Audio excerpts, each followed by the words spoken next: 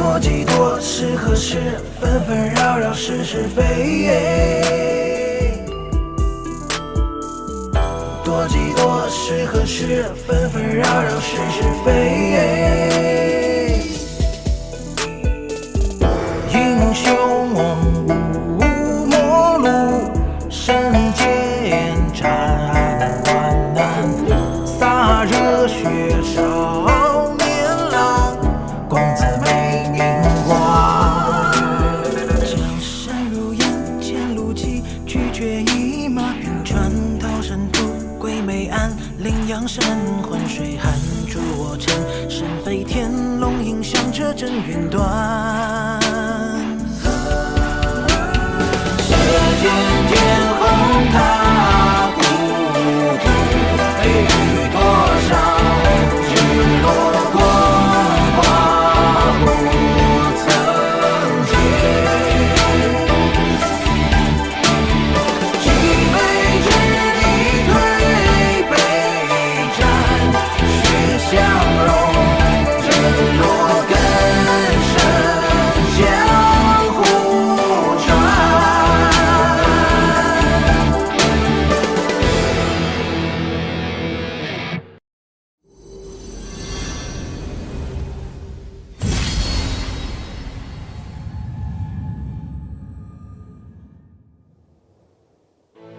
剑域大陆，整个世界都弥漫着剑气能量，是修炼剑道的宝地。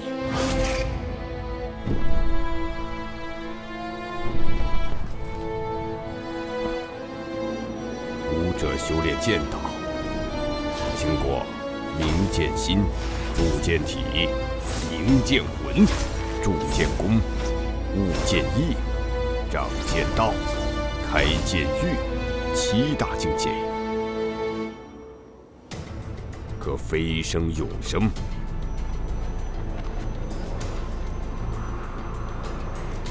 世间留存着10大神剑：天虹、桃神、水寒、星火、震月、逐风、雷祭、荧光、暗灵、血煞，分别代表金木水火土、风雷光暗血的极致力量。时过境迁，如今只流传下的5大圣级势力。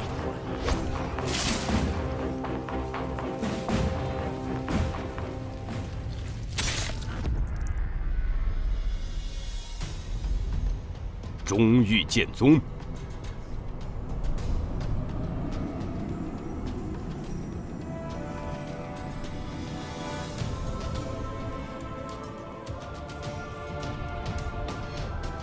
东域画家、南域楚家、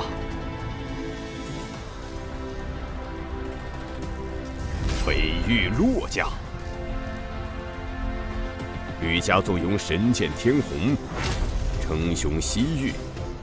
而今，西域吕家家主吕神通突破剑道境，成为剑域大陆屈指可数的剑圣强者。清溪，你还好吗？转眼间18载，我们的孩子也快成年了吧？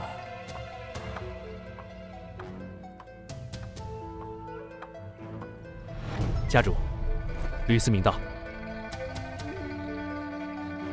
思明，我有一个任务交给你，请家主吩咐。你替我前往北域寒山城方家一趟，找一个叫方清溪的女子，把她和她的孩子请至玄天城。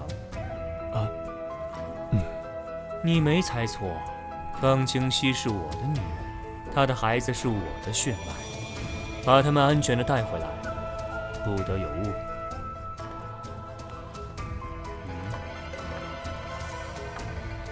将这个带上，玉佩相合才会信你。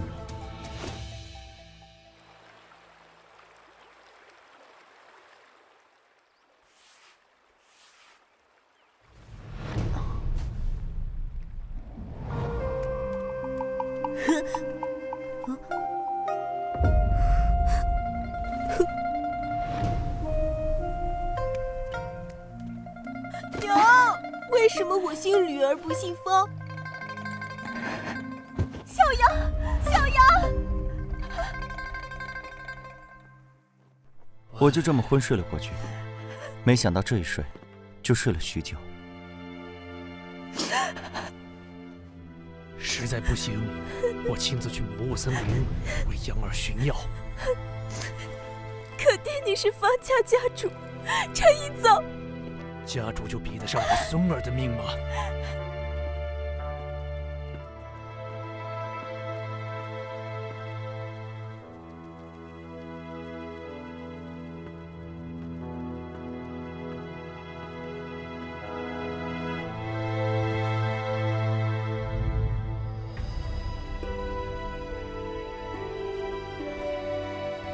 二舅，娘呢？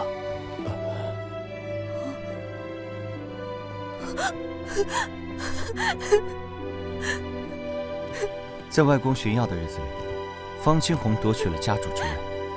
为了打压本家，方青红不仅驱逐了娘的牌位，还要置我于死地。二舅为了保住我的性命，自愿退出家族，而我则被贬为奴仆，成了方里处的马奴。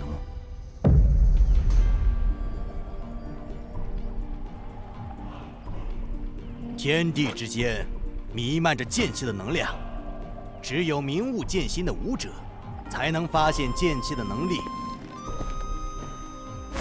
而只有吸纳剑气能量入体，使整个身体都宛如利剑般充满破坏力，才能达到剑体境。若你们能够在18岁之前突破剑体境，便不用再来广场修炼，会获得家族功法。今后只需全力修炼武道，为突破下一境界而努力。教习，下一阶段是什么样的？武道第3境为剑魂境，达到这一境界，就可以凝聚剑魂，以剑魂御敌。哦。我还没有踏入此境界，但我们方家的长老都是剑魂境的强者，你们是家族未来的栋梁，我希望你们将来都能成为剑魂境的强者，成为家族长老。剑魂境吗？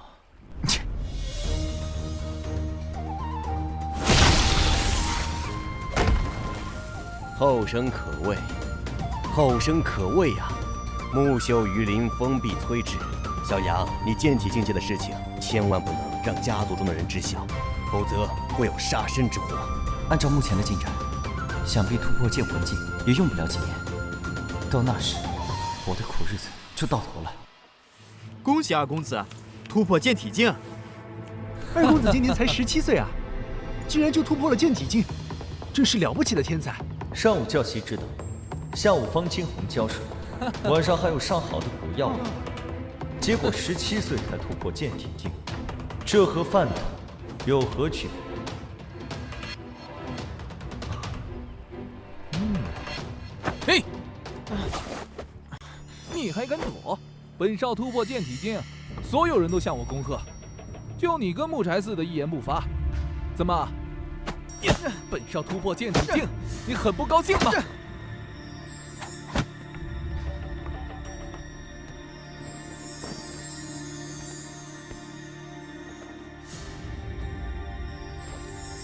恭喜二公子突破剑体境，现在二公子想去哪里？哼，打了才知道规矩。去回龙国，本少现在是剑体境的武者，我要去跟他们切磋切磋。是。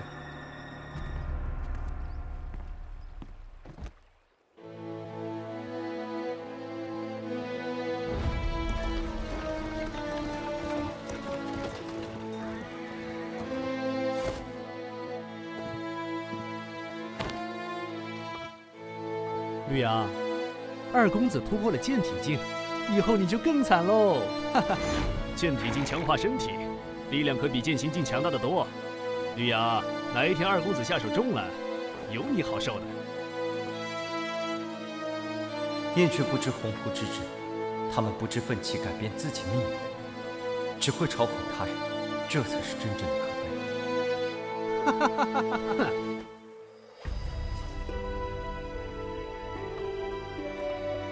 二姐，我突破剑体境了。好，三弟，你总算没给父亲丢人。恭喜二公子。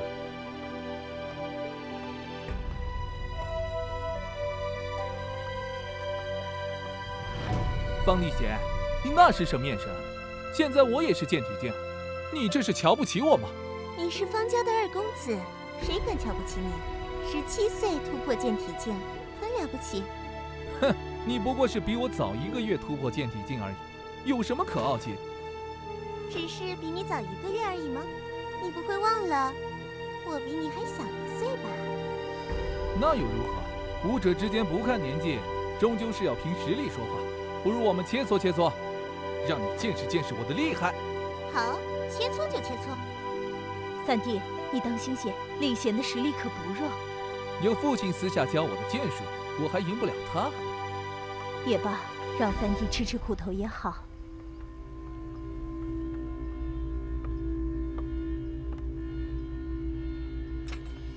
呀！哎！呀！嘿！呀！哈！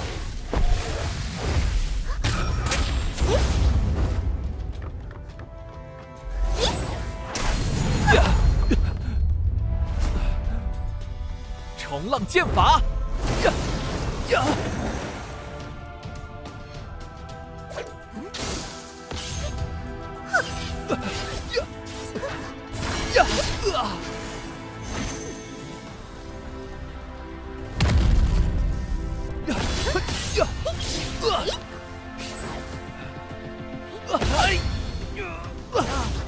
不可能，他的剑术怎么会这么强？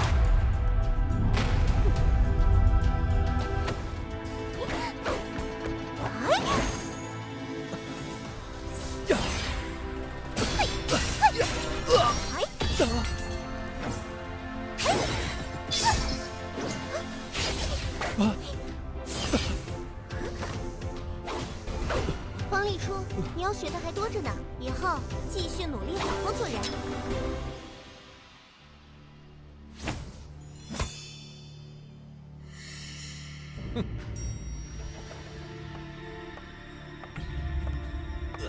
气死我了！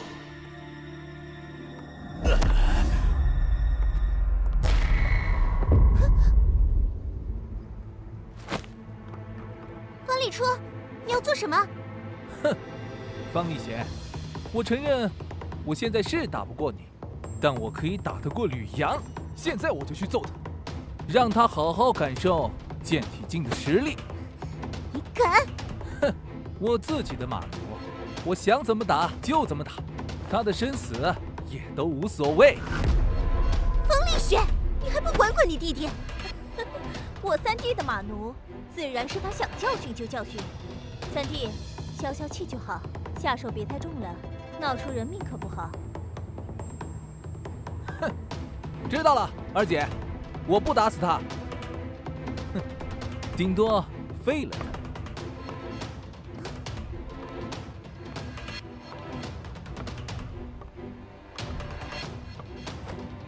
吕阳，跑！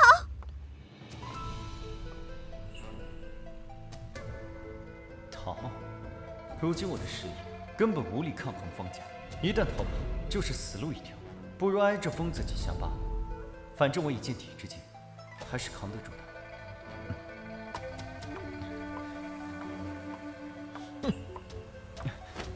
二公子息怒。呀！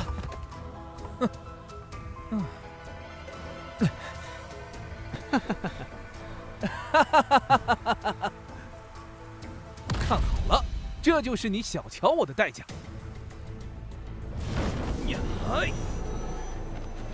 呀！住手！呀！哎！呀！呀！你还敢躲？呀！呀！呀！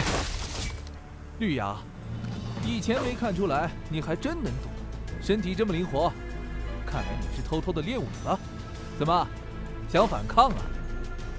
哼，你就是个有娘生没爹养的野种，在方家，你反抗得了吗？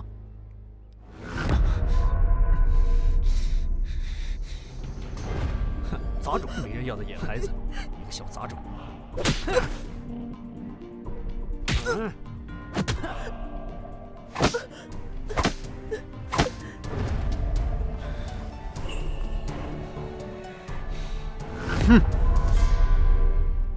方礼初，你要知道，就算是兔子被逼急了，也是会咬人的。何况我还不是一只兔子。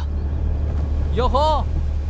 你在我方家白吃白喝了这么多年，现在终于要咬人了。你不是兔子，那就是只白眼狼喽！大家看见没有？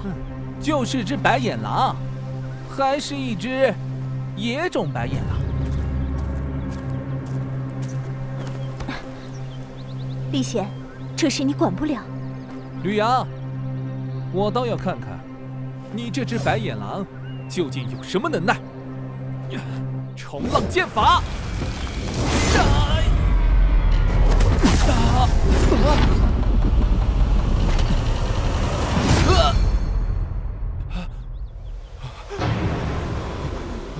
我的天啊！吕阳的实力竟然如此强大！住手！吕阳，有话好商量，你快把剑放下。站住！哼，方立雪，我可不是3岁小孩，现在方家由你爹说了算。他当年就想要我死，今天出了这样的事，你以为他会给我留活路？会，你用我3弟的性命交换，我爹一定会给你留一条活路。会，我爹很疼我，我们一命换一命，你放了我，我爹绝不会为难你。哼，少骗我！就算方清红亲口答应，你觉得我会信吗？方礼初，我自问小时候对你不差，我以为我们之间会是朋友，所以我很不懂，为什么你对我那么大的仇，那么大的怨，非要让我做你马奴，不断的折磨我。没有，我们之间没有仇，没有怨，是我错了。吕阳，你放了我，我再也不会欺负你，我发誓，我再也不会。别说你口是心非，就算你说的是真的也没用。以往你对我的羞辱，今天该做一个了断。你敢！落叶剑法！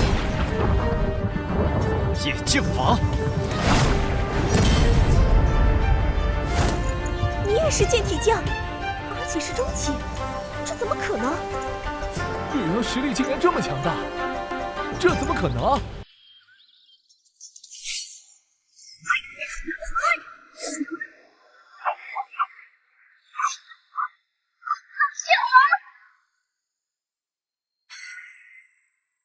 寒龙剑法！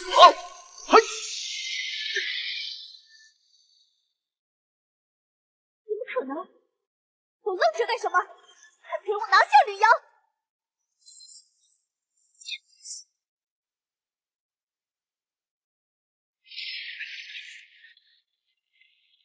修为被破，丹田受损，还不过来，将我3弟抬上马车！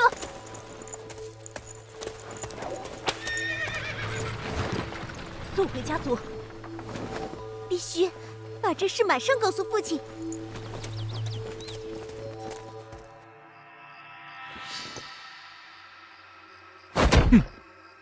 清月，你带领一队人马前往山林中追捕吕阳，一定要活捉回来。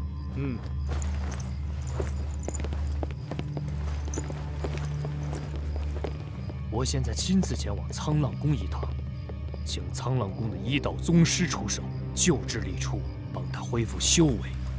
李雪，好好照顾你弟弟。是。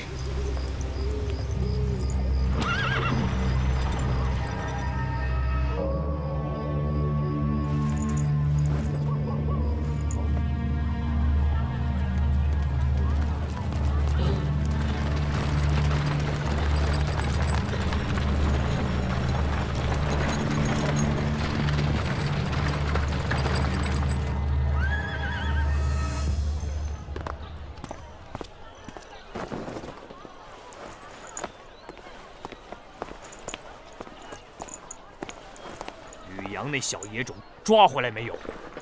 三爷回来了。似乎没有将吕阳抓回来。没抓回来，难不成让他成功逃脱了？哼！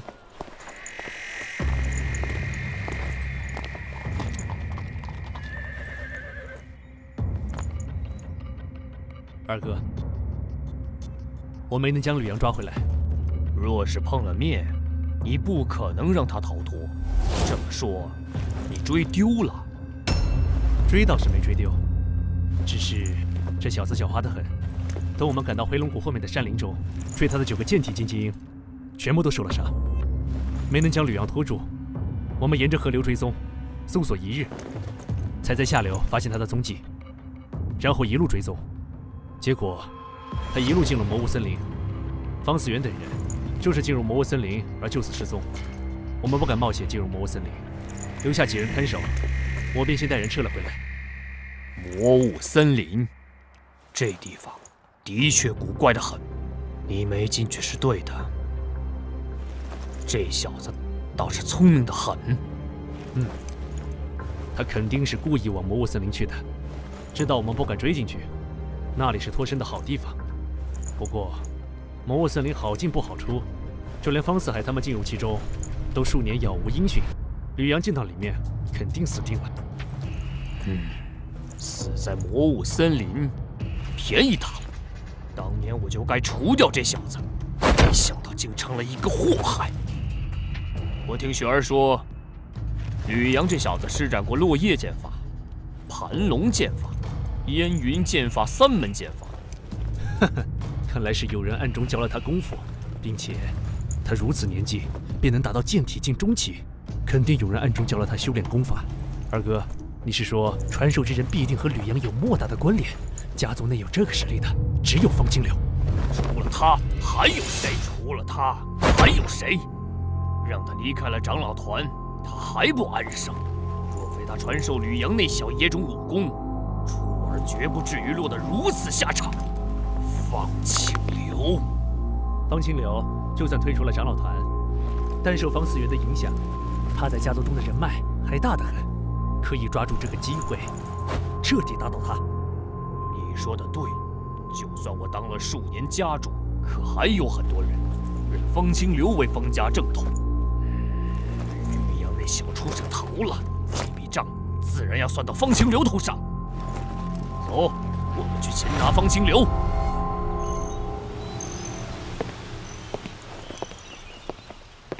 方清红，你们要做什么？方清流，吕阳的武功是你暗中教的吧？我果然没猜错。方清流，我儿子今日之伤，都是你的过错。你暗中教吕阳武功，得为此负责。这事我听贤儿说了，若不是你儿子嚣张跋扈，将吕阳逼至绝路，他怎会受到重伤？这一切都是你儿子咎由自取。你放屁！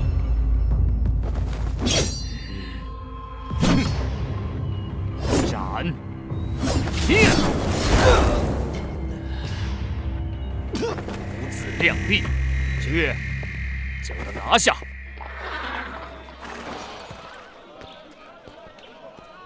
寒山城方家终于到了。什么人？别挡在大门口！朋友，我跟你们打听一个人。说，你们寒山城方家是不是有个叫方清溪的女子？她已经死了很多年了，你确定是找她？已经死了很多年。方清溪有一个孩子，你可知道？当然知道，方家就没人不认识她的。她在哪里？我找这孩子有事儿，可否引我一见？你来迟了。吕阳前2日破了家主儿子的修为，畏罪潜逃，逃入魔物森林去了。你说什么？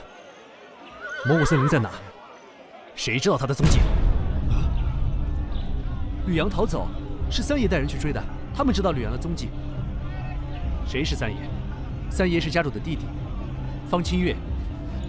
前面带路，我要见他。三爷，三爷，有个高手要见你。你就是方清月，正是。阁下是一个远方来的旅客而已。我找方清溪的孩子，听说你知道他去了哪里，所以麻烦你带个路，带我去找他，如何？你是吕阳的傅家人吗？你是谁？我是吕阳的二舅，我叫方清流，方清溪是我妹妹。原来你是方清溪的兄长。失敬失敬，你这是发生了什么事？吕阳破了他儿子的修为，他怪我暗中教了吕阳武功，没抓着吕阳，拿我泄愤。能否给在下一个面子，放了方清流，然后让方清月带我前去寻找吕阳，如何？凭什么？具体情况？剑道宗师，我早就猜到此人来者不凡，没想到居然是剑宫境宗师。现下我根本无力抗衡，只能顺从其意。瓶里的药能快速治疗你的伤势。多谢。方清月，我们走吧。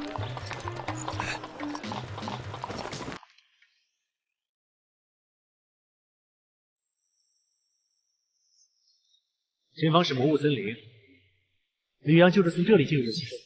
魔雾森林是一处危险之地，里面有剑煞出没，并且时常有雾气笼罩，让人迷失方向。进入其中的人10个有9个出不来，我只敢追踪到这里，不敢前进了。你不怕死吗？你们叫这里魔雾森林，实际上应该叫雪域蛮荒。这里是连接北域、中域、东域的一大片地域。10大神剑之一的雪煞剑第一次出现，便是在这雪域蛮荒中，由雪煞老祖代书。后来雪煞老祖成为剑神，飞身永生，神剑雪煞便留了下来。虽然雪域蛮荒是一处危险境地，但仅限于中心区域。好了，回去了。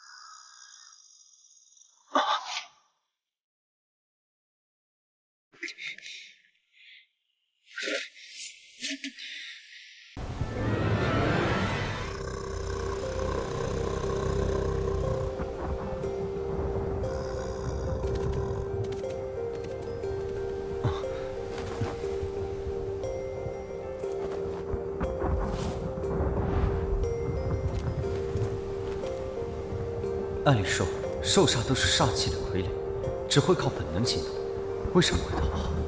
难道是感受到恐惧？难道是怕我？我有什么好怕的？不对劲，据方清月所说，吕阳也就是剑体境中期的修为，但眼下这些人煞都是剑宫级别的，越往前遇到的煞灵越强。但种种迹象表明，吕阳还在前面，这太不可思议了。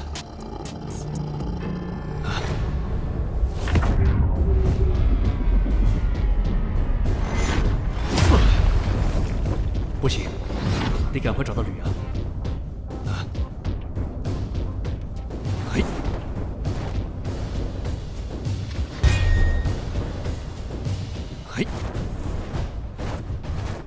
这是走出魔物森林了？怎么感觉前方古怪的很？那是能够在天空中飞行，是剑王境高手吗？剑王可都是传说中的存在。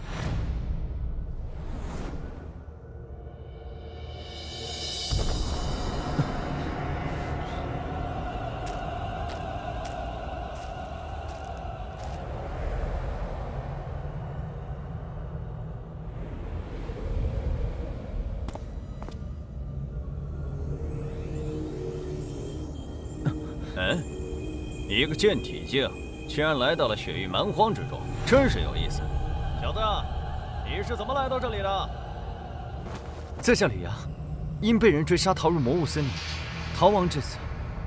请问阁下，一直向前能够离开这里吗？一直向前，小子，你知不知道，你已经踏入了血域蛮荒，接近中心区域，越往前行，便越靠近血域蛮荒中心。就算是剑圣强者来了，也难做到横穿血域蛮荒。听他的语气，这地方好像很危险，根本不是我这个剑体境的人能够过来的。那我想要离开这里，应该怎么走？既然你能来到这里，一定很特殊。不知你的血液味道如何，合不合血煞剑的胃口？血煞剑，10大神剑。哼！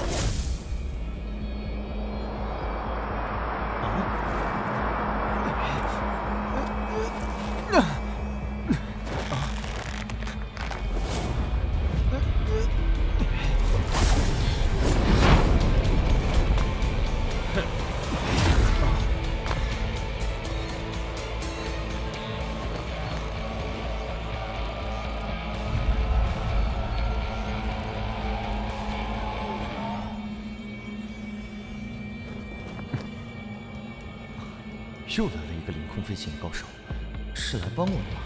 不知道能不能打过血域青年。剑无双，血域蛮荒你也敢来，真是好大的胆子！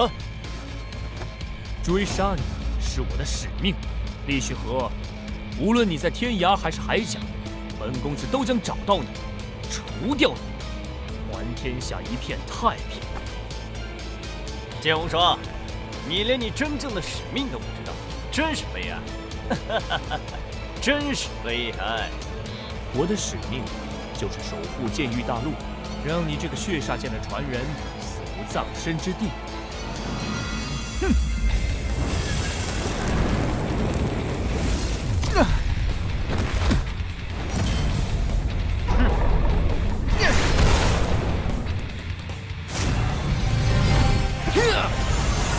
剑无双刚才将我扔至这里，显然是在救我，否则现在这些剑术施展不出，我还在保中的话，必定赢你。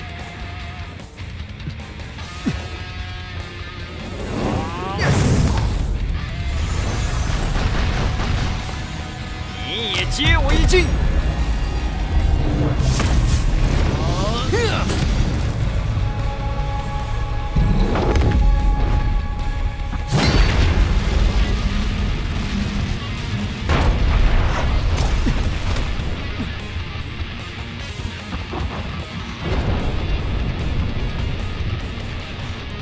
还好不能跑。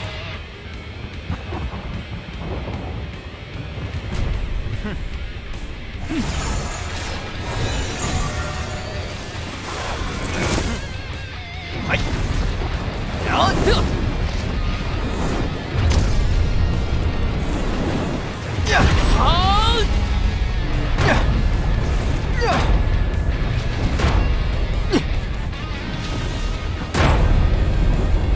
这就是剑王级别的战力，简直就像是老真神也做不到。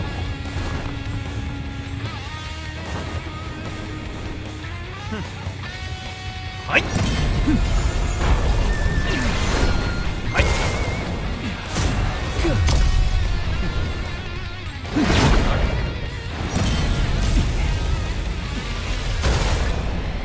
剑无双，你的使命就是喂养我的剑道。我让你再成长成长，终有一日，我的血煞剑会痛饮你的鲜血。懦夫！你若真有种，现在就别逃，再与本公子大战300回合。这才是真正的剑道强者，我与之相比，简直就像是蝼蚁。我若成剑王，定要教训教训厉雪河这个混蛋。你是吕阳吗？他是谁？怎么会认识我？你竟然深入了雪域蛮荒，这里危险，快走！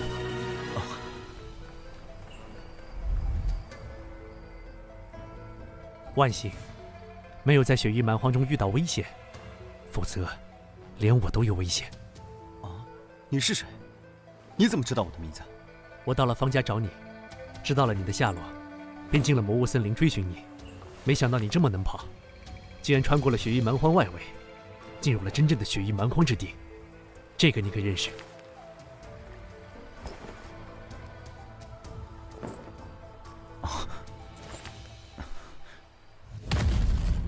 你是？终有一天他会来见你的。倒是见了这个，他就认出你了。难不成他是我父亲？可这模样，未免也太年轻了。果然是你，吕阳。我是西域吕家之人，吕思明。你父亲是我吕家家主吕神通，是他让我带着玉佩前来找你，带你回吕家。西域吕家？那个称霸西域的吕家吗？不错，就是称霸西域的吕家。你父亲是吕神通，不到1甲子便突破剑道境，已成剑圣强者。是他派我前来韩城方家，把你和方清溪请至吕家。可惜我在方家打听到，你母亲已经不在人世了。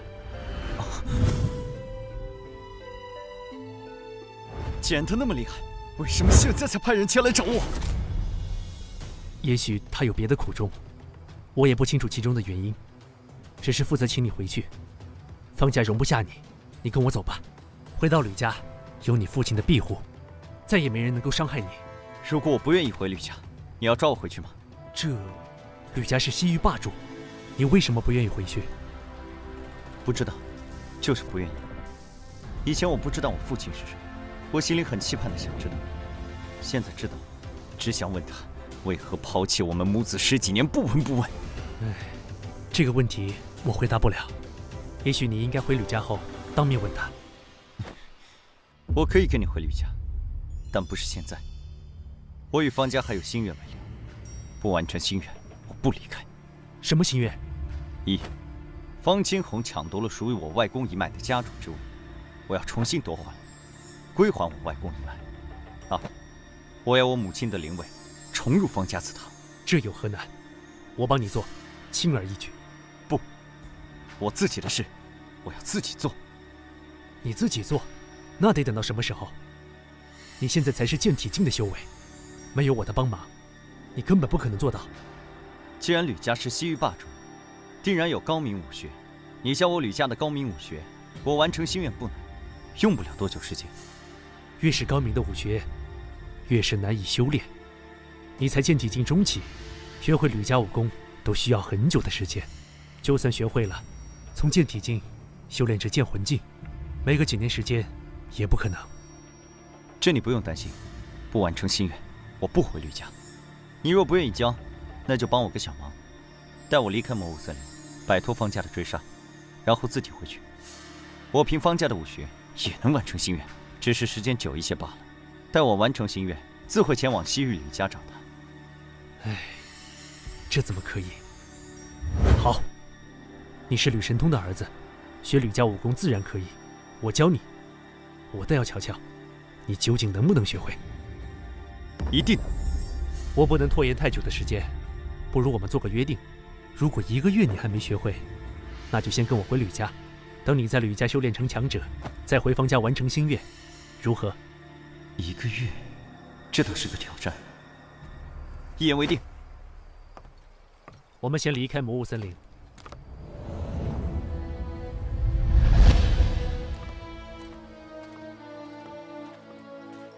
魔物森林中有众多煞灵出没，你是怎么穿过魔物森林，到达雪域蛮荒深处的？我也不知道。我在魔物森林中是遇到了一些煞灵，但他们看到我，吓得都跑了。什么？这怎么可能？我也不知道为什么。这可真是奇了怪了。煞灵竟然会被吓跑，简直闻所未闻。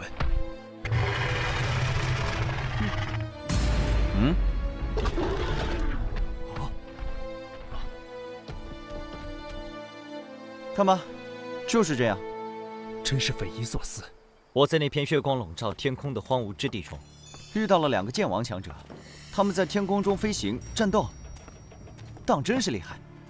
剑王强者已经延年益寿，不是凡人之躯，当然厉害。我也是远远看到了他们打斗的场景，才快速追上了你。不知道是哪里的剑王，竟然来到血域蛮荒中相斗。一个叫剑无双，一个叫厉血河，都很年轻。你说什么？剑无双，厉血河？这是神剑公子和血剑公子啊！剑域大陆年轻一辈最妖孽的天之骄子，你居然见证了他们2人的战斗。没想到那2个剑王来头竟然这么大，将来我也要像他们一样成为绝世强者。若非剑无双出手相救，刚才我已经死于厉血河手中。等我成为强者，我一定要找他算账。厉血河身怀神剑血煞，虽然年轻，却已经是剑王中的至强者，将来必成剑圣，甚至有望冲击传说中的剑神之境。想要找他算账可不容易。你不是说我父亲是西域吕家家主吗？吕家是西域霸主，有神剑天虹。我若学了吕家武功，凭神剑天虹，难道还对付不了厉血河？你可知道谁是当世第1强者？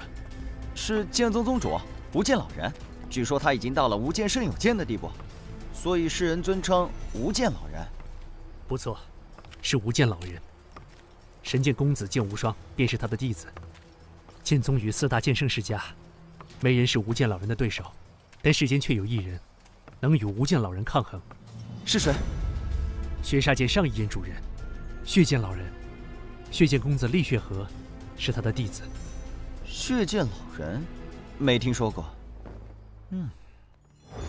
中域剑家曾是剑宗的顶级世家，实力之强，比起4大剑圣世家，一毫不逊色多少。族中的剑圣强者剑无异，是剑宗大长老。20多年前，血剑老人横空出世，灭了剑家，杀死了剑宗大长老。直到无剑老人赶到，与血剑老人大战一场，血剑老人正面对抗无剑老人，成功逃脱，名震天下。后来血剑老人销声匿迹。最近几年，他的弟子厉血河身怀神剑血煞现世，可与神剑公子剑无双争锋，其名才再度流传。寒山城乃偏僻之地，你没听说过倒也正常。血剑老人如此厉害，可见所学武道不比西域吕家逊色。你是说我即便学了吕家武学，获得神剑天虹，也很难对付厉血河？以后若是遇到厉血河，还是避远一点吧。他身怀血煞，杀心极重，落在他手里，很容易丢了性命。你也别不服气，整个剑域大陆英杰无数，但能与厉血河争锋者，仅剑无双1人。哪怕是另外几个天骄，比起厉血河都要逊色一筹。甚至是老辈剑王，能与厉血河相比者也不多。所以，逼着厉血河，才是正确的选择。何谓天骄？这是剑域大陆各大顶尖势力间一条不成文的规定，能在20岁前成为剑王者，可封天骄之名。剑无双、厉血河都是20岁前突破剑王，所以又称神剑公子、血剑公子。还有哪些天骄？东域华家、重剑公子华重，南域楚家、炎剑公子楚炎，还有我们西域吕家天剑公子吕天。吕天是你同父异母的兄长，不仅20岁前成为剑王，并且还获得了神剑天虹的认可，所以你想凭借神剑天虹对付血煞，这也行不通。同父异母的兄长，这么说来，吕神通和我母亲在一起之前，已经有了妻儿。是的，关于你母亲的事情，我一无所知。但家主不是滥情之人，想必之间有什么因果，只能等你到吕家之后，询问家主。我一定会问个清楚。吕天的母亲是什么来历？主母是南域楚家家主的女儿。之前家主没派人找你，也许是顾忌楚家吧。但现在家主已成现胜，对楚家已经无需顾忌。也许吧。不管怎样，父亲抛弃我们母子这一点，我一辈子都不会原谅他。你刚才说的5大剑圣势力天骄中，唯独北域洛家没有。暂时没有，不过听说洛家有一位小公主，年仅17岁，便已经是剑宫境巅峰，20岁前成为剑意境剑王，应该没什么问题。到时候，天骄又要增添一人。叫什么名字？洛水寒。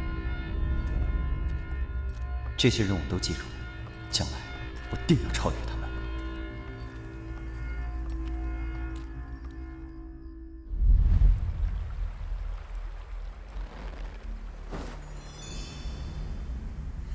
我吕家的神剑天虹，是一柄金属性神剑，因此我吕家的武学也多为金属性武学，主要分为3大类：剑经、剑法、剑体。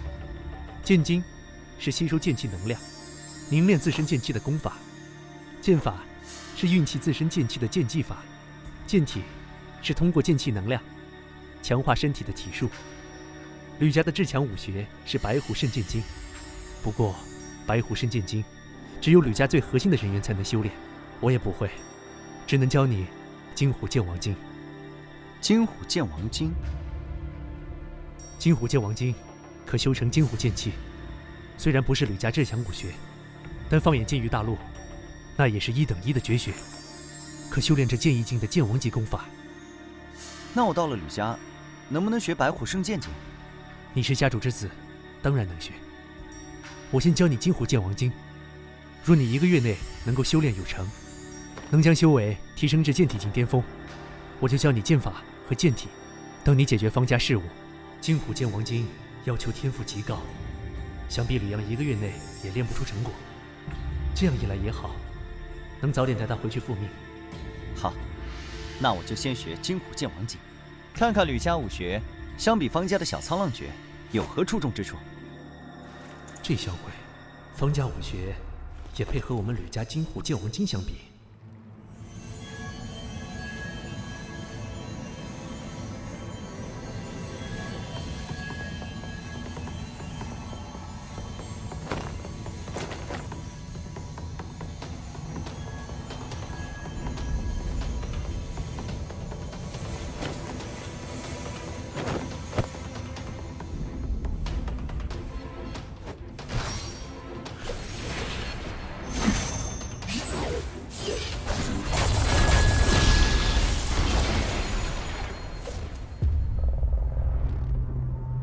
现在，该是教你运用剑气的剑法，以及强化身体的剑体之术。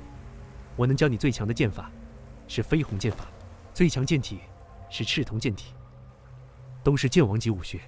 飞鸿剑法，剑气化飞鸿，若是剑王施展，剑虹可飞天3000丈。对于剑体境而言，修炼这门剑法难度极大。不过，既然能在1个月内练成金虎剑王经，想来也不成问题。赤铜剑体是在剑体境大成的基础上，打破身体极限，继续提升肉身强度的剑体之术。练成之后，身如青铜，可抗剑气攻击，兵刃难伤。仅凭金虎剑王经，你至少需要半年以上的时间，方有突破剑魂境的可能。但若能练成飞鸿剑法和赤铜剑体，突破剑魂境将不是困难，而是水到渠成的事。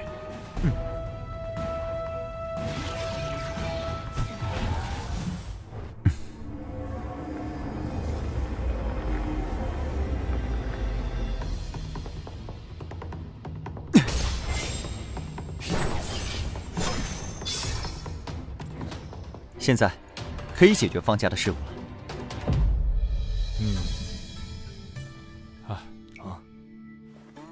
老夫看过了，令郎的伤已经无碍，往后多注意休息。林宗师不愧是行州第一医道宗师，医术当真神奇，简直出神入化，还不多谢林宗师？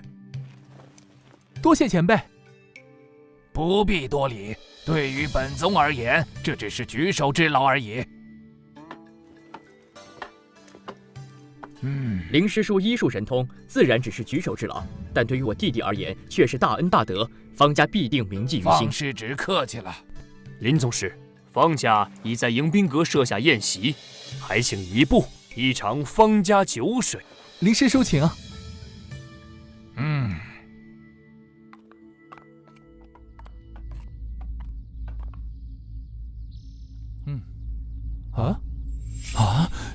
他竟然真的在魔物森林找回了吕阳！我的天，这怎么可能？魔物森林不是禁地吗？家主，不好了！家主，大事不好了！今天可是有贵客在场，谁这么不知好歹？方家这是发生什么大事了？哪能有什么大事？下人不懂事，让林宗师见笑了。房舵，你知不知道今天是什么场合？慌慌张张的做什么？家主，那个宗师他又来了，并且还是带着吕阳一起来方家了。这怎么可能？魔物森林可是武者禁地，他怎么可能将吕阳救出来？都别慌，林师叔在此，谁敢在我方家放肆？哪怕是剑道宗师，在行州城也得看我沧浪宫的脸面。林师叔，我师父不在，还请为方家做主啊！方师侄请放心，本宗在此，绝不让他人放肆。多谢林师叔，还请林宗师压阵，我们去会一会那个宗师。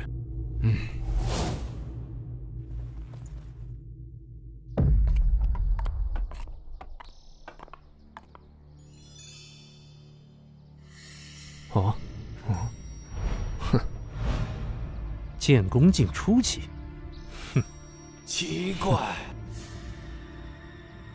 看不懂这位来客的修为，莫非他的境界还要在我之上？小畜生，你废我儿修为，现在还敢回来？你这狗奴才，竟敢反伤主人！今天我要将你碎尸万段，方解我心头之恨。此人实力不知深浅，林师叔虽能看在我的面子上为方家出头，但绝不可能为了方家与人生死相斗，所以今日还是尽量休战为妙。住口！吕阳，袁家易解不易结，往昔之日，方家或有对不住你之处，但你废了我弟修为，以消仇怨。今后我们就此别过，井水不犯河水，如何？第一，方家没有对不起我，对不起我的是你们方四海一脉，鸠占鹊巢。第二，你们待我如何，心中清楚。你想怎样？很简单，将方家家主之位归还我外公一脉，如此，我们恩怨两清。不可能！吕阳，你这是不知好歹！不要以为有宗师撑腰，就能在方家为所欲为。我乃沧浪宫弟子，哼！剑道宗师，我沧浪宫多的是。本宗林道平，沧浪宫剑道一道双宗师，在行州附近也算有些名声。阁下前来行州，应该知道本宗名号，能否给本宗一份薄面，让此子收手，就此离开，我们相安无事。吕阳的事，他自己的决定，我不管，也不插手。啊？此言当真？哼！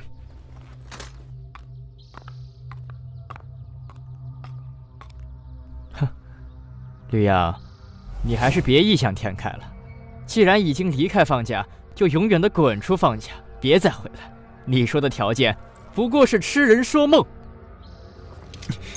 是不是痴人说梦？试一试就知道了。你竟然已经突破剑魂境。哼，就算你突破了剑魂境，那又如何？别说我父亲是剑魂境巅峰强者，仅是我方丽媛，同为剑魂境初期，也不是你能够抗衡得了的。丽媛，你和吕阳是同辈，既然他非要与我方家不死不休，那你就和他做个了断吧，让为父看看你这些年在沧浪宫的长进。父亲放心，绝不留后患。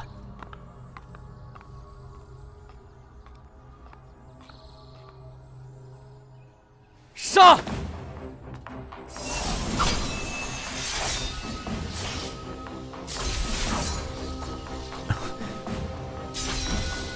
哼，想夹住我的剑，痴人说梦。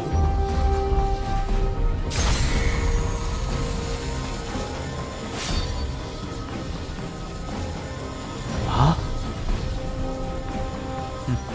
你的剑太弱，不如你来接我一剑。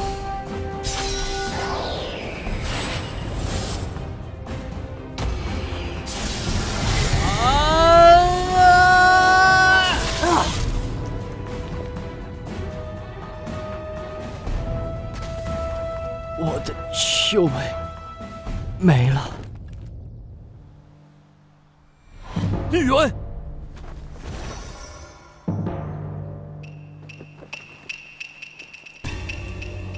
吕阳，老子要将你挫骨扬灰，碎尸万段！方清红，该轮到你了。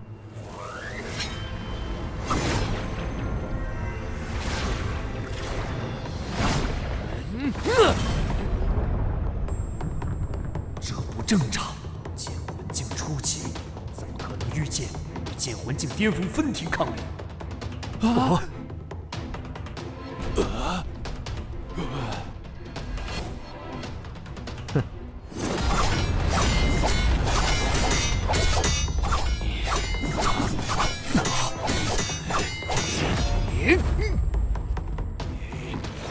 浪剑法！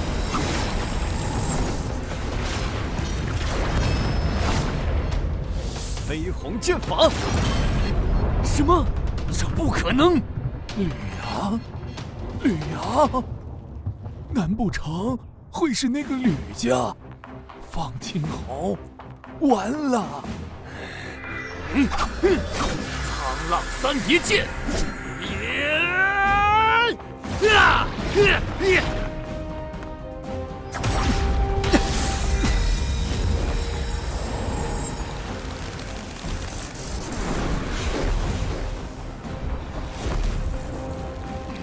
林宗师，对方宗师不动手，本宗岂能不讲规矩，以大欺小？方清红，你们方家之事，自行解决吧。林师叔，你答应帮我放下他。对方宗师不动，本宗不动，这是规矩。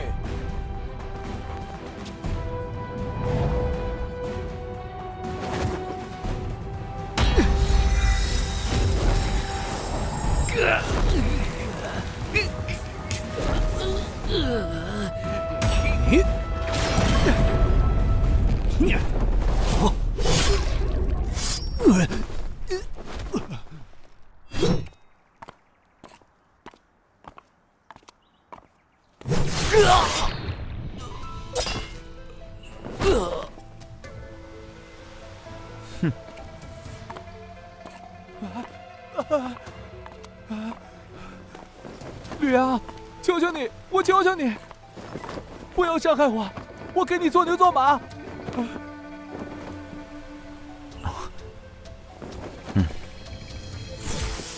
方礼初，往日恩怨，竟是一笔算清。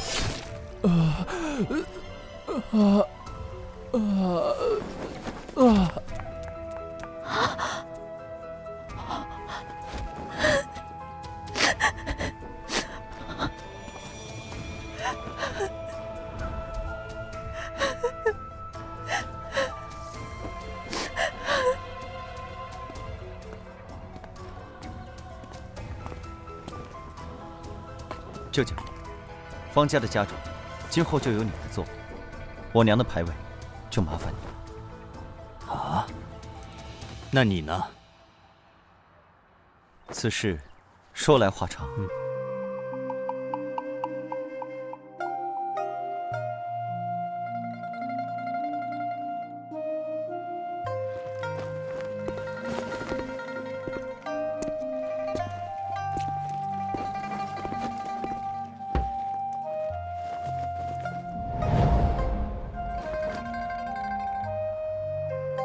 娘，孩儿要走了，要去西域吕家，一来认祖归宗，二来要找吕神通问个明白，当年为何弃你不顾。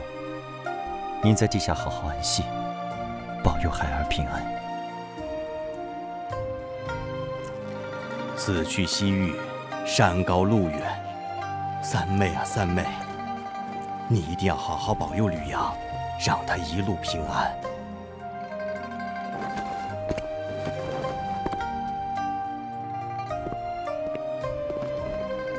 二舅，到了西域吕家，好生修炼，希望不久之后，能在剑域的后辈天骄中听到你的名字。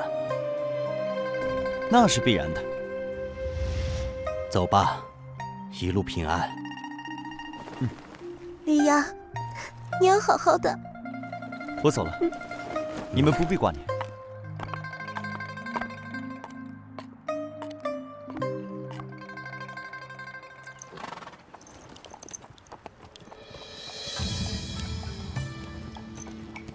10大神剑的威力都一样吗？每一柄神剑的特点都不一样，难以比较。10大神剑之间没有排名之分，只是什么？神剑的特点，有的平常，有的特殊，有的神剑很常见，有的则很少现世。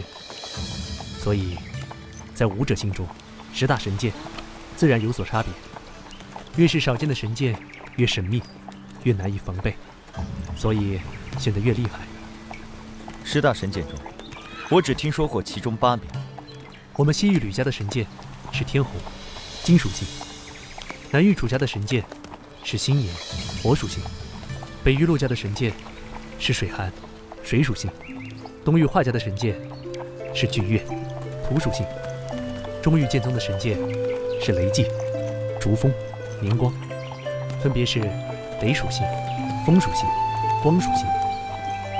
这7柄神剑与5大至强势力连在一起，最广为人知。血煞剑虽然很少现世，但因血煞老祖曾持此剑突遍天下，凶名赫赫，天下知道者也甚多。这8柄神剑之名流传的最广。那另外2柄神剑呢？另外2柄神剑，其一为桃神，木属性；其一为暗灵，暗属性，最为神秘。出现的年代非常古老，还在血煞剑之前，之后又从未现世，知道的人自然不多。这2柄神剑有何特点？这只在古籍上有记载。桃神剑可斩魂煞，暗灵剑有黑暗领域，具体如何，谁也没见识过。魂煞是什么？我只听过人煞和兽煞。魂是指灵魂，煞是指煞灵。武者生前达到了剑魂境，因为凝聚了剑魂，神魂十分强大，死后魂力不散，便会形成魂煞。正常情况下，失去了身体依托，魂力再强也会逐渐消散。当魂力未散时，与煞灵融合在一起。人煞、兽煞虽然可怕，但还能够摧毁形体，而魂煞几乎无法摧毁，只有极少数的手段才能对魂煞造成伤害，十分棘手。那都有哪些手段能够对付魂煞？魂煞属阴，至刚至阳的攻击，比如极致的雷电、极致的火焰、极致的气血也可以，但至少要是剑王气血，才能伤害魂煞。除了这些之外，其他攻击对于魂煞的伤害都很小。这万一要是遇到了，那可怎么办？煞灵数量不多，天然生成的魂煞非常稀少，所以魂煞往往是有人故意炼制，炼制魂煞十分困难，也是剑域所有势力共同禁止的事，属于禁术。绝大多数武者一生都难遇到一次婚煞，这点你不必担心。这。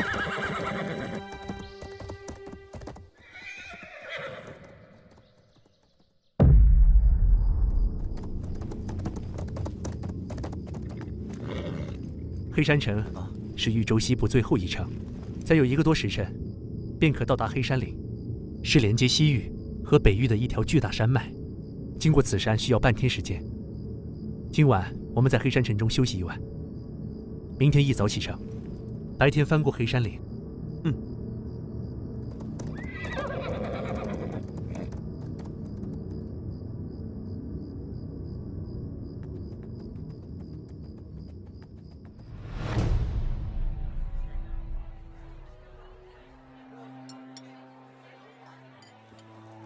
明天翻过了黑山岭，我们便转向西南，再有5、6天的功夫，便可到达西域玄天城。我们吕家便在城中。也是，你从来没有到过吕家，自然有些陌生。吕家作为西域大家，大大小小脉系足有数百支，总人数多达几10万人，其中拥有剑王的脉系足有10数个。其中一些强大的脉系，甚至拥有多名剑王，剑王总的数量多达数10人。天哪，和吕家相比，行舟苍浪宫也只是微不足道的小势力。真期待能亲眼见到这么强大的武道世家会是什么样子。等过几天你见了就知道了。来，先吃菜。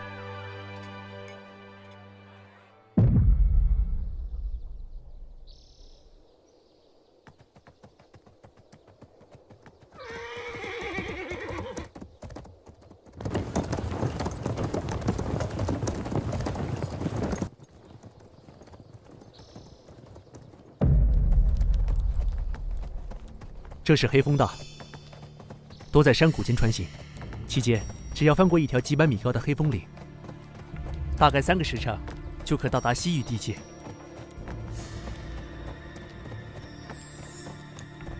山高林密又处要道，这黑山岭中会不会有劫道的匪贼？哈哈，还真有，有一座金刚寨，藏在黑山岭中。常常劫掠往来商队，需要给通行费才可通行。不过这金刚寨也就是一个剑宫级势力，大寨主是名剑宫境后期宗师。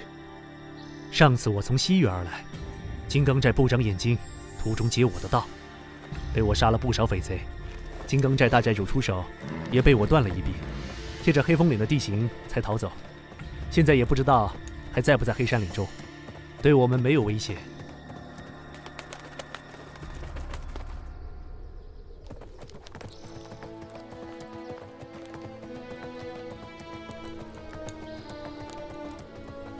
这风声真难听，只是听着吓人而已。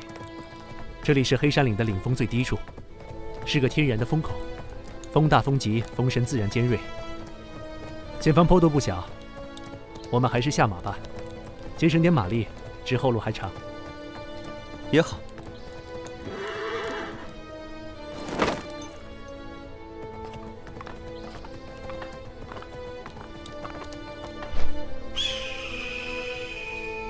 等等，有股不正常的气息。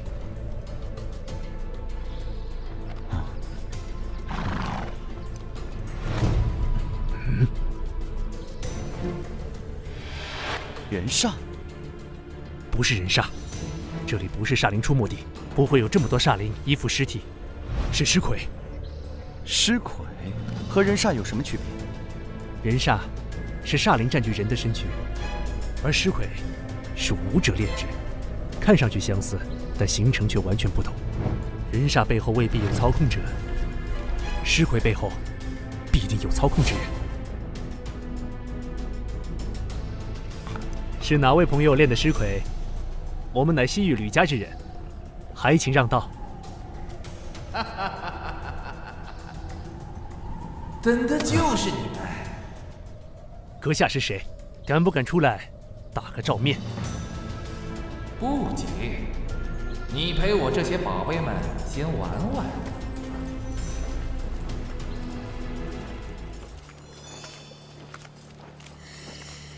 只要不是剑王、剑圣强者，当世他人，我无人可惧。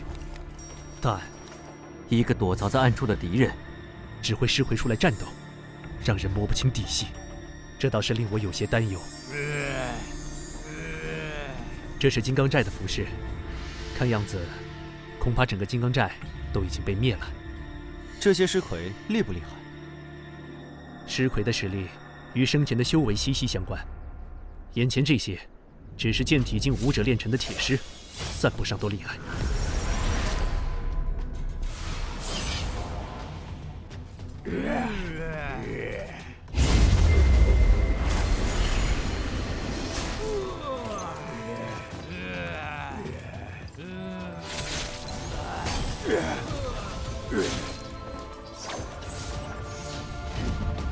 剑魂境武者多被练成铜甲尸，剑弓境武者都被练成银甲尸架。绿芽，你小心一点，请随我身后。银甲尸架很不好对付。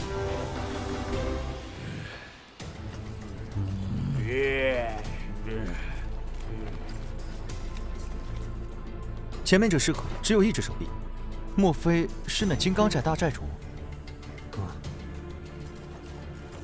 没错，他就是金刚寨大寨主。与西域吕家为敌，阁下可知道是什么后果？杀的就是你们西域吕家的人，吕家能奈我何？你是专门为我而来，怎么知我什么时候经过这里？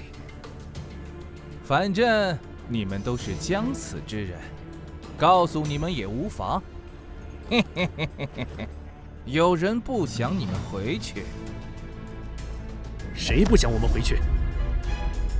家主派我这北域寻人，没告诉过任何人，是一件非常隐秘的事。他是怎么知道的？有人不想我回到吕家，看来这场劫杀不是冲着吕思明，而是冲我来的。哈哈哈，你们知道的够多了，可以死了。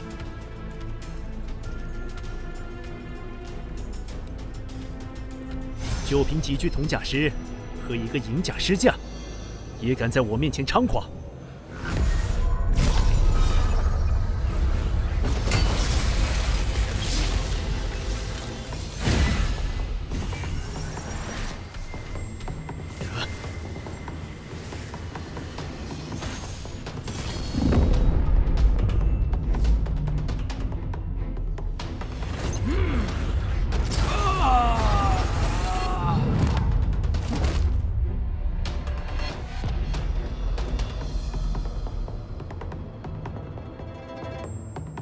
看来这里就是控制尸体的命门。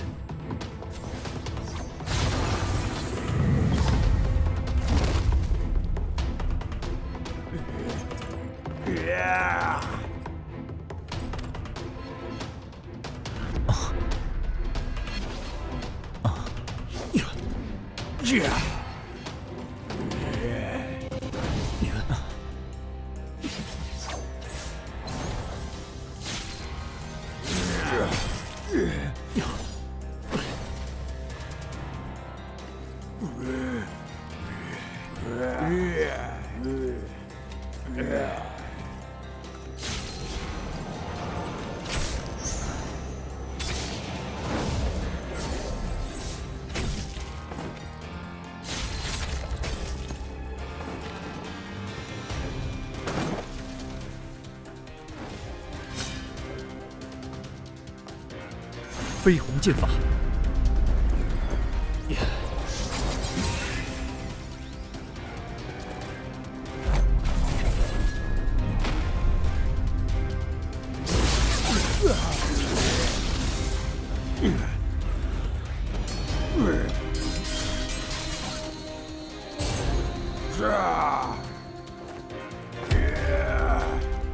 同等修为下，尸魁的防御实在是太高，并且不惧生死，不知疼痛。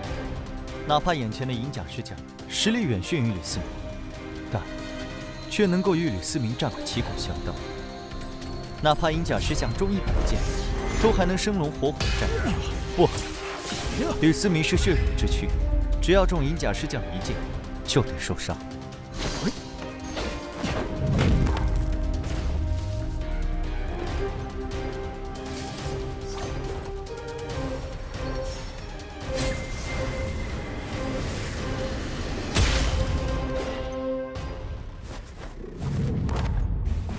这银甲尸将只是尸鬼，最麻烦的是隐藏在树林里的家伙。不过，一般炼尸者的实力通常没有尸魁那么强大。阁下还打算继续藏头缩尾吗？有什么手段，尽管使出来吧。吕思明，你不要得意的太早。我早就知道，仅凭这些废物，根本奈何不了你。之前只不过是陪你玩玩罢了，现在才是动真格的时候。刚才的银甲尸将已经非常难缠，还只是玩玩。那么，动真格的又会是什么层次的力量？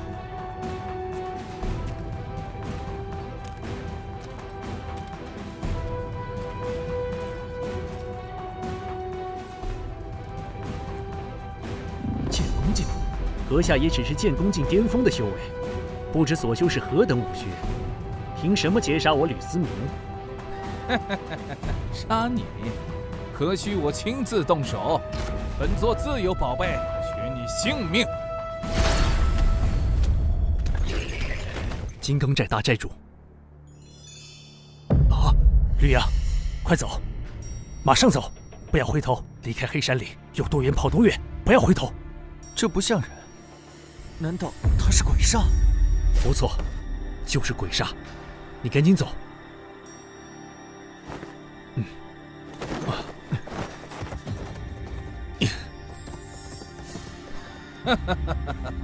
小子，你跑不掉的。今天你们都得死！炼制鬼煞，乃世间禁术。你究竟是什么人？杀你的人。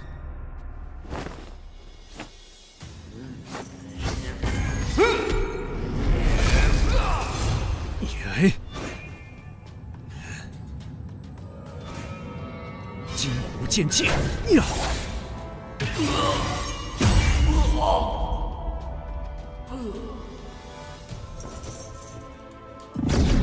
要是让鬼煞进入体内，只怕我的神魂也要被毁。没办法了。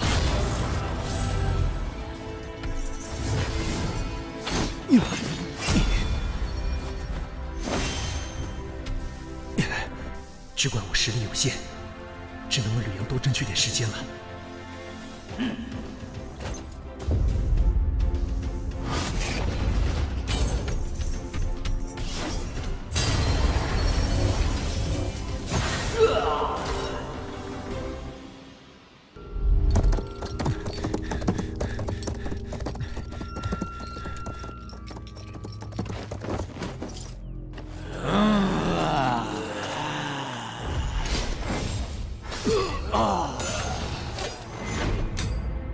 要想活命，只能杀出去了。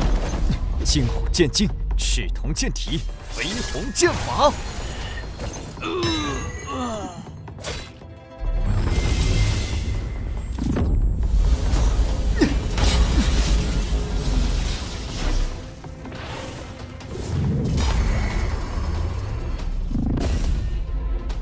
不能急躁，要冷静，一定有办法的。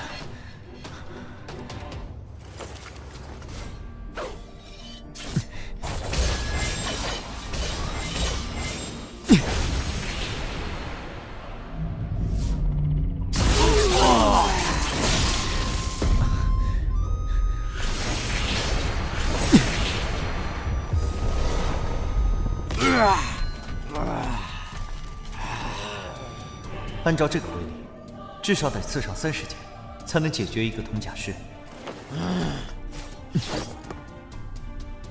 要是这把剑能削铁如泥，也不用这么麻烦了。眼下，只有耗了。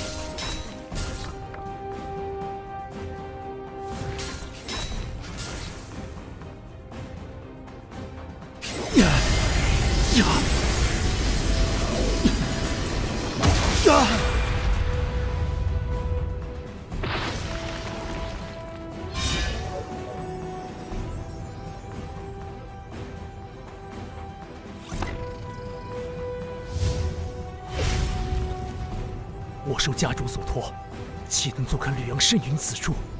看样子，只能拼死一搏了。呀！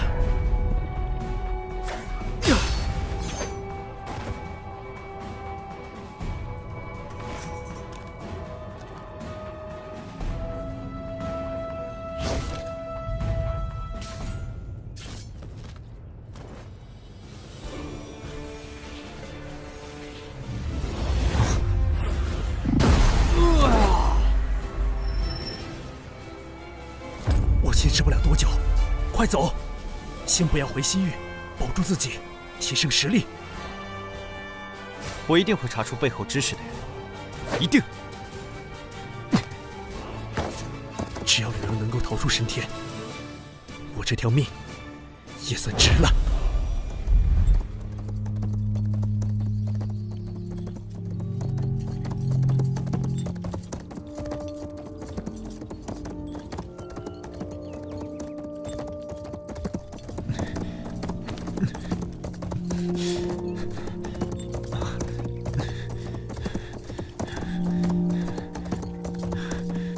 快了，就快逃出黑山岭了。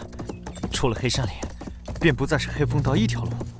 天高地阔任我去，对方想追到我就难了。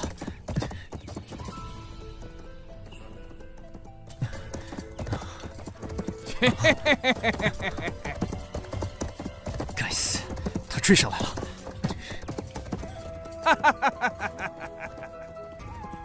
连吕大哥都不是对手，我该如何是好？你跑不掉了。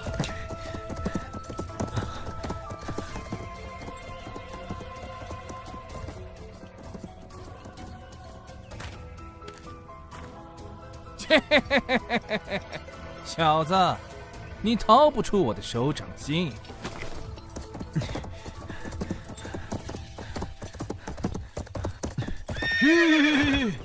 实力相差太大，不管怎么想，都没有取胜的机会。我跟你无冤无仇，为什么要置我于死地？有人要你死，有人要你死。嘿嘿嘿嘿嘿嘿嘿，谁叫你是吕神通的儿子？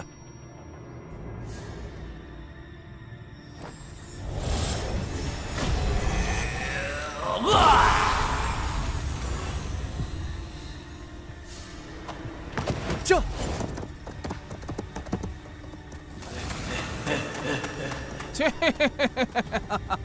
在这黑风岭中，你还能跑到哪里去？你这是无谓的挣扎。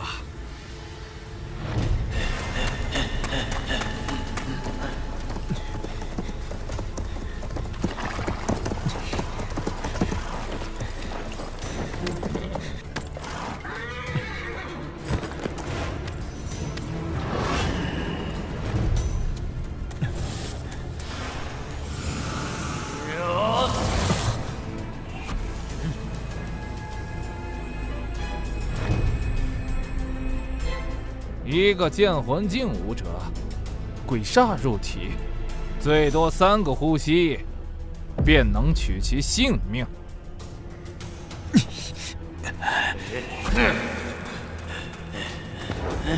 我就这么死了吗？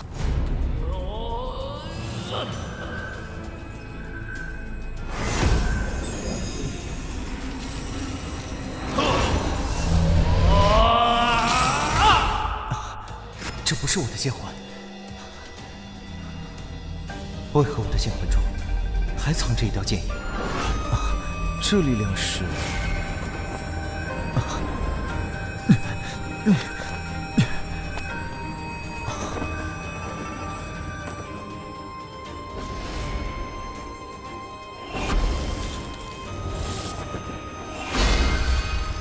能有如此力量的，这柄剑绝非凡品，斩杀鬼煞。难道这柄剑就是神剑桃神？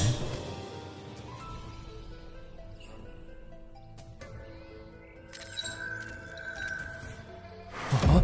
怎么会？鬼煞怎么可能被瞬间消灭？啊！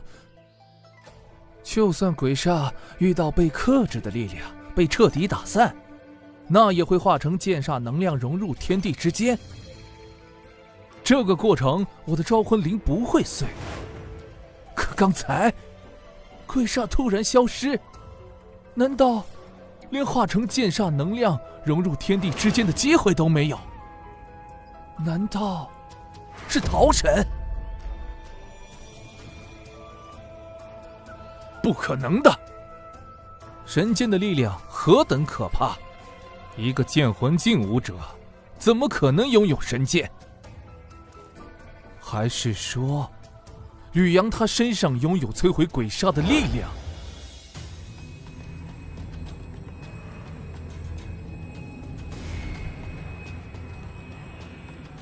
御空飞行，这小子难不成是剑王境界？如果是剑王强者，那就说得通了。剑王强者的气血极其可怕，对于鬼煞有着极大的杀伤力。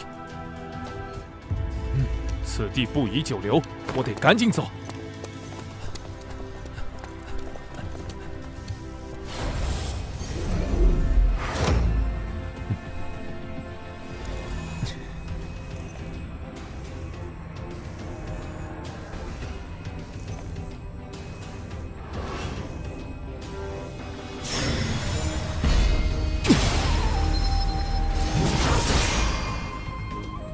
这就是神剑的力量吗？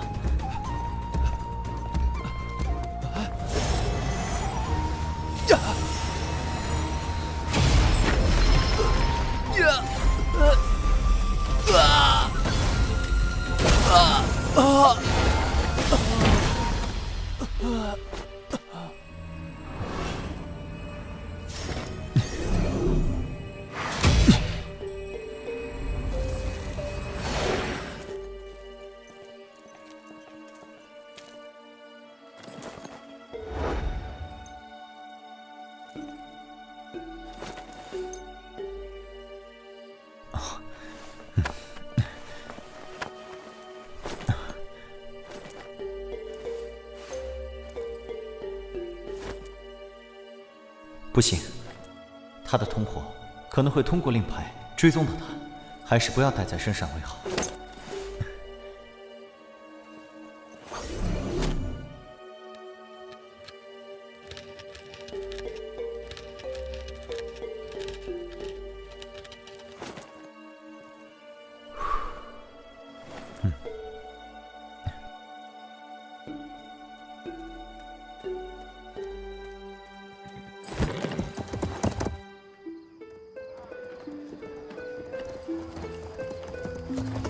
斗篷人拦路劫杀，定是有人指使。眼下西域是没法去了。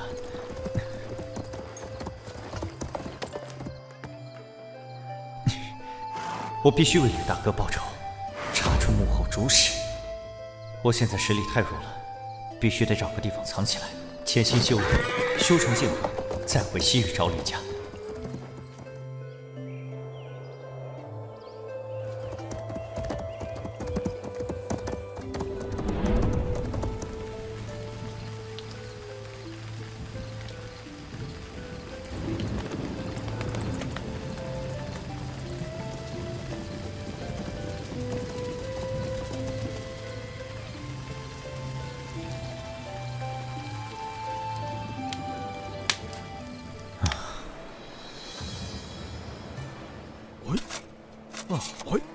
灵气浓郁，宛如世外桃源。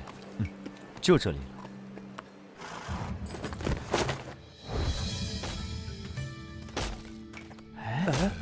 怎么有个陌生人在这砍树？没见过呀。家乡蒙难，在下一路逃难至此，见此地山清水秀，所以决定留下来。哦，原来如此啊！我们也来帮帮忙吧。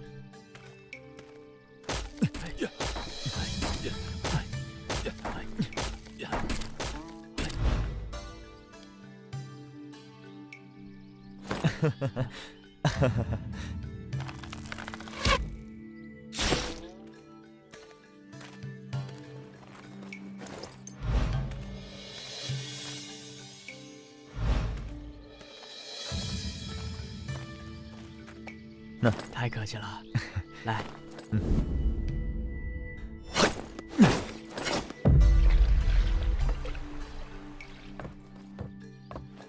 如今我已经达到剑宫境，和吕大哥一样，可这远远不够，我还要再进一步，达到剑王。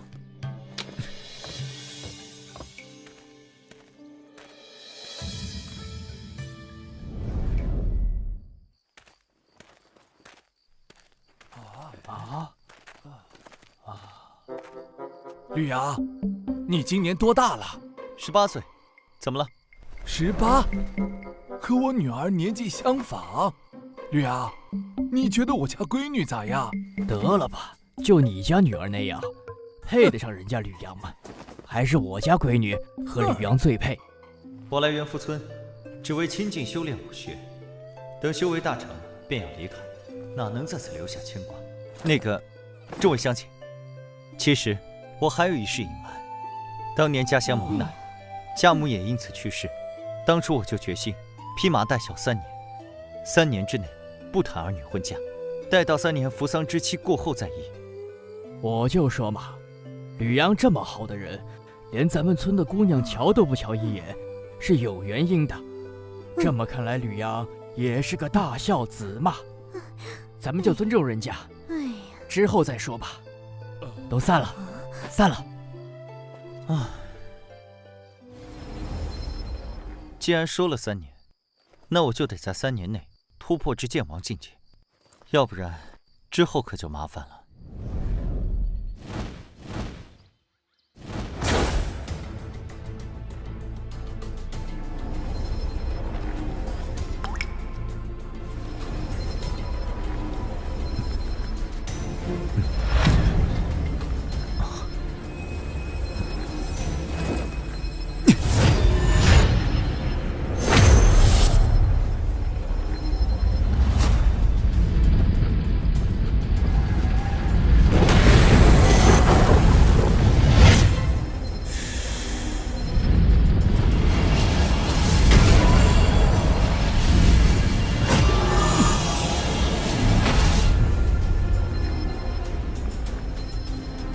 终于成为剑王强者了。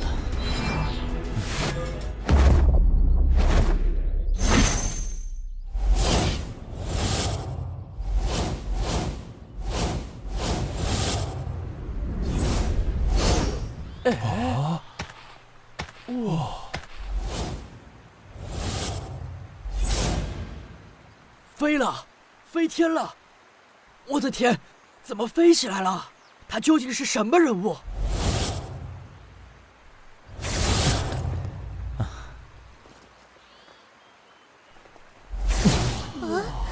这也太厉害了！太厉害了！天哪！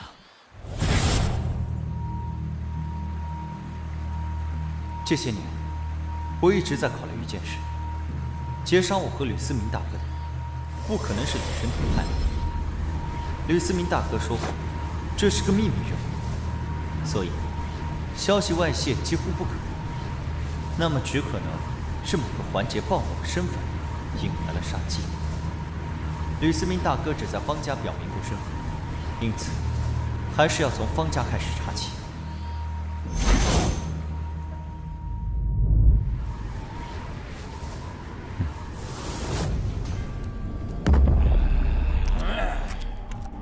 这里竟然也有一头鬼煞，是强吗？还是两者之间有联系。本想出外历练一番，没想到居然遭到围攻，该死！要是我达到剑一境成为剑王，眼前这些家伙又怎么是我的对手？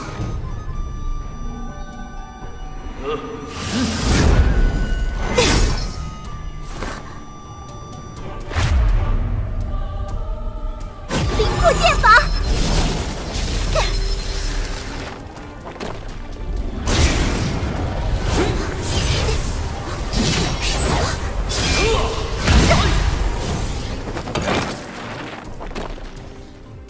我若死，北域洛家哪怕是绝地3尺，也要找出你们！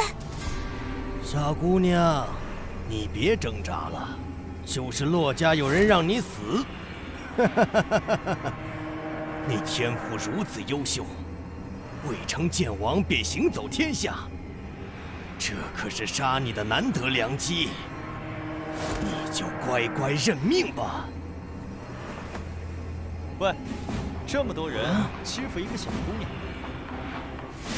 你们还要不要脸？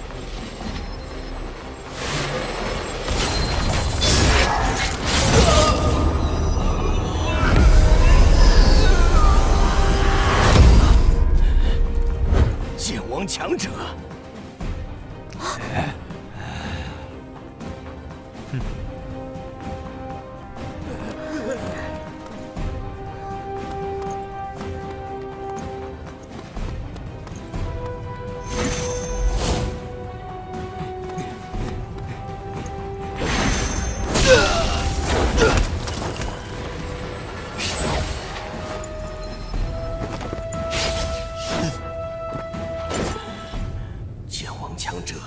放在任何势力都是名声赫赫，绝非无名之辈。可眼前这人，我却从未见过。你是什么人？你不是洛家剑王。多谢兄台相救。先别管我是谁，说说你是谁？他们应该是煞盟的人。煞盟？这是什么势力？一个潜藏于暗处的组织，炼制鬼煞，乃多方势力共同约定的禁术，只有煞盟才炼制鬼煞。原来是个见不得光的组织。你如果想活命，我问什么，你最好答什么，否则休怪我心狠手辣。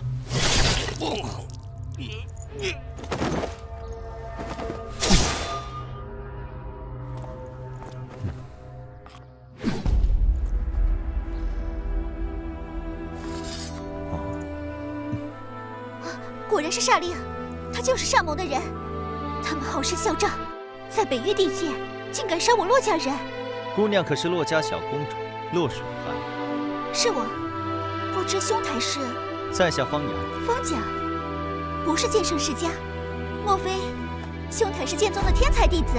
不是，我就是一个普通武道家族的子弟，只是偶得武道机遇，才修成剑王。敢问方兄，今年多少岁？还有半年就满20了。啊！我还以为除了剑宗与几大剑圣世家之外，天骄只有血剑公子烈血河一个。看来是我孤陋寡闻了。方兄天赋超绝，将来必定是剑域大陆的风云人物。洛姑娘也是当世天骄，方某早就听说过洛家小公主的大名，今日一见，深感荣幸。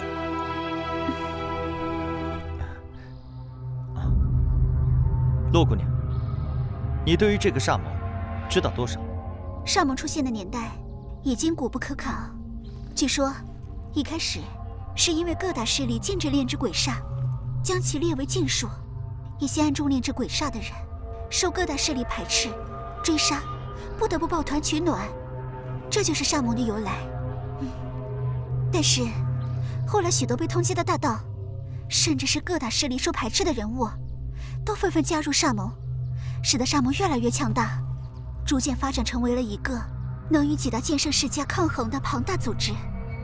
煞盟的人想杀洛姑娘，说明他们还接杀人的任务。不只是杀人的任务，加入煞盟之人，都是世间恶人，可以说是无恶不作。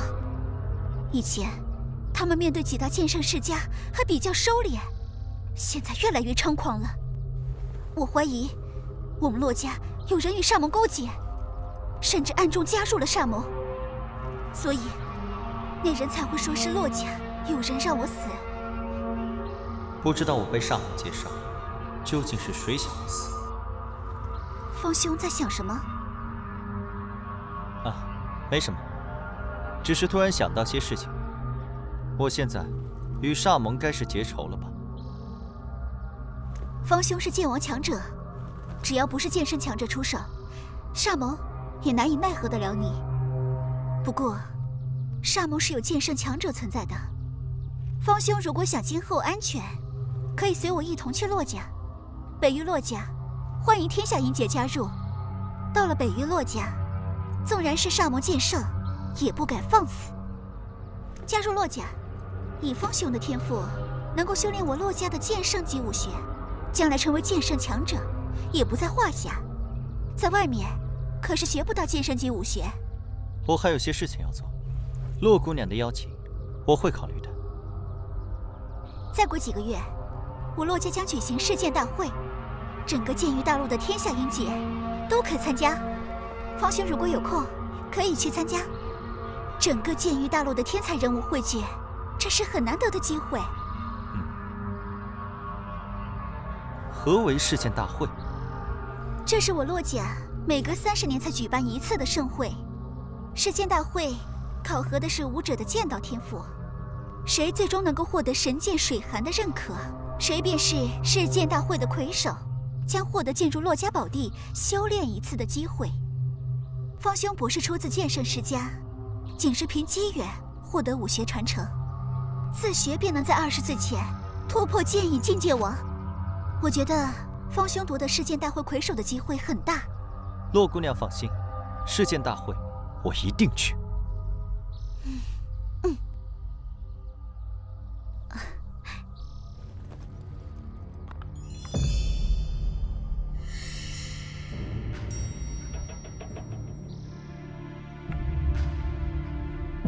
杨儿，没想到几年不见，你的修为连我都看不透了。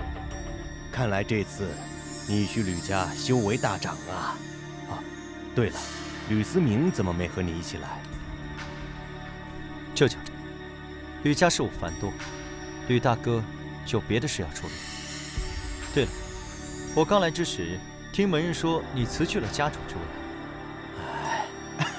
哎，我老了，实力也不如从前了。正好你堂哥方力行从苍浪宫学成归来，为人正直，我便退位让贤了。那方金红等人再有姿势吗？老实多了。样儿，你此次来是有事吧？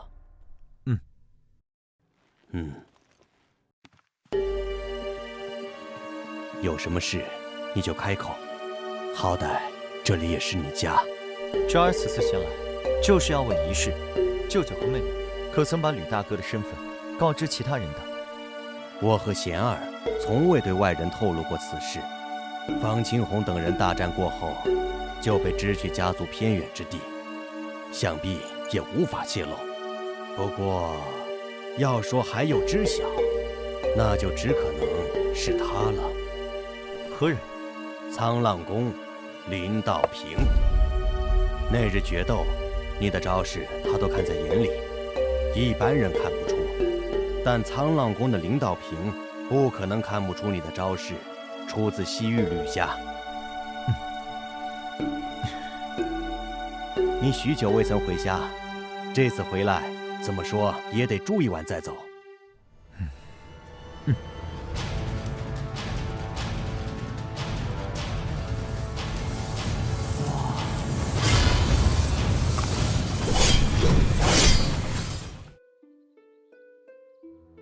莫不是哪位天骄？苍浪宫恭迎剑王强者大驾。林道平在哪？我找他有事。林师兄居于浪花谷，常年钻研草药。我现在就带剑王前去浪花谷。带路。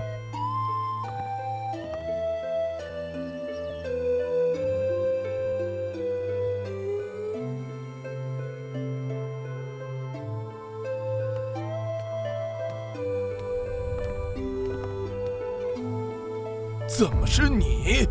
林宗师，我们又见面了。林师兄，你认识这位剑王强者？剑王强者？对呀，这位剑王强者驾临沧浪宫，点名要见林师兄你。仅仅2年的时间，他居然从剑魂境迈入剑意境，这怎么可能？林宗师，不请我进去坐坐？吕阳公子，请。多谢他了，你可以回去了。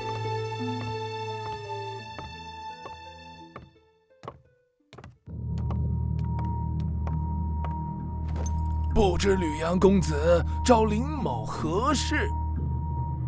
请坐。看到我，你很意外。是，没想到公子还会回来行州，也没想到公子还会前来找我林道平，更没想到短短2年，公子已经是剑域境的剑王强者。林某确实意外。没人不说暗话。2年前你没有帮助方丽媛，是从我的武功猜出了我的身份，所以选择了避让。现在，我郑重地问你，关于本王的身份，你都告诉过谁？除了我师兄彭旺，没向任何人提起过。你确定？确定。有什么问题吗？我有点事情要问问他。彭旺在哪？我师兄年岁已高，久不行走江湖，近几年一直隐居在飞浪峰，教弟子。方丽媛是我师兄的弟子，他武功被废，我怕我师兄动怒，对公子不利，这才向他告知了公子的身份。带我去飞浪峰，找一找你师兄彭旺，他有没有问题，我问问便知。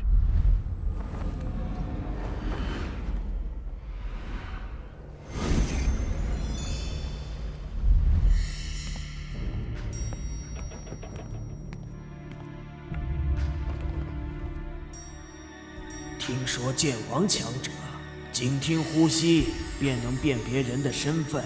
我当时虽然蒙着面，但如果被他留意，他一见到我就能认出来。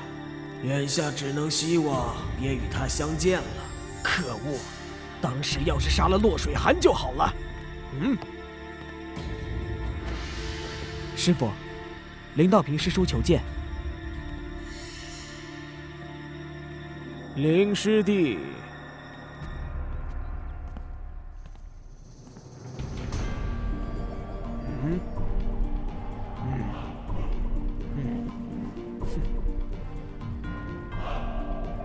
看来这次算是来对了。师兄，林师弟，师兄闲着无事，正想找你聊聊呢。这位公子是？他就是我跟你说过的那位吕阳公子。2年前回了西域吕家，现在又来到行州了。吕阳公子天赋出众，短短2年时间便已是剑王强者了。原来是吕公子。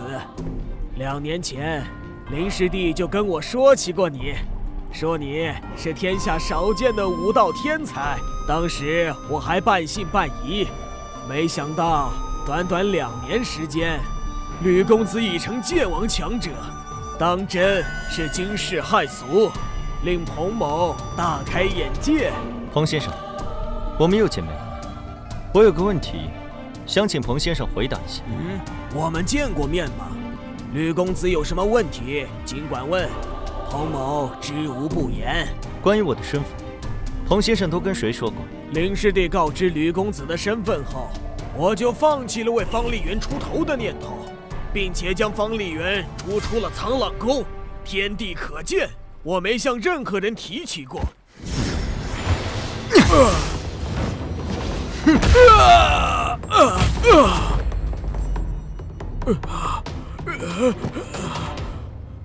吕公子，洪旺，你这是敬酒不吃吃罚酒。哼！你是煞王的人，你以为我不知道？煞王？不，我不是，吕公子，我也没跟别人说过你的身份，真的没有。公子息怒，我师兄年岁已高，气血开始衰败，经不起打了，请公子手下留情。看来你不知道，我返回西域吕家的途中，遭遇了煞盟的劫杀。吕思明为了救我，命丧黑风岭。有人向煞盟透露了我的身份，不是彭旺，难道是你不成？不，当然不是我。2天前，我路过元苍山脉时，已经跟彭旺见过面了。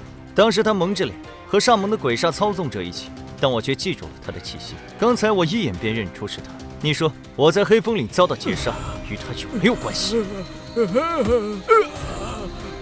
说吧，你将我的消息都透露给了谁？我不能说。敬酒不吃吃罚酒，看来不给你来点狠的，你就不知趣。哼！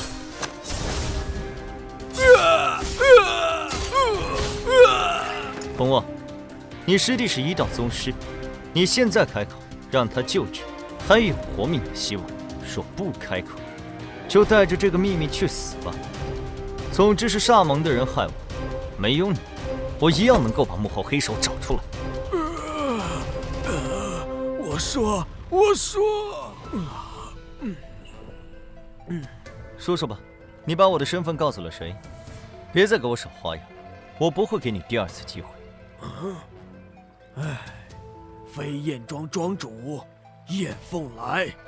燕凤来是什么人？飞燕庄是云州一个剑王势力，飞燕庄主燕凤来是剑意境剑王。剑王？他什么年纪？具体修为？燕凤来30余岁，突破剑意境，成为剑王已经10余年，没听说他在剑意境的修为有提升，应该还是剑意境初期。吕公子，你若是要去飞燕庄，还请谨慎。燕凤来是最普通的剑王，对于李公子倒是威胁不大，但燕凤来的情夫向飞鹰却是凶名显赫，不是一般人物，遇到了得当心。向飞鹰又是哪方势力的剑王？向飞鹰是个独行客，不属于任何势力，在整个北域都有很大名声，是一名剑意境后期的剑王，速度无双。他常去飞燕庄，与燕凤来的关系人尽皆知。公子初成剑王，遇到向飞鹰，恐怕会有一定的危险。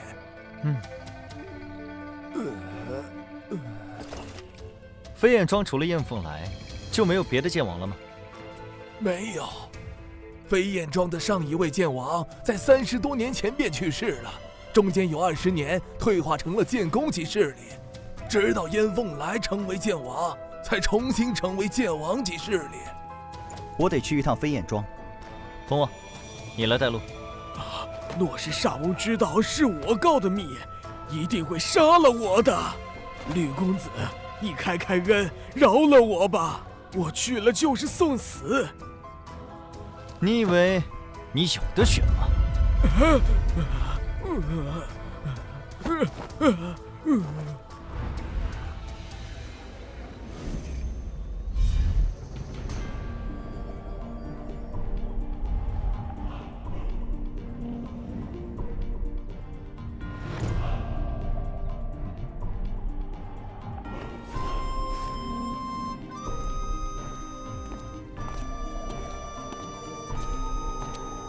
赤血阎罗，雪见公子。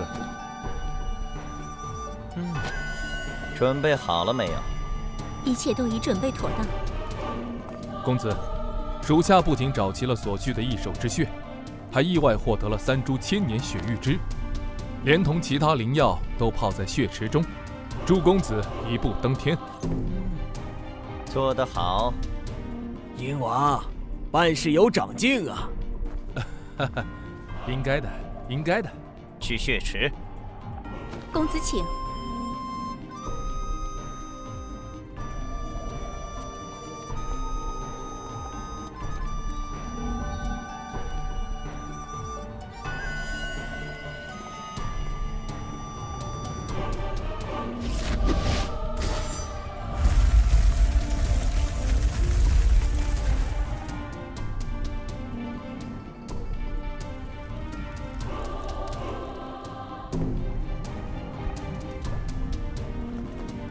本公子若能一举突破剑圣，你们都是大功臣，将来可以满足你们一个愿望。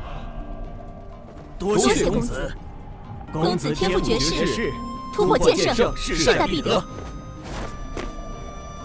突破剑圣，须得参悟大道，不可受任何干扰。赤血阎罗，你留在石室之中，为我护道。是，公子。燕凤来向飞鹰，你们守在外面，不许任何人靠近，以免本公子领悟剑道时被打扰，前功尽弃。是，公子。哪怕是一只苍蝇，我们也不会让它靠近。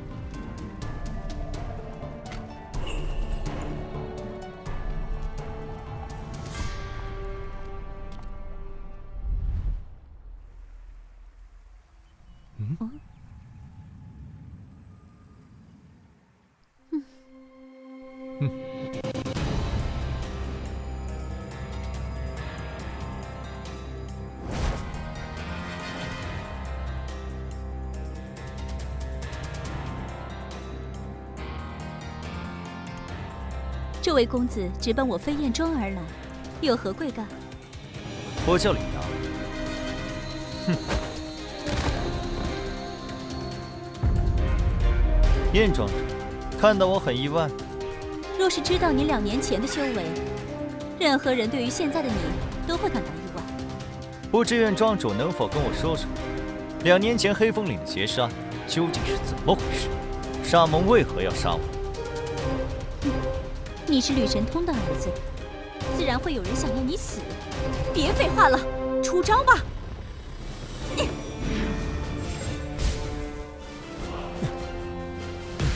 不见棺材不落泪。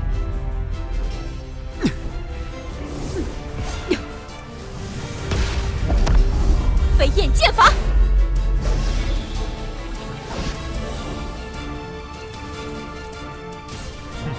飞鸿剑法。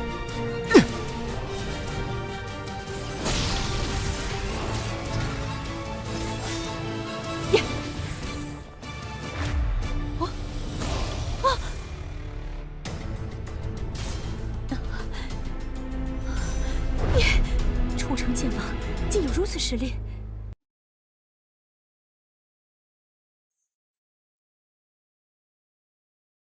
飞天鹰王向飞鹰，哈哈哈哈哈！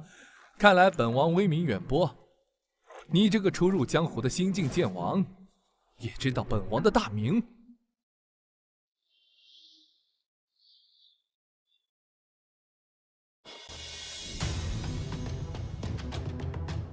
我听到的倒不是你的大名，只是听说飞天鹰王向飞鹰与燕凤来狼狈苟合。哼。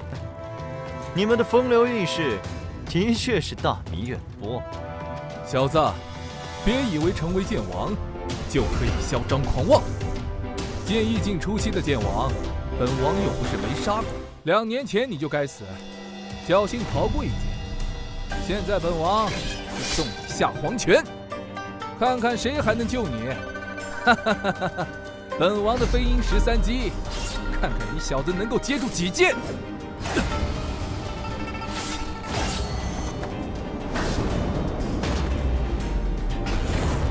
飞鸿剑法，惊鸿锁天。呀！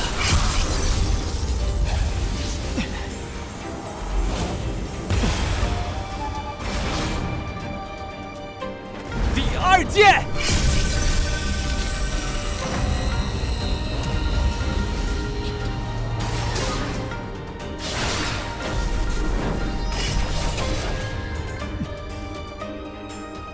哈哈哈哈哈！本王的飞鹰13击，每3剑便提升1个威力档次。前3剑只是开胃菜，第4剑开始才是正戏。小子，看剑！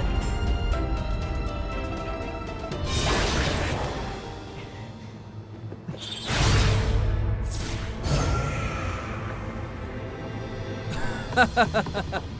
看你能夺几剑！第5剑，第6剑。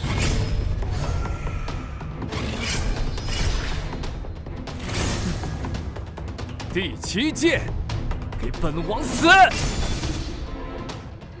赤铜剑体。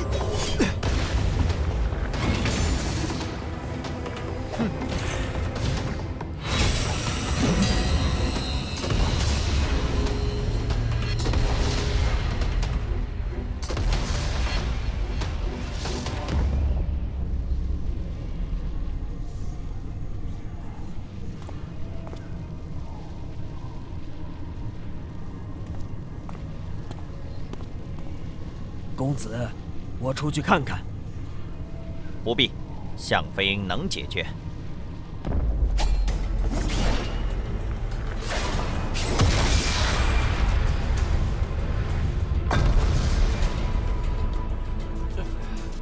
好小子，竟然同时将3门剑王级武学修炼到了如此境界，你的天赋倒真是令人震惊。可惜，今天必死无疑。还有6剑，看你要如何挡！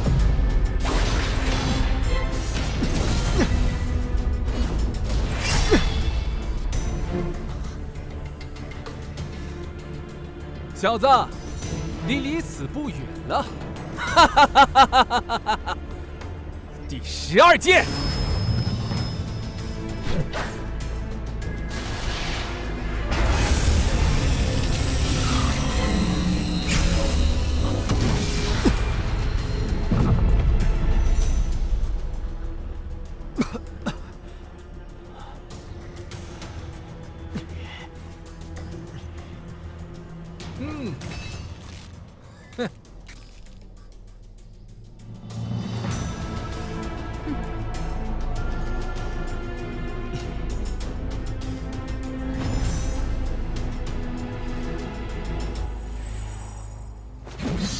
第13剑，小子，受死！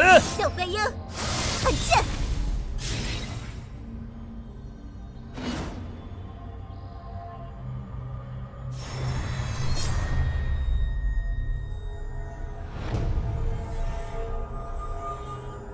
陆家剑王。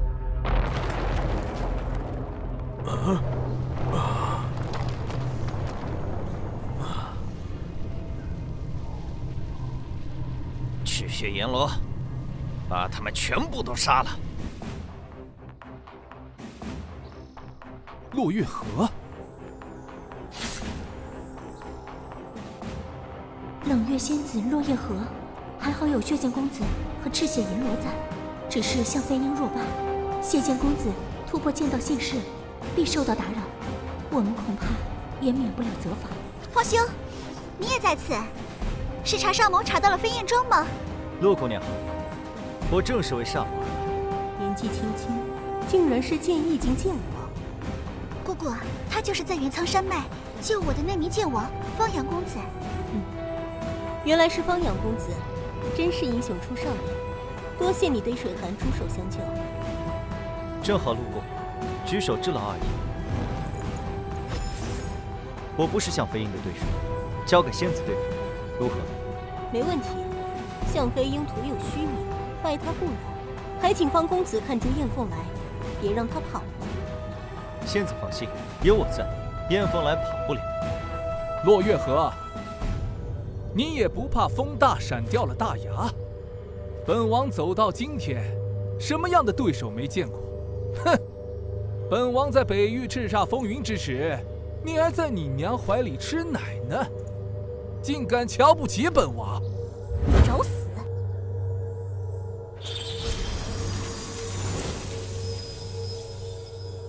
本王的飞鹰13击还剩最后一剑，也是至强一剑。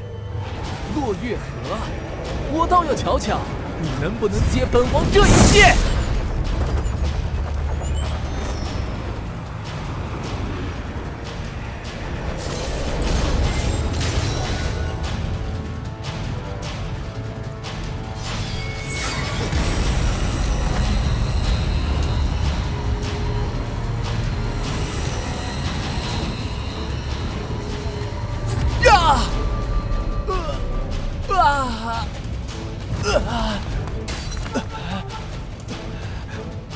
这就是洛家的实力吗？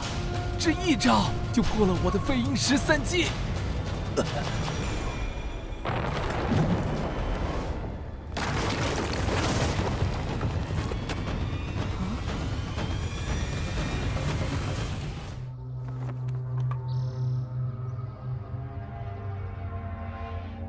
这飞燕庄里竟然藏龙卧虎，赤血阎罗！不愧是洛家剑王，眼界非同一般。本王久不行走江湖，你个后进剑王，竟然还能认出本王？你也是煞盟武者？就连你们这些剑圣势力中，都有我煞盟武者。本王乃黑道巨擎，横行天下，是煞盟武者很奇怪吗？你乃剑意境巅峰剑王，在煞盟一定身居高位，肯定知道我洛家谁是煞盟武者，是谁想置水寒于死地？哼，你们马上就要命丧黄泉，何必知道的这么清楚？奉公子之命，将你们全部杀光！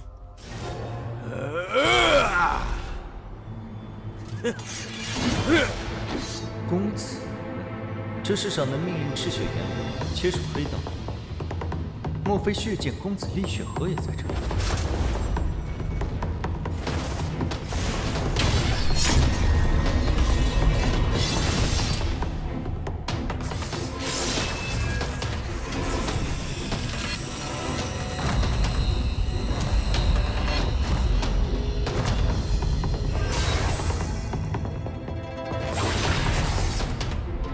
血河落九天！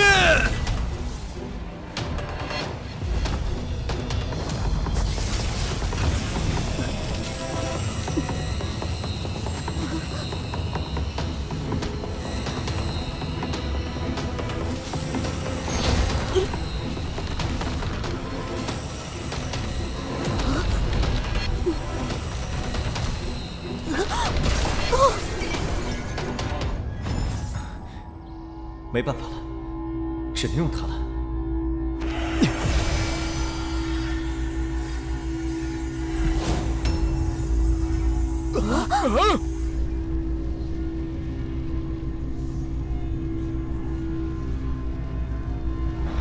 有神剑！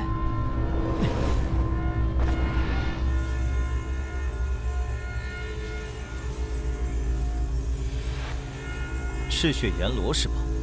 现在我就送你下黄泉，变成真正的阎罗，借我一剑！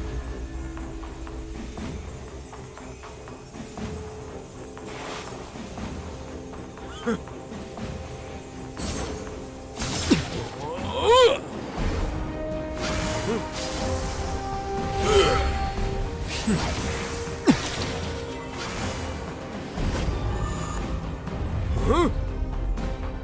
公子救我！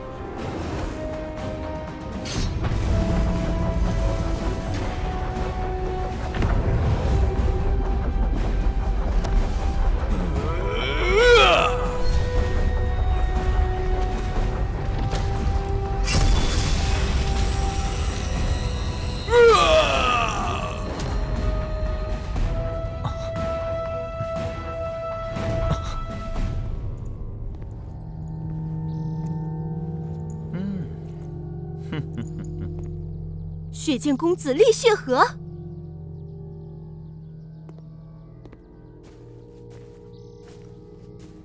没想到这北域云州竟然能遇到一位天骄。你是华宠，还是楚言，还是吕天？我不是华宠，也不是楚言，更不是吕天。厉血河，2年未见，看来你早已把我忘了。但我对你可是记忆深刻的很呢。哦，我们见过。哼，你厉血河号称血剑公子，自然是贵人多忘事。2年前在血雨蛮荒，阁下对我的好意，我可是一直都记在心里。竟然是你！你是那个剑体境小武者，短短2年时间，你竟然已经是剑一境剑王，并且身怀神剑。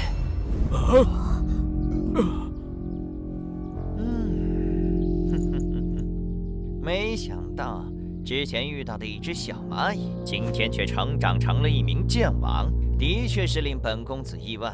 不过这又能如何？即便你已成剑王，本公子要杀你，你依然只有死路一条。2年前有剑无双救你，今天看谁还能救你！哼！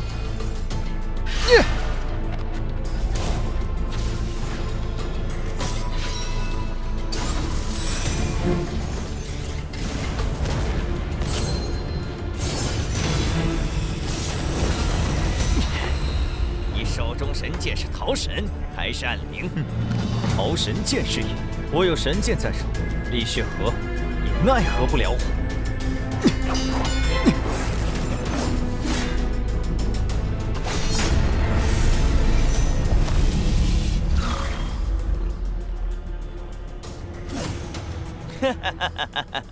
你以为仅凭一柄神剑就能保住你性命？今天就让你好好瞧瞧神剑的正确使用方法。血煞剑，脱离！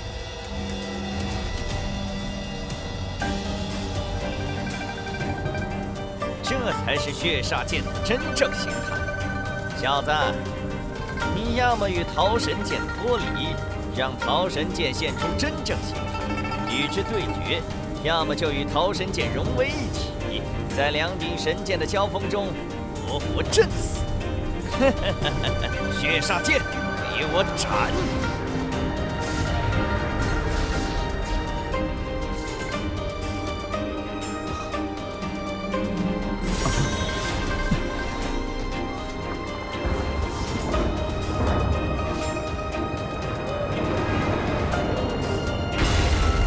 没有了神剑护体，本公子杀你易如反掌。哼！绯红剑法，剑气火红，赤剑同体。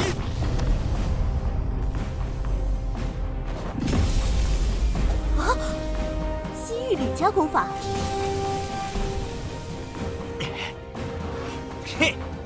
哈！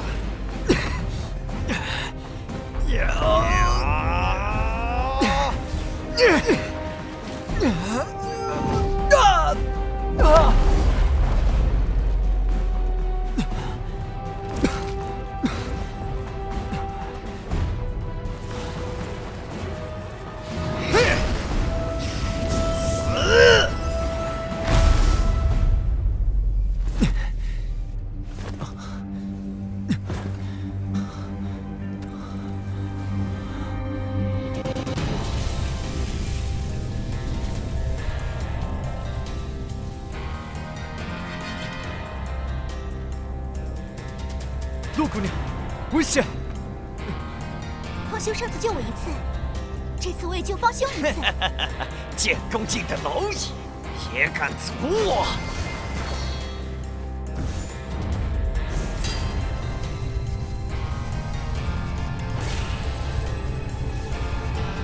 何方闲人，想杀我骆家后辈？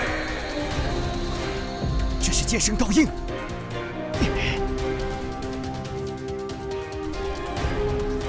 啊！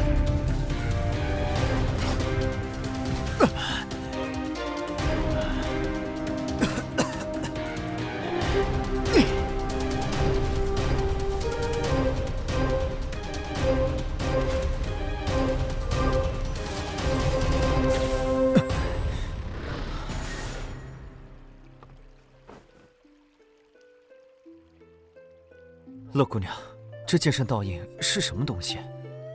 是剑圣强者用自身剑道本源凝练出来的一道印记，里面有着剑圣强者的剑道力量。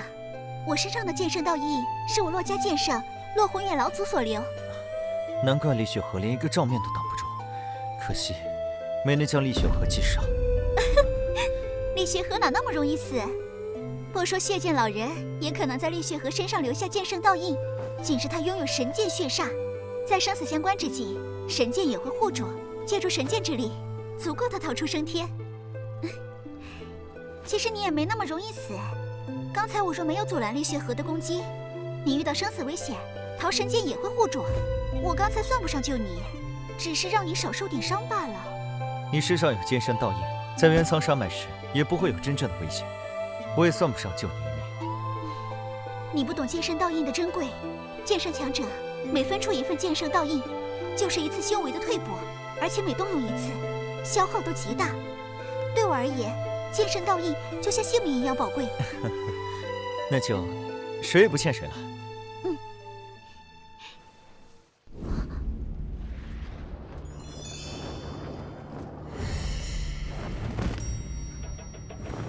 方公子，不知你与此人是何关系？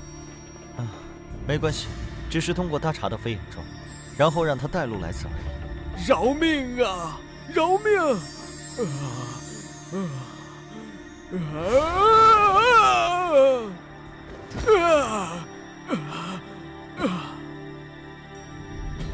你已经查出在苍原山围攻你的人都是谁了？我们先是找到了台州黑剑宗的穆天风，从他口中得知了其他人的消息，顺路解决了几个，便先来飞燕庄了。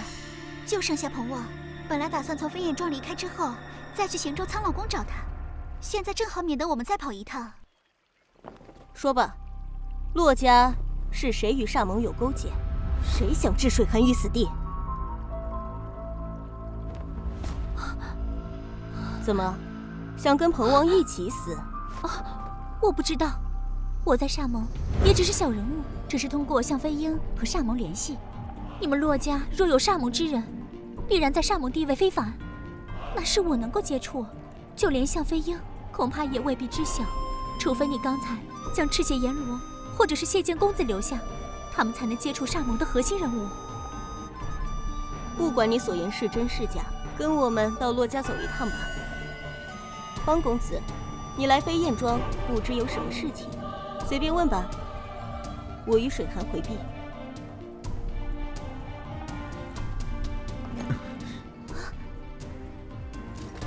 有什么好回避的？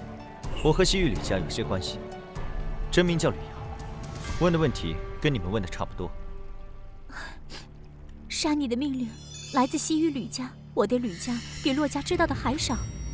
按你说来，厉血河和赤血阎罗他们知道。也许吧，我不确定。或许你可以想想，西域吕家有哪些人不愿意你回去？想你死的人，应该就在他们之间。就这样，这件事情总有一天我会查个水落石出。原来公子是西域吕家的天骄，难怪天赋如此惊人。吕家一门两天骄，真是难得一见的盛况。吕兄怎么万里迢迢来到北域来了？你是吕神通的私生子，一直在北域寒山城方家长大。2年前，吕家宗师前来寒山城接他，返回西域吕家的途中，遭到煞盟劫杀，吕家宗师身死，煞盟之人也命丧，他不知所踪，从此下落不明，直到现在才重出江湖。难怪，吕神通2年前曾至北域，大肆屠戮黑道势力，想必就是吕阳公子遇险之后，吕神通向煞门报复。细看起来，你和吕神通年轻时是有几分相像。吕前辈2年前突破剑道境，成就剑圣威名，可是当之无愧的第1人呢。原来你是剑圣之子，难怪剑道天赋如此惊人。我还未回西域吕家认祖归宗，我的身份还请2位不要外传。公子放心，我与水寒都非多舌之人。李阳，你跟我们回骆家吧。李阳，你跟我们回骆家吧。为啥？就算我和姑姑不说出你的身份，厉血河、赤血阎罗、向飞鹰都知道你的身份。若是想你死的人知道你还活着，必然会再度出手。你虽有神剑在身，但若是遇到厉血河这样的强者，还是会有危险。眼下骆家是你最好的去处，在北域骆家，哪怕是剑圣，都不敢放肆。你骆家也有剑圣，万一也对我的神剑有所企图，我岂不是羊入虎口？你不用担心我洛家剑圣会对你不利。整个剑域大陆，5大剑圣势力，我洛家是最不排外的。每隔30年，都会举办一次世剑大会。只要是愿意留在洛家的人才，即便是外姓，也会大力培养。并且，我洛家只有1位剑圣，年过900，寿元无多，没有突破剑神的希望，神剑对他并无帮助。我洛家自己有雷柄神剑水寒，不会贪图你手中的桃神。最后一点，世剑大会很快就要举行了，这是30年才有一次的机会，整个剑域大陆的少年天才大多都会参加。你可以在大会上见识到其他天骄。你天赋如此超绝，就不想跟其他天骄同台竞技吗？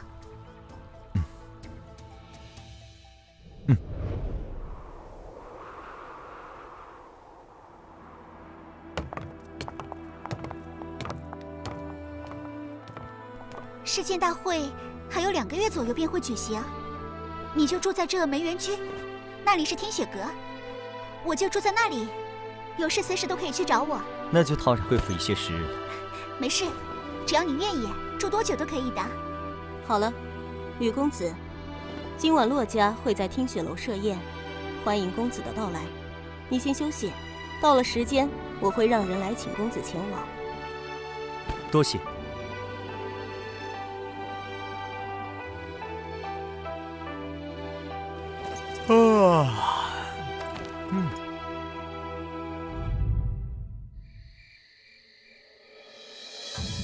吕公子，该去赴宴了。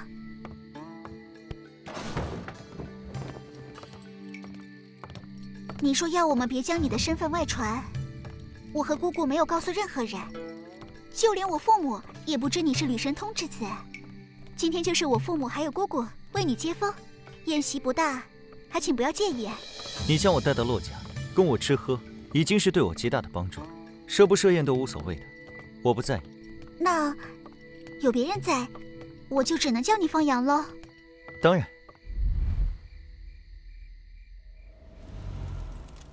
欢迎方阳来我们洛家做客。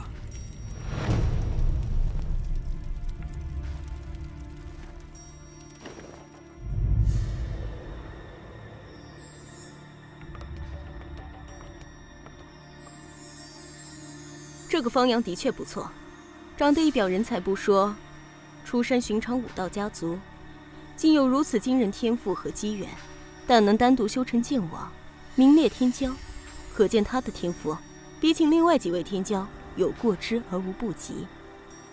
他不是出身剑圣势力，反而是他的优势，这意味着他可以加入洛家。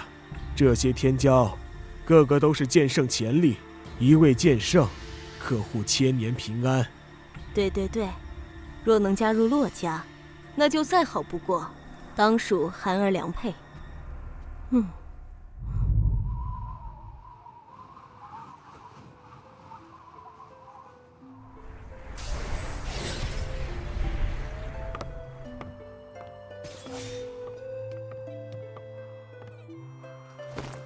你的武功都是先于吕家大名鼎鼎的绝学，施展其中任何一门，都会被人认出来。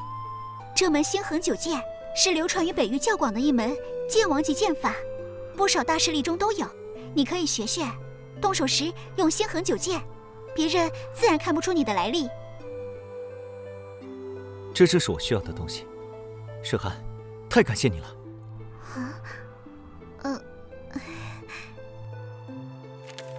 这剑法感觉比飞鸿剑法还要高深。星横九剑知道的人多，练成的人少，但你能20岁之前突破剑王，修炼星横九剑应该不难。这门剑法威力极强，足够你在世剑大会上使用了。吕阳，今天过后很长一段时间我都不能来找你了。为什么？我感应到突破剑意境的契机了，准备闭关一段时间，争取在世剑大会之前一举突破剑意境，成为剑王，让我洛家在世剑大会上也露个脸。那是好事呀。加油！祝你早日突破剑王。你继续修炼，我先走了。这些天，他天天来，我已然习惯了。可一想到他明日不来，我心里倒是有些空落落的感觉。以后，要是能一直有他陪在身边就好了。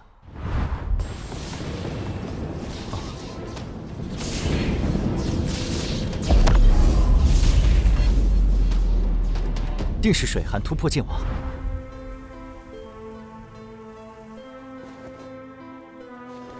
水寒，你成剑王，便可修炼我洛家剑神先祖留下的至强武学。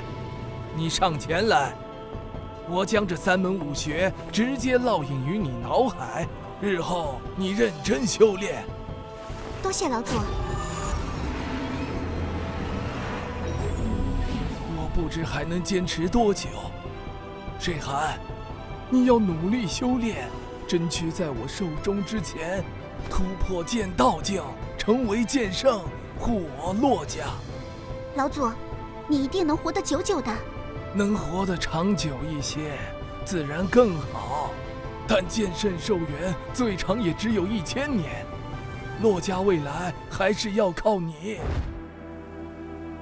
这3天好好参悟一下冰皇圣剑经，争取在世剑大会上获得水寒剑的认可。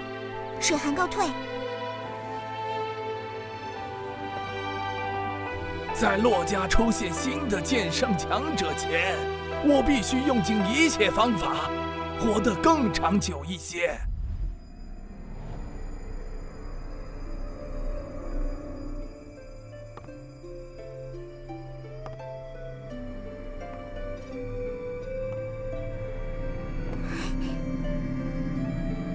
你来了。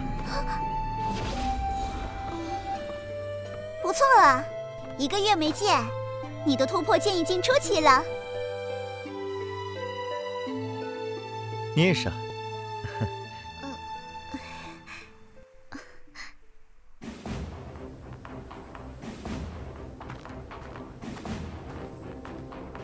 我猜，肯定是神剑公子，年仅18岁便突破剑王，短短10年不到，就已经修炼至巅峰剑王，有望30岁之前突破剑圣，当有剑神之姿。不错，神剑公子乃剑宗弟子，更是无剑老人的高徒，自身天赋妖孽，又有天下第1人之位，谁能与之相比？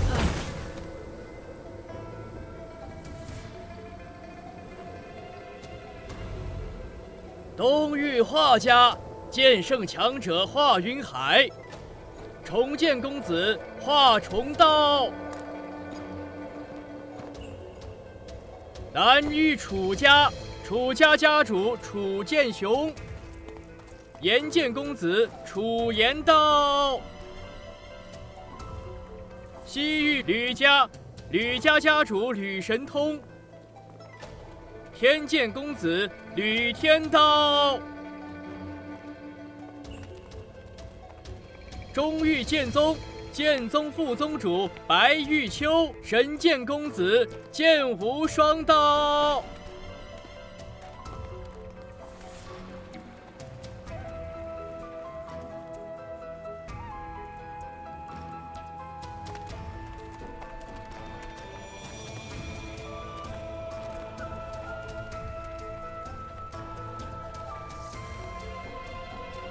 神剑公子，请。重剑公子，请。这天骄宴，宴请的是各方后辈天才。据我所知，洛家天骄只有洛水寒1人。那这一座位是北域洛家，欢迎各位天骄前来赴宴。哎，寒剑仙子旁边的男子是谁呀？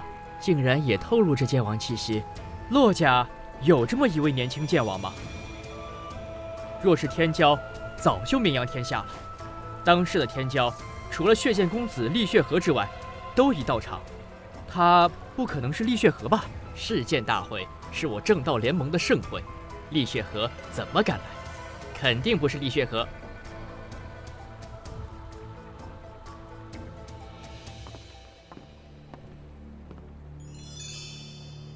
水寒见过神剑公子、重剑公子、炎剑公子、天剑公子。这位是方阳公子，我北域武者，年未满20，变成剑王。在下方阳，见过神剑公子、重剑公子、炎剑公子、天剑公子。寒剑仙子，我们见过吗？2年前，血雨蛮荒中，我差点遭了厉血河的毒手，是神剑公子出手救了我，一直没机会当面感谢。今天，总算再见着神剑公子了，多谢。你是那个剑体境小武者？短短2年，你竟然已经修炼成剑王？啊！偶得机缘而已。不管得了什么机缘，能够2年时间修成剑王，那也是惊世骇俗。你自身的天赋潜力肯定很不一般，不在我之下。神剑公子过誉了，我一直以公子为榜样。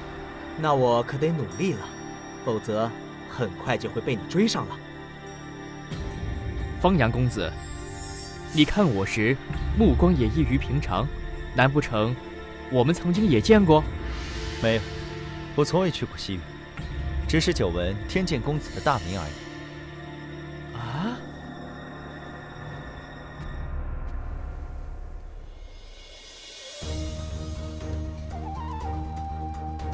吕神通，你吕家老祖身体可还好？劳洛老祖挂念，我吕家老祖身体还好，只是不愿走动，开始闭门幽居了。你吕家后继有人，吕天桥可以安心当放手掌柜了。哪像我，年纪比他还大，还得为家族操心。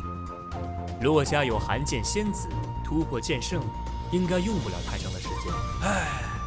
等水寒突破剑圣，我还在不在世都是两说喽。千年寿元虽然与飞升永生的剑神强者不可相提并论，但相对于其他武者，已经是十分悠长的岁月。宏远兄，洛家有剑圣种子在，你可无憾了。剑神不可求，哪怕强如无剑老人，亦只能望而生叹。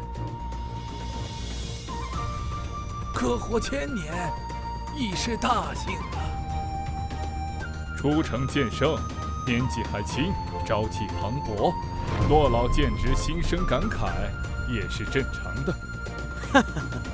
宗主他老人家心比天高，时常对于只拥有1000年寿命而苦恼，一心想突破剑神，却无门路。若是宗主来了，和洛老定有共同语言。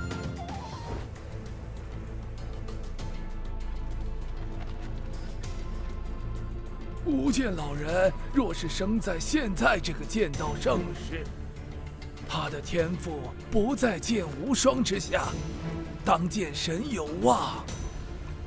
是啊，像无剑老人25岁变成剑圣，仅100多岁就达到剑道近巅峰，距离剑神仅1步之遥。如此天赋，即使和现在这些孩子相比，也是不遑多让啊。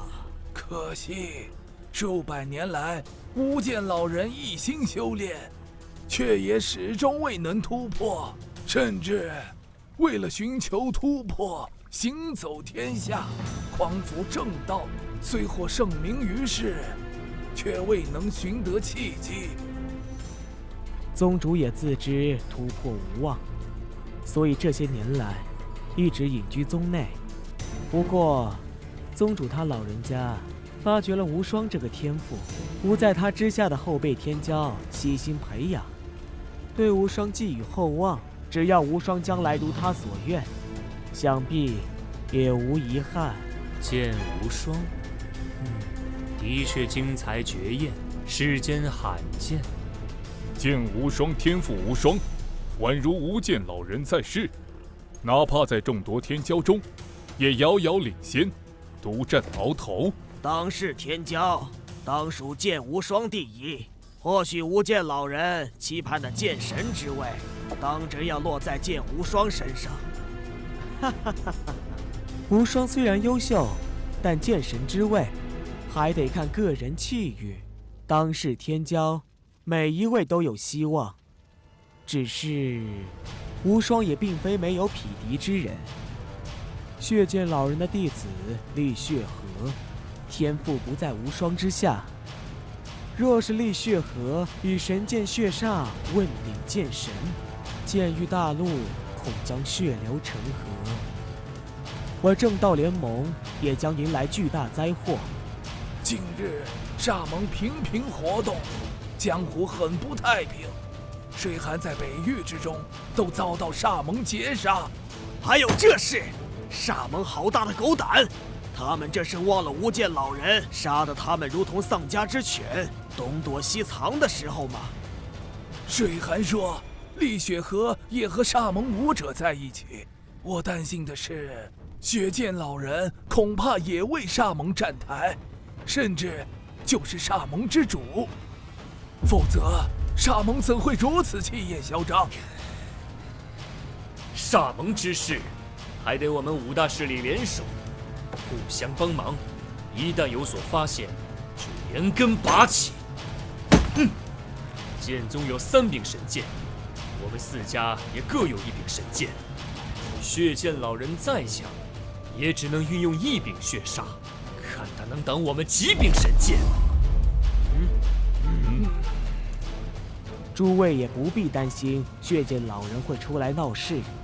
宗主他老人家说了，只要他在世1天，血剑老人就得搀扶1天。只要血剑老人敢现身天下，宗主他老人家便会持剑下山，匡扶正道，斩妖诛魔。无间老人大义。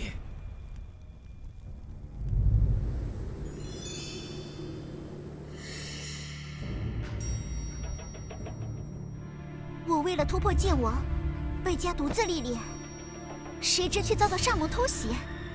提起修炼，大家别觉得我天赋最高，其实当年我在剑宗的修行，现在回看也称得上残酷。无双公子所言极是，我当年修炼也是，我跟无双一样，也在成为剑王之后游历四方，效仿无间老人前辈，匡扶正道，斩妖除魔。这些年来，也有几段颇为凶险的经历。听你们这么说，我倒是最为幸福的那一个了。我爹啊，总是害怕我出事，直到我成为剑王之后，获得了神剑天虹的认可，有了神剑护体，他才注重自己的修炼，一举突破了剑道境，成为剑圣。吕家主成就剑圣，名震天下，没想到还是一位慈父，令人钦佩，令人敬仰。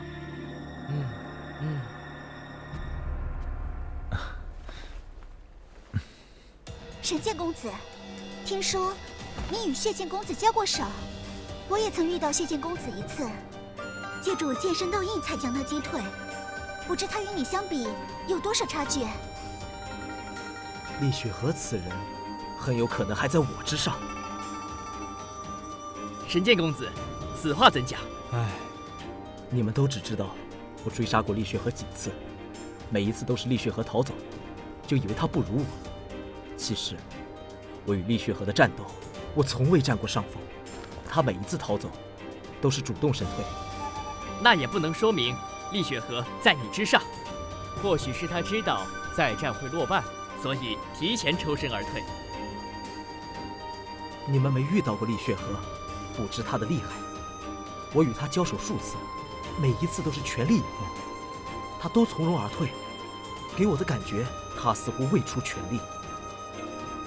可惜我的修为还未到剑意境巅峰，否则真要找厉雪河过过招，看看他是否真如神剑公子所言。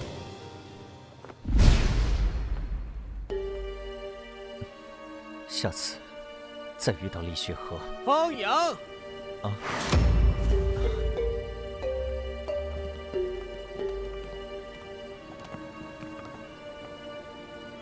本王乃海州剑王洪志武，前来领教一下方阳公子的高招。这下可有好戏看了。这么好的扬名机会，我怎么没想到？就算击败10个天才剑王，也不如击败一个天骄有影响。看来大家觉得我这个天骄名不符实，这是把我当软柿子。这个洪志武，来自东域海州的顶尖剑王世家，是洪家家主之子。23岁突破剑意境，成为剑王；29岁突破剑意境中期，现年30岁。洪家的怒涛剑法很不一般，洪志武的实力在剑意境中期剑王中居于上位。去年曾与我切磋，本公子用了12招才将他击败。方阳，你可要当心，别败在一个普通天才剑王手下，夺了天骄的威名。是啊，普通天才剑王与天骄之间有质的差距，若连一个洪志武都不如，简直让人贻笑大方，怕是没面子再坐在这里喽。天骄代表着未来的潜力，别纠结于一时成败。方公子的实力绝非普通剑王能相提并论，各位尽管瞧好了。我接受你的挑战。哼！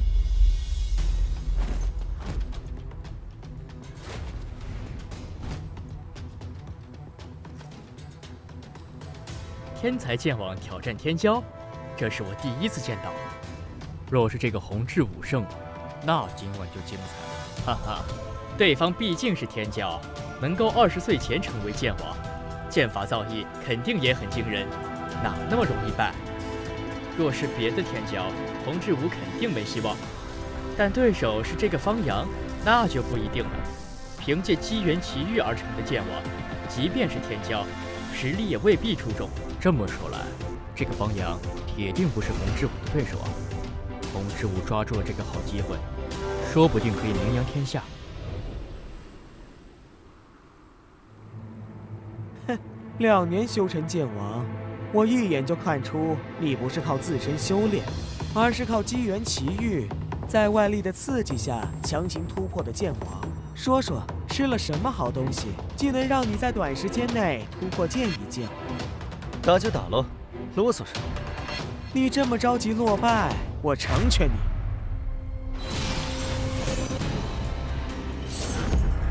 心狠矫健。怒涛剑法。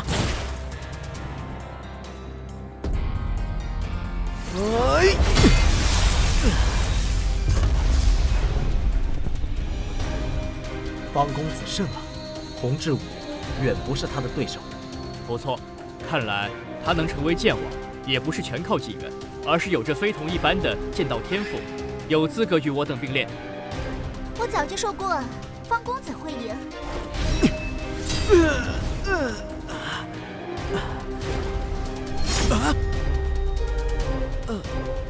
我输了。承让。洪志武也敢挑战天骄？是啊，怎么样，自讨苦吃了吧？杨建公子，杨建公子。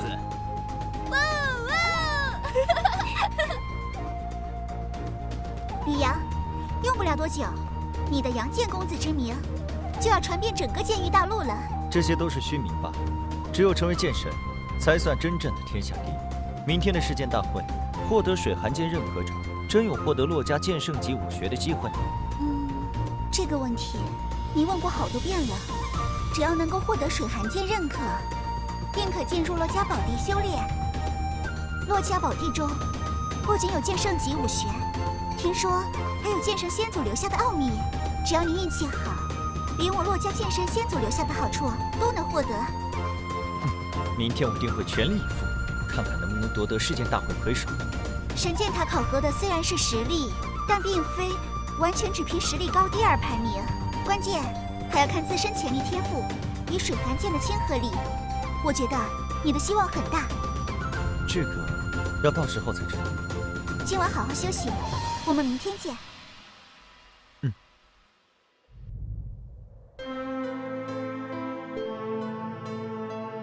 这就是我们的考核场所——神剑塔。稍后我们都要进入，只有完成考验，才能到上一层。时间越早者，排名越靠前。如果登上第9层，就有希望接触到神剑水寒，获得认可者都是魁首。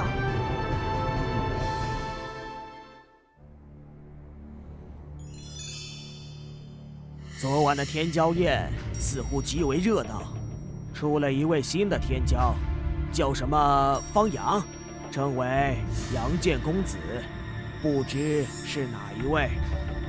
听说这个阳剑公子之前名不见经传，并非出自名门，竟能成为天骄，令人意外啊！不是出自于我们5大势力的天骄，真是罕见。我们5大势力的天骄都有剑圣教导，这个阳剑公子出身于平凡，竟能不声不响成为天骄，纵观历史也是极其罕见。不知他的天赋高到了什么地步，才能够年纪轻轻在20岁以内自学成为剑王。洛老，你们洛家小公主旁边那位就是阳剑公子方阳吧？肯定就是他。洛老，这个方阳与你洛家小公主走得很近，听说他还在洛家住过一段时间，洛家总该知道他的来历吧？听水寒说起过，他出身于北域一个普通武道家族，2年前遇到了机缘奇遇，自学成剑王，最近才出世行走江湖。哈哈哈！什么样的机缘能让他短短2年时间成为剑王？他说了吗？那就不知了，那是他的秘密，不好寻根问短。哼，我不信，一个出身普通的少年，一度默默无闻，会突然间因为机缘奇遇，短短2年时间便成为剑王。他昨晚曾与同境界剑王一战，剑法造诣很高，实力很强。也许他的机缘奇遇只是学到了剑王武学而已，并没有增长修为的奇遇，而是靠自身修炼突破剑王。因为学到剑王武学，2年时间自学修炼成剑王，这可能吗？这得多高的剑道天赋？理论上是可能的。剑域大陆如此广阔，武者数量何等浩瀚，在此剑道盛世，出现1-2个特别妖孽的天才，也不是不可能。反正我是不信他自学能成剑王，我觉得方阳背后定有剑圣教导。如果真有剑圣强者教导方阳，那会是谁呢？如果是我们5大势力的剑圣，不可能一点消息都没有。如果是煞蒙剑圣王，煞蒙剑圣不可能。方阳曾在煞蒙武者手下救过水寒，并且还曾调查煞蒙，遇到过厉雪河，差点被厉雪河杀死，绝不会是煞蒙之人。也许是煞蒙演的一出苦肉计呢。我建议将他拿下，好好审问。这不好吧？没有丝毫证据，就凭心中猜测，便要审问一位天骄。他是什么人，日后自然知道。现在看着便好。试剑大会，于神剑塔中比试，谁闯塔的层楼越高，速度越快，成绩便越好。神剑塔会记录你们每一个人的成绩，最终会给出评判。前10名都将获得剑山参悟剑道的奖励，第1名更是可进入洛家剑神仙祖开辟的宝地修炼。真的吗？现在试剑大会开始，入神剑塔。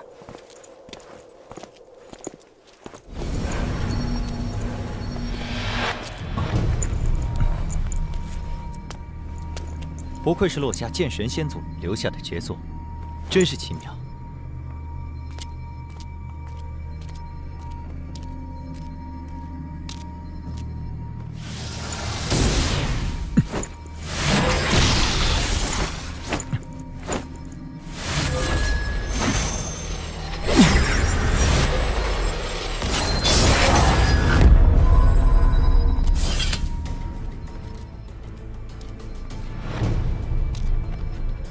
看来，这个令符是关键了。好快的速度，不亚于剑王。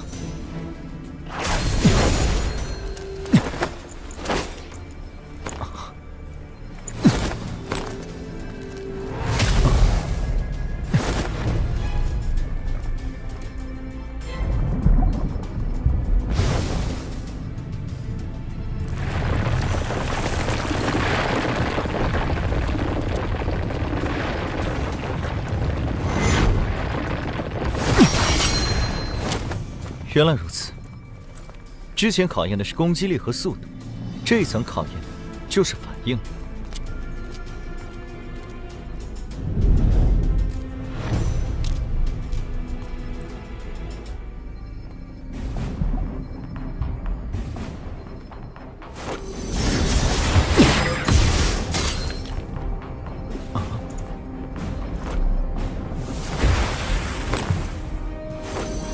心狠九剑。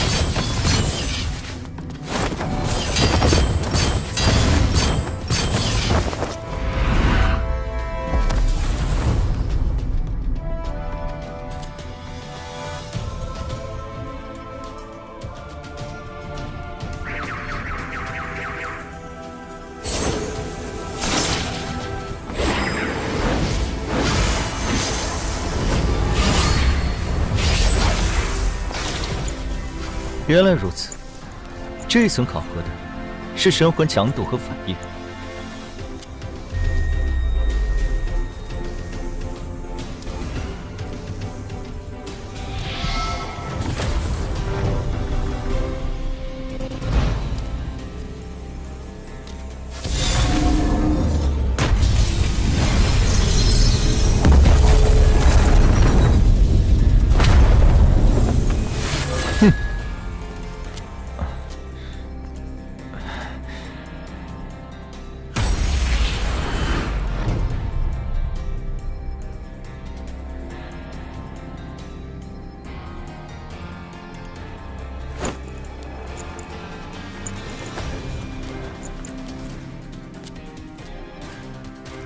啊！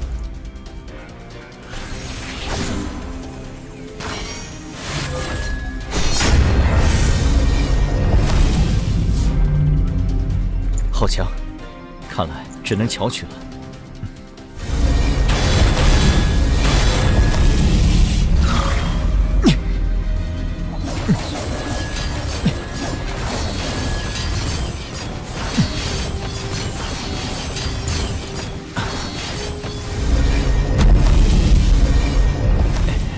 这场最后一步了，我绝不能就此结束。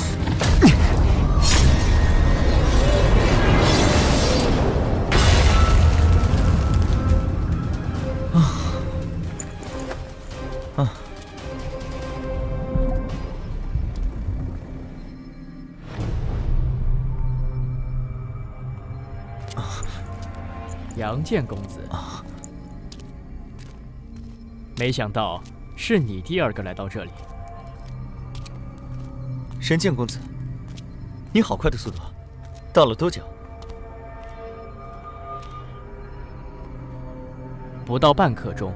前6层考核的是实力，虽然修为不同，面临的考核强度不同，但你不会剑圣级武学，通过前6层的速度定不及我，慢个半刻钟左右很正常。这么说来，第7层至第9层的考验，你通过的时间似乎一点都不比我慢。或许你通过第7至第9层的时间比我还要更短。谁快谁慢不重要，重要的是谁能够获得神剑水寒的认可。每一次试剑大会，神剑水寒只会认可1人，要等神剑塔中前9层的人全部消失，水寒剑才会选择认可之人。虽然我身上已有神剑灵光，但也渴望能够获得神剑水寒的认可，这是我天赋潜力的肯定。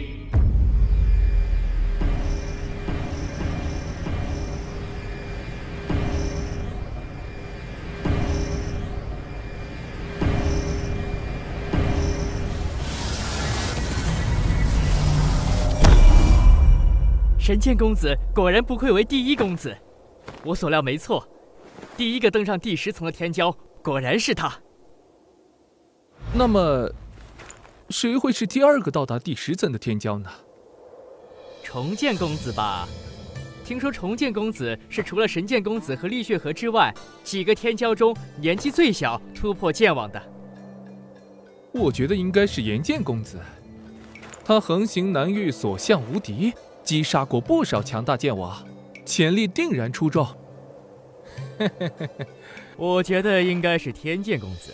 天剑公子突破剑王的年纪虽然比重剑公子大一些，但他后来居上，更早突破剑意境后期，天赋之强，直追神剑公子和厉雪河。也许是洛家的寒剑仙子呢？试剑大会考核的又不是实力，而是天赋和潜力。也许寒剑仙子会在试剑大会上一鸣惊人。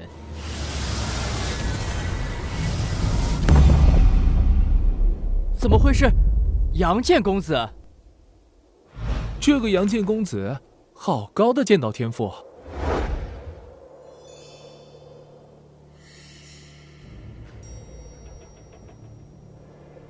不愧是2年时间便能成为剑王的天之骄子。这个杨剑公子的天赋的确非同一般，在天骄中也是冒尖的存在。可惜天儿还是稍逊一筹。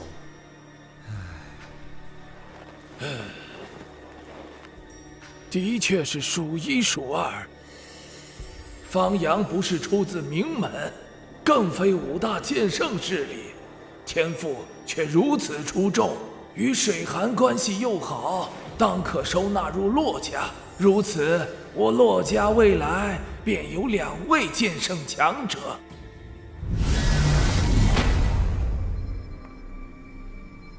竟然是水寒仙子！好，太好了，太厉害了！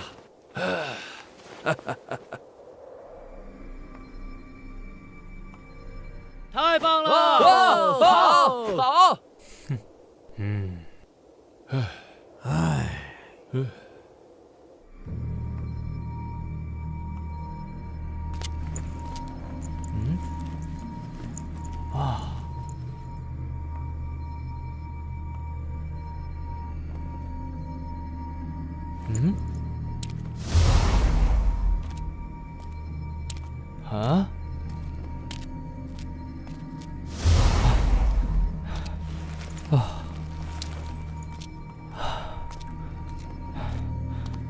我竟然是最后一名。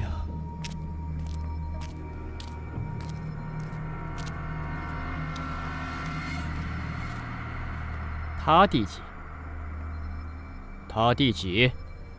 啊？问我，我也不知道啊。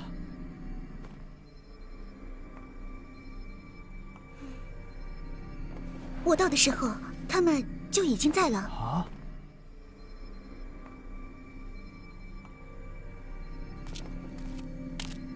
我第2。还好不是第1。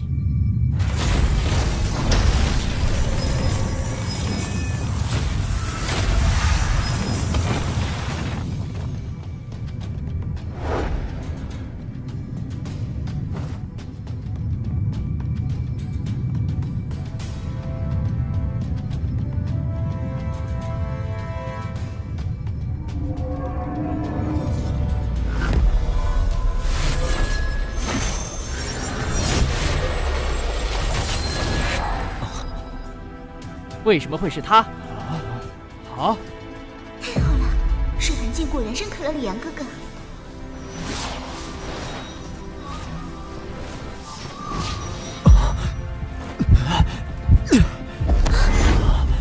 是不是体内已经有了一柄神剑，无法再容纳第二柄？还是说，我现在的修为不够，所以无法容纳第二柄？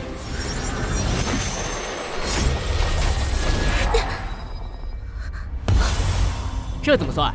水寒剑这是选择了寒剑仙子，寒剑仙子获得了水寒剑的认可。这么说来，寒剑仙子是本次世剑大会的魁首。我认为是杨剑公子和寒剑仙子都获得了神剑水寒的认可，恭喜了，杨剑公子。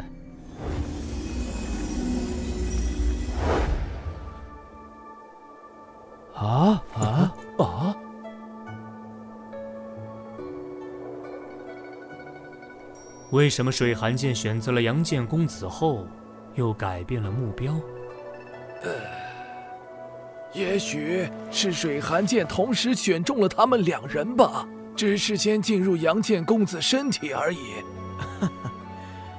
也许是一开始水寒剑选择了方阳，但进入他体内，发现他的真实天赋其实不怎么样，这才改变方向。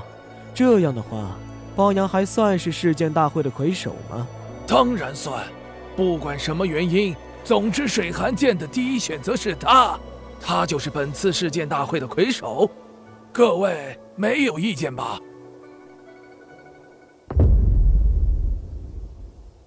各位小友，前10名单已出，分别是方阳、洛水寒、剑无双、吕天、楚言、华虫、叶媚儿、战星河、君一寒、楚西西。叶媚儿、战星河、君一寒皆为剑宗天才弟子，再加上剑无双，剑宗弟子在前10之中几乎占据了半壁江山，足见剑宗强大。前10之人将获得在剑山悟道的奖励，为期3天。获得魁首者，在剑山悟道之后，便可进入我洛家宝地修炼，为期3年。这么好啊！没有获得前10的各位小友，你们也别失落。我洛家欢迎天下各地的阴杰加入，加入洛家的阴杰将会受到大力培养，剑山会定期对你们开放。愿意加入洛家的小友们，可与我洛家联系。现在，请获得前10的天骄们，随我前去剑山。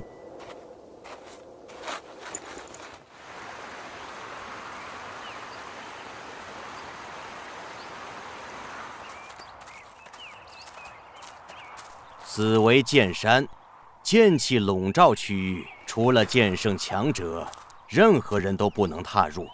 在剑山之上有10个安全区域，没有被剑气笼罩，武者可以在安全区域中领悟剑山所蕴含的强大剑道。好了，大家请自便吧。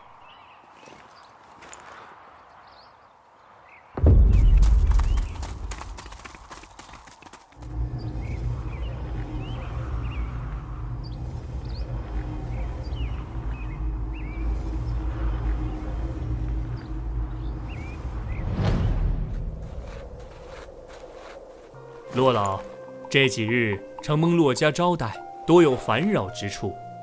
我儿幸得贵府剑山修炼之机会，不胜感激。他日欢迎洛家之人前去西域吕家做客。现在先走一步。这就是吕神通，西域吕家家主，我的父亲。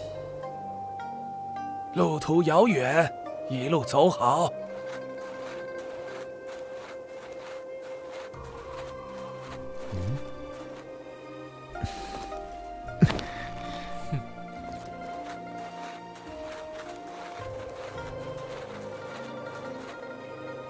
这是我洛家宏远老祖。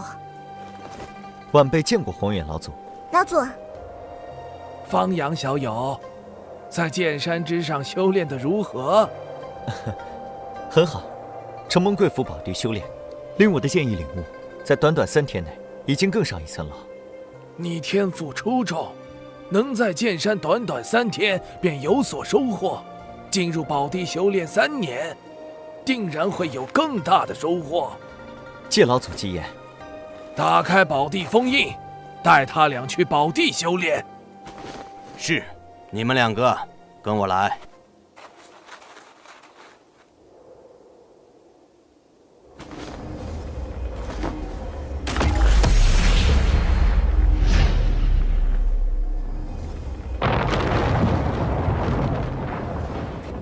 修炼宝地可以进去了。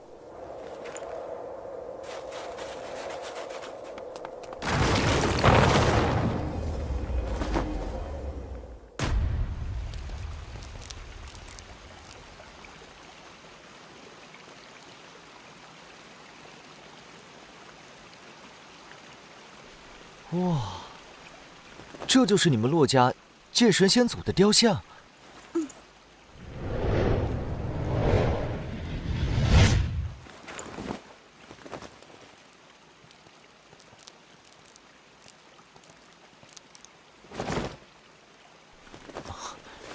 好浓郁的剑气能量。洛家宝地修炼1天，相当于外界修炼2天。我们在剑意境的修炼时间短，正好在此闭关3年，争取一举追上其他天骄的修为。吕阳，修炼的时候也别忘了用魂念感出雕像，可以领悟剑意，参悟剑道，这对于突破道境剑圣也大有作用。那剑圣级武学呢？也在雕像蕴含的剑道之中，需要自身领悟。听老祖说，悟性越高，领悟到剑神级武学的几率越高，甚至领悟2门剑神级武学都有可能。领悟到2门剑圣级武学的人多吗？少，非常少。哪怕是领悟1门剑神级武学的人，都屈指可数。后来，都成为了剑圣强者。历史上领悟到2门剑神级武学的人只有1个，那个人跟你还有渊源。哦，是谁？金鸿剑神吕金元，是你吕家先祖剑神。3000年前，他年轻时参加世剑大会，也曾获得魁首，进入这里修炼。我吕家先祖剑神竟也在此修炼过。每隔数千年，剑域大陆才会出现一次剑道盛世。每当剑道盛世，就会出现新的剑神之位。最近一位登上剑神之位的无上天骄，便是3000年前你吕家先祖金鸿剑神。上一个登上剑神之位的，是我洛家先祖边黄剑神骆冰云，时间是6000年前。既然以剑神为目标，那就必须和先祖金鸿剑神一样，领悟2门剑神级武学。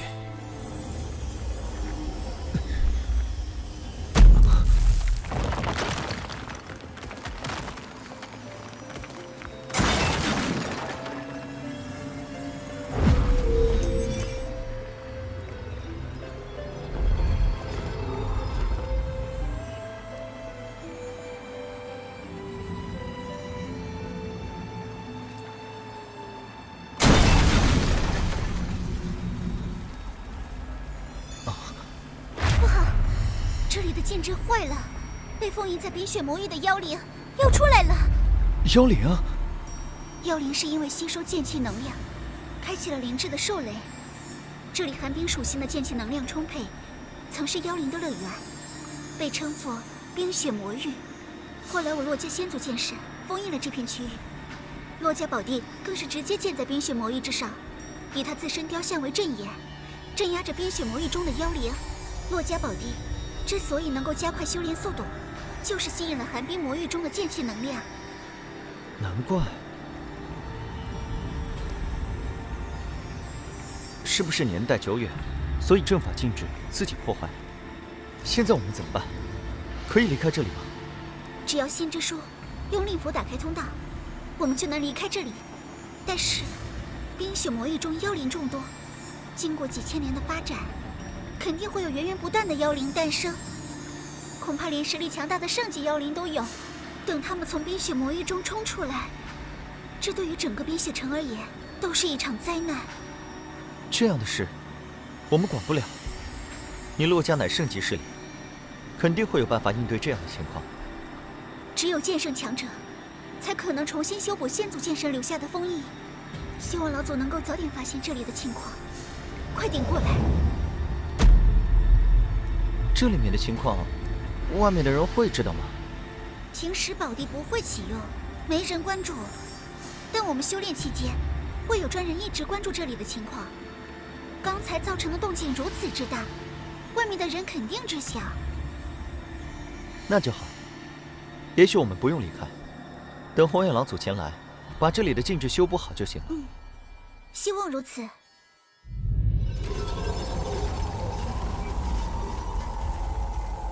你在这里继续看着，我去禀告副家主。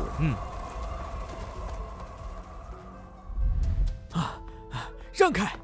我有要事禀报副家主，宝地禁制被破，小姐有危险。这，副家主正在外出。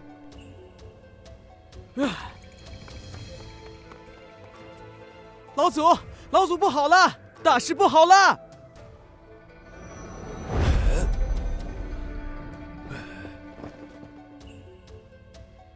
什么事慌慌张张？老祖，宝地禁制出现了破坏，冰雪魔域的封印被打开了2条通道，通到宝地空间了。什么？星之呢？有没有去打开通道，放水寒2人出来？副家主外出了，不在府中。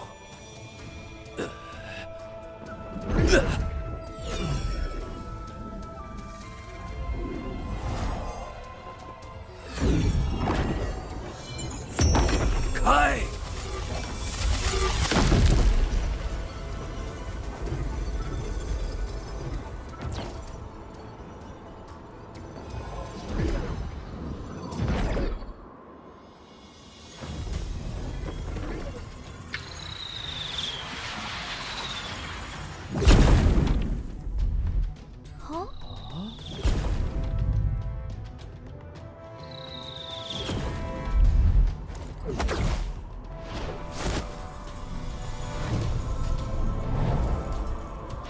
是血晶老人吗？他怎么会来我北域洛家？他想干什么？红远老祖呢？老祖在哪儿？有剑圣前来，老祖怎么没有现身？就是。血剑老人来了，快去找红远老祖。只有老祖使用神剑水寒，才可抗衡。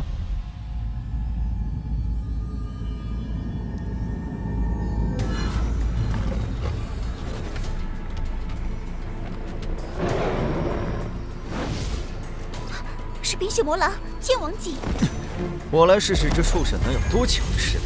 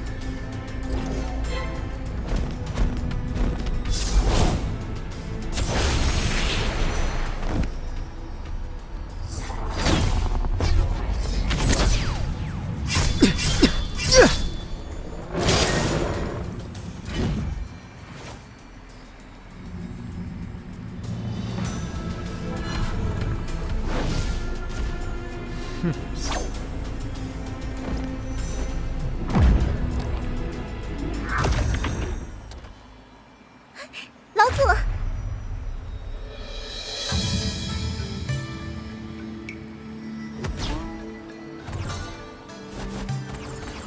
怎么了，老祖？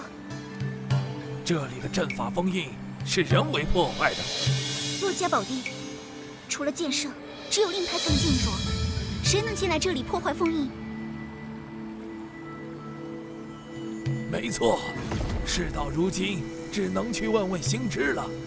现在当务之急是修好封印，剑来！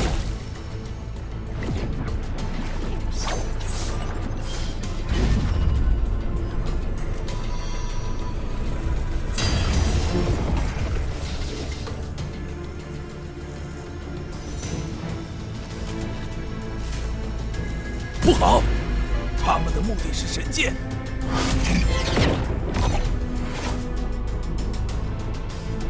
血剑老人，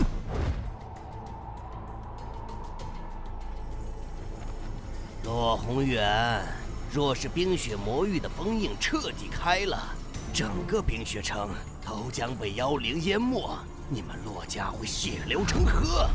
不如你告诉本座，神剑水寒的操控之法，本座得了水寒剑就离开，让你放开手脚去修补冰雪魔域的封印，如何？想要我骆家神剑，做梦！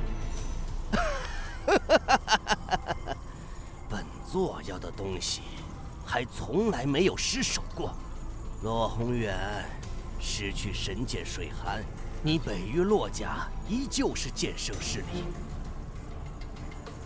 若是冰雪魔域的封印彻底解开，那你北域骆家要被除名了。家破人亡，你们骆家也想不辞后尘吗？哼！但在冰雪城的冰天雪地内，你也未必有胜算。你能在中域剑家作威作福，在我北域骆家面前休想讨得好处。或许你的实力更胜于老夫，但在冰雪城这1亩3分地，你也毫无优势。而且你在这里的消息会马上传至剑宗，不到2天，无剑老人君神望便可赶到这里。不到2天的时间，你想破我骆家，夺走神剑，简直痴心妄想！你骆家天才凋零，好不容易出了一个骆水寒，有剑圣之姿，你要让他死在冰雪魔域的妖灵手中不成？别说是2天，就算是2个时辰，他都坚持不下去。等到明天，冰雪魔域中的妖灵早就倾巢而出，封印必定全面瓦解，10个骆水寒也得死无全尸。神剑再强，毕竟是死物。你骆家小公主可是天骄，将来必成剑圣，甚至有望冲击剑神。你是保神剑，还是保骆水寒？自己心里好好想想，再做决定。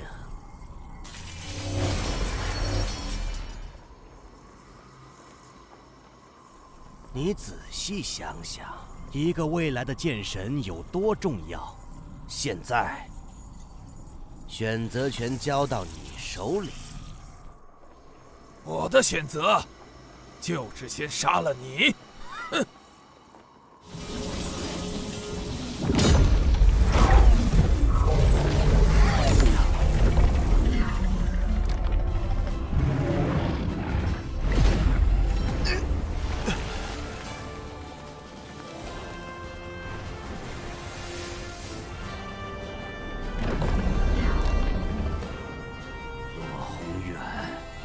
选择的是一条死路。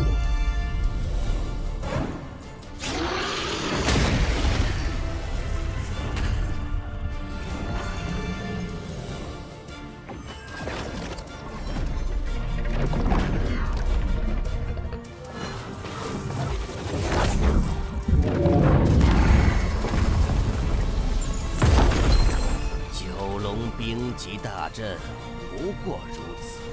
若是冰皇剑神在世，本座自然远远不及。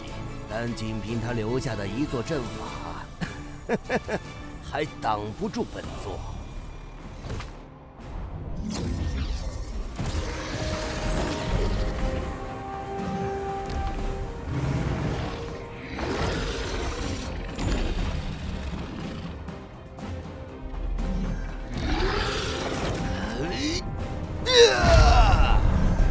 血魔煞神，能让本座动用血魔煞神，北域洛家的确比中域剑家要强大得多，但也就此为止了。看本座破你九龙冰级大阵！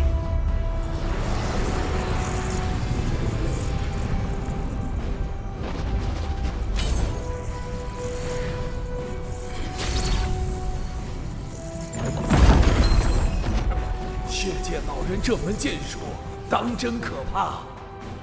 若仅靠9条冰龙攻击，迟早会被血煞之气进入污染。若是被血剑老人操控了9条冰龙，那么……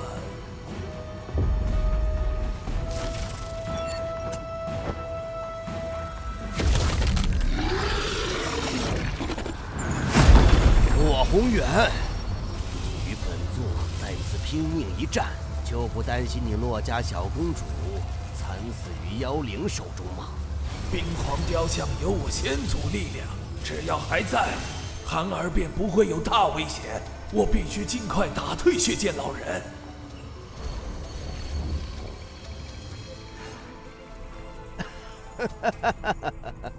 洛宏远，以你我现在的战况，再打上几天几夜都没问题。可你孙女还有时间吗？冰皇道真，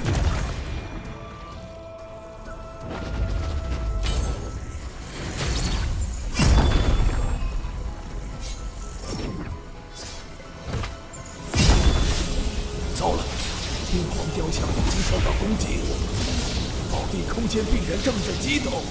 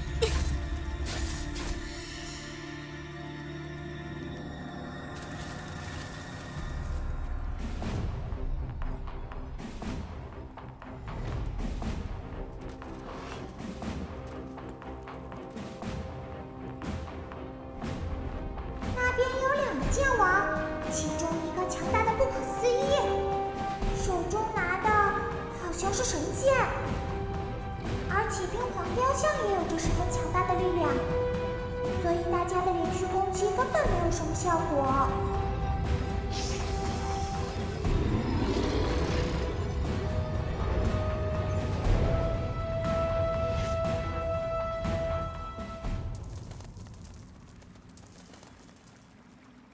幽灵的攻势结束了，恐怕没有。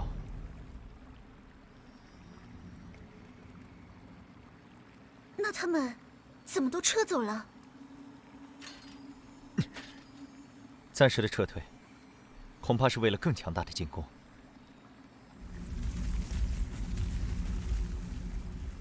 可能是更加强大的妖灵。该不会有妖圣过来吧？应该不是妖圣。据先祖笔记记载，妖圣的身躯非常大，如同小山一般，哪怕是体型小的，也有10几20丈高；体型大的更是可达到30、40丈高。这个通道太小了，妖圣应该过不来。不，就是妖圣。不知外面什么情况，我凭神剑逃神，能不能挡住妖圣的攻击？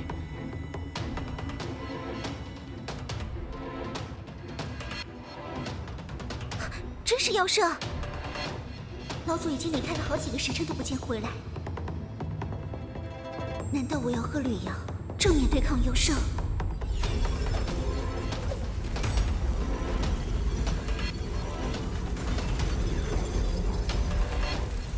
难怪这头剑圣级妖灵能够穿过通道来到这里，原来是一条蛇妖。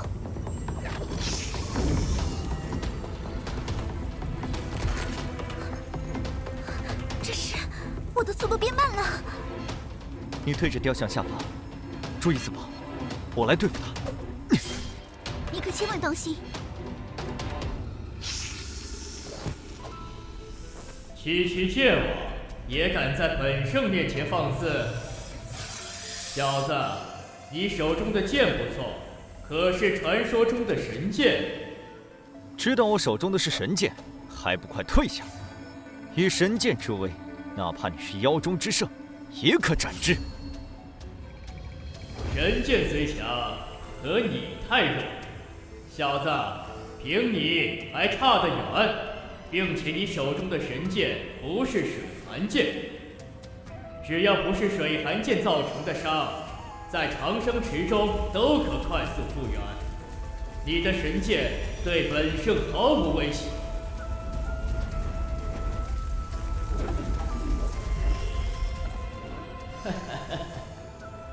你们都很年轻，如此年纪就已经是剑王，看来你们是人类武者中的天之骄子，击杀你们应该很有乐趣。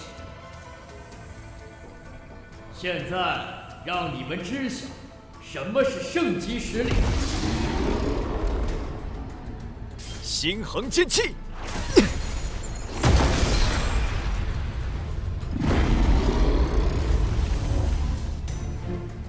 有点意思啊！凭神剑之力，你的实力在剑王中已属顶尖，可惜在本圣面前，依然宛如蝼蚁。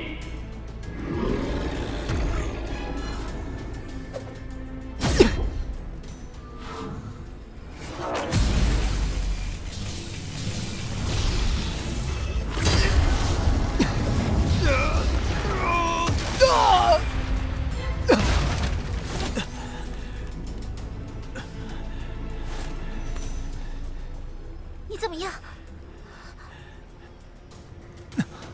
圣级的力量果然难以匹敌。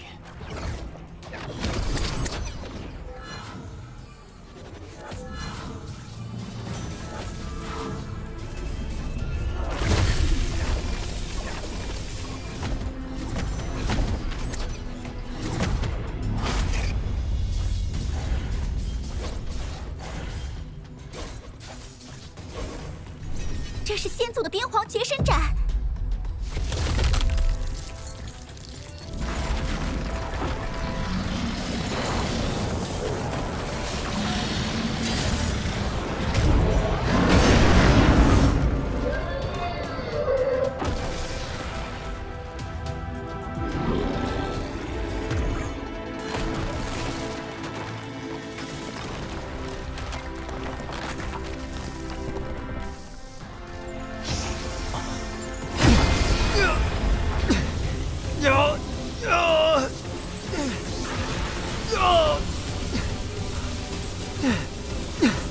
不好，我挡不住了！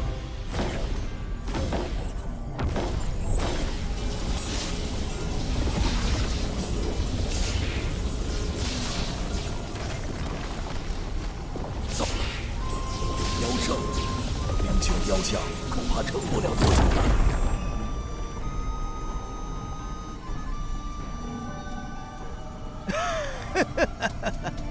看来冰雪魔域的封印就快破了，你洛家小公主将命丧妖灵之手。洛宏远，你给出水寒剑的操控之法，本座就让你去救她，如何？你休想！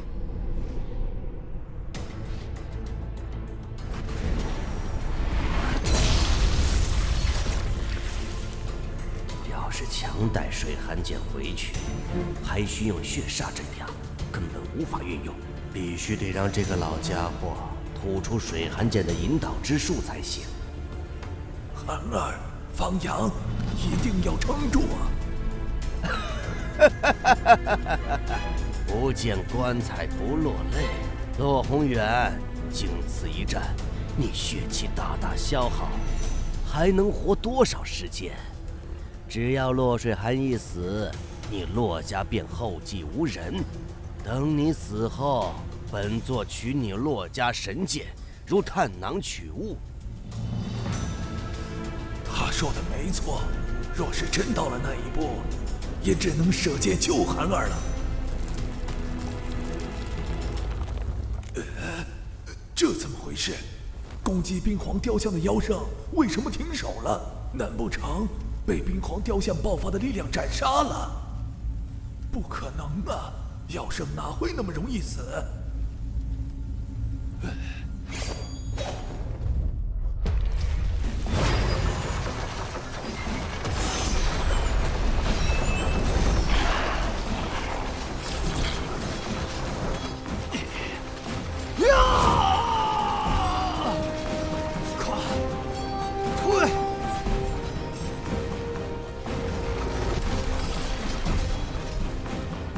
助你！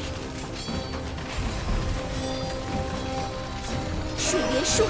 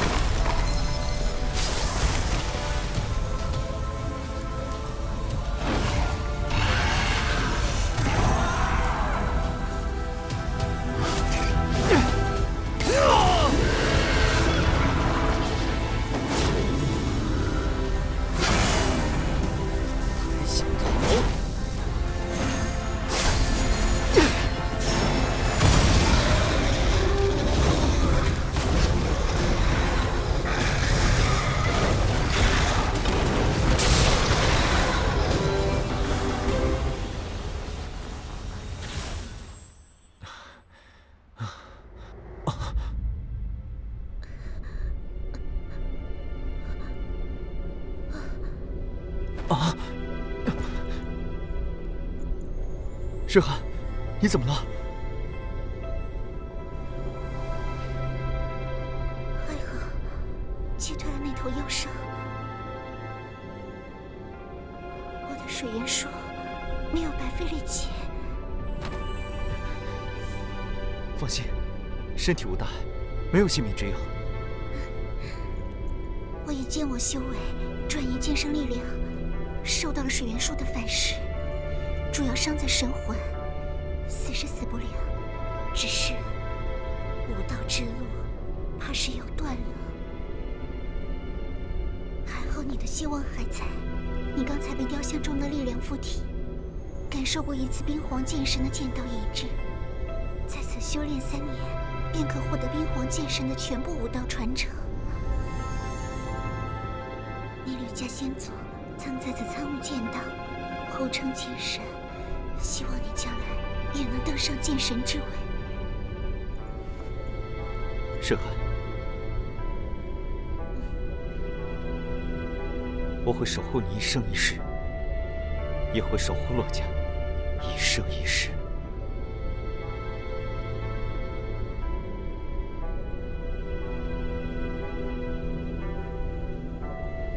不知道那个家伙还会不会再来？他可是说有个长生池，能够快速恢复伤势。他伤得那么重，并且是神剑造成的伤，应该没那么容易复原吧？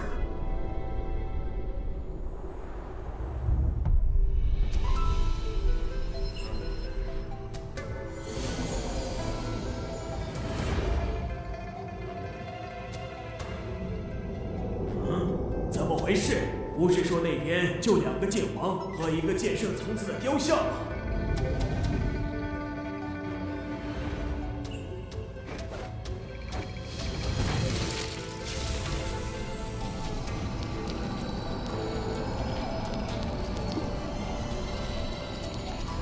不愧是神剑，这等伤势，看来得要10天半个月了。那个小子，我记住你了。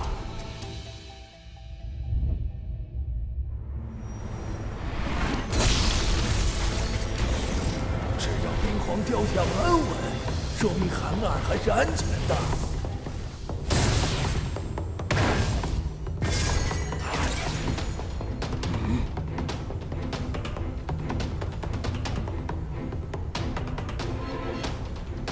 洛星之还不出来帮忙！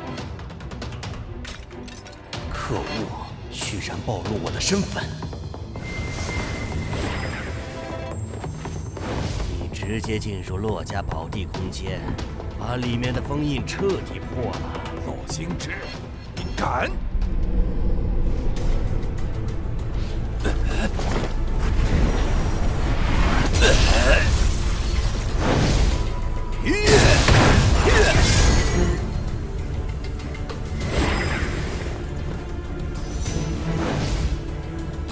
阻止洛星之，格杀勿论。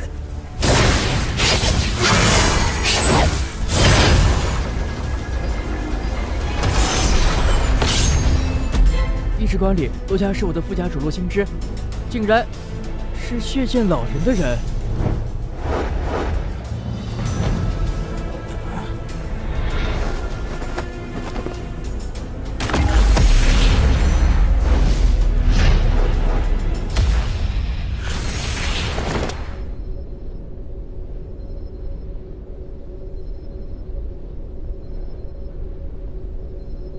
奇怪，为什么妖灵全部撤退？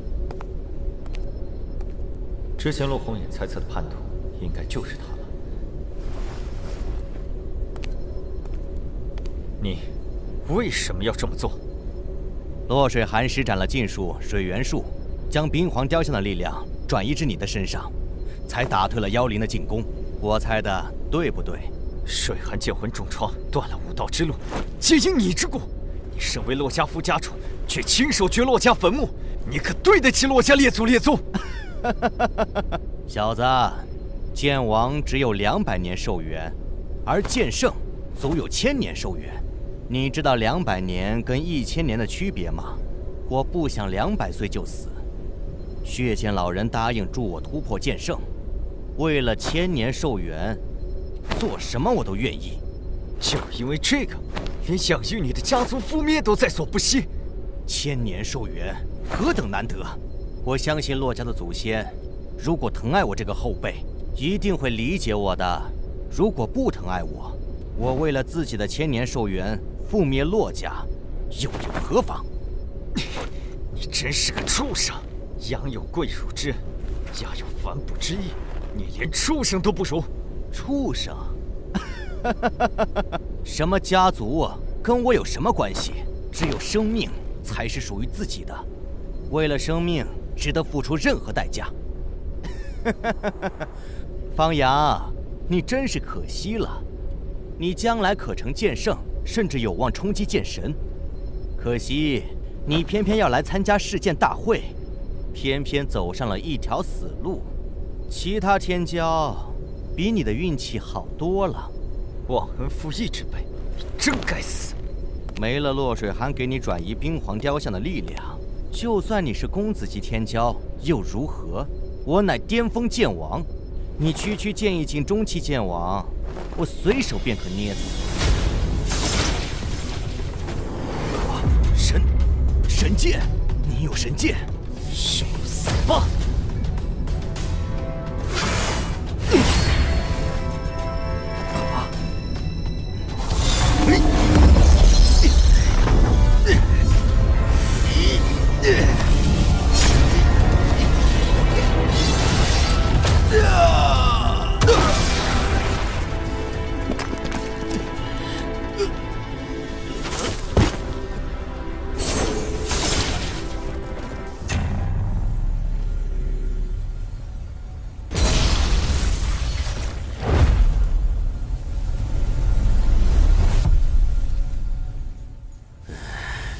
真是个废物！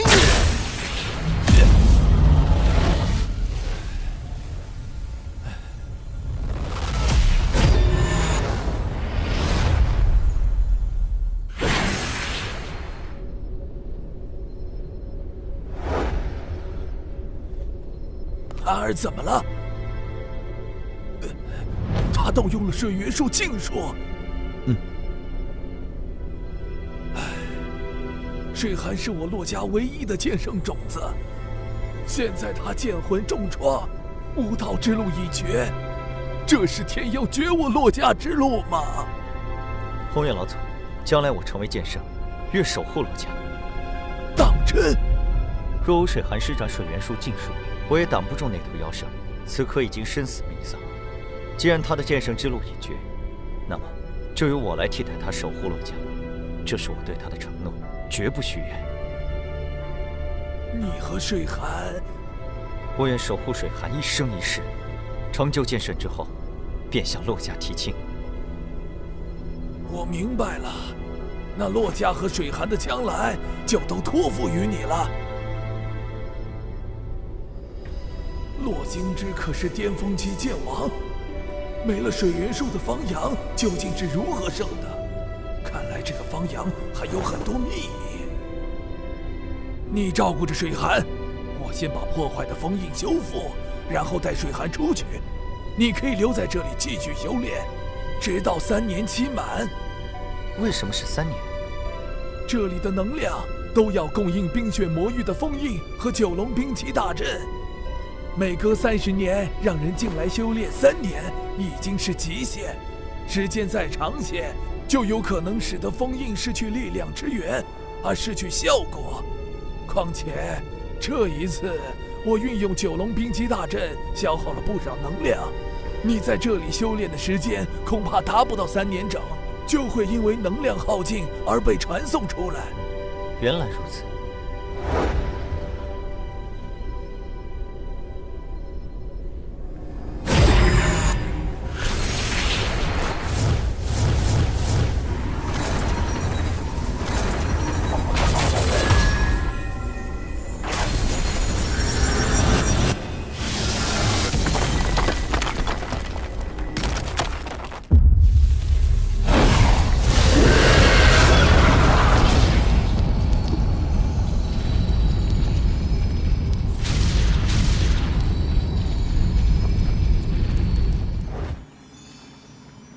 水寒的剑魂受到破坏非常严重，需要至价的养魂宝物才能治愈。洛家的养魂宝物只能令他的剑魂不再破坏，无法修复。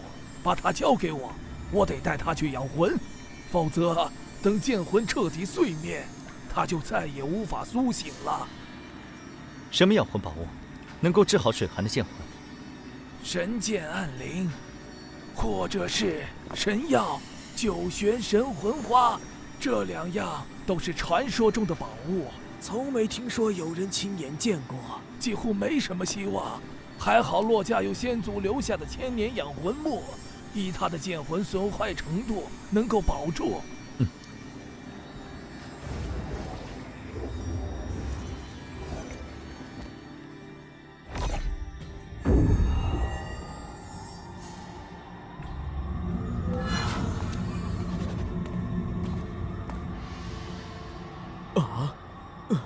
详细的事之后再讲，先去宝库中把千年养魂木取来。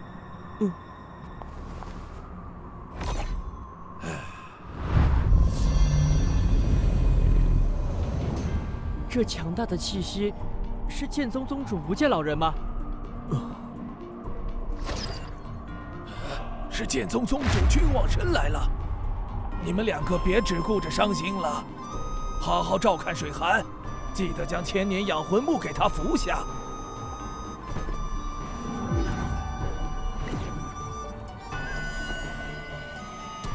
君宗主，宏远兄，看来我来晚了。君宗主能从中域剑宗不远万里而来相助，洛家上下已经感激不尽了。却见老人慑于君宗主的实力，知道君宗主要来，提前1个多时辰就已经逃之夭夭。唉，可惜，自从剑家的血债之后，我便一直留意着他的消息，没想到他一蛰伏就是20余年，一直不见踪迹。现在好不容易有了他的消息，又被他逃走了。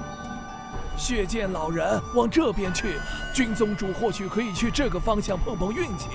若是运气好，或许真能遇上。已经过了1个多时辰，再追上的希望十分渺茫，不急于一时。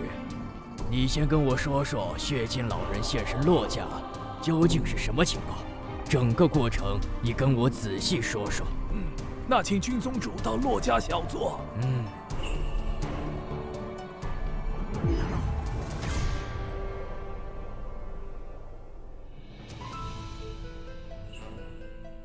这么说来，血剑老人是为了洛家的水寒剑。君宗主可有什么发现？神剑之贵重，任谁都知道。也许他就是眼红神剑，另外3大家族的神剑他没机会弄到手。偏偏你洛家的冰雪城建立在冰雪魔域之上，借着30年一次的世剑大会打开冰雪魔域的封印，才有机会在你保神剑还是保洛家剑圣天才的两难之间夺取水寒剑。说来奇怪，你洛家宝地中究竟发生了什么事？仅仅2个剑王天才，再加上1座冰皇雕像，便让洛兄志的破坏都失了效果，连他自身进入其中都命丧黄泉。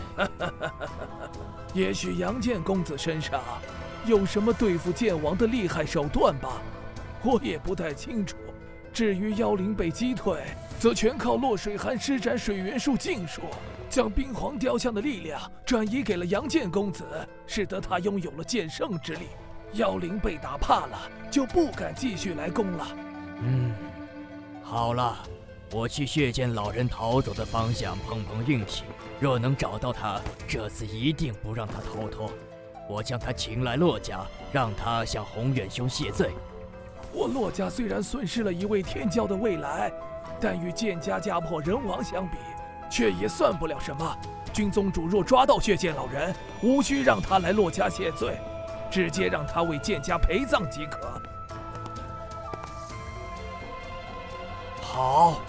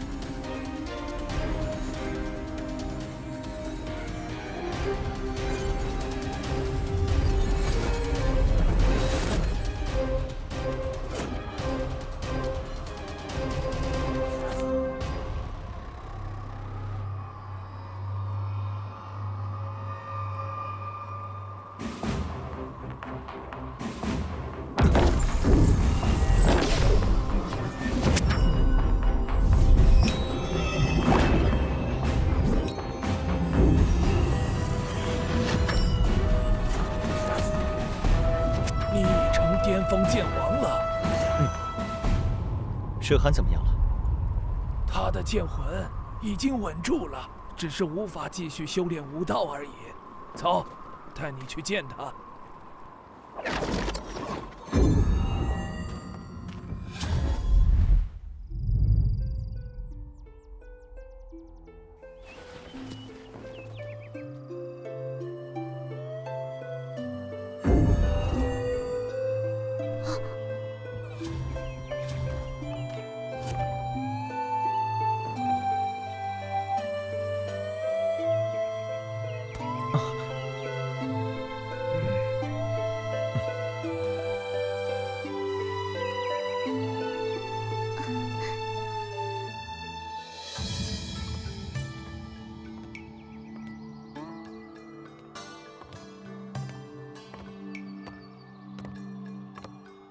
多亏有你。你说，成为剑圣之后，便向洛家提亲娶我，是真的吗？当然。你现在已经是巅峰剑王，似乎突破剑圣也快了。是对剑道已经有所感触。若是能继续在洛家宝地修炼1-2年，我有把握领悟剑道，成为剑圣。这也是没办法的事啊，只能开启那么久。西域吕家，是不是也有类似的修炼宝地？应该有吧。最近的剑神强者，便是出自于西域吕家，应该会有最完整的剑神底蕴。你要回西域吕家了？不错，我得找吕神通问清楚当年他和我母亲的事情。名分什么的，我可以不要，将来我也可以不留在吕家，但我身上流着吕家的血脉，吕家的神剑传承，我得学。仅是领悟寒冰剑道，成就剑圣，这是冰皇剑神走过的道路。我要集冰皇剑神、惊鸿剑神2人的剑道优点，领悟出新的剑道，走一条新的剑道之路。我觉得这样将来成为剑神的希望才会更大一些。你说的有道理，绝大多数人都想沿着前人的足迹走捷径，而你却想要开辟新的道路。仅是论这份气魄，就已经胜过绝大多数人了。新的剑神之位出现，当属于新的剑道之路。你什么时候去西域吕家？我刚刚出关，先在冰雪城住几天，陪陪你，过几天就出发。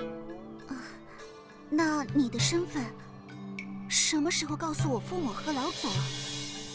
现在也没什么可隐瞒的了，只要我回西域吕家，身份就会天下皆知。现在就告诉他们。好。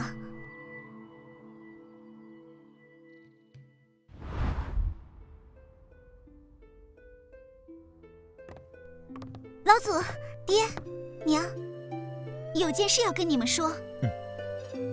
什么事？其实，他不叫方阳，而是叫做吕阳，是吕神通之子。西域吕家，吕神通的儿子。这是怎么回事？吕神通见过他，怎么连自己的儿子都不认识？我自幼在北域寒山城方家长大，我母亲。你不仅是吕神通的儿子，并且还有神剑桃神。姑姑也知道吕阳有神剑桃神。我们遇到烈血河时，就是吕阳用神剑桃神抗衡了血煞，这样我才能凭借剑圣倒影将烈血河重创。在宝地空间，也是因为吕阳有神剑桃神，才能够在获得冰皇雕像力量的短时间内重创妖圣，将其击退。我能击杀洛星之，也是凭神剑桃神。真的是神剑，暗灵剑养魂，桃神剑诛煞，这可是2柄最古老的神剑，只在雪煞剑屠戮剑域大陆之前的时代出现过。万万没想到，竟有现世之时，桃神剑怎么在你的身上？我也不知道，应该早早就已经在我体内。不知道吕神通知不知道原因？我去西域吕家后，得问问他。你什么时候去西域吕家？我已经跟水寒说好了，过几天就走。最好是快点走。为什么？血剑老人入侵洛家，目的就是为了神剑水寒，或许也会对你身上的神剑桃神感兴趣。既然厉雪河知道你身上有神剑桃神，很有可能会告诉血剑老人，为得桃神，血剑老人也许会在你前往西域吕家的途中截杀。你今天刚出关，见过你的人不多，你悄悄离开冰雪城，这才能路途平安。前辈所说在理，一切以安全为主。老祖说的对，你尽快秘密出城，才能一路通畅地回到西域吕家。没错，血剑老人已经在洛家策反了一个洛星之，洛家很可能还有暗中与煞盟勾结的人，所以吕阳不能在洛家久留。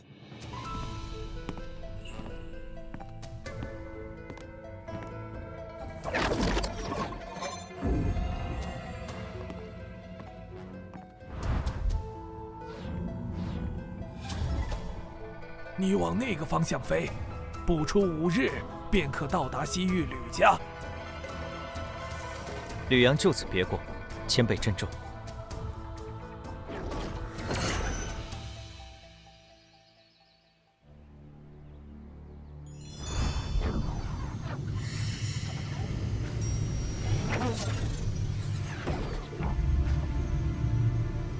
着实比方家气派多了，可惜母亲看不到了。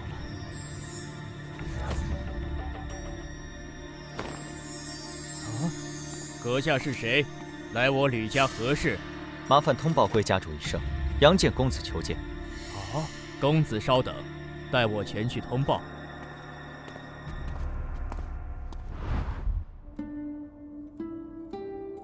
神通，天儿今年才26岁，就突破了剑意境巅峰，比你当年突破剑意境巅峰的年纪要早了好几年呢。将来天儿突破剑圣的年纪，肯定也要远小于你，应该用不了太长的时间。到时候，你们父子双剑圣，将是流传整个剑域大陆的佳话。不错，比起我当年，的确要出色很多。但是在天骄中，26岁成巅峰剑王，算不上多么出色。如剑无双、厉雪河都在24岁左右便成为巅峰剑王，你还要多多努力。父亲放心，我一定会追上剑无双、厉雪河的。将来的剑神之位，非我莫属。有自信是好事，但千万别骄傲自满。在成为剑圣之前，每天再多加2个时辰的修炼时间。每天再多加2个时辰修炼，那等于是全天闭关了。父亲，再怎么刻苦修炼，也该讲究劳逸结合吧？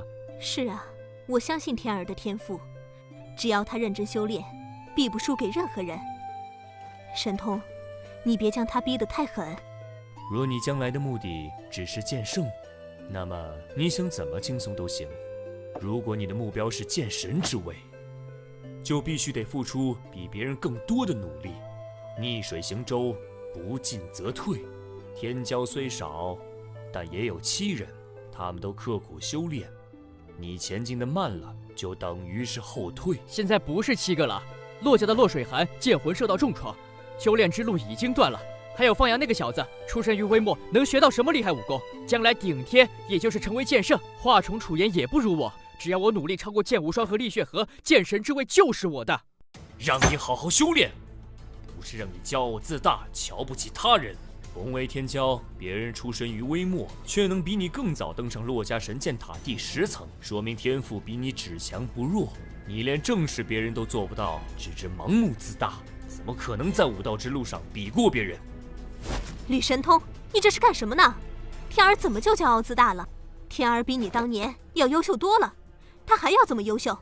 整个剑域大陆无数武者，天儿能在同代排名最顶尖，多少人渴求不到这么优秀的儿子，你都不如天儿，你还说他？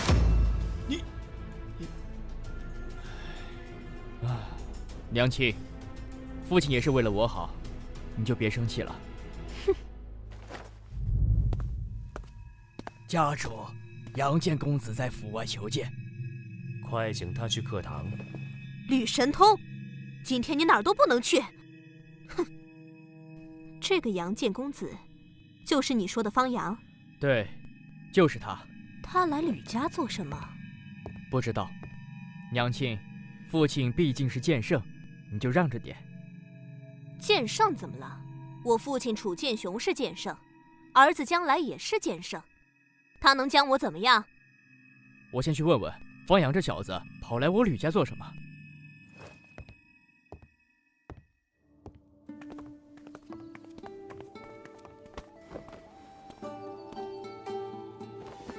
方阳，你来我吕家做什么？找吕家主，问点旧事。你能有什么事问我父亲？先问我吧。你不知道，问也白问。你都没问，怎么知道我不知道？还请继续带路。不许走！方阳，不把话给我说清楚，休想向前一步！你们吕家是吕家主说了算，还是你说了算？就凭你，还没资格在我面前狂妄！我倒要看看你在洛家宝地修炼这么久，有多大长进！住手！父亲，越来越放肆了，给我退下！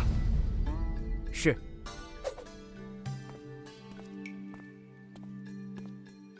杨建公子，让你见笑了。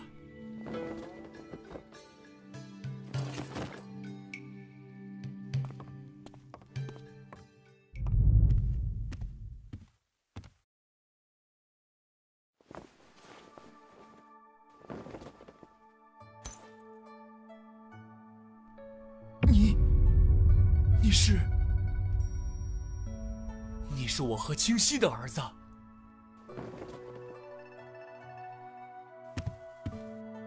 我的娘亲的确是方清溪，她给我取的名字叫吕阳。方阳，吕阳，原来如此，原来如此。我还以为你跟着司明一起被煞门害了，没想到你还活着。你就是我的儿子，我和清溪的儿子。我不确定你是不是我父亲，如果你真的是，为何弃我娘亲于不顾？为何我活了18年，你从来都没来看过我？我对不起你娘亲，也对不起你。我来，不是想听你说对不起，而是要知道为什么。如果没有值得我理解的理由，我无法替娘亲原谅。你想知道我和你娘亲的故事？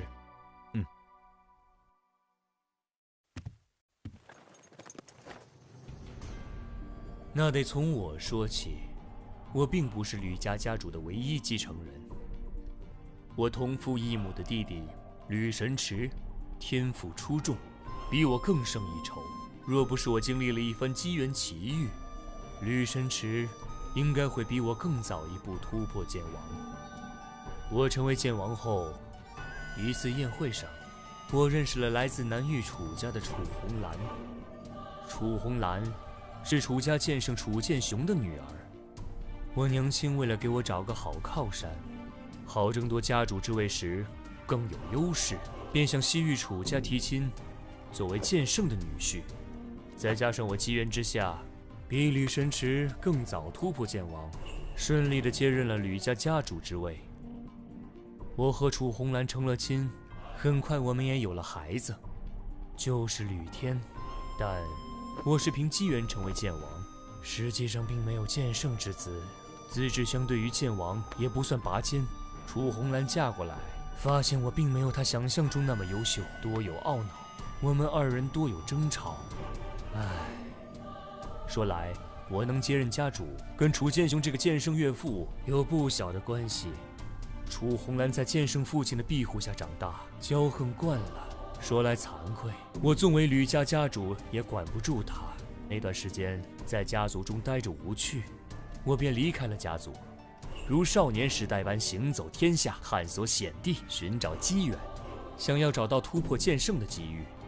我的天赋不是很高，但运气却是不差，因为到处探索险地遗迹，还真的找到了一个年代极其古远的遗迹，从里面获得了关于神剑暗灵的一点消息。你见到了神剑暗灵，还是得到了？神剑可不是想获得就获得的，能获得神剑认可者，至少拥有剑圣之资。以我的天赋，并不能获得神剑的认可，否则，如果当年我能获得神剑天虹的认可，我必定能成为吕家家主，就不需要借助楚家的力量了。我连神剑暗灵见都没有见到，但是我的确从那里获得极大的好处，让我能够在短短20年之内突破剑圣，并且也因此遇到了一个令我一生都无法忘怀的人，那就是你娘亲方清溪。我通过古遗迹中获得的关于神剑暗灵的消息，确定神剑暗灵有可能在北域行州，于是我便赶去了北域行州。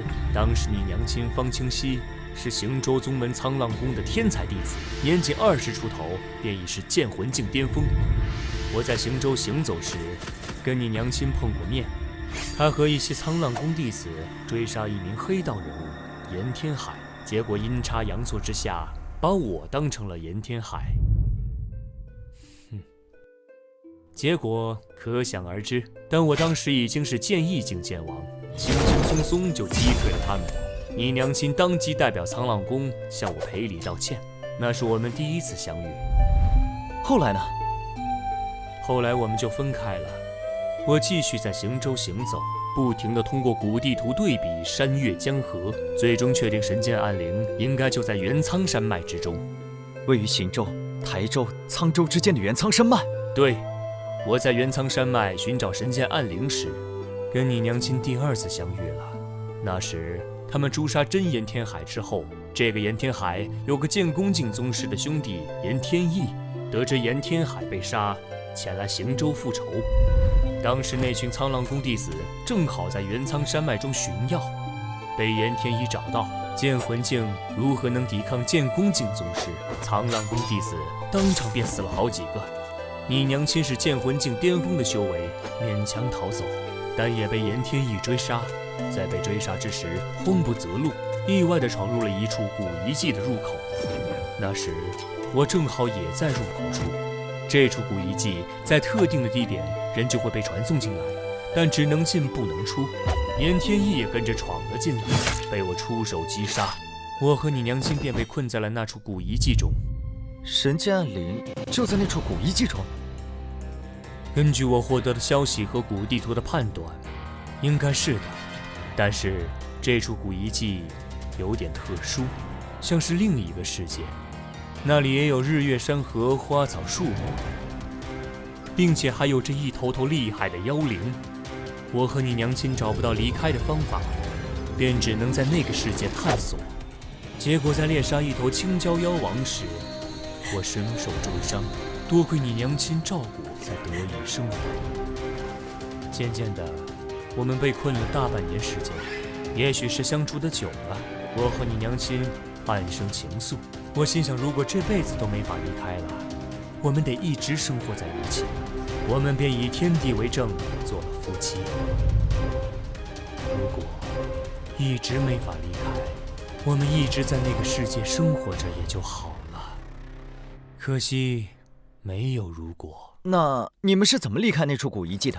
那个世界中还有我应付不了的妖圣，为了躲避妖圣，我和你娘亲根本没法在一个地方长久停留，哪怕她怀有身孕，我们也得经常转移位置。大概怀了你3个月的时候，我们找到了一个山洞，里面有着人为开凿的痕迹，有石桌石椅，就像是有人生活过。那里还有别人？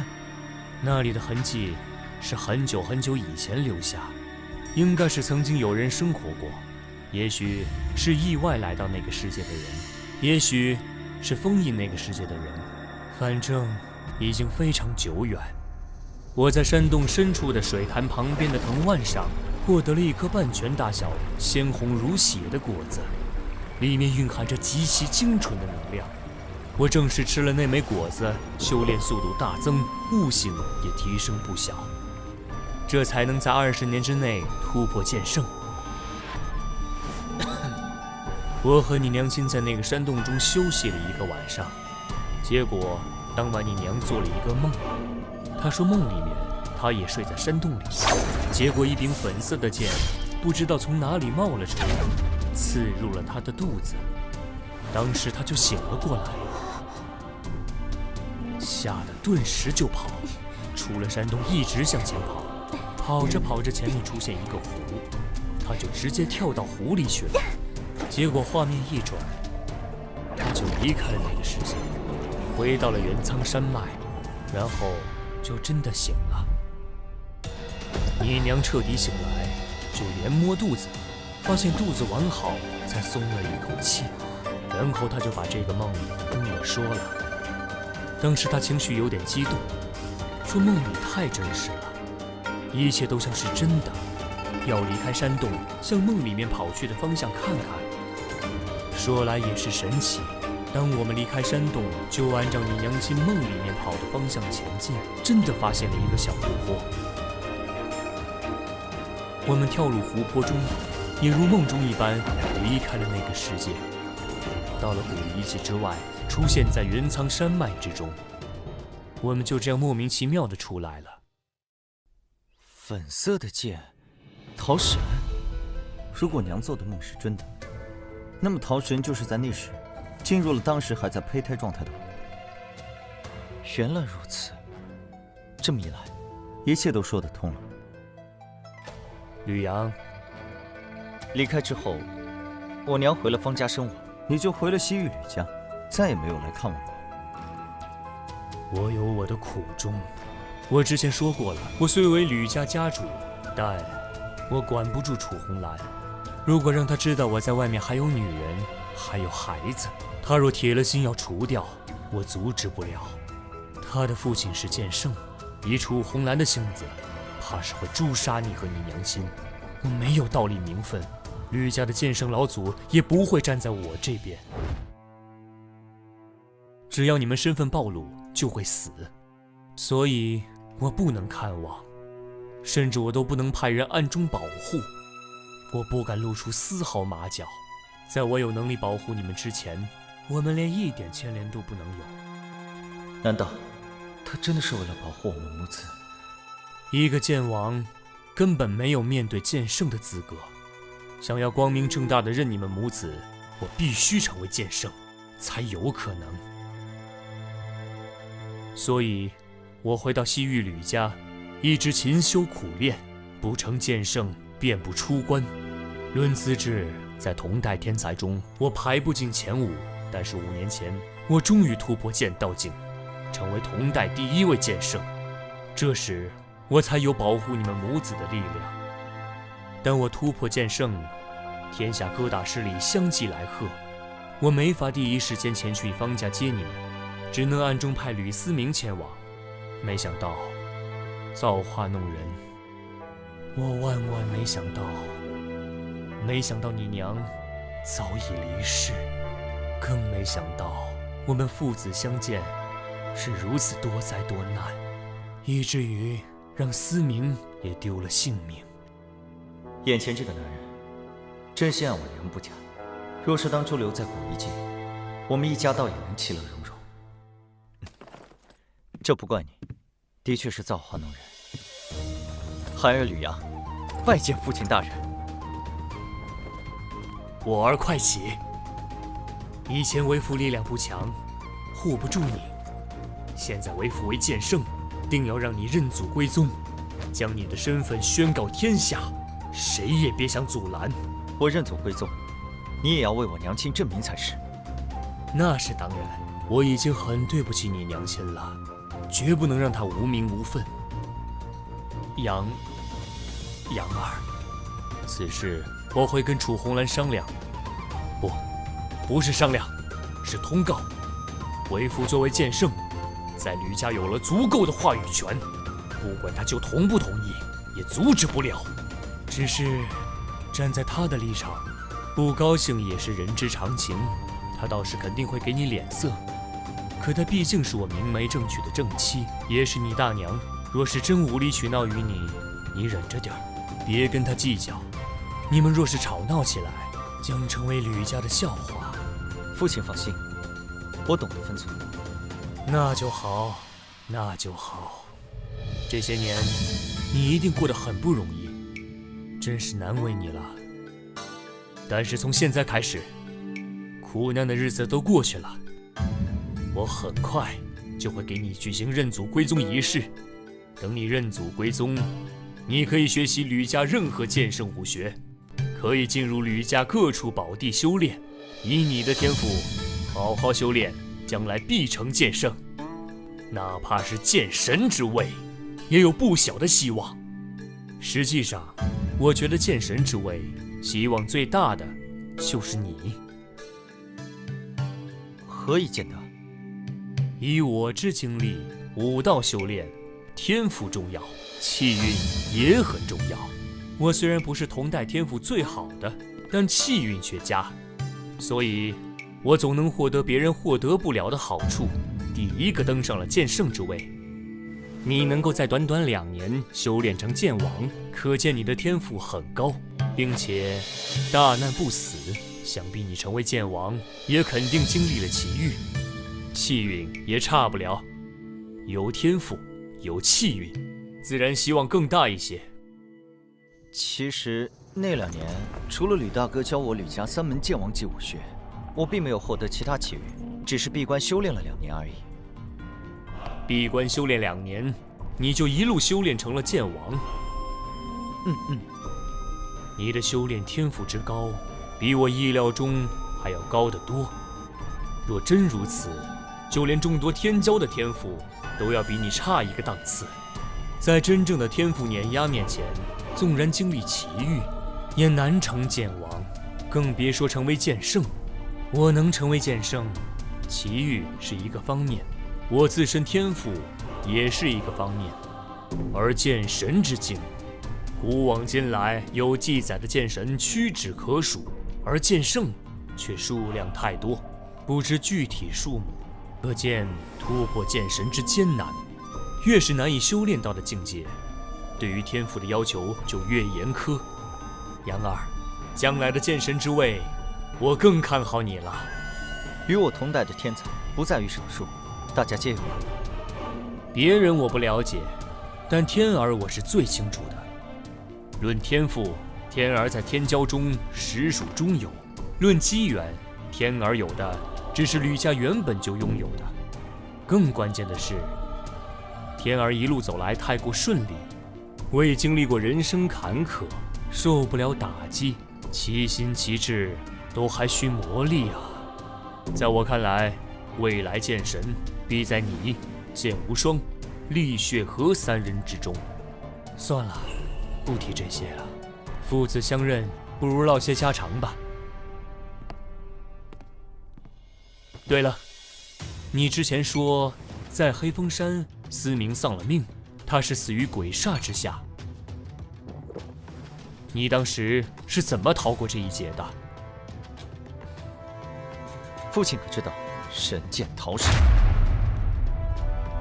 这岂能不知？10大神剑各有传说，其中8柄神剑的传说比较清晰，唯独桃神剑、暗灵剑出现年代久远，记载极少，唯有8个字较为流传：桃神诛煞，暗灵养魂。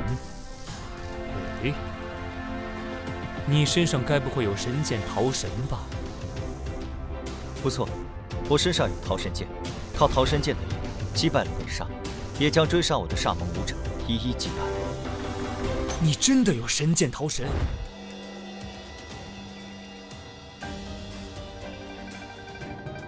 这等只存在于传说中的古之神剑，竟然在这个时代现世了吗？杨儿，你什么时候获得了桃神剑？果然，一切都因源于那个梦。我没有获得过神剑桃神，这本神剑应该是从我生下来开始就一直在我体内。难道？没错，我听父亲讲当年时，如今也怀疑体内的桃神剑是不是跟娘亲在那个山洞里做的那个梦有关。梦里面找到湖泊的路线是真的，通过湖泊离开古遗迹世界是真的。那么，有一柄粉剑插进他的肚子，一样是真的。那就是桃神剑。从那时起，桃神剑就一直在你的体内，伴随着你出生、成长。我也是这么想的。桃神剑居然如此有灵，你还在腹中就择你为主了吗？这究竟是好是坏？还有，你娘亲早逝，会不会跟桃神剑有关系？是，父亲说娘亲以前是沧浪宫的天才弟子，修为颇深，这都是桃神带来的。如果真是那样的话，岂不是这剑自己有意识？那究竟是我御剑，还是剑御我？父亲，你不是说那处古遗迹世界中应该有神剑暗灵吗？怎么神剑桃神也在其中？难不成那里拥有2柄神剑吗？根据我得到的古地图考证来看，神剑暗灵的确是在那处古遗迹世界中。如果桃神剑确实是从那里进入你娘亲的体内，那么你说的没有错，那里有2柄神剑。只是我和你娘亲还没找到暗灵剑，便离开那里了。父亲成为剑圣后，有了足够的实力，应该又去探索过吧？去过。你和思明出事后，我在北域找了你一圈，在行舟的时候便去了元苍山脉，但是当年那个入口我已经进不去了。我能感应出那里的天地空间与别处不同，应该入口禁制还在，但是不知道为什么我无法激发触发条件，进不去里面。难道是剑圣不可进？不一定。当年你娘亲是剑魂境，炎天意是剑宫境，我是剑王境，都能进。但后来我找人试过了，剑魂境、剑宫境、剑王境武者也都无法再进。我猜想，应该是我和你娘亲离开后，进入遗迹世界的禁制改变了，产生了新的条件。再次进入，会不会和我体内的神剑逃神有关？有可能，或许你将来可以去试试。遗迹世界中有妖圣，并且数量还不少。想要完整的探索遗迹世界，你现在的实力还不够，至少也要成为剑圣才行。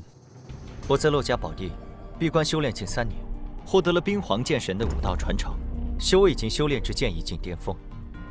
我想参悟金红剑神的武道传承，集2位剑神的剑道之长处，领悟出属于自己的剑道，突破剑圣。你今年才23岁，好像还不到。还有4个月，年满23。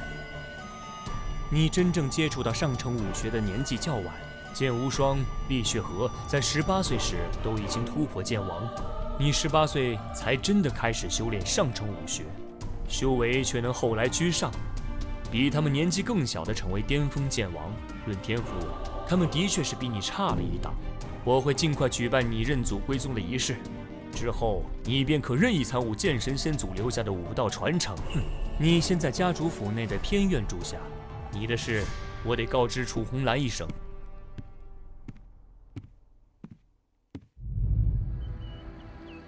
太过分了！这个吕神通现在胳膊肘都开始向外拐了。天儿，你不必忧心，你外公是剑圣，父亲是剑圣，你更是年少天骄，整个剑域大陆就属你的血脉最为优秀。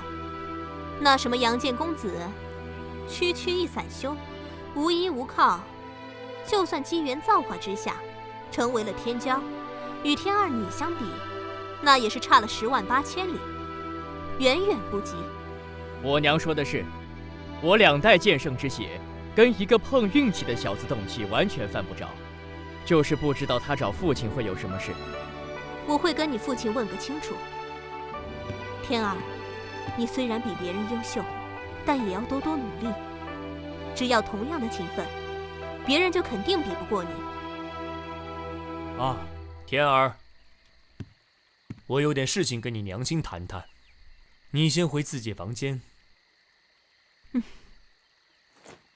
嗯。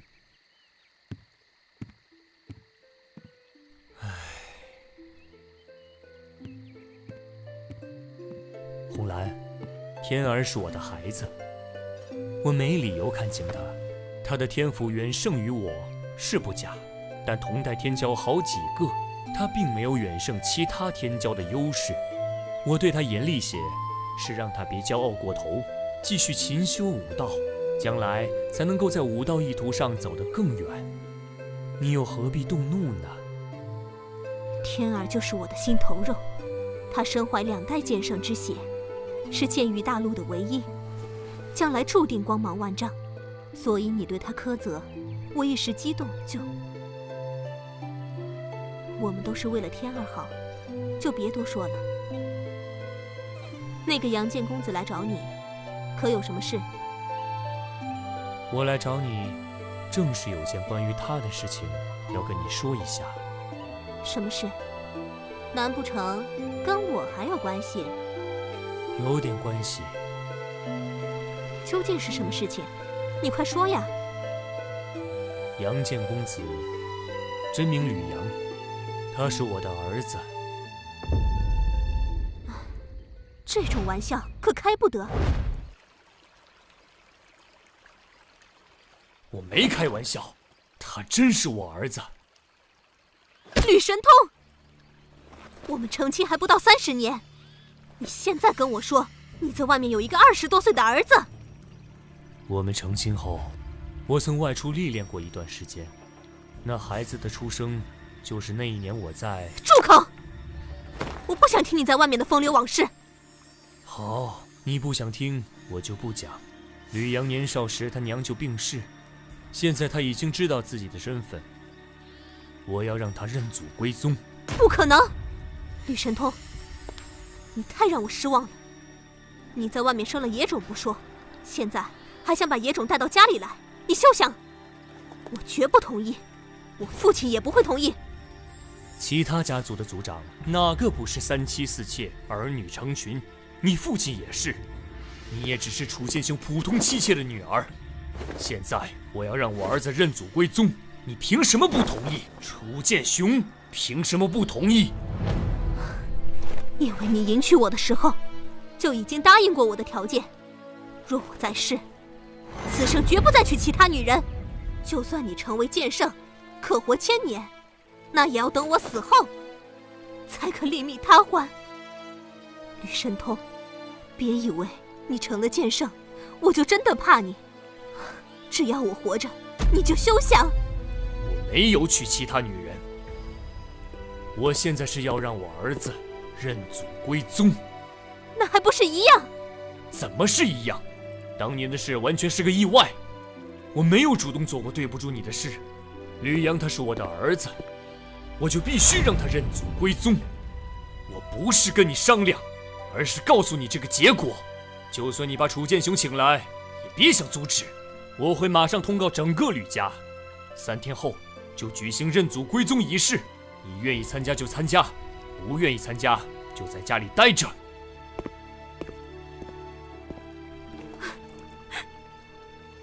野种，该死的野种！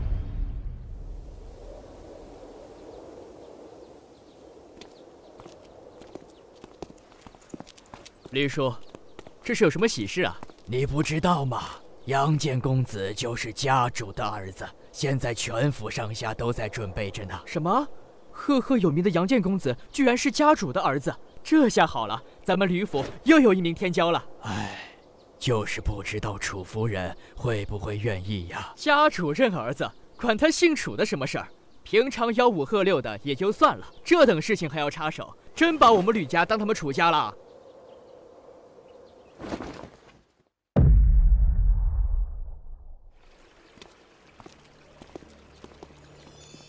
天儿，你父亲现在的心思都在那个野种身上，对于我们母子，他已经完全不放在心上了。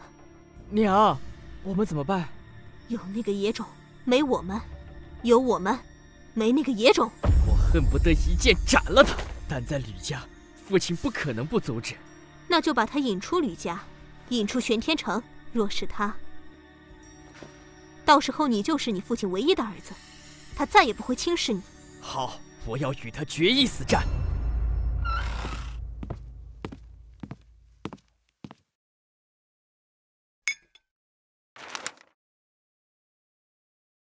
看来他是执意要与我一战了。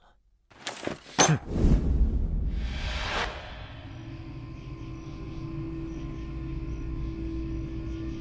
我如今已然是剑意境巅峰，有吕家剑圣级绝学和吕家神剑惊鸿在手，方阳他敢来？方阳，终于来了。既然你一定要挑战我怎么能不来？不知天高地厚，若不是你运气好，经历了机缘奇遇，侥幸成为剑王，哪有资格与本公子平起平坐？现在我为巅峰剑王，就凭你也敢在本公子面前放肆？惊鸿剑出！我才不靠什么机缘奇遇，而是一步一个脚印走来的。猖狂！本公子今天绝不饶你。虽然我不喜欢你，但我们至少有着同一个父亲。即使我从小没享受过吕家的好处，而你却拥有一切，可我从未有过嫉妒。而你明明占尽了好处，却如此咄咄逼人，将父亲置于何地？我是父亲唯一的儿子，你的生死对于父亲而言并不重要，所以，哼！惊鸿剑法！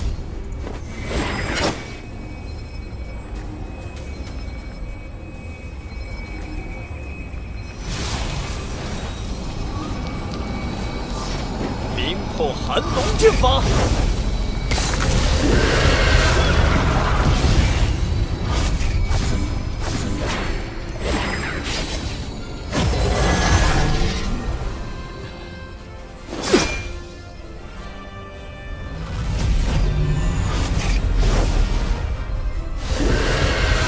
巅峰剑王而已，很意外吗？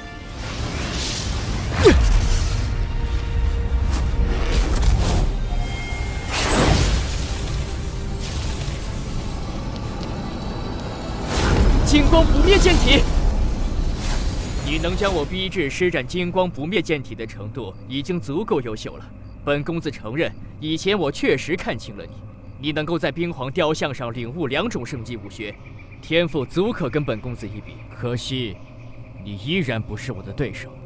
我吕家惊鸿剑神极善功法，有着至强攻伐剑术——圣虎剑法。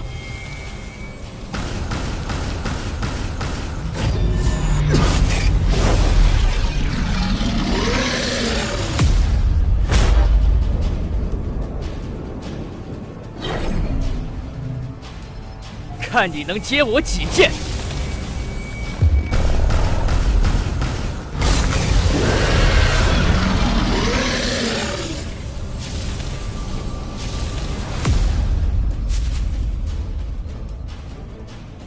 第3剑，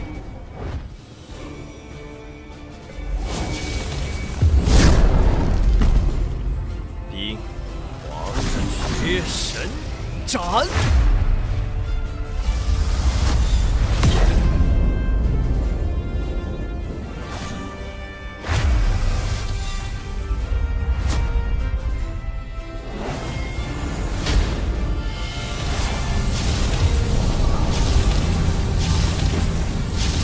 啊！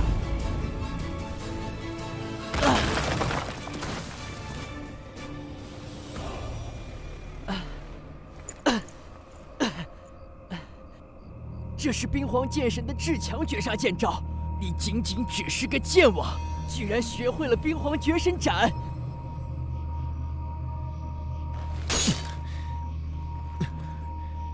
你败了，不是我的对手，以后少惹我。我败了，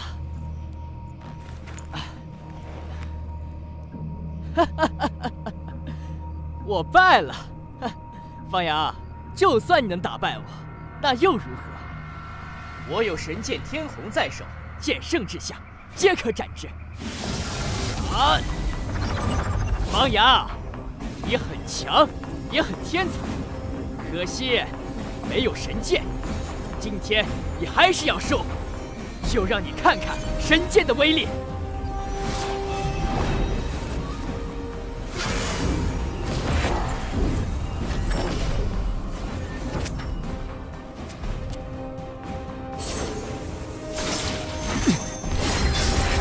神剑，我也有。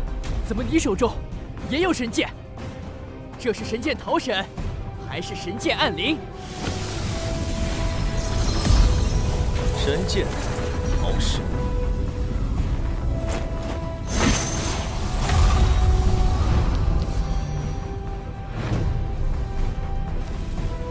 你们在干什么？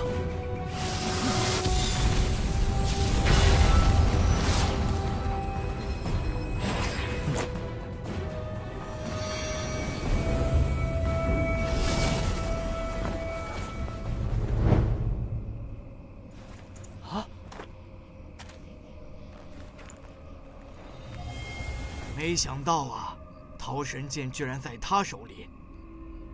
你们2个是同父异母的兄弟，竟然动用神剑相伐，为什么要这么做？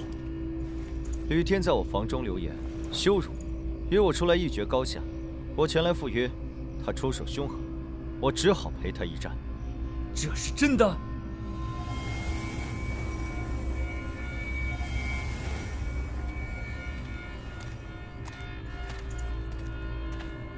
啊！吕天实力不及我，伤于我的剑下，所以动用了神剑天虹。幸好我手中也有神剑桃神，否则我已经死于天虹神剑下了。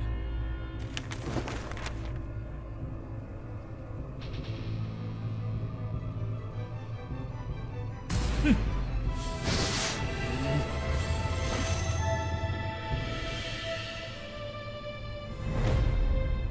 雨天，你好大的胆子，连你兄弟你都敢伤害，你太让我失望了。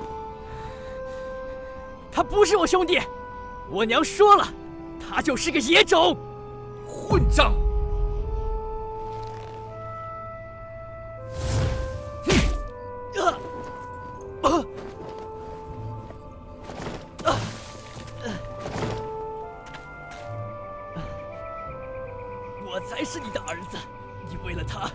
然打我！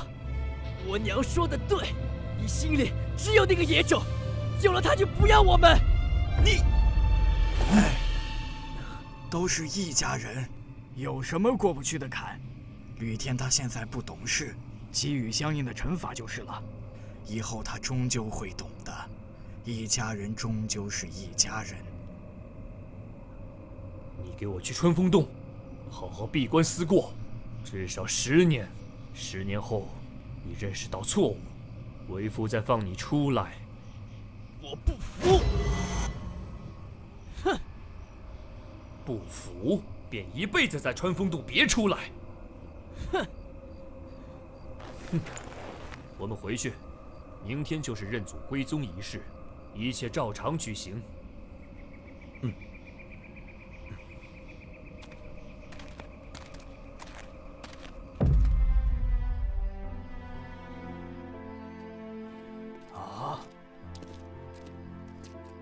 吕福，你昭告全府上下，吕天兄弟相残，我罚他在穿风洞静坐10年，以正家风。这未免……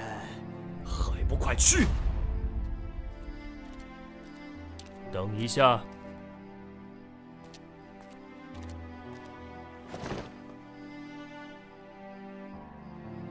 通知完，拿上伤药，送到穿风洞来。我知道了，老爷。你也随我一同过去吧。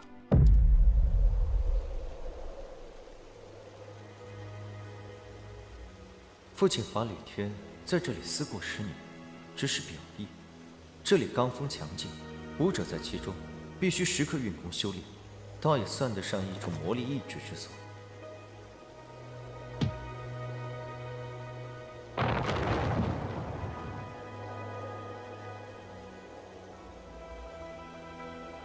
在里面想清楚再出来。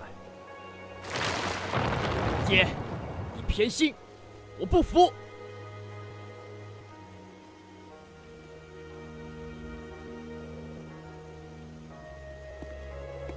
真是可怜天下父母心啊！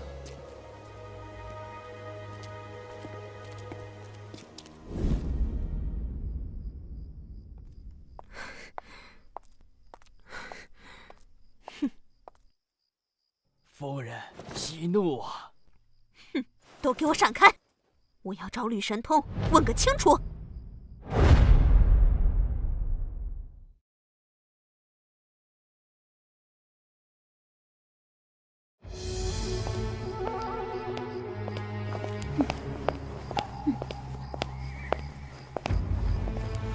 夫人，息怒啊！都给我闪开！我要找吕神通问个清楚。这，身为家族主母，如此大呼小叫，成何体统？我问你，是不是将天儿关入了穿风洞？是。你赶紧将天儿放了。穿风洞那是人待的地方吗？天儿从小到大就没受过那种罪，我绝不允许你对我的儿子如此摧残。什么摧残？那是他犯了大错。再说了，在那里面需要日夜修炼功法，抵抗罡风。他正好一边反省过错，一边刻苦修炼武道，争取早日突破剑圣。以天儿的天赋，突破剑圣是水到渠成的事，根本无需去那破地方受罪。吕神通，我要求你立刻将天儿放出来！谋害兄弟，这是我对他的惩罚，至少也要在穿风洞中思过10年。10年之后，只有他真心悔过，才能放他出来。若不悔过，那就一辈子待在里面。什么谋害兄弟？天儿没有兄弟，那个野种没资格跟天儿称兄道弟。吕神通，我让你现在马上去把天儿放了，然后把这个野种赶出吕家，否则你我夫妻的情分恩断义绝。我带天儿回南域楚家，跟你老死不相往来。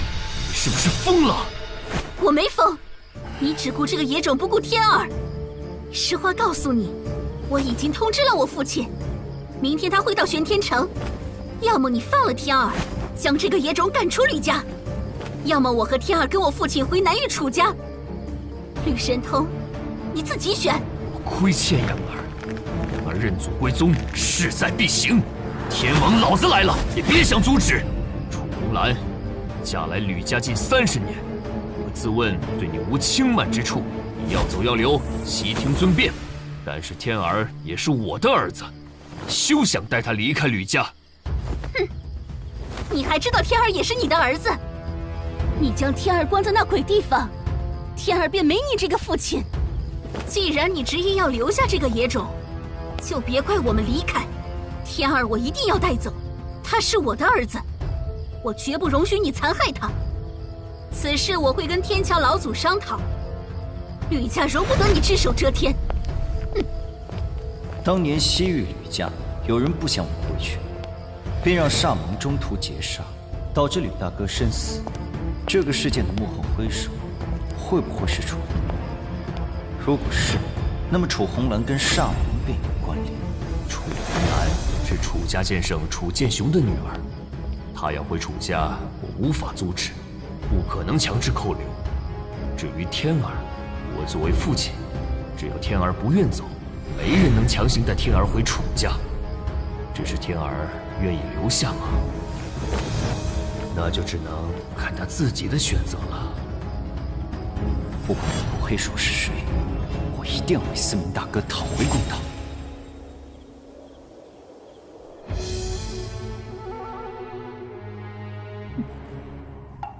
神通也是一时的气话，都这么多年的夫妻，何必呢？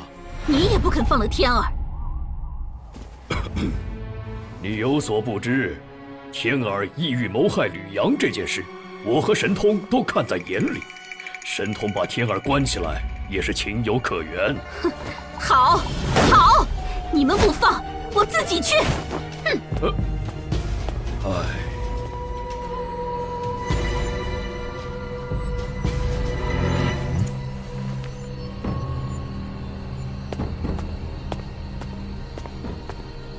把穿风洞的封印给我打开。家主吩咐，除了他的命令，任何人不得开启穿风洞的封印。我是吕家主母，就算是吕神通也得听我的。我只听家主的，主母若能让家主听你的，可以带家主的手令前来，我立马打开穿风洞。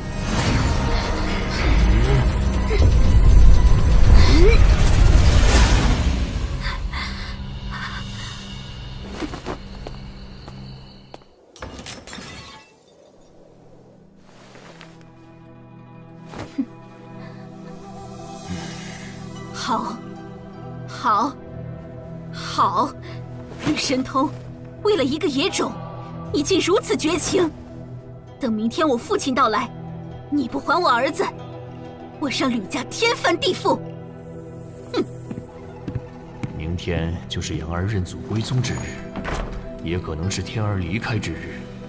唉。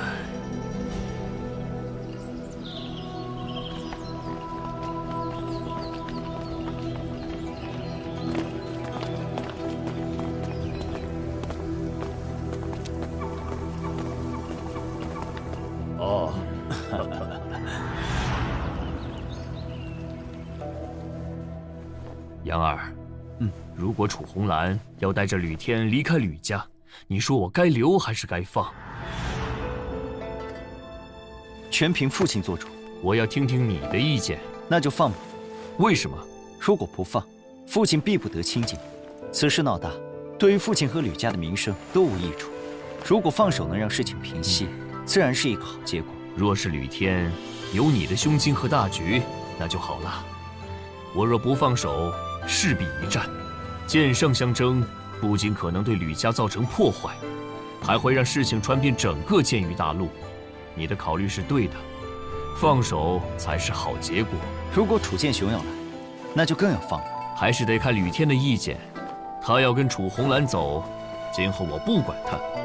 如果他选择留在吕家，还得接受我的惩罚。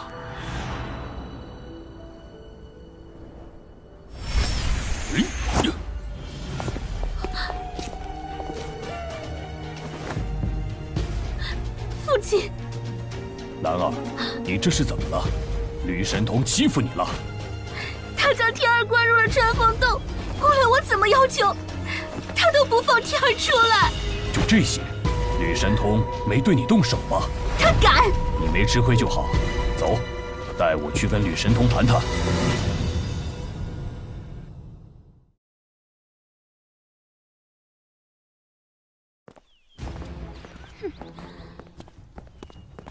吕阳，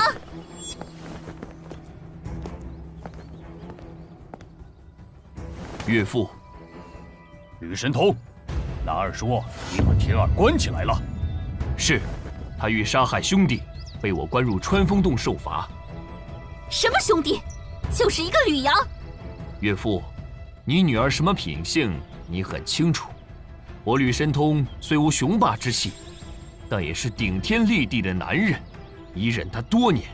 有一物，早就想成交于您，因天儿之故，一直没有拿出来。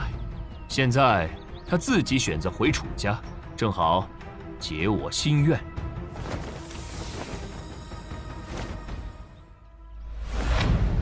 你竟敢休我！你应该有自知之明。就为了这个吕阳，他是我的儿子，不管任何人伤他、辱他，都是我吕神通生死之敌。我与他不死不休。之前我已经忍你够久了，现在我们再无关系，再口无遮拦，别怪我不留情面。楚家主，还请管好你的女儿，别在吕家撒野。气死我了！就是这个吕阳。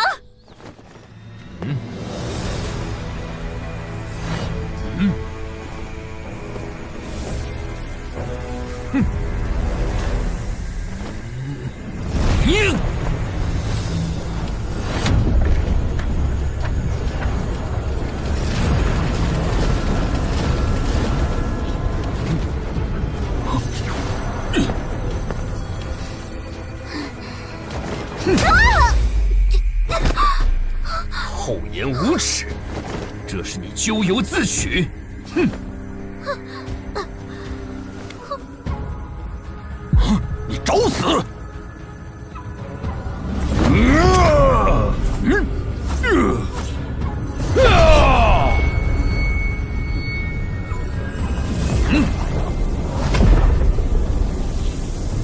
楚家主，西域吕家，可由不得你放肆！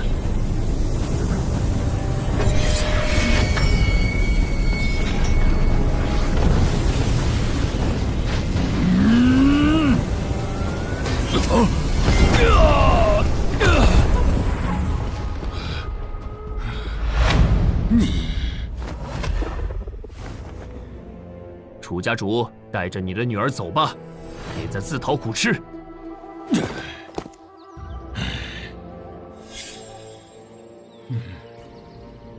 还有天儿，我也要带走。天儿是我儿子，是我吕家子孙，他该留在吕家，你无权带走。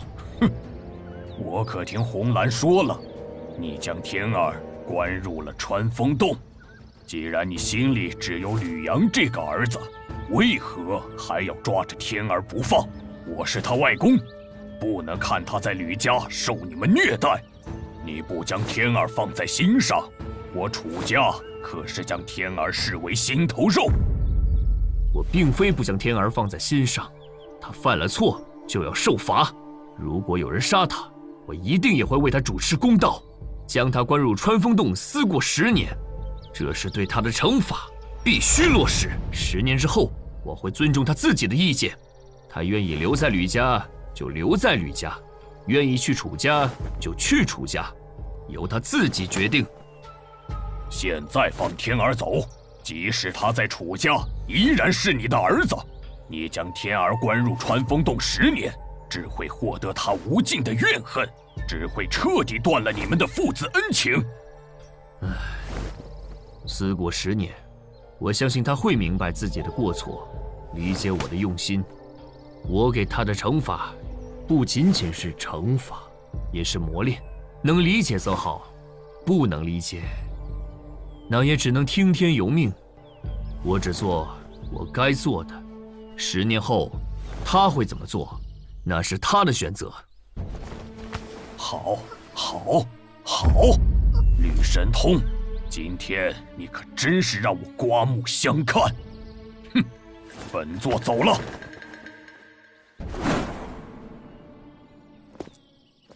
父亲，你不是说放手才是最好的结果吗？怎么事到临头？唉，人嘛，不就是争一口气吗？我对楚红兰已经忍耐得够久了。以前她是我夫人，她辱骂你，我还能忍住不动手。现在休书已给，我与她再无关系，她还当着我面辱骂你，就算是泥菩萨也会有3分火气呢。我岂能继续容忍？以前我不能保护你，让你受了太多苦，今后我绝不会让你再受委屈。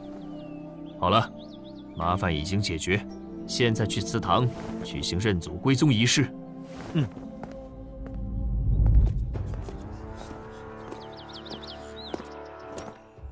认祖归宗仪式开始。1叩首，2归宗。这定然是西域吕家的剑神先祖，金红剑神。这是我西域吕家的先祖剑神金红剑神，名讳吕金元。我们西域吕家之人都是他老人家的子孙后代，你也一样。吕阳，对老祖9叩首，认祖归宗仪式便完成了。吕家子孙吕阳，叩见先祖。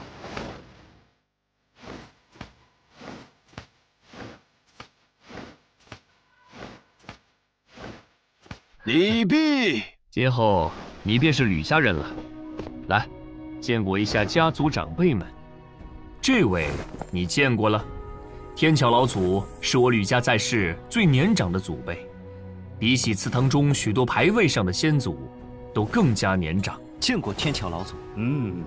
这位是我吕家上一辈第1族老，除了天桥老祖，就属君族老年纪最长，你得称一声大爷爷。见过大爷爷。家主为感谢大家赶回吕府参加吕阳的认祖归宗仪式，特地设宴，诸位这边请。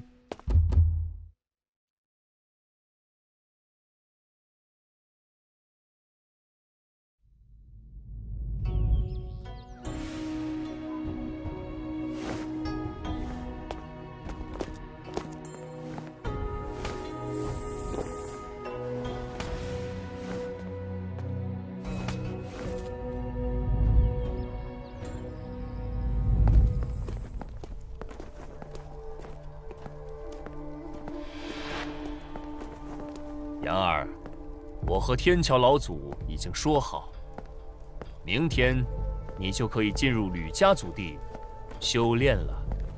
吕家祖地中都有什么？里面有金红剑神所创的武学秘技，除此之外，还有一面玉璧，玉璧中有一幅金剑白虎图，需要剑圣强者才能激发玉璧，里面蕴含着金红剑神的剑道法则。你先在祖地修炼我吕家武学，待武学有成，我和天桥老祖会轮流激活玉璧，最长能保持1年左右的时间。你能不能有所收获，全看你自己的领悟。好，你有什么想要说的？我今日在其间听他们说，父亲你有个弟弟叫吕神池，怎么今天没有看到？祠堂也没有他的牌位。之前没有跟你详说，吕神池与我竞争家主之位失败，心怀怨恨，投了煞盟。这已经是很久之前的事了。你和思明返回西域的途中被煞盟劫杀，应该就是他的手笔。原来是他，以楚红鸾直来直往的性格，勾结煞盟似乎不太像他的作风。果然是这个吕神池，他该死！我会让他用性命为吕大哥赔罪。希望天儿不要重蹈我们兄弟之间的覆辙啊！思明是我吕家英杰，有望成为剑王。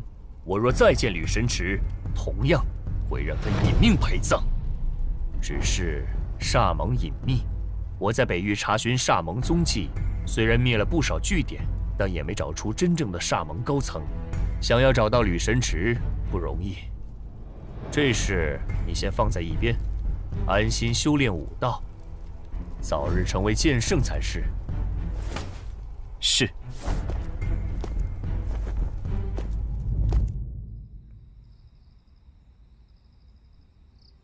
吕大哥，我一定会为你报仇。水寒，我定会找到神剑暗灵。眼下，我首先要做的就是突破剑圣。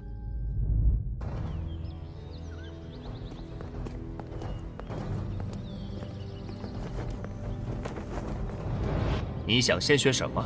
一门一门来。初期阶段有我的指点，你修炼起来会轻松许多。修炼到高深阶段，就需要你自己领悟其中奥妙。现在我有的是时间，接下来的日子，我会在这里指导你修炼。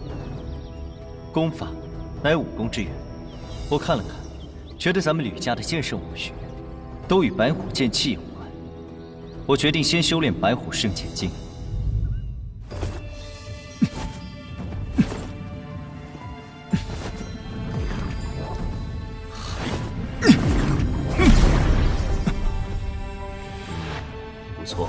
不错，仅仅半年，吕家的飞鸿剑法、圣虎剑法、金光不灭剑体，你都已掌握。之后涉及武功奥妙之处，就靠你自己来悟了。我就不再打扰你了。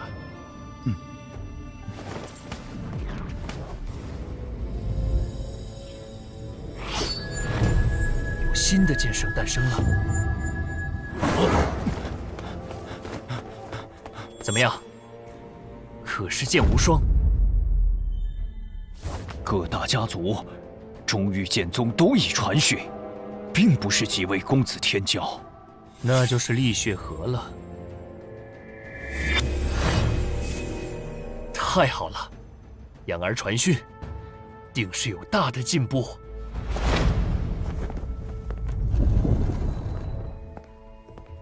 父亲，我已经做好准备了。请开启金剑白虎图吧。这么快？现在已经有公子级天骄突破剑圣，你也越早越好。哦，是厉血河还是剑无双？是厉血河。竟然不是剑无双！你在祖地好好修炼，我和天桥老祖会时常开启玉璧，显化金剑白虎图。我们最多能坚持1年时间。你抓紧机会。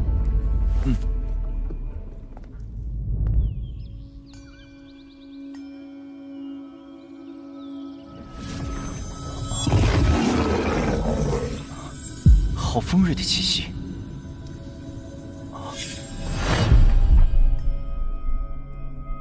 白虎的锋锐气息，比起金色剑光更上一层楼。等等，难道说？金红剑神的剑道特点，就在于锋锐二字。这与冰皇剑神的寒冰剑道，倒有着本质的区别。冰皇剑神、金红剑神，都是将单一的路走到极致，专注一个方面。若能够将二人的剑道领悟结合，那么必将能领悟出一种新的剑道。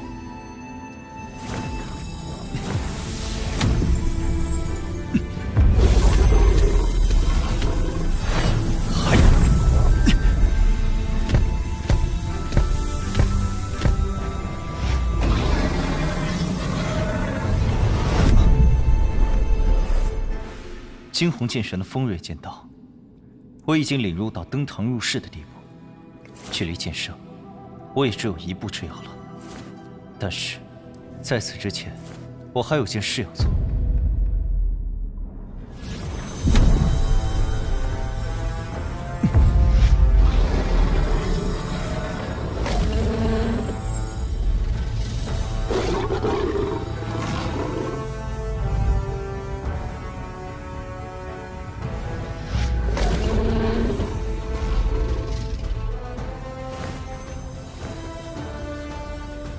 如此，就叫寒风吧。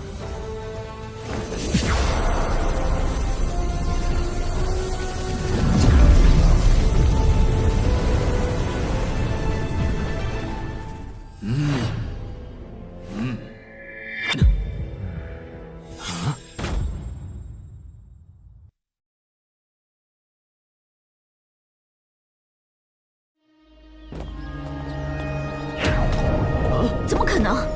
这世上还有比剑无双师兄抢先突破剑圣的。杨儿，神通，你这2个儿子，当真是一个比一个优秀啊！我还以为他至少需要再花5年时间，才可能领悟剑道，突破剑圣。真是没想到，这才过去多久，他才26岁就突破了剑圣，这太让我出乎意料了。真是天纵奇才，天纵奇才呀！杨儿的天赋惊世骇俗，有此成就才算正常。他领悟的剑道倒是奇怪，参悟金剑白虎图，居然领悟的不是金之锋锐剑道。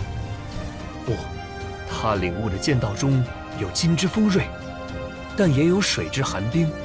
一种剑道竟然蕴含2种属性。吕阳不是进洛家祖地修炼了3年吗？看来也领悟了洛家冰皇剑神的水之寒冰剑道。他竟能将2种属性不同的剑道之力融合为一，当真难得，难得呀！吕阳领悟的剑道，集金红剑神、冰皇剑神2大剑神的长处，力量之强，定然远在单一的锋锐剑道、寒冰剑道之上，未来成就不可限量。剑神之位，吕阳有望。哈哈哈哈！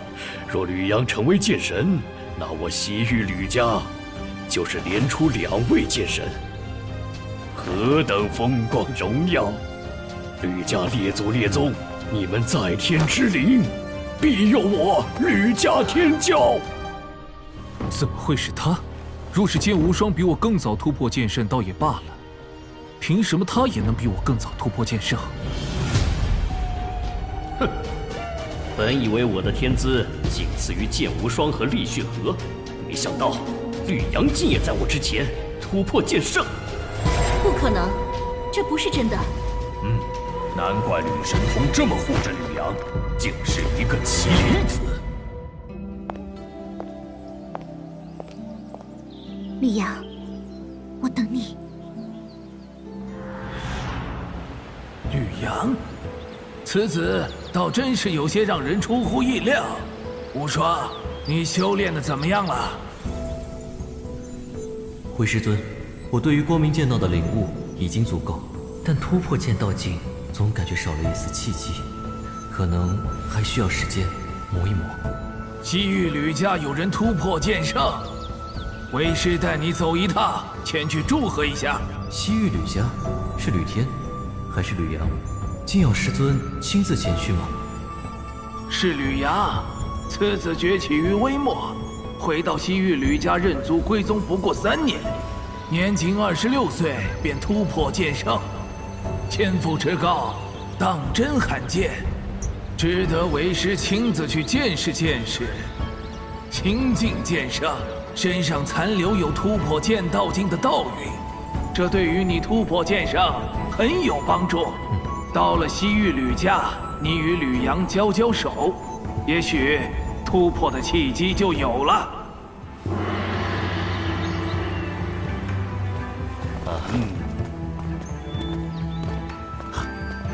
恭喜了，吕家主！你我之间不必如此客气，这边请。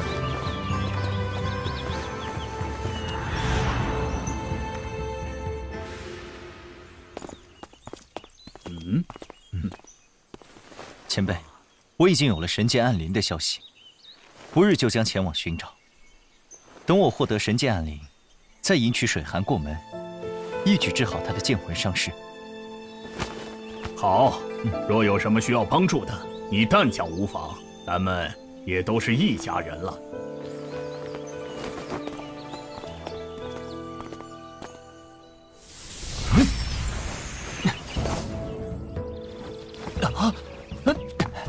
禀告家主，剑宗宗主无剑老人和弟子神剑公子剑无双到。哦。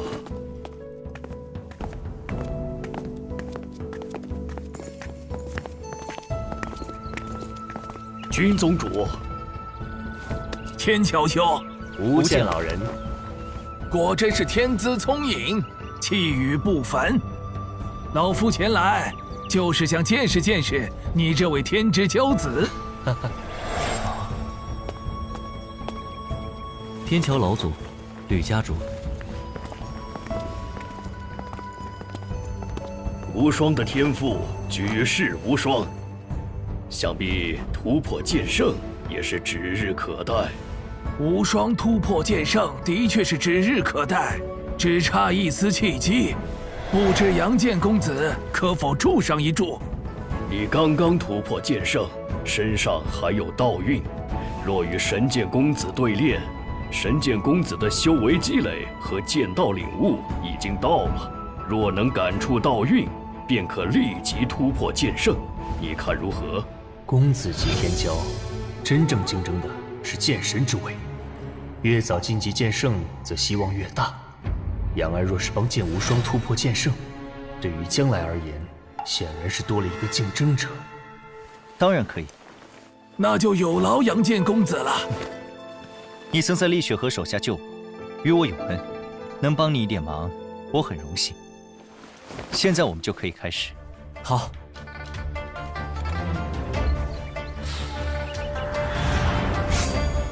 请。得罪了，圣光剑法。如此速度，若是其他剑王未必接得住。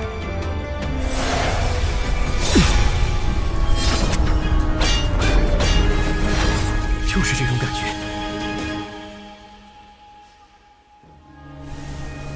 吕阳领悟的剑道很不一般呐，他的剑道中既蕴含了惊鸿剑神的锋锐，也蕴含了冰皇剑神的寒冷，了不起。确实非同一般。当日他突破剑圣时，我也感到意外，这是走出了一条新的剑道之路。不知将来能否凭借这条剑道之路问鼎剑神。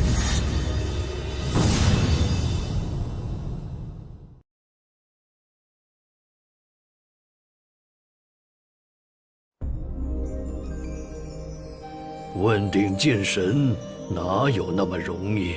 哪怕是沿着诸位剑神曾经走过的剑道之路，都千难万难，更别说是一条新的剑道之路了。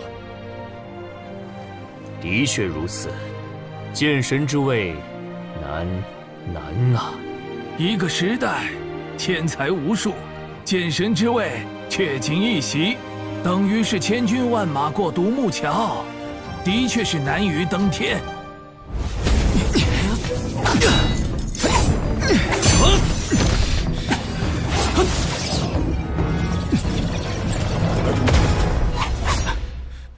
杨剑公子，我已感应到突破剑圣的契机，多谢了。今日过后，公子级天骄中又将多出一名剑圣。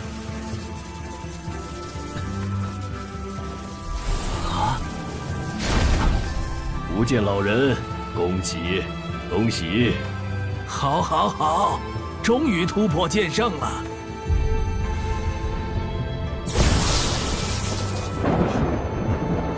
绿阳突破剑圣才多久时间？竟然又有人突破剑圣！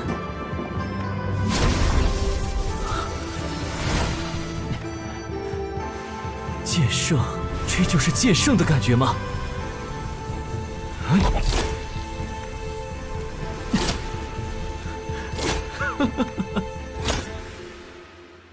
天桥兄，吕家主小徒承蒙杨剑公子相助，现已突破剑圣，不胜感激。老夫先带小徒回剑宗修炼去了。君宗主慢走，我等在此祝贺神剑公子突破剑圣，就不前往剑宗再跑一趟了。无妨，无妨。走，随我回宗。这就走？这就走。吕兄弟，多谢了。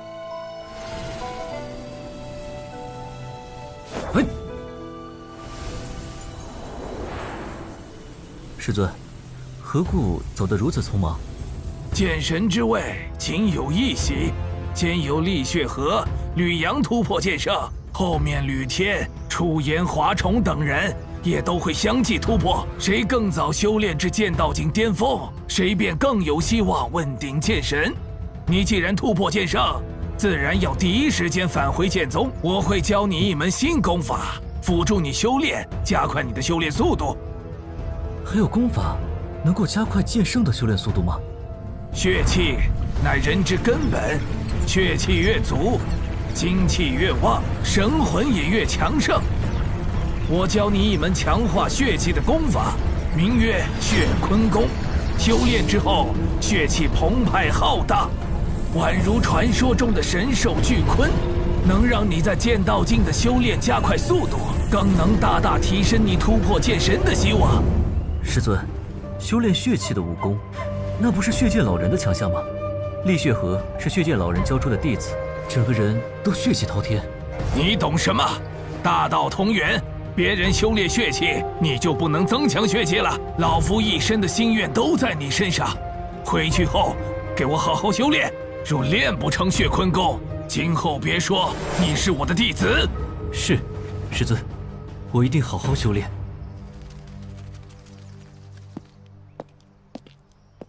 若是找不到入口，你就早点回来。父亲放心。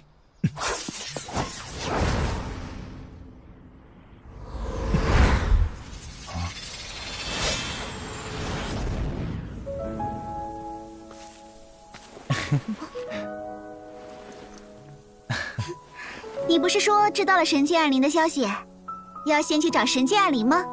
怎么又来看我了？神剑暗灵就位于北域的一处遗迹世界中。到了北域，当然要先来看看你。再给我一点时间，我一定找到神剑暗灵，为你治好剑魂之伤。你可一定要当心。我已成为剑圣，并且有神剑桃神在手，天下何处不可去？你不用担心。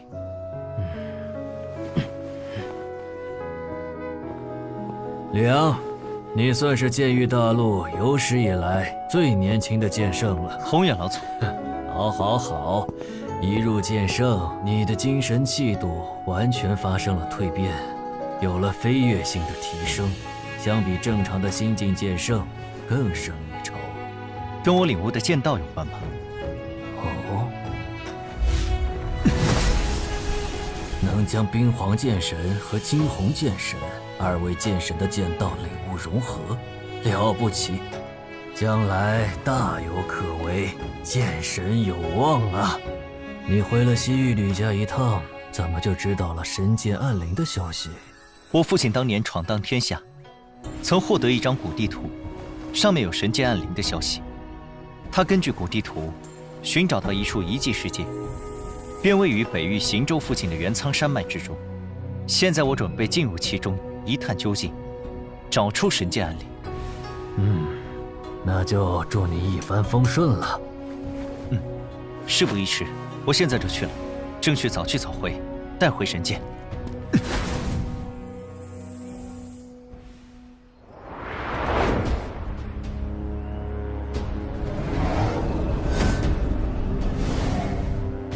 李血河，曾经本公子以为只有剑无双才有资格做我的对手，没想到你竟然会比剑无双更早突破剑圣。小子，你当年不过是我指缝中溜走的小杂鱼，如今却成了能与本公子相提并论的剑圣，还真是出乎我的意料。李血河，时代变了，现在已非当年，你还敢在我面前显身，想找死吗？小子，夸你几句，你还真把自己当个人物了。本公子特意前来找你，就是要让你认清现实，我李血河永远是你不可战胜的对手。哼，若非你有神剑护体，今日就是你的死期。哼！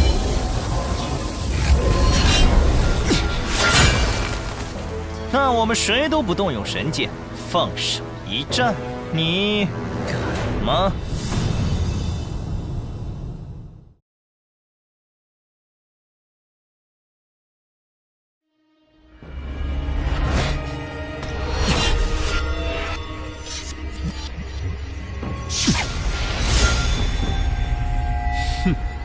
乐意奉陪。切，小子，准备受死吧！血光剑法，冰破寒龙剑法，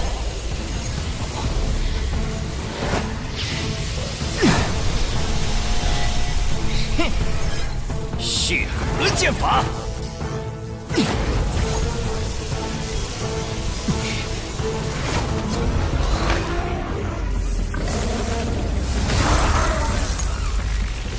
哎呀！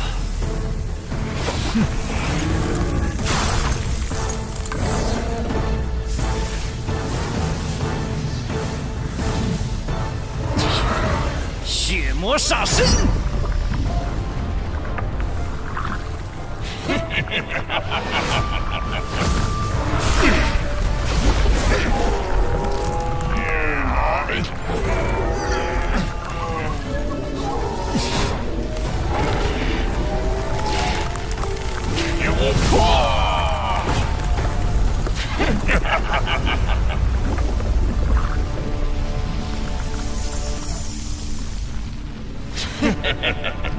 本公子领悟的血剑道拥有再生之力，血魔煞身受到任何破坏，都会迅速愈合，恢复如初。李阳，虽然你的实力出乎本公子的意料，但在本公子面前，依然是死路一条。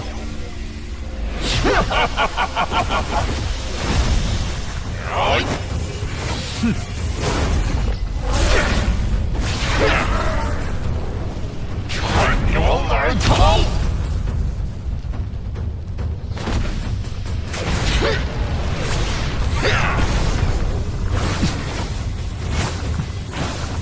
圣虎剑法。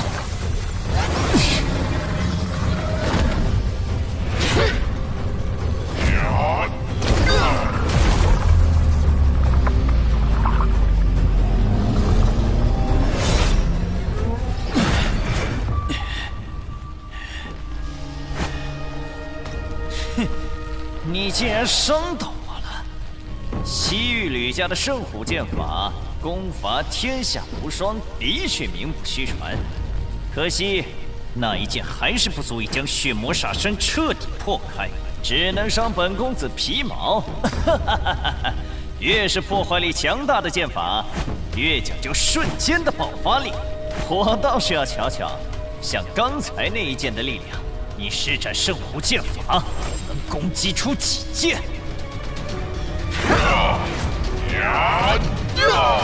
我根据自身剑道，领悟一剑，让你长长见识。好！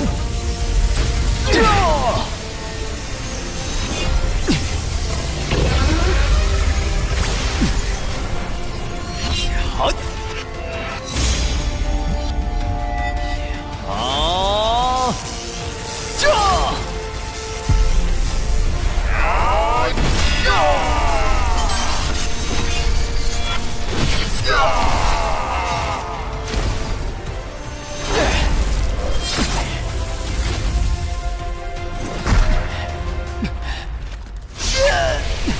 这是什么剑术？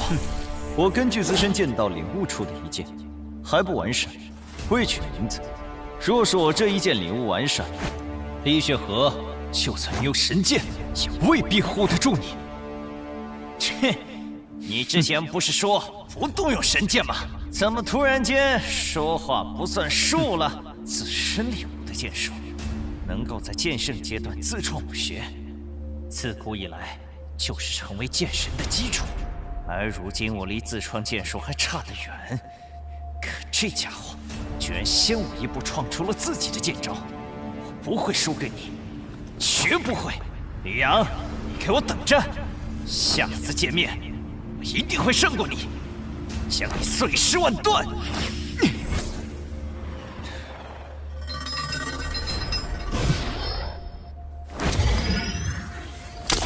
神剑护体，还真是麻烦。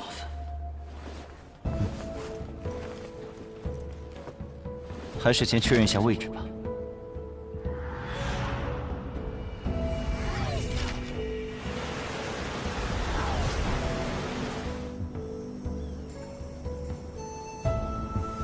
应该就是这里。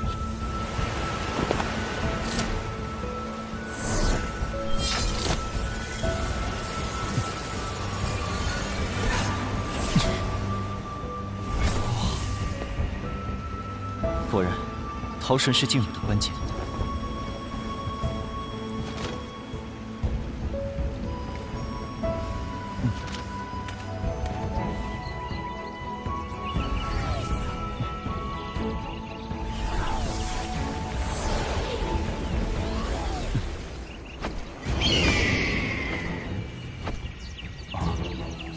圣火剑法。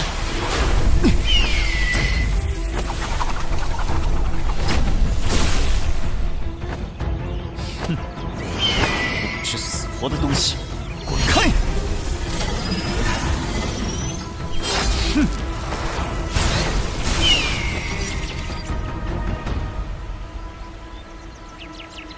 啊，居然有人！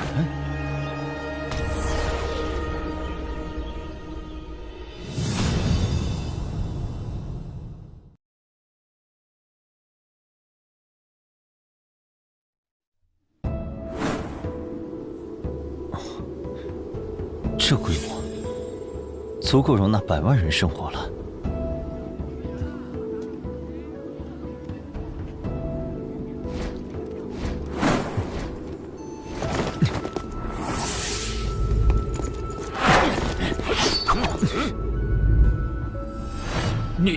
你是何人？从哪里冒出来的？在下吕阳，求见方家主事者。这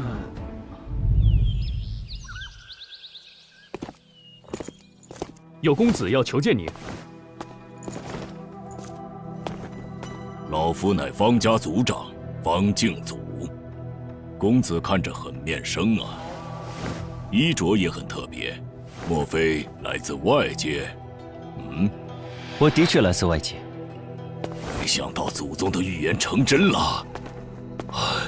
真有外界之人来找我们，太好了！哦，此话怎讲？敢问公子，是否和方家人有血缘关系？我母亲姓方。那就对了，你是先祖剑神的血脉，更是预言中来解救我们的人。啊！来，我跟你细说。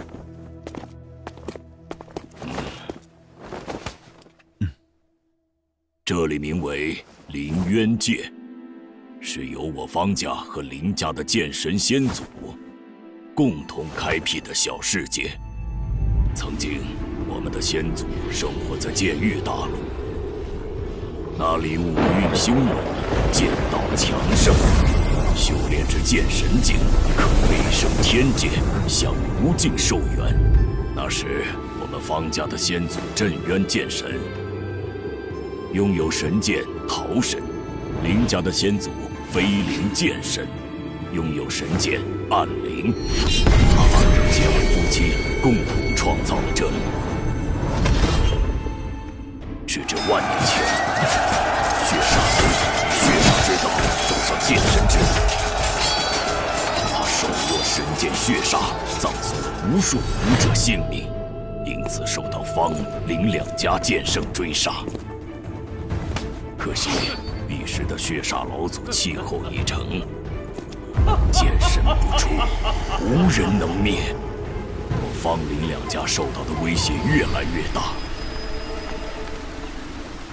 不得不退入凌渊界避祸。此外，还有许多剑圣世家也来到凌渊界，为了防止被血煞老祖迫害，方凌2家。 就此开启封印，只留下一个秘密入口，需要多位剑圣配合神剑才能打开。可是血煞老祖已经飞升，你们为何还躲在这里？并非我们不想出去，只是现在的我们没那么多资源培养剑圣境强者。 更别说打开入口出去了。你们就没有想过，直接动用神剑尝试一下？你可知我们这儿为什么叫凌渊界啊？俗话说，天有9界，地有9渊。天界是剑神飞升永生的地方，9渊则是修魔者宝地，里面充斥着无尽杀戮魔气，武者进入将九死一生。先祖当年开辟此地的意图，就是用来封印9渊连接剑域大陆的入口，所以才称之为凌渊界。凌渊界开辟之初，9渊的魔物就在不断冲击入口，无奈先祖只能将暗灵和桃神2柄神剑放入阵眼，加固封印。如今暗灵受到9渊魔气的侵蚀，已经失去控制，任何人靠近都会有生命危险，所以我们举家迁移到边远地带。至于阵眼所在的中心区域，附近生活着许多妖灵，甚至还有强大的妖圣存在。以我们目前的实力，根本拿不到神剑，自然无法出去。这么说来，一旦我取走暗灵，封印就会松动，凌渊界乃至整个剑域大陆都会陷入危险中。如果封印消失，你们先祖可留有后手，阻止9渊魔物入侵。有，这把诸天阵旗蕴含强大灵力，可保封印10年不破。我记得你刚才说，我是预言中解救你们的人，你可愿信我，将阵旗交予我？公子这是何意？实不相瞒，我此次前来，是为了取走暗灵，救我的未婚妻。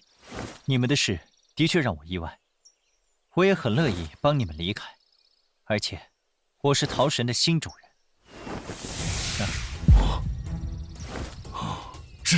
真的是神剑桃神？罢了，也许这就是天意。阵旗可以给你，但你要保证取走暗灵后带我们离开。没问题，我以神剑之灵起誓，如有虚言，定当万劫不复。对了，按理说你们方家应该是这里的主人，为何不住城中，反而居于城外？我们方家早已没落，现在做主的家族是唯一拥有剑圣强者的陈家。看来你们在凌渊界的日子也不好过。只能离开凌渊界，这些恩怨就让它随风而去吧。你倒是看得开，不过有件事我得先告诉你们：血煞剑的传人现世，正要与我争夺剑神之位，你们出去要做好心理准备。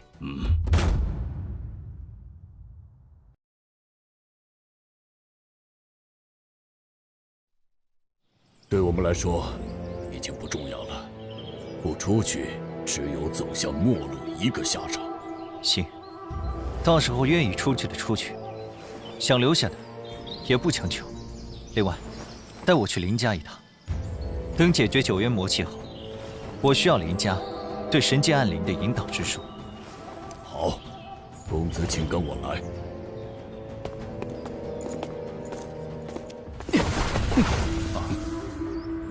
陈雨欣、陈允和，方敬祖，此人是谁？他是来自外界的吕阳，吕公子，可助我们离开凌渊界。哼，凌渊界脱离外界，早已万年有余，现在没有任何瓜葛。不错，凌渊界的人，谁都不许离开，还有你。你也不准离开，既然进来了，就在这里待一辈子吧。哼！哎！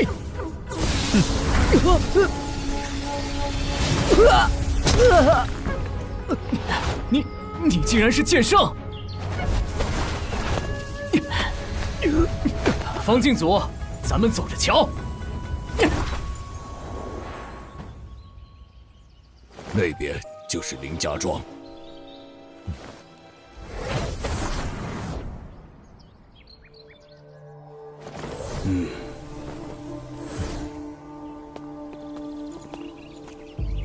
以吕公子的能为，相信用不了多久，就能将引导之术融会贯通了。这间小院便是您的安歇之处，我会吩咐下去，禁止其他人前来打扰。多谢。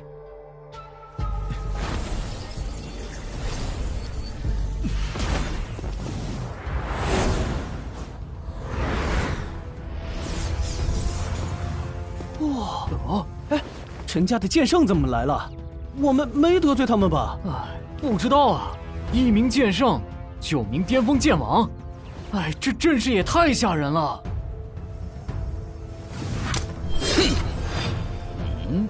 谁是外来剑圣？给我出来！外来剑圣，给我出来！外来剑圣，速出来！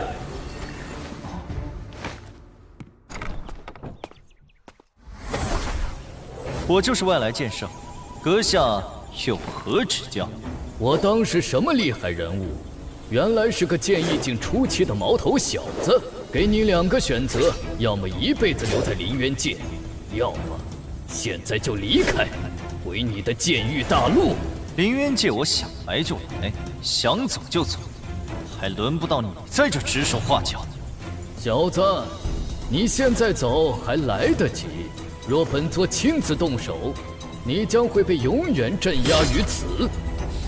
笑我，一个井底之蛙还想镇压我？只怕你没这个资格。你找死！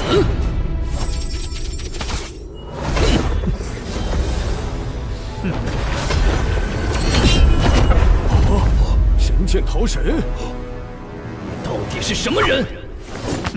剑域大陆西域家剑神后人公子天骄，称号杨剑公子。我要带人离开凌渊界，你可有意见？没有，一切由公子说了算。那就好，待我拿到暗铃，愿意随我离开者，要早做准备。是。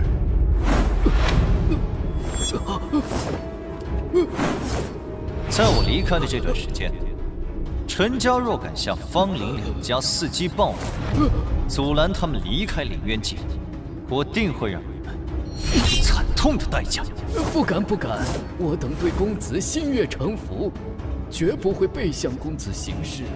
这样最好。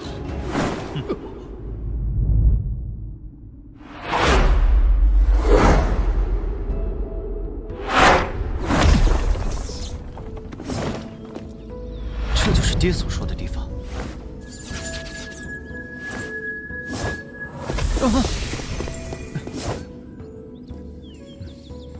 暗灵已经魔化，恐怕不好对付。吃了它，能让我的修为更进一步，多一分筹码。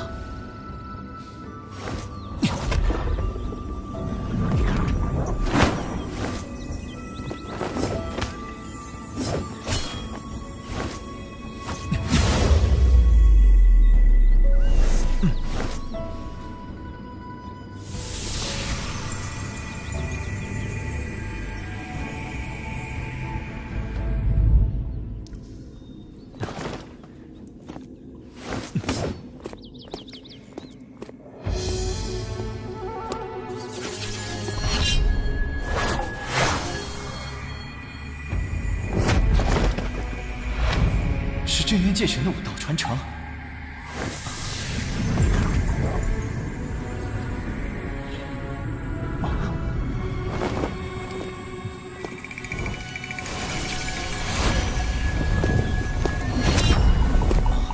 这就是暗灵。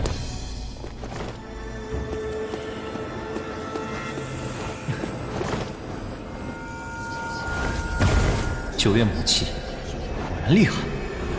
是飞灵剑神的武道传承。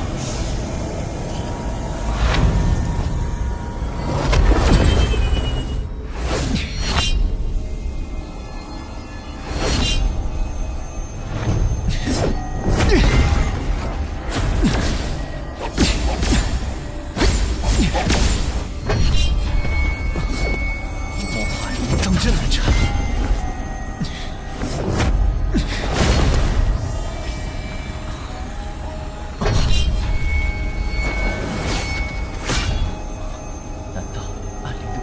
范围限制。看来以我目前的实力，无法拿下他，必须从长计议。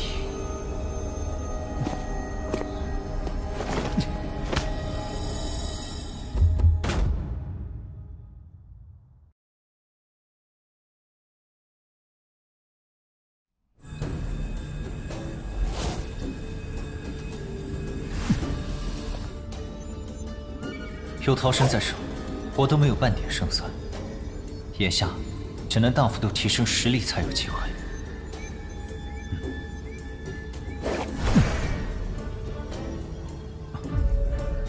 这里的剑气能量太弱，若想短时间内提升修为，难于登天。不过，要是把真渊剑神的传承融入我的剑道中，增加实力，倒是一个可行的办法。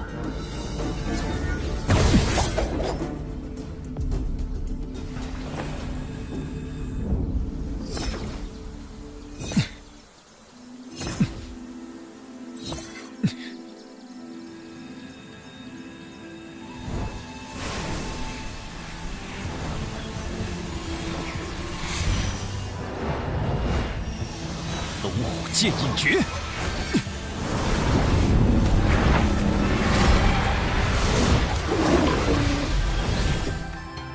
天地乾坤剑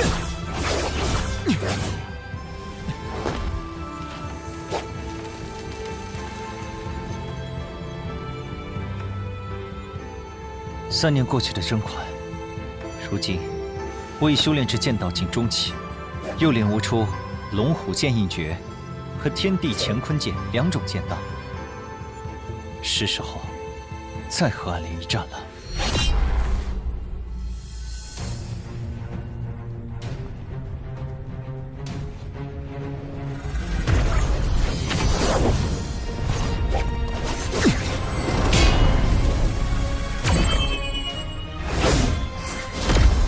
同样的招数，对我没用了。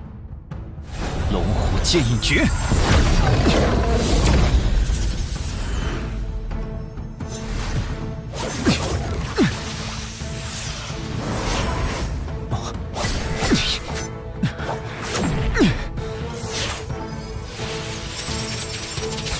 奇怪，暗灵怎么好似被人操纵一般，如此灵活？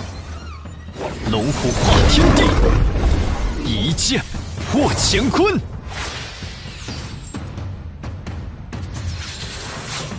想跑没那么容易！什么东西，滚出来！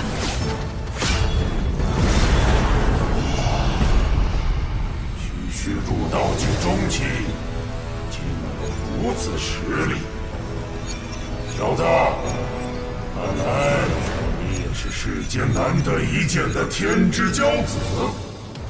你是什么人？为何会在暗灵剑中？你虽为世间天骄，却也被困于9渊之下，若无登天之举，不过凡尘俗子而已，本无资格知晓本座名号。不过，看在你能将本座意志逼出剑身的份上，给你这份荣幸。你听好了，本座乃魔渊之主，如果你现在离开，尚可保命，否则本座会让你尝尝永不超生的滋味。魔渊之主，压根没听过。我不管你是什么人，赶紧从暗灵剑中离开，不然我就将你彻底磨灭。若本座真身在此，连虫子都算不上，真不知天高地厚。你如果真有这么厉害，又何必躲在一柄剑里？我没时间跟你废话，赶紧离开！狂妄的小子，你找死！天地乾坤剑！小子，你的确很强，可惜还不够看。这样的攻击，就算来1万次，也休想奈何本座的这道意志。是吗？那我倒要看看你还能坚持多久。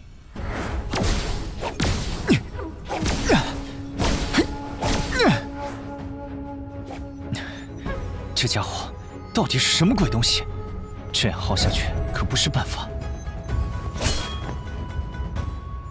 对了，如果融合了飞灵剑神的剑道传承，也许就能抢过暗灵的控制权。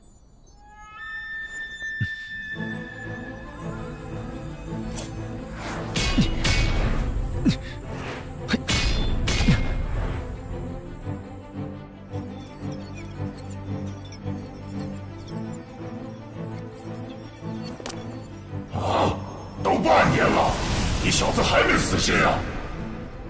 我说了，暗灵剑我志在必得，你必须离开。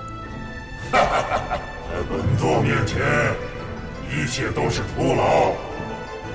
是吗？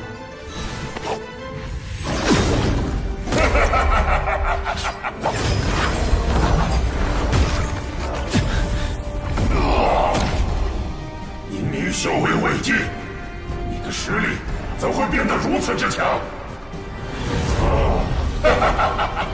来告诉本座，修炼的什么功法，什么剑法？这是我自创的龙虎剑印诀和天地乾坤剑，你可以再感受一下。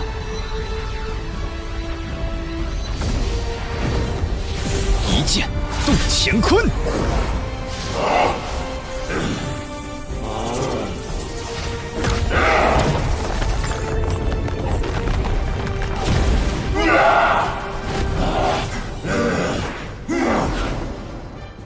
蝼蚁，刚坏本座好事，可恶！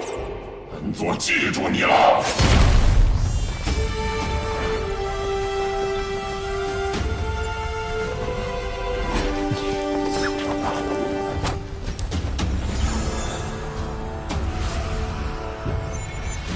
必须拿到暗灵，修复水寒的剑魂。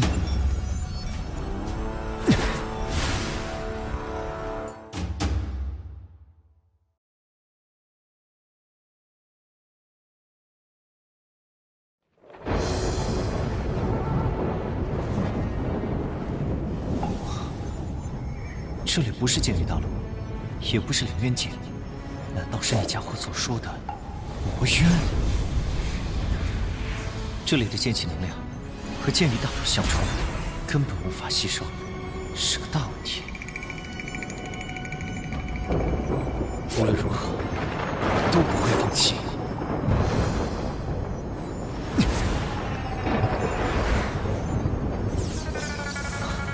在那里。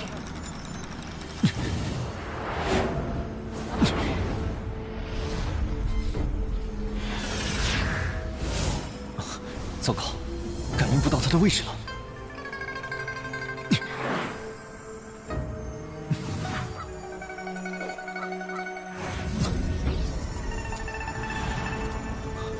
千余人中，竟有9位剑宫境强者，莫非他们是隐居于此的宗门？啊！是一族圣者，是一族圣者，是一族圣者！别紧张。我来此只为询问一事，你们刚才可看见一道乌光飞过？往那边去了。多谢。怎么会有异族圣者来这里？他们是想入侵魔渊吗？不清楚，总之绝非好事，必须赶紧通知血河城的大人们。啊！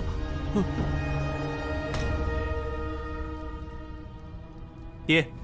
血炎真和钟行力正在追踪神兵，相信很快就会有结果了。我能感觉到，这把神兵非比寻常。若是……城主大人，西面的赤流村传来消息，有一异族圣者忽然现身。异族圣者？怎么这么巧？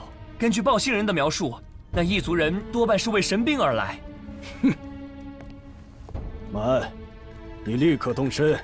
把那个异族人抓来，问清楚神兵的信息，再处决。是。等等，保险起见，带上严林和莫州。爹，一个小小的异族圣者而已，至于这么兴师动众吗？我一人足矣。你还是少城主，哪能事事亲力亲为啊？从旁压阵即可。是。袁灵和莫州擅长合击，有他们在，定能确保万无一失。啊，李潇，你怎么一个人回来了？城主，神兵破开禁制，进入了血神山深处。甄长老和厉供奉拿不定主意，正在外围守着，特命我来报信。哼，血神山，那可是圣级巅峰强者也无法踏足的禁域。这血神山的禁制已破，进入其中不是难事，只是再往深处走，恐怕只有城主您这样的修为可以做到了。纵观整个魔渊，就属我们血河城离血神山最近，此乃天赐良机。城主若能把握机会夺得神兵，必将成为魔渊霸主之一，与那些圣地之主比肩。既然如此，咱们马上出发去血神山。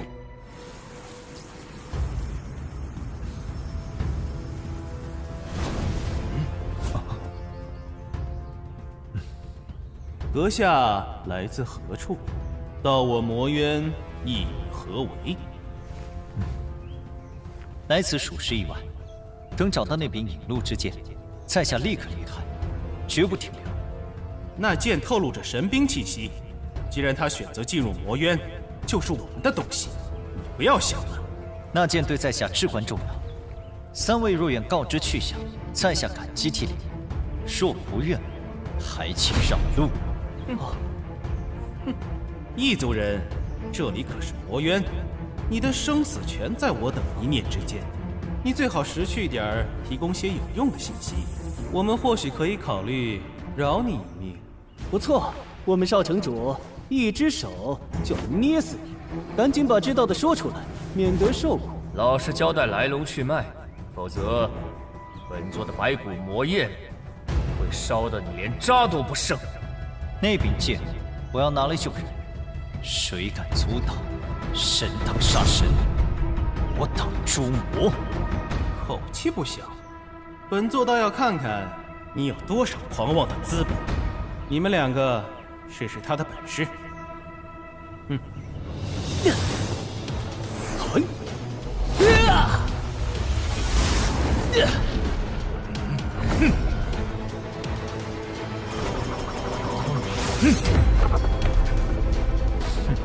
龙虎剑影诀。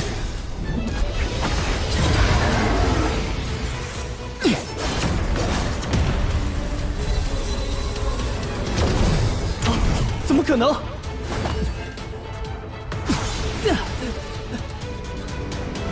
强的剑气！哼，你们不是我的对手，不要再做无谓的争斗。你的确很强，实力不在本座之下，但也胜不过我们三个人。严供奉、莫供奉，还能再战吗？能。那就随我诛灭这个异族人，可不能丢了血河城的脸。是。大血魔手，我焰炎雨。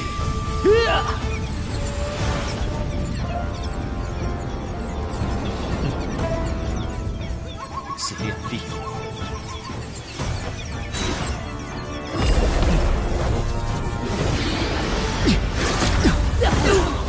这不可能！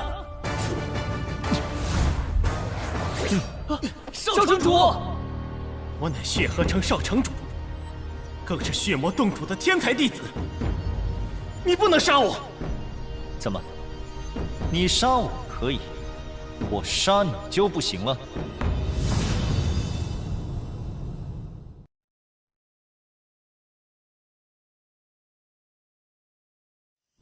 我爹可是入道境后期的圣者，我师父是入道境巅峰的圣者，你若杀我，定会遭到他们的疯狂报复。我不管什么境界，只要离开魔渊，你们谁都奈何不了。我也不是什么嗜杀之人，这样，只要你老实回答我的问题，我就放了你。你想知道什么？自然是那道剑光的去向。不清楚，我爹已经派人去查了。只是我出来的时候，消息还没传回来呢。真的？当然是真的。那把你们魔渊武者的修炼境界和势力，简单介绍一下吧。啊！魔渊武道共分为6大境界，分别是明心、断体、凝魂、命功、玄意和入道。玄意境可称王，入道境可称圣。这里方圆100里，皆以血合成为尊。血魔洞则是魔渊几大圣地之一，拥有至强功法秘典，更有神兵底蕴。血魔洞有什么神兵？血魔镜，那是天界魔神传下来的至宝，有它在手，可以横扫圣境，魔神之下无敌。魔渊有飞升天界？不能啊！那哪来的魔神？魔渊虽不能飞升天界，但修罗渊有一条修罗道，能直通天界，而且修罗道每隔100年开启一次，是地界各渊唯一通往天界的通道。你怎么连这儿都不知道？像血魔洞这样的圣地，总共有几个？还有兽魔宫、魔神堡、祭魔岭、魔影宗和魔崖，这些圣地也都有神兵底蕴。每个圣地都有入道境巅峰圣者，我师父血魔洞主就是入道境巅峰的圣者。如果他们手上都有神兵，那我岂不是没了优势？喂，你还有什么问题？你叫什么名字？血岩蛮，我可是血河城的少城主。我父亲是血岩河，我血岩氏还有好几位圣者。你刚才说你爹已经派人去追神兵了，也就是说去趟血河城就能知晓他的下落。对啊。那行，马上带我去血河城。如果你们敢耍花样，定斩不饶。哼，等到了地方，可就由不得你了。什么？我爹他们去了血神山？既然如此，你们2个就别跟着了，由你们少主一人带路即可。哦，你说的算。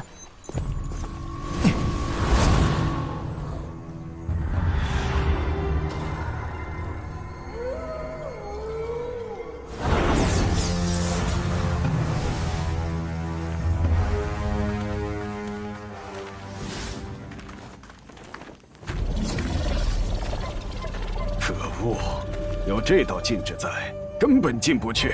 城主大人，既然咱们现在解不开这禁制，不如退到一旁，静观其变。不错，神兵的消息藏不住，很快就会引来其他强者。我们进不去，他们或许会有办法，到时候再见机行事也不迟。唉，也只能如此了。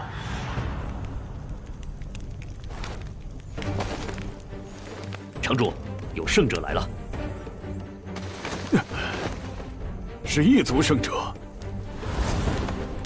满儿，少城主怎么和异族人在一起？少城主受伤了，难道是被那异族人挟持了？啊！爹，救我！满儿，这到底怎么回事啊？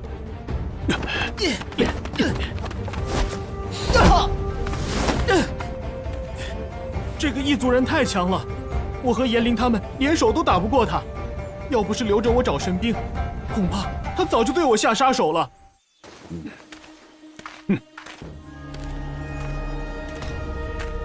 等等，你不能进去。你就是血岩河，为何阻我？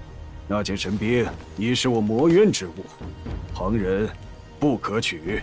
念在你未伤我儿性命的份上，本座可以放你一条生路，速速离开魔渊，永远不要回来。我入魔渊就是为了取那件神兵，不可能半途而废。另外，我无意跟任何人争斗，你们不是我的对手，再拦我只会自讨苦吃。放肆！父亲，此人实力不在您之下，无需冒险与之对决。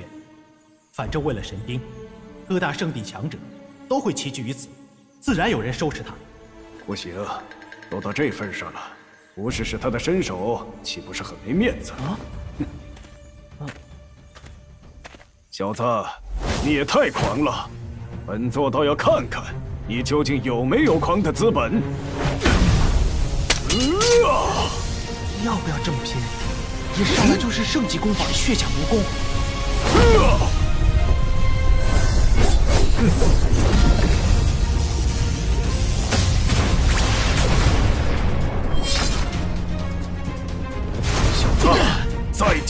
传。到此为止吧。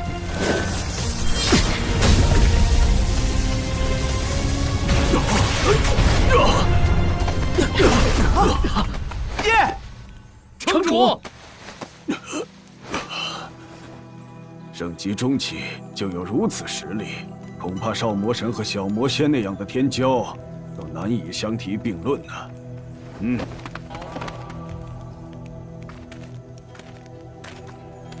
抱歉，刚才是我眼拙了。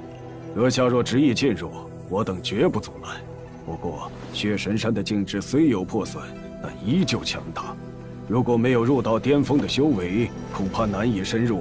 此外，6大圣地的强者正在赶来的路上，阁下只有1个人，这就不劳你费心了。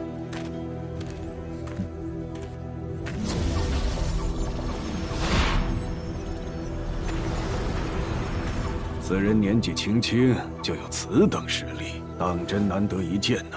可惜，等6大圣地的强者聚齐，他就算再厉害，也无济于事。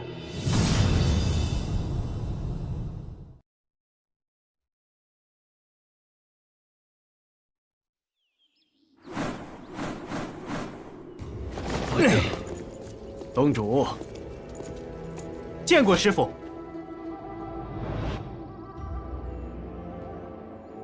血岩师兄既然先一步到了血神山，怎么不进去？已经进去探过了，里面的境制虽然有所减弱，但依然不是圣级后期能够承受。应该只有像洞主这样的巅峰圣者，才有资格深入其中。哦，那我岂不是白带人来了？趁着其他圣地强者还没到，洞主可以先进去夺得神兵，如此一来，他们也就不好争抢了。好。血岩师兄，那我先行一步。其实已经有人在里面了。这么快？是哪位圣地的主人？非也，是一个圣级中期的异族圣者。异族？血岩师兄，这就是你的不对了。你怎能放他进去？应该当场击杀才对。父亲也想拦，只是对方实力太强，根本拦不住。哦。总之，对方实力很强。我估摸着他已经达到了巅峰圣者的层次，洞主，你一会儿可要小心些。若他抢先一步拿到神兵，就更不好对付了。放心吧，我魔渊神兵岂是一个异族人能觊觎的？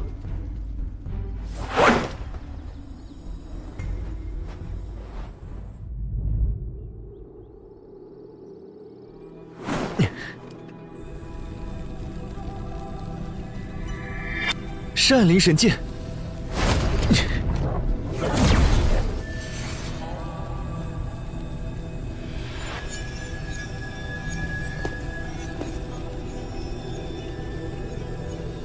看来只有先破了这道屏障，才能拿到暗灵。有了这些血果，一定能让水寒快速崛起，实力更胜从前。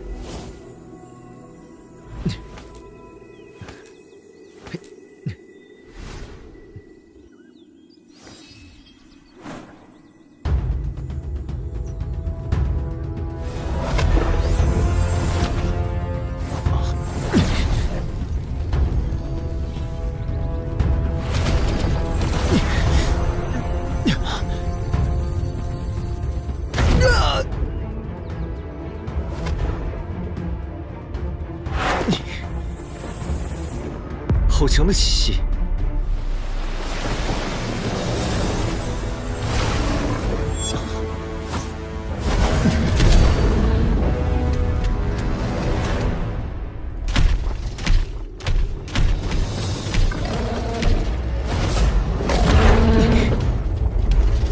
孽畜！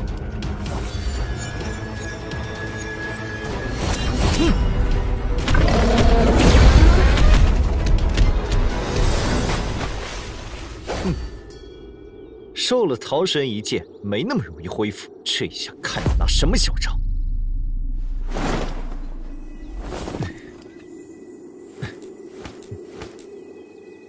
哇，圣血果，这么多圣血藤结出的圣血果，足够让血魔洞成为魔渊第1圣地了。异族人，你踏我疆土，夺我宝物，真当血魔洞无人吗？你就是血魔洞主？正是本座。我寻神剑而来，不得已才进入此地。等拿了剑，自会离开。至于你说的宝物，我可听说血神山是禁地，并无归属。这就意味着刚才那些谷子都是无主之物，怎么就跟你扯上关系了？荒谬！血神山在我血魔洞的地盘，产出的宝物自然归我血魔洞所有。更何况，既然神兵选择了血神山，就是选择了血魔洞，这里的一切都是我血魔洞的机缘。哼，被吸引而来的强者恐怕不止血魔洞。你这话，其他圣地会认同吗？哼，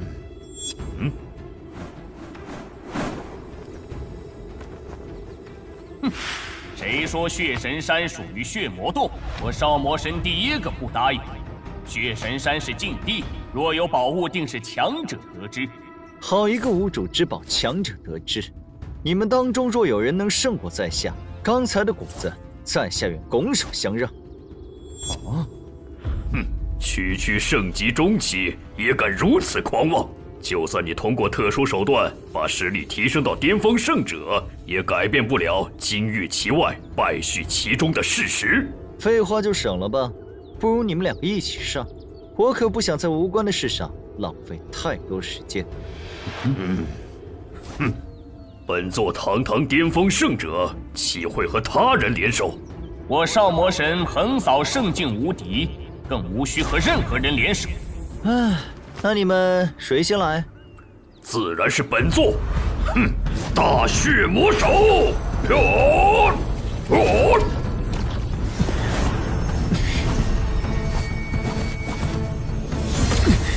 圣级中期就有此等实力，着实难得。斩杀！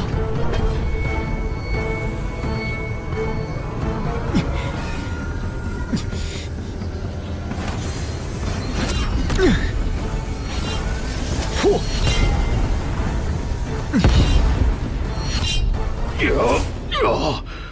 血翼魔神！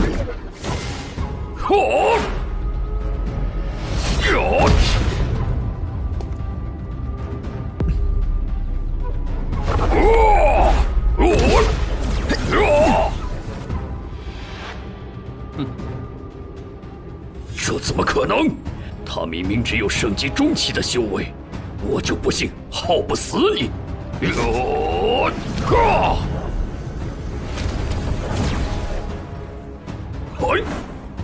哼！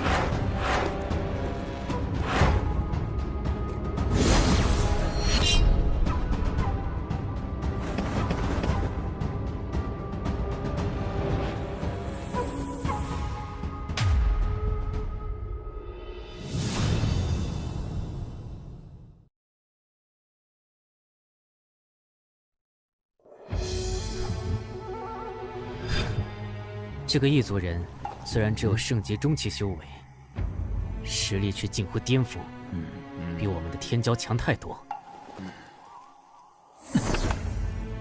不见得吧？我看根本是血魔洞主疏于修炼，才会连一个圣级中期都解决不了。不错，血魔洞主的表现着实令人意外。继续下去，只会有损圣地之主的威名。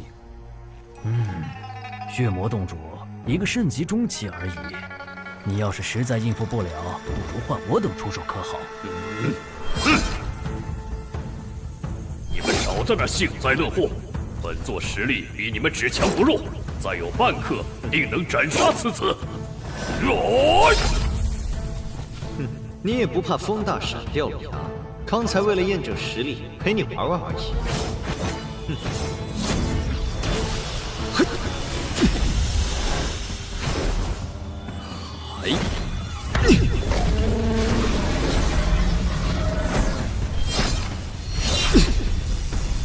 天地乾坤剑！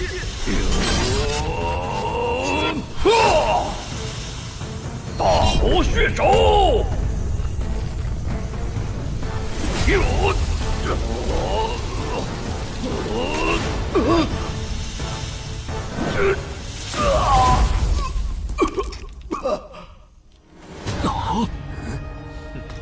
你败了。血魔洞主，你先疗伤，我来对付这个异族人。用不着你插手，待本座动用神兵，此子必死。一个圣级中期而已，何须这么大阵仗？不错，这种程度就动用神兵，岂不显得我魔渊无能？以此人的年龄看，让少魔神与他一战最为合适。血魔洞主，你也太小题大做了，不如退下来疗伤，就不要再劳神了。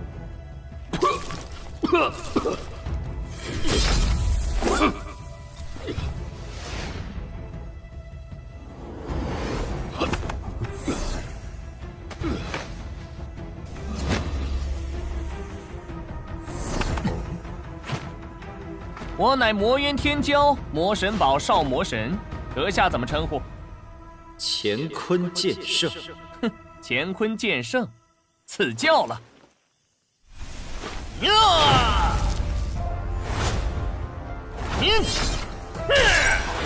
大力魔神击法。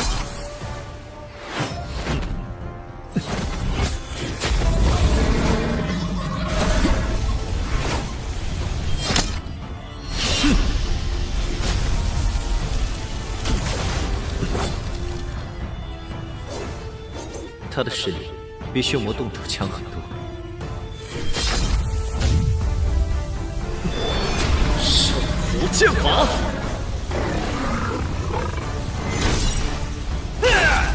乾坤剑圣，这点能耐在我少魔神面前可不够看，快拿出你的真本事！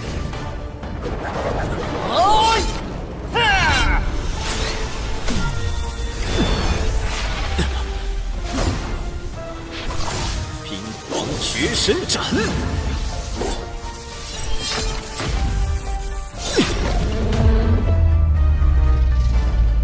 哈哈哈哈，来得好！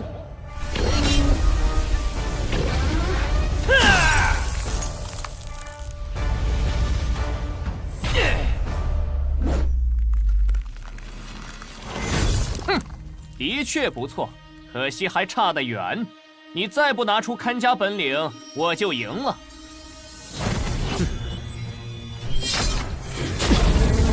天地乾坤剑，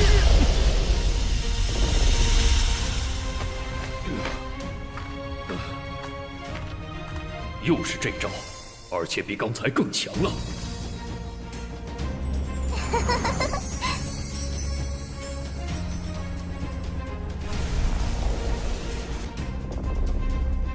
啊！大力魔神戟，不动如山势。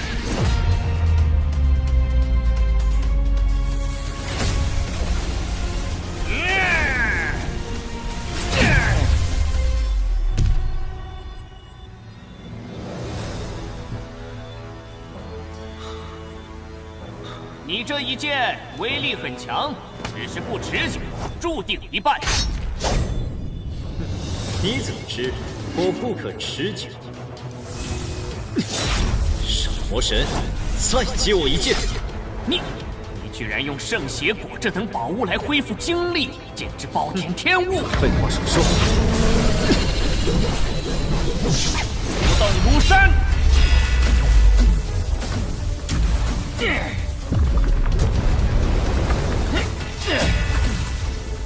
我倒要看看你还能接我几剑！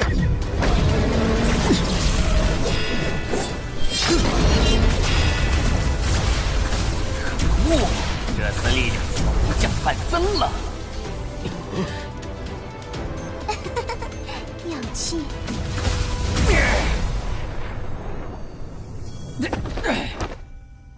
结束了？不，还没有结束。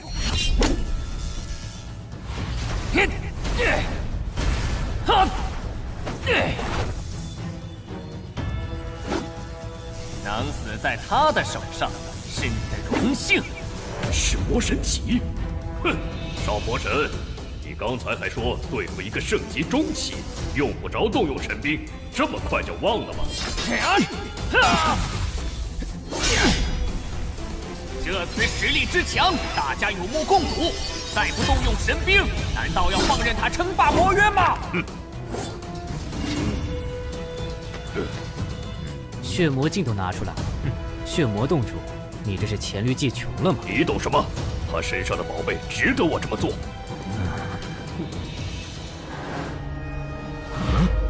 难不成这里的圣血果都被那个异族人摘了？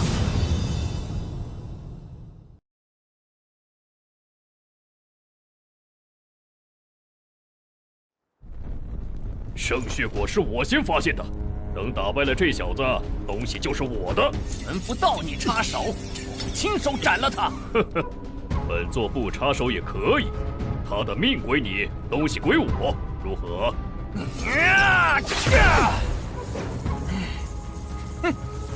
可笑，人都是我杀的，你凭什么拿他的东西？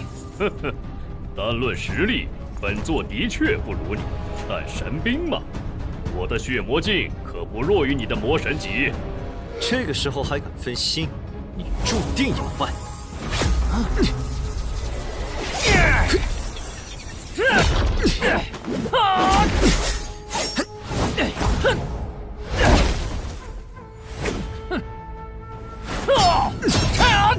这么多圣血果，可不能便宜了你们两个。不错，谁也别想独吞圣血果，必须见者有份。至于那件神兵，自然是强者得之。小魔仙，你怎么看？以此人的天赋，将来必定会登天成神。我们无冤无仇，完全没必要以死相逼。只要他肯交出圣血果，就能安然离开。这姑娘的心性比他们好上百倍。荒谬！一个外来人踏足魔渊，怎能轻易放他离开？只要他没伤害过魔渊之人，有何不可？将来我们还要通过修罗道前往天界，不也要先踏足修罗渊吗？又不是什么罪过。那不一样，修罗道是地渊前往天界的唯一通道，我们没得选。可他不是。小魔仙，既然你舍不得他死，就别阻拦我们几人行事，之后所得更没你的份儿。哼！小魔仙，你的作风我很喜欢。不如这样，我有24颗圣血果，只要你愿意助我一臂之力，我就分你一半，如何？我乃魔渊之人，不可能为了一点圣血果就和外人联手对付魔渊圣者。我不愿杀你，也不要圣血果，此来只为拿到神兵，所以我两不相帮。不仁之人，不动手，他照样得死。至少他不是因我而死，杀灭更不在我。废话少说，少魔神，现在大家说好了平分圣血果，这家伙死在谁手上都一样，你赶紧下来，我要亲手解决他，一雪前耻。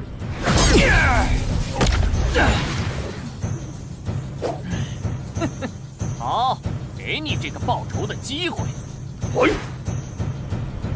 乾坤剑圣，你敢伤本座的万金之躯，就要做好以死谢罪的准备。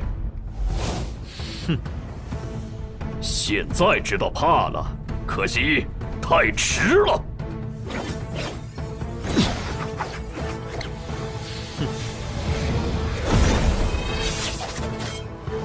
天地乾坤剑，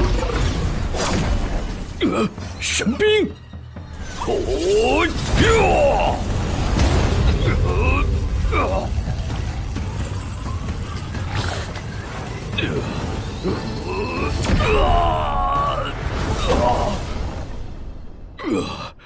那把剑不是一般的神器。哼，难不成是件真神器？真神器可是天界重宝，若我能拥有，到了天界也是强者，可越级斩神。这两把剑之间似乎存在某种联系，莫非都是真神器？现在血魔洞主已无法再战，接下来，三位，不如你们也拿出神兵，只要我们4人联手，他必死无疑。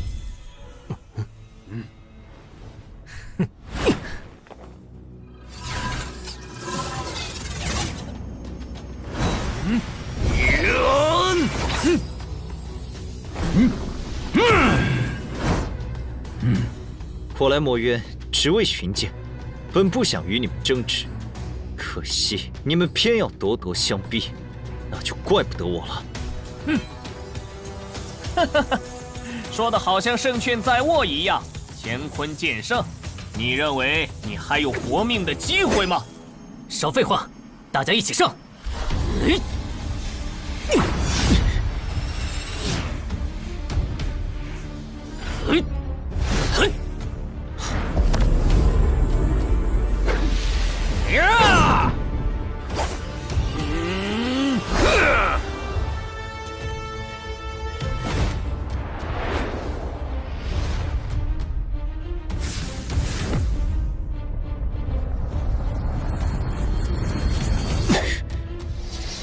神魂觉醒！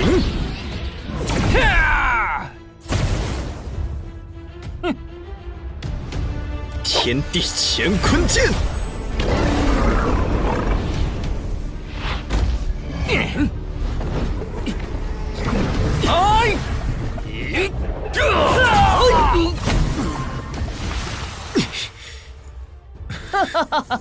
乾坤剑圣，就算有真神器，你也发挥不出它的全部威力。立刻放弃挣扎，我会让你死得痛快点。不可能！冥顽不灵，杀了他！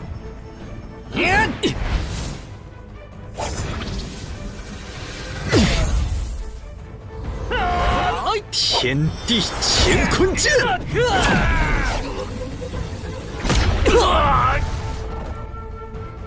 不能退，现在退了，暗离剑就再难得到手，到时候水寒的神魂之上将无药可救。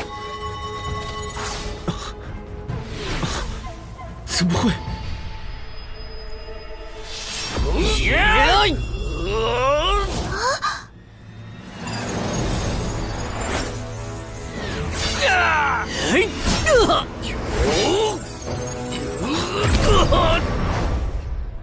这难道一直以来都是我在拖桃神界后腿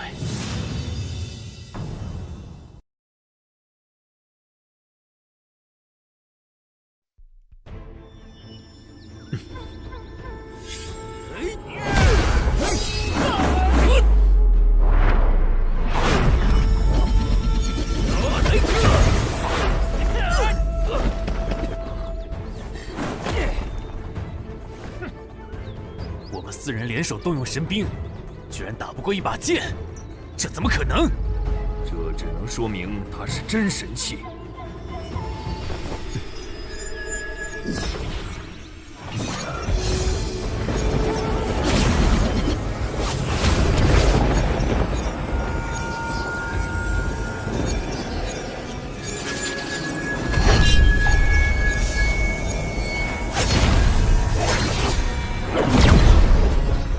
剑竟然打起来了，难道我猜测有误？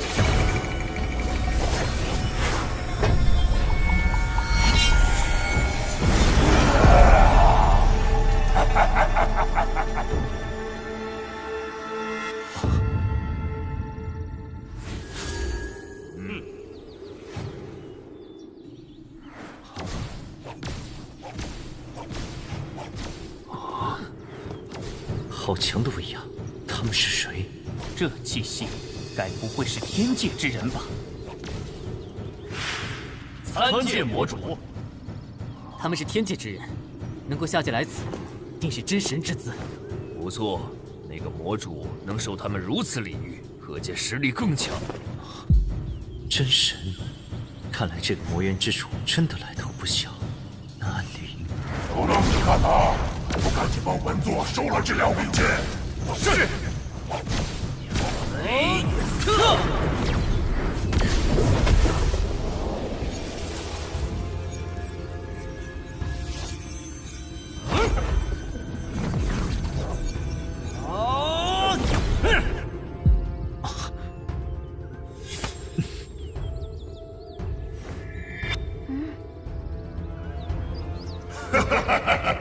本座耗费2万余年，才收服1柄神剑，你小子又白送了1柄，真乃天助我也！原本我以为阁下只是魔渊至强者，却不想比天神都厉害。哼，井底之蛙，区区天神，怎能与本座相提并论？请问，您是宗寒祖师吗？你怎知本神名号？可是来自魔神堡？魔神堡宗也，拜见宗寒祖师。这是您万年前赐予魔神堡的神兵魔神戟。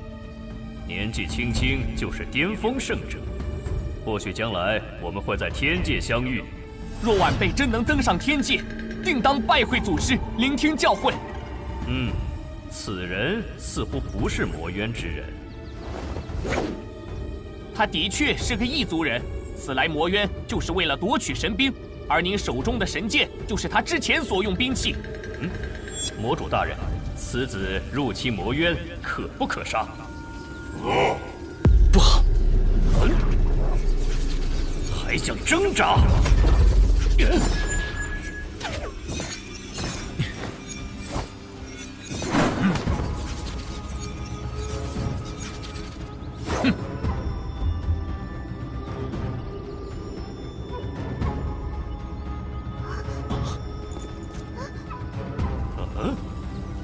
留下剑，然后滚！本座乃魔渊之主，阁下是谁？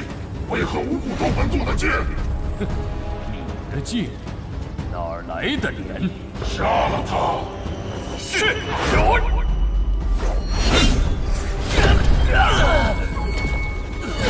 弑神王，快走！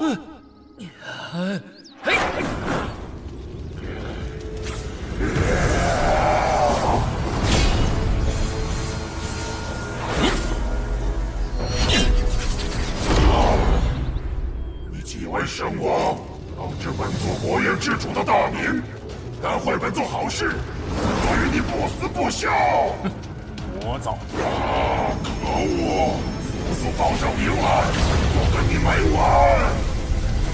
当本座出关，定让你筛心之灭！这样就结束了。此人实力太强，我彻底没机会了。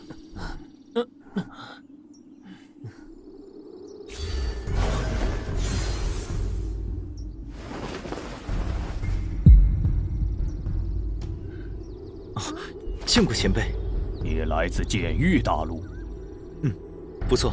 前辈怎么会知道？你身上有来自剑域大陆的剑气能量，毕竟我也来自剑域大陆。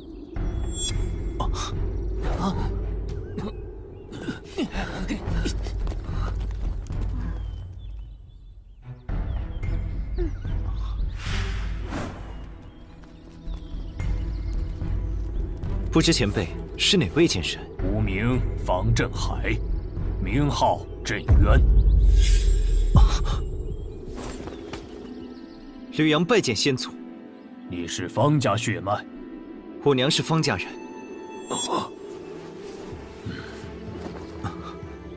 你果真是我的血脉，是我和飞灵的后裔。我刚才感应到桃神剑在魔渊出现，所以赶来一探，不成想收获了意外之喜。快，你且将剑域大陆的情况说与我听听。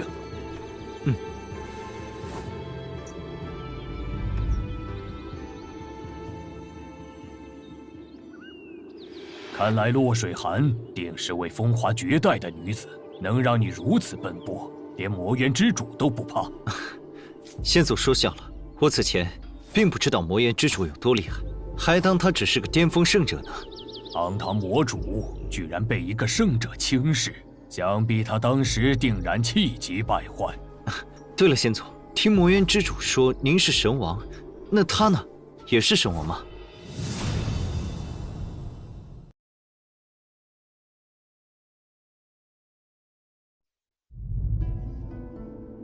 你现在走出剑域之外，也是时候了解一些事，比如天有9界，地有9渊，在剑域大陆修炼至剑域境，可成剑神飞升天界；而在天界，剑域境则为神域境，是成神的第一境，又被称为虚神。相当于地界武者口中的天神，寿元长达数载。都成神了，也不能永生啊！永生只是一个相对概念，想要绝对永生，谈何容易？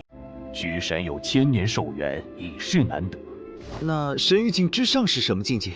神域境之上是神孽境，通常被称为真神，而后经历9次涅槃，肉身、筋骨、神魂分别经历3次洗礼，脱胎换骨7次后，就有凝聚命轮的希望，被称为神君。命轮？那是什么？有道是命轮不毁，神体不灭。命轮又被称为神轮，到达神轮境就是神王。也就是说，涅槃9次后，100%能凝聚出命轮，进而突破至神轮境。是的，越往后几率越大，伴随的风险也越大。那神轮境之上还有等级划分吗？涅槃的次数会影响到后续的修为吗？有，神轮境共有初期、中期、后期和圆满4个级别。不过这个境界按实力划分，其实是6个档次。7次涅槃就能突破神王者，在神轮境初期只有1星战力，又称1星神王。每提升1个层次，战力相应提升1星。8次涅槃突破的初期就是2星神王，以此类推。9次涅槃突破者初期就是3星神王，最高可修炼至6星神王。那天界的神王多吗？不多，数量极少。啊？为什么？天道有自己的规则，当神王寿元到达一定层次，就要承受十分恐怖的3灾9难，哪怕6星神王也顶多度过6难而已。当然，传说中也有度过7难8难的逆天存在，但是能度过9难的神王还从没听说过。听上去虽然很艰难，但既然踏上这条路，就没有回头的道理。总有一天，我也要成为神王。你志气倒不小，从剑域大陆飞升的那些剑神，可没几个成就神王。不管结果如何，至少要朝那个方向努力。先祖，你可见过我本家先祖惊鸿剑神吕金元，还有冰皇剑神骆冰云？没见过。我已经离开天界1万年了，一直镇守在血渊之中。是地底9渊中的血渊？为何这么久都不回天界？飞青受了很重的伤，险些神形俱灭，需要血渊第3层的长生血池滋养才能保住性命。我在地界可随时回到他身边护持，天界距离太远，来回费时又费力。如果水寒受了重伤，我也会一直守在他身边。先祖，您刚才说血渊第3层，它有好几层吗？9渊都有3层，我们现在所在的地方便是魔渊第1层。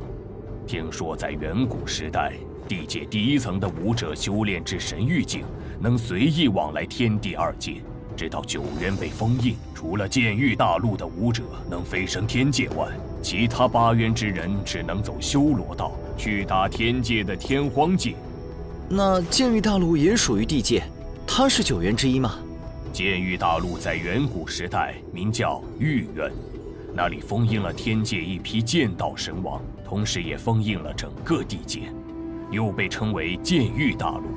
数度岁月过去，剑道日益昌盛，封印之力削弱不少，这才诞生了剑神飞升天界。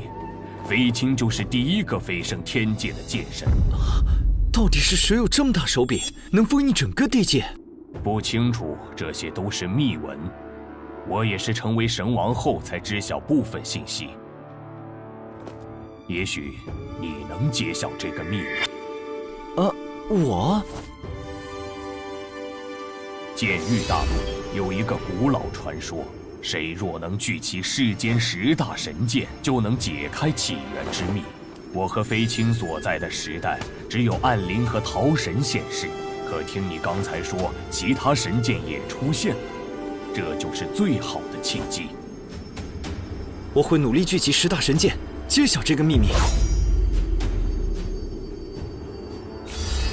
先祖，我之前听魔渊之人说，桃神剑可能是真神器，这里面有什么说法吗？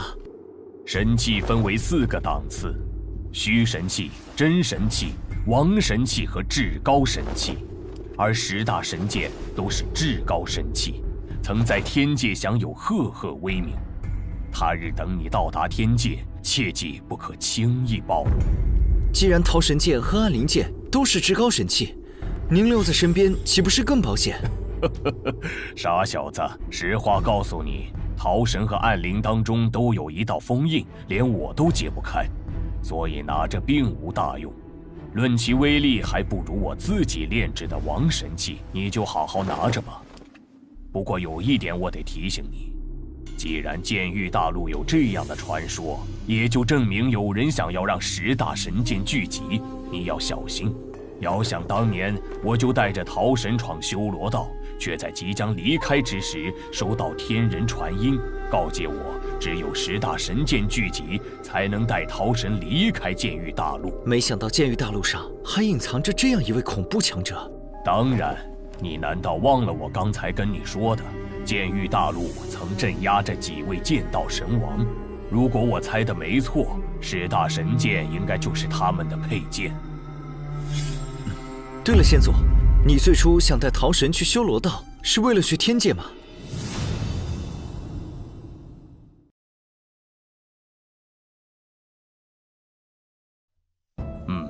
剑域大陆每隔3000年会有一次飞升天界的契机，而且一次只能有1人飞升。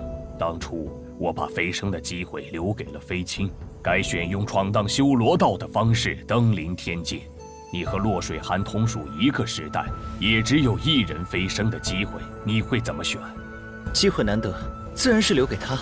我可以效仿先祖，独闯修罗道。不愧是我方振海的后裔，有魄力。来，我这就将剑术秘技天煞诸神传授给你，有它在手，你的胜算会更高。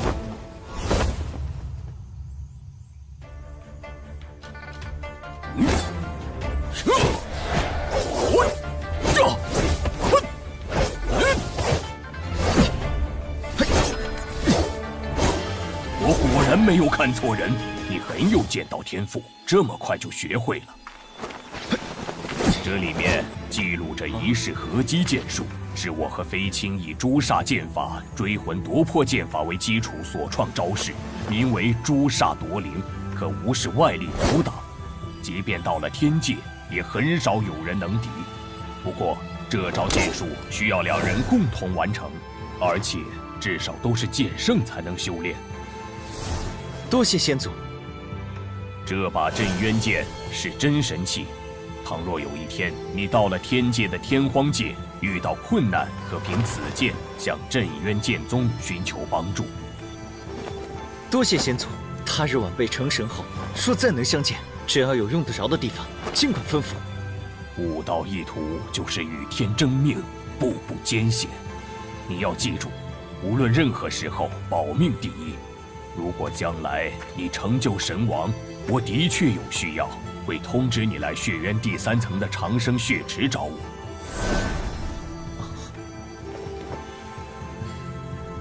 天地之广阔，远非我等能想象。眼下治好水寒的伤，是第一要务。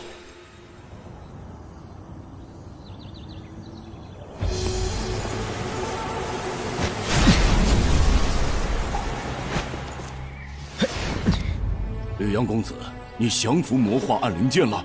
不错，你们现在着手准备吧。1个月后，我带你们重返剑域大陆。多谢绿阳公子，我这就通知大家。等通知完其他6大家族，必须先回剑域大陆一趟。毕竟这么大的事情，还要跟洛家商量下。另外，水寒也在等我。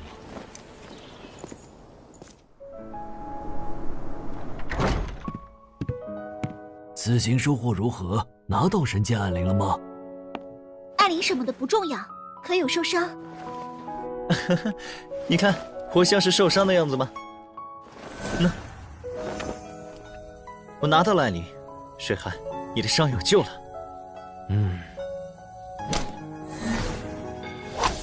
好好养伤，等你恢复了，我们就举办豪华婚礼。邀请天下豪杰来做客。杨哥，谢谢你。这是我应该做的。你先去炼化暗灵吧，我还有事要跟宏远老总和洛家主商量。好，你们聊。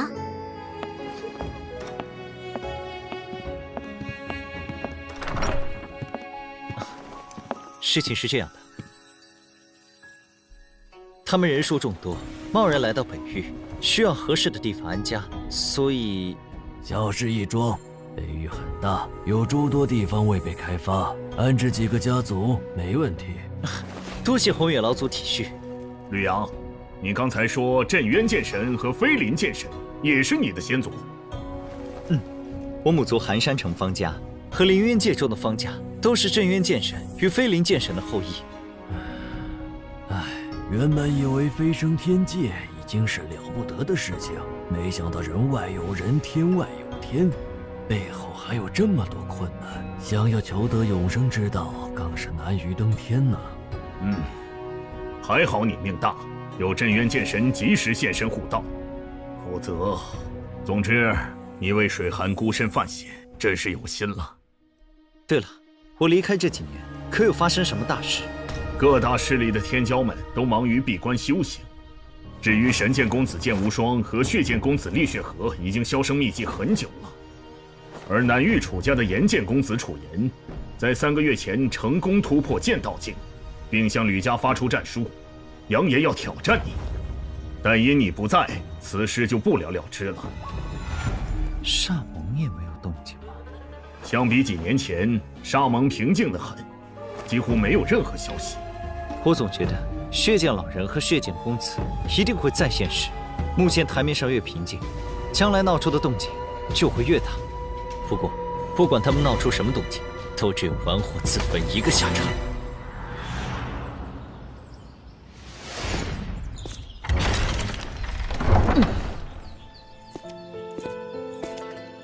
杨儿，你许久没回方家了。早在几年前，我就听说你成为剑圣了。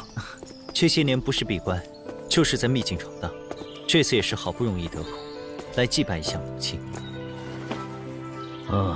我明白。先不说这些了，你今天来得很巧，有个人你必须要见一下。父亲，你怎么在这儿？这几年没你的消息，心中不安，偶尔来这里看看你母亲。你父亲每年都要来几次，这不，昨天刚到，你今天就来了。你此行可有收获？有没有遇到什么危险？说来话长。以前我每次想来看你母亲，但担心楚红兰联合楚家对你们母子不利，直到我稳坐家主之位，才敢派人去寻你们。只可惜，在你离开的这段时间，我想了很久，经历了这么多事，才发现唯有你和你母亲，才是我最挂念的人。现在你能平安归来，我也就放心了。倘若你母亲能亲眼见证你和水寒的婚礼，那该多好！娘，孩儿已认祖归宗，即将大婚，你若在泉下有知，可以放心了。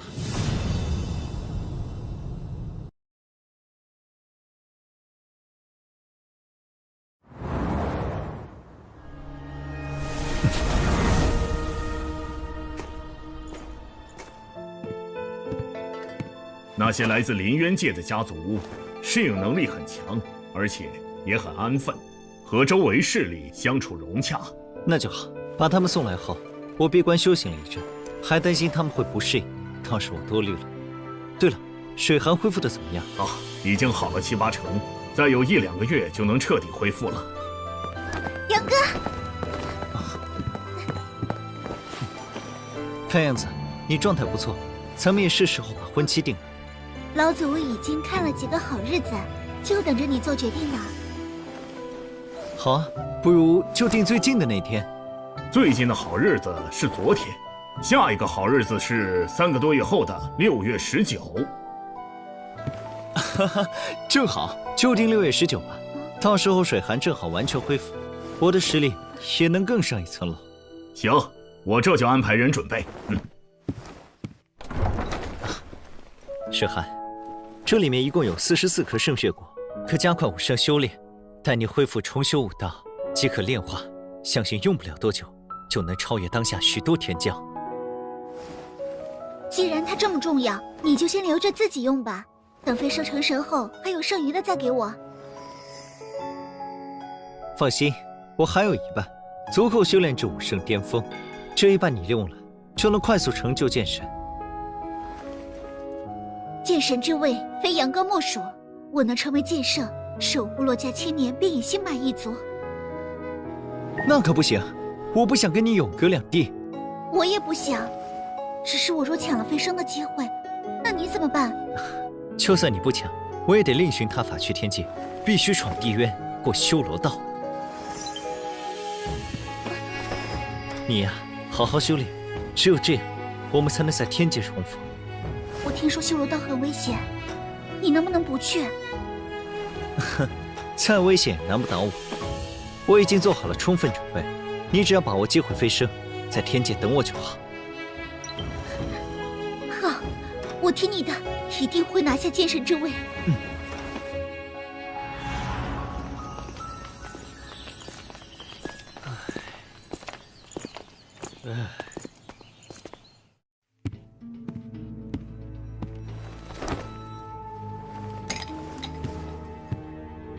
杨儿，事情都忙完了？爹，我一路走来，见族人们都愁眉不展，是发生什么事了吗？吕神池突破武圣了。吕神池，就算突破武圣又如何？只要他敢现身，我必斩之，以为吕大哥在天之灵。也对，你在魔渊打败过巅峰圣者，一个新晋的剑圣，的确还入不了你的眼。父亲不必悲观，吕家尚有2位剑圣，况且还有神剑在手，怕他做甚？话也不是这么说的。他来吕家下了血煞令，而那血煞令代表整个煞盟的力量，也就意味着煞盟即将对吕家出手。哼，煞盟当真是个难缠的毒瘤，我早晚要除掉他。对了，爹，血煞令出现的时候可有异常？有，跟我来。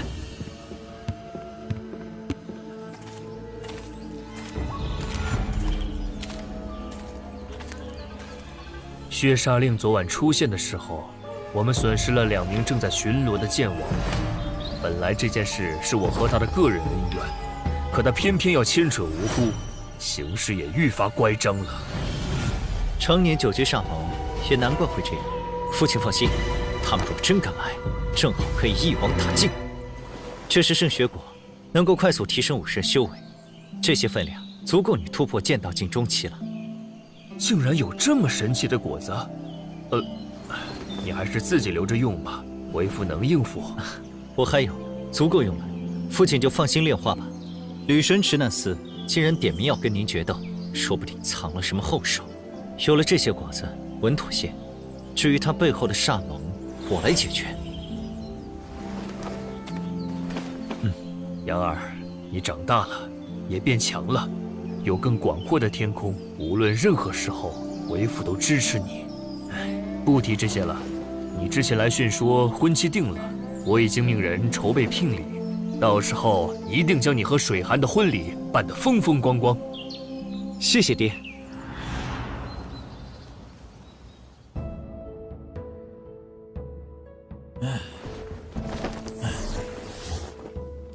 吕家那小子平静了这么多年，如今又活跃起来了。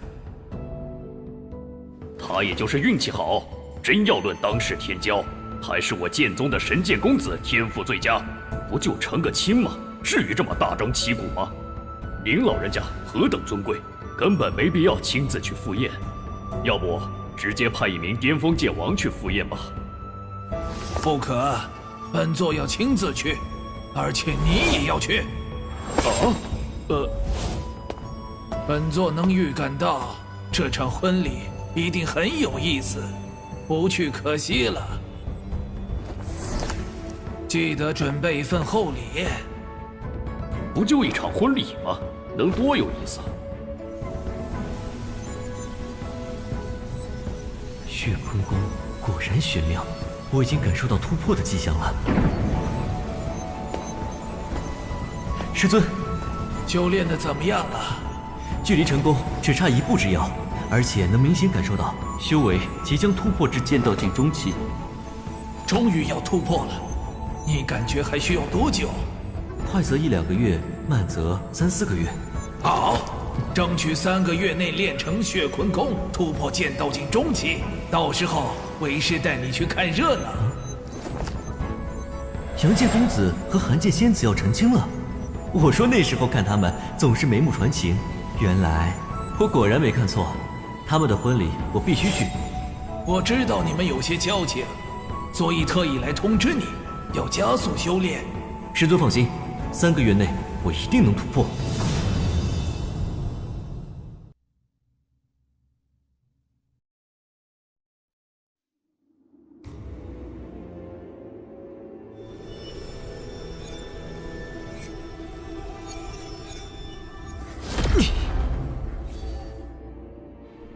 什么事？盟主有令。师父有何吩咐？6月19，吕阳和洛水寒大婚，各大势力都会前去祝贺。届时，盟主也会带领整个煞盟前去赴宴，请公子做好准备。哼，大婚，好啊！我一定会给吕家还有那个吕阳备份大礼。剑奴，通知下去。让煞盟所有人都收敛行迹，在此之前不许有任何争斗。是。吕阳啊，吕阳，待吕家覆灭之时，本公子定会一雪前耻，好好回报你。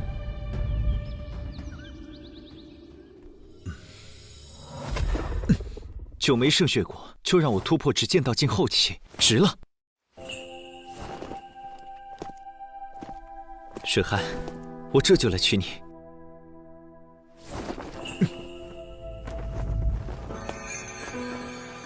你今天真美，我会常回来看你们的。好了好了，今天可是大喜的日子，新娘子怎么能哭呢？要开开心心。迎亲队伍到了，我亲自送你。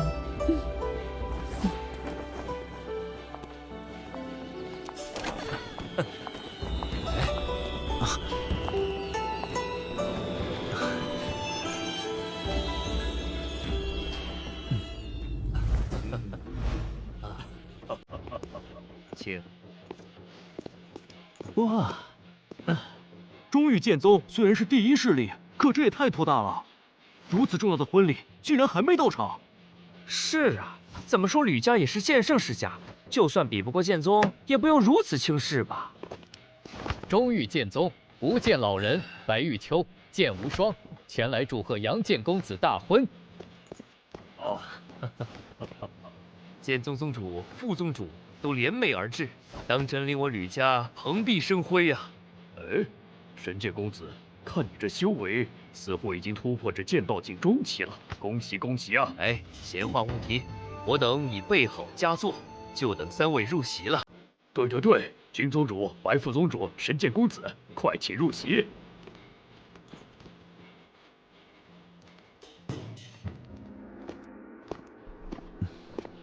哼。恭贺杨剑公子和寒剑仙子大婚，祝2位白头偕老，早生贵子。多谢诸位。无双，你虽比吕阳晚1步入剑圣，但现在已是剑道境中期，定然超过吕阳一筹。吕阳的天赋的确比我好，说不定他早已突破，只是气息内敛，没有显露罢了。剑圣之境哪有那么容易提升修为？你是有宗主亲自指点，才能突飞猛进。吕阳可没这么好运气，别说是几年，就算是几10年停留在剑道境初期也很正常。副宗主，我怎么觉得你对他有偏见呢？在我看来，他能在这么短的时间内从剑体境成长到如此地步，肯定胜过任何一个天骄。我不信他的修为会在我之下。哦，杨剑公子，南域楚家严剑公子向你挑战，一决高下。岩见公子，你可真会挑时间。本来我对你一点兴趣都没有，但现在既然你选择在这个时间点挑战我，我就成全你，给你一个圆满的结果。哼，这可是你说的。既然是决斗，比的就是实力。我们2个都不能动用神兵。可以，杨儿，爹，水寒他们就在后面，麻烦你帮我照顾一下，我一会儿就好。唉，好吧。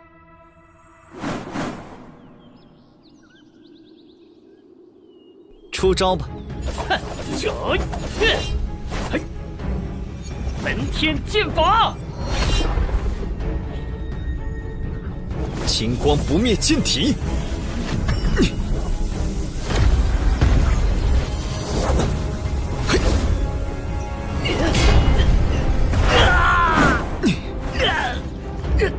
怎么可能？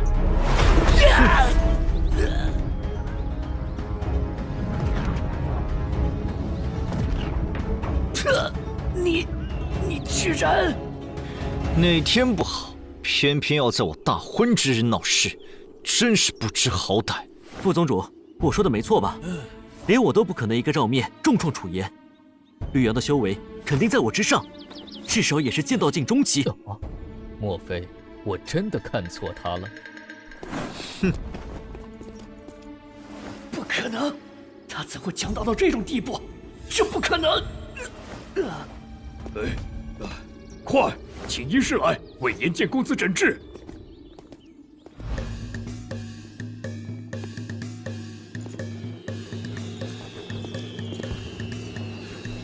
夫人，请下轿。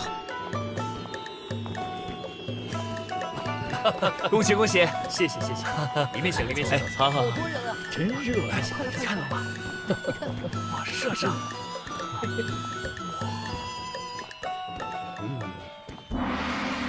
吉时已到，一拜天地，二拜高堂，夫妻对拜，送入洞房。洞房，洞房！谁？啊！快看，那是什么？是上盟剑圣，大家稍安勿躁，我出去看看。亲家，照看好水寒，我跟去看看。会没事的。沙蒙可真会挑日子，这时候来搅局，无论如何都是不死不休了。有我们在，他们掀不起风浪。好戏要开场了。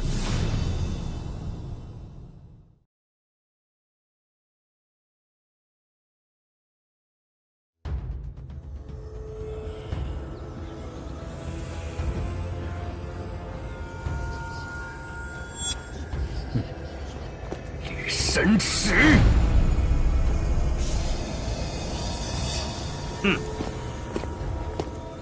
华天诀，你还有脸来？他就是那个因为一件小事就血洗宗门的华天诀，上盟真是什么祸害都肯受。一下子派出4位剑圣，沙蒙这次大手笔啊！怕什么？他们才4位。我们这儿除了楚岩，足足有7位剑圣呢，更何况有天下第一的无剑老人在。不管沙蒙此来目的为何，都只有自投罗网一个下场。宗主，您是不是早就料到沙蒙会来闹事？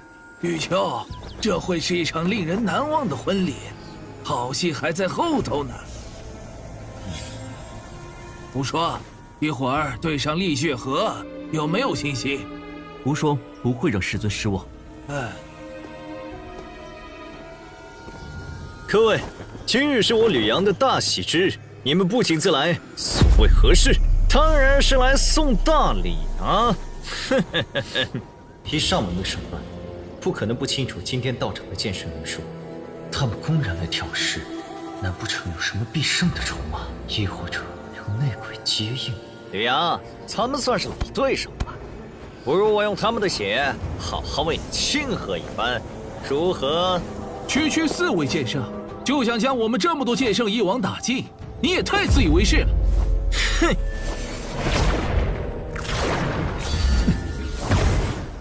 面对上门挑衅，无间老人不仅不落于中，甚至还有一丝余裕，是我的错觉。不对，一直以来，从来没人见过真正的血剑老人是什么样。无论是灭剑甲，还是大战退错，都是无间老人一人之言。难道厉雪河，你若是为了上次落败之事记恨在心，完全可以跟我私下解决，没必要在这败坏大家的兴致。不如这样，我们可以当着众人的面再比一场争个高低。当然，如果你没这个胆量，也可以不接。公子，您之前答应过我。哼，一场没意思，要比就比3场，而且第1场必须由吕神通来。可以。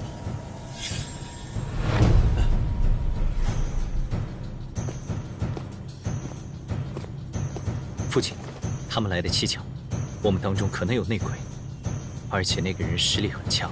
我明白你的意思，我也有这种想法，不过咱们没有证据，不能妄动，先拖延时间，再静观其变。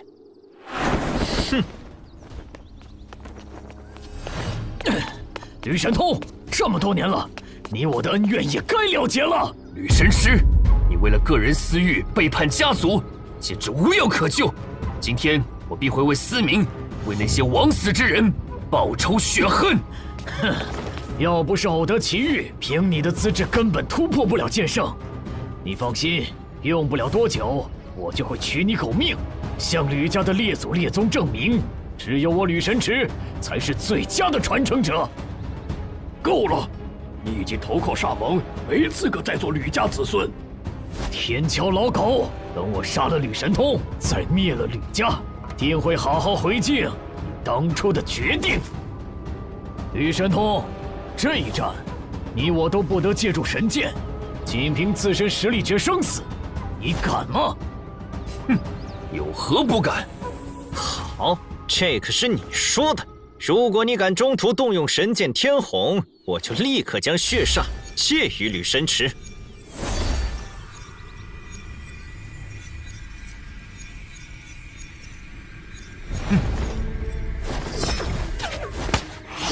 不用神剑，我照样能杀你！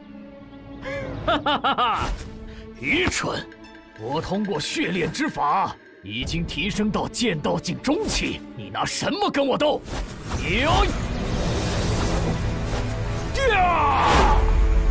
血河剑法！都被人练成血奴了，还洋洋得意，蠢的是你自己！圣虎剑法！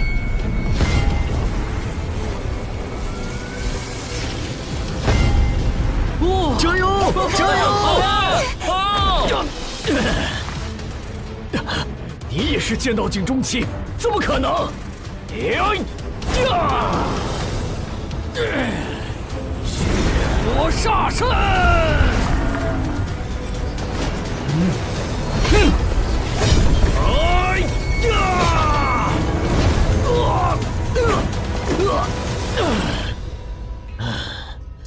可恶！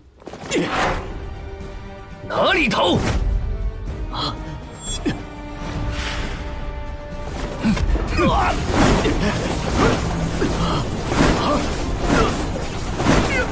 公子救我！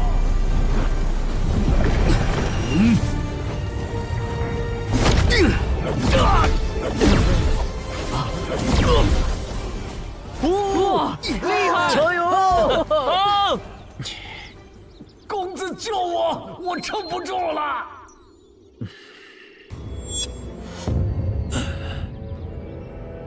既约定是公平比斗，就没有相帮的道理。谁若插手，且问过我手中的天虹神剑。哼，罢了，一个废物，的确没有出手的必要。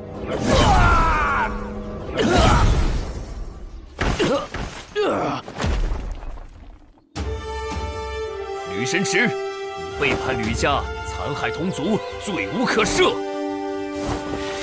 哼！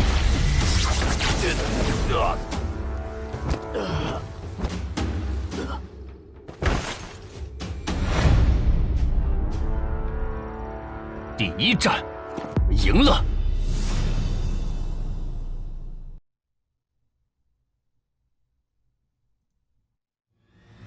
家主威武！吕家威武！吕家主好样的！沙蒙贼子胆敢来犯，必须杀得他们有来无回。哼！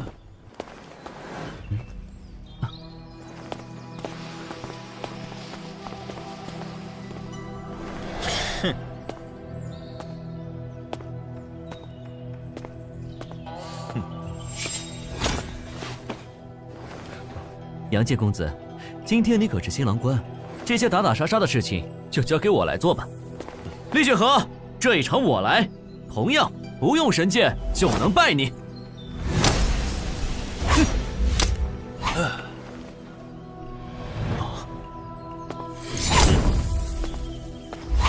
嘿嘿嘿嘿，既然你这么急着找死，我就成全你。厉雪和，这么多年了，每次交手你都是我的手下败将，一次又一次的逃跑。今日我师尊也在场，看你还能往哪儿逃？嘿嘿嘿嘿，本公子为何要逃？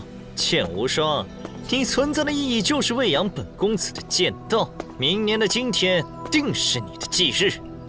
为剑养道，这话什么意思？哼！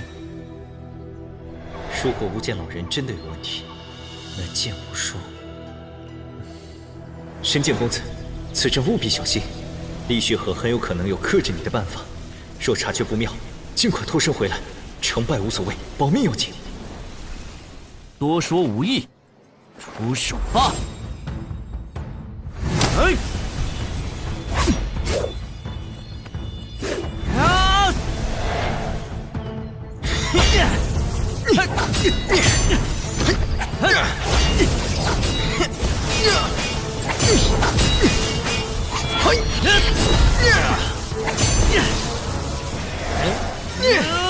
血魔煞身！你以为这样就能挡住我吗？光明圣剑！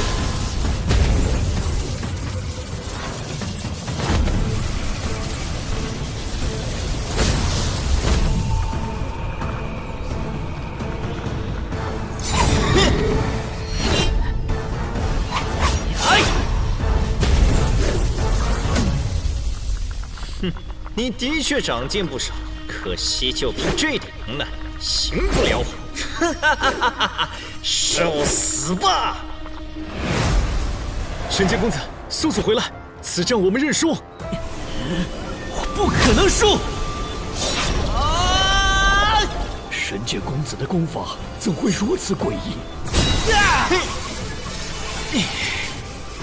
剑无双，你果然使出了这招，真是自寻死路。听不懂你说什么？哼！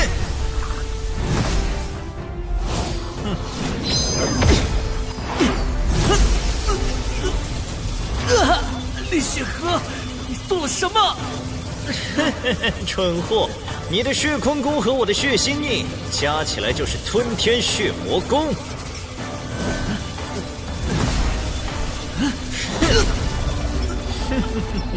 只要你运转血坤功，我便可凭血心印镇制，借你的血气修成血神之心。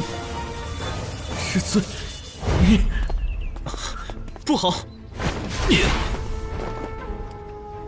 宗主，该打的人是厉血和，你快救救无双，他可是你从小带大的亲传。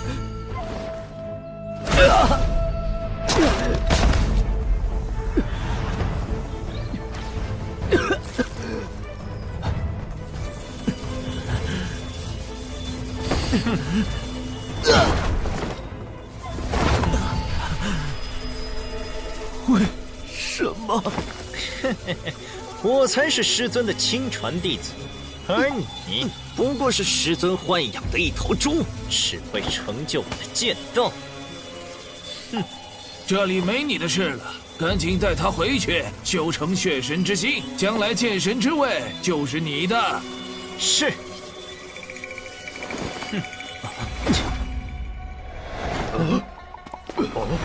君神望，你果然有问题。重要吗？今天，你们注定都要成为我的养料，助我成神。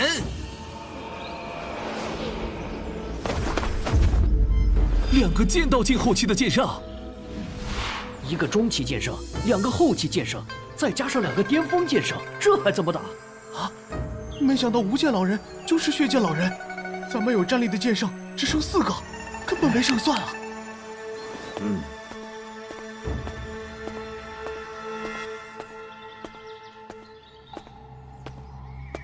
我来。君神王，枉我一直尊你敬你，视你为正道领袖，没想到你竟是煞盟盟主。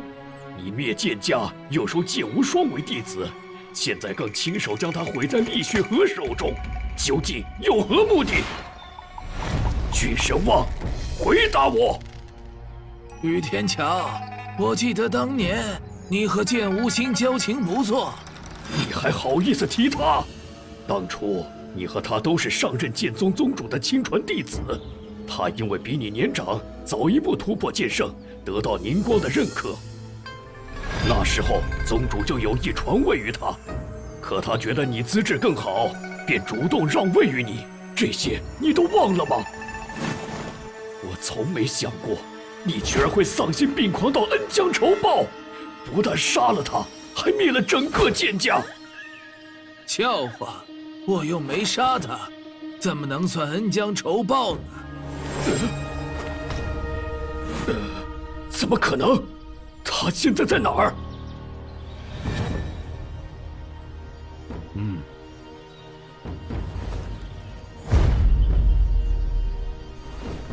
剑无心，天桥兄，好久不见。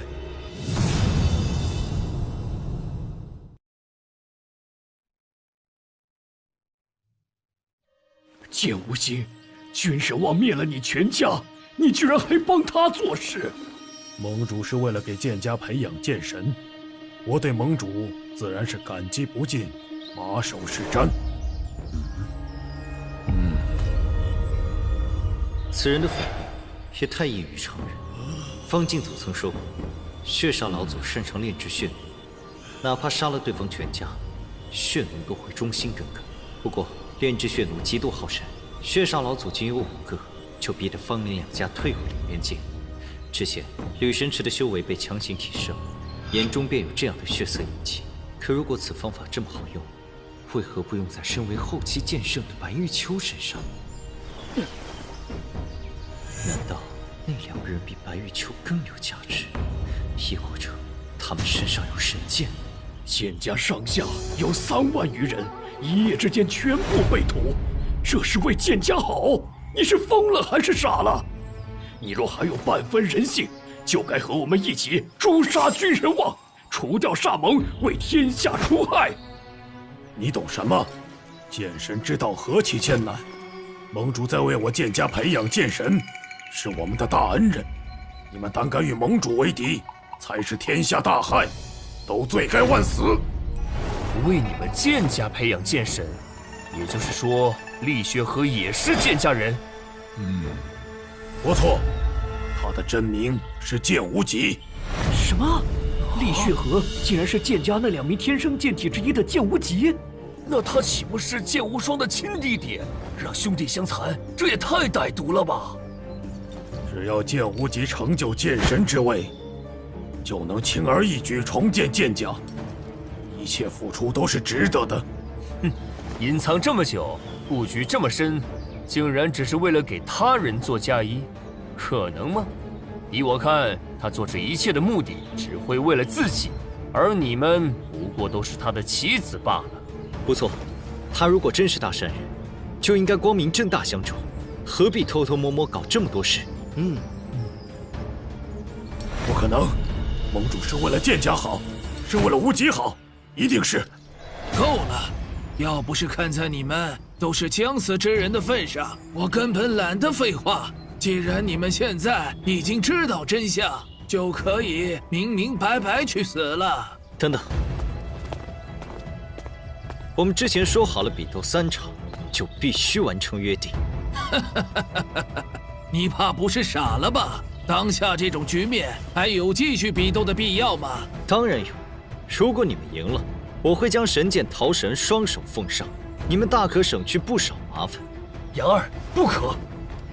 哎，将这么大的筹码抛出来，难道他有必胜的把握？有些人啊，就是爱垂死挣扎。也罢，我今天心情好，姑且陪你玩玩。不过，我们这边将会由3人出战，你若敢应，比斗继续；若不敢，我应，但对手我自己选。有胆识！如果给予你足够时间成长，剑神之位恐怕非你莫属。可惜你我同处一室，剑神之位注定没你的份。你太自信了，我经历的风雨远比你知道的多，轻敌只会让你自食其果。哼，少在这儿故弄玄虚！一个乳臭未干的小子也敢在我面前谈经历？若是不敌，你尽管走，不必管任何人，也不必犹豫。只有保住性命，才能拯救更多人。雨阳，以前你总能逢凶化吉，那是运气好。今天可不一样，没人救得了你。我选他。还有，说我没猜错的话，这2位应该是中域剑宗的剑圣吧？一位是身怀神剑雷技的战无痕，一位是身怀神剑逐风的叶剑一。不可能！我剑宗剑圣，怎么可能都是蚱蜢之人？你倒是聪明，可惜了。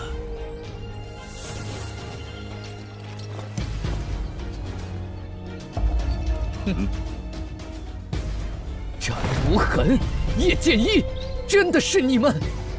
什么呀？剑宗的剑圣居然是蚱蜢之人，这一白一黑骗得人好深呐！这也太离谱了！好好的正派鹰邪不做，为什么要去蚱蜢啊？不管是剑无心，还是战无痕和叶剑一，他们眼中都有血奴印记。你通过特殊手段封印他们的自我意识，一面是控制他们的神魂，一面又让他们看着与常人无异。放屁！盟主带我们共登神道，我们是真心听从盟主号令。不错，我对盟主的忠心，天地为证，日月可见，岂容你小子挑拨离间？啊，你们已经完全丧失本心，成为君神王的奴隶，可悲可叹呢。关于血煞老祖的手段，当今世上鲜少有人知道，你怎会如此了解？哼，这有什么？连古之剑神我都亲眼见过，还跟他谈过话，知道这些过往并不稀奇。如果你想用这种伎俩拖延时间，就太天真了。赶紧开始你们的生死决斗！拜他，我一人足矣。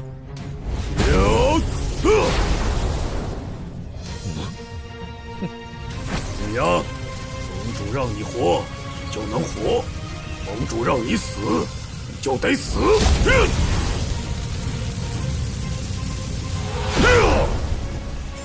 金光不灭。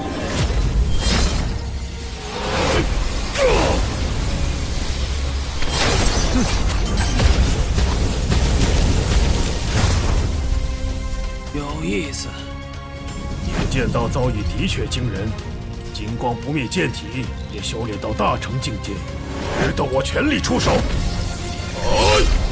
血魔煞身！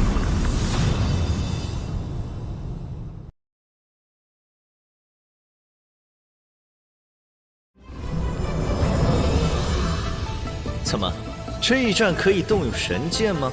按约定来，不用神剑。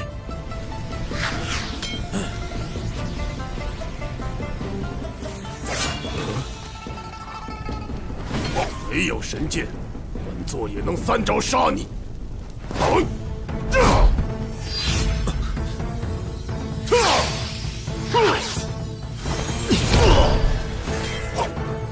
天地乾坤。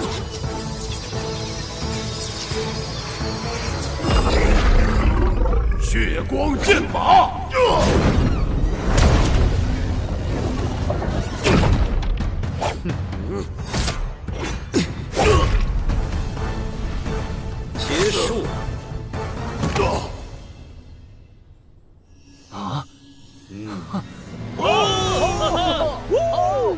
可能？难道他真的有奇遇？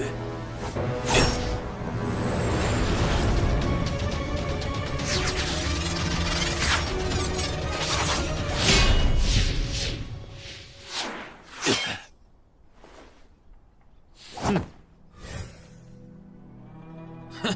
你刚才所用剑术，并非惊鸿和冰皇的传承，甚至比他们更强大。看来你定是得到了什么机遇，又凭借他们自创了神级剑道功法，才能够成长得如此之快。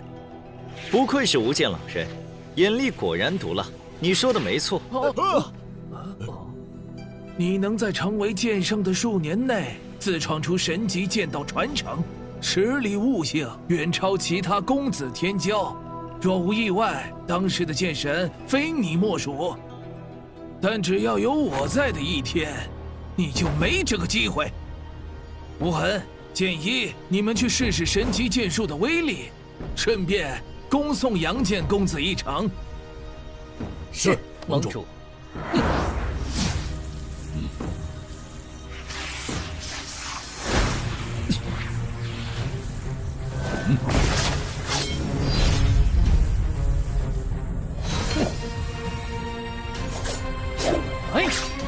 果然是神剑雷击和神剑如风，竟然动用神剑，那就怪不得我了。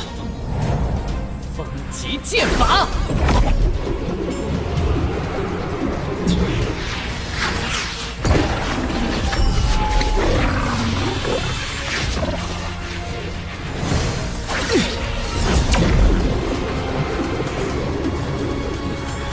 惊雷巨灭。桃神再厉害，也无法抵御两柄神剑夹击，到时候只能乖乖臣服。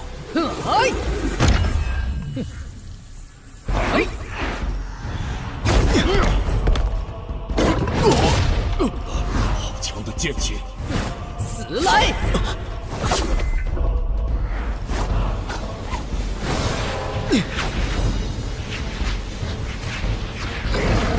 天地乾坤！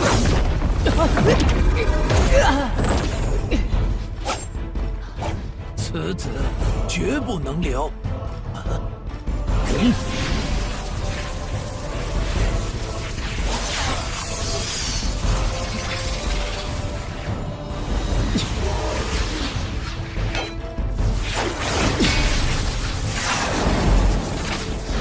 可恶！天地乾坤！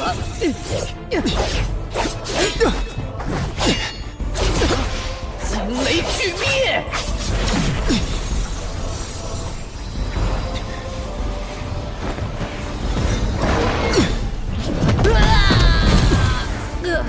真没想到，短短数年，杨剑公子竟强大到这种地步。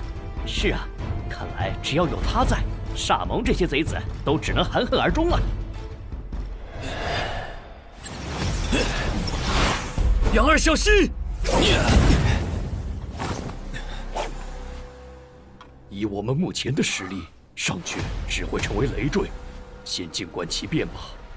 在有神剑护体的情况下，你都能将他们打成重伤，可见你自创的功法剑术很不一般，实力远远超过了剑圣层次。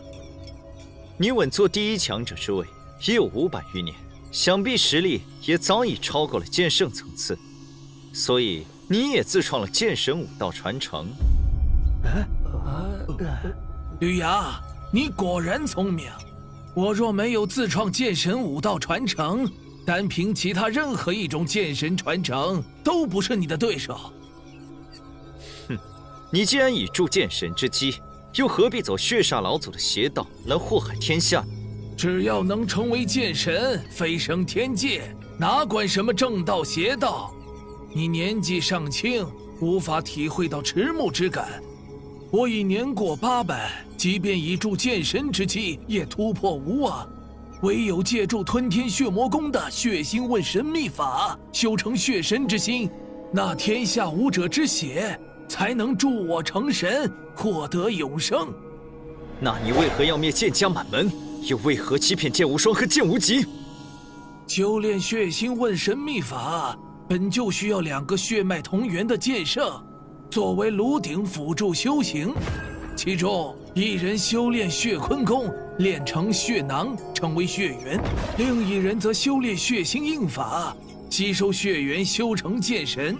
要怪就怪数百年以来，只有他们剑家出现了符合条件的2个天生剑体。即便如此，你大可偷偷潜入剑家带走他们，在暗中培养，也是一样的效果。何必残害整个剑家数万条人命？炼制血奴需要耗费大量精血，我肯选择他们，是他们的荣幸。而修炼血星问神秘法，最基本的要素就是修炼者心中必须积蓄足够的怨念之气，只有这样，才能成就无上辅药，助本座修成血神之心，伴入剑神境。另外，再加上足量的武者之血，就能彻底成为剑神，留名百世。所以，你们今天一个都跑不了。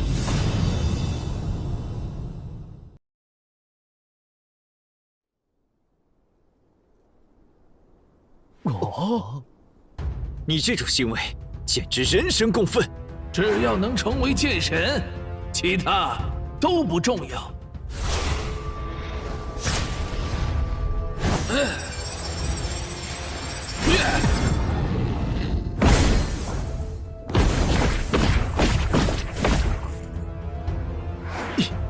吕阳，接剑！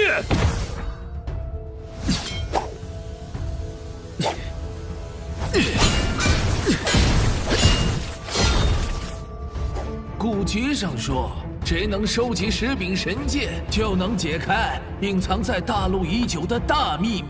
如今10大神剑全部现世，这就预示着本座将会是解开秘密的第1人。哼，你太自信了，我不会让你如愿。收集10把神剑，那岂不是？如果杨剑公子落败，别说你我身上的星炎巨月神剑，恐怕小命都要交代在这里。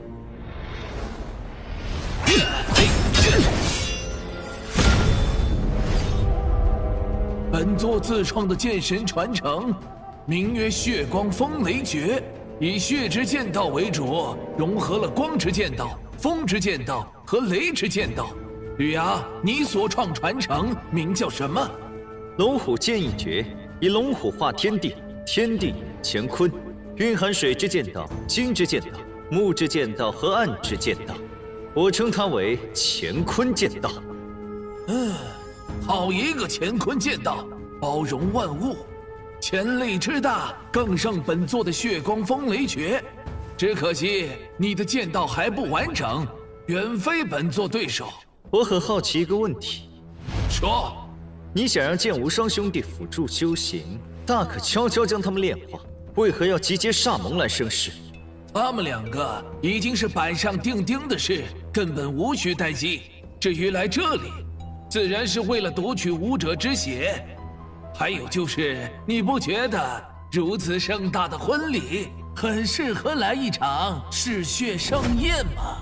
特别是看到你们得知真相时愚蠢至极的表情，简直太有意思了。就为了这个？那是自然。在本座看来，你们和死人没有区别。君神忘，你太狂妄了！只要有我在，你今天注定失败。吕阳，你的表现的确很让本座意外，可惜你刚才消耗过大，根本无法维持巅峰状态，剩下的只有死路一条。血光风雷诀，龙虎剑印。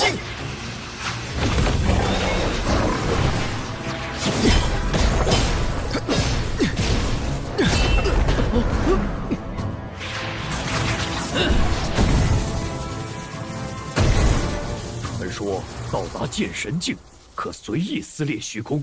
吕阳和君神望的实力虽然还达不到剑神层次，但他们展现出的战力已经很接近剑神层次了。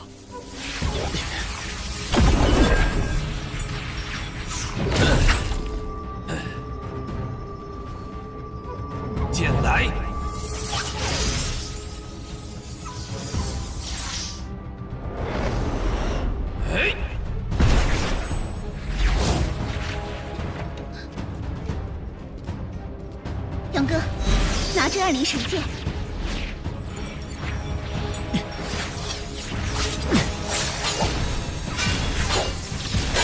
楚言，华虫，帮我挡住他2灵神剑。嘿，嘿，呀，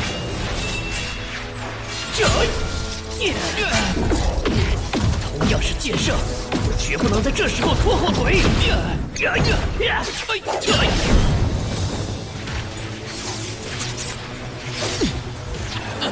雕虫小技。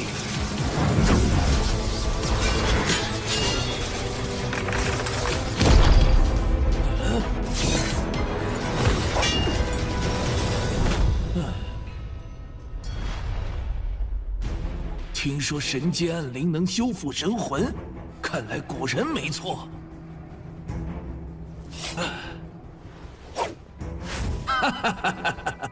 九品神剑齐聚于此，送上门的好东西，岂有不收的道理？等本座拿下你们，再去北域洛家取了水寒神剑。小子，本座玩够了，你该死了！血光风雷斩，好机会！呀！天煞诸神！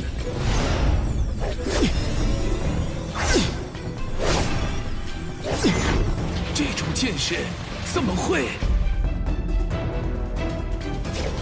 呀！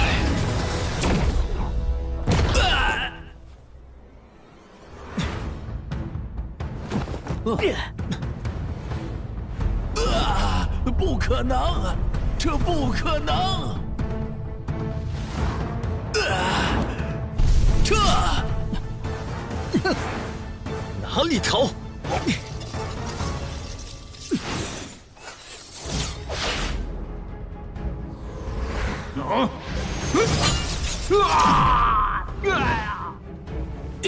杨剑公子，华天诀请留给我。华天诀，我代表东域华家清理门户。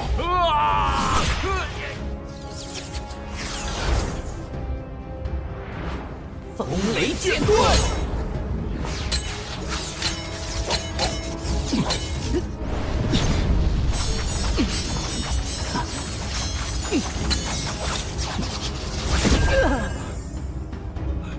跑！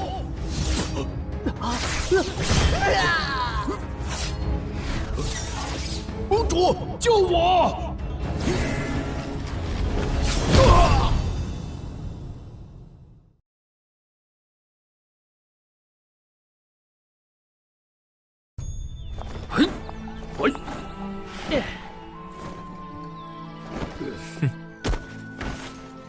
杨剑公子，东域华家向你致谢。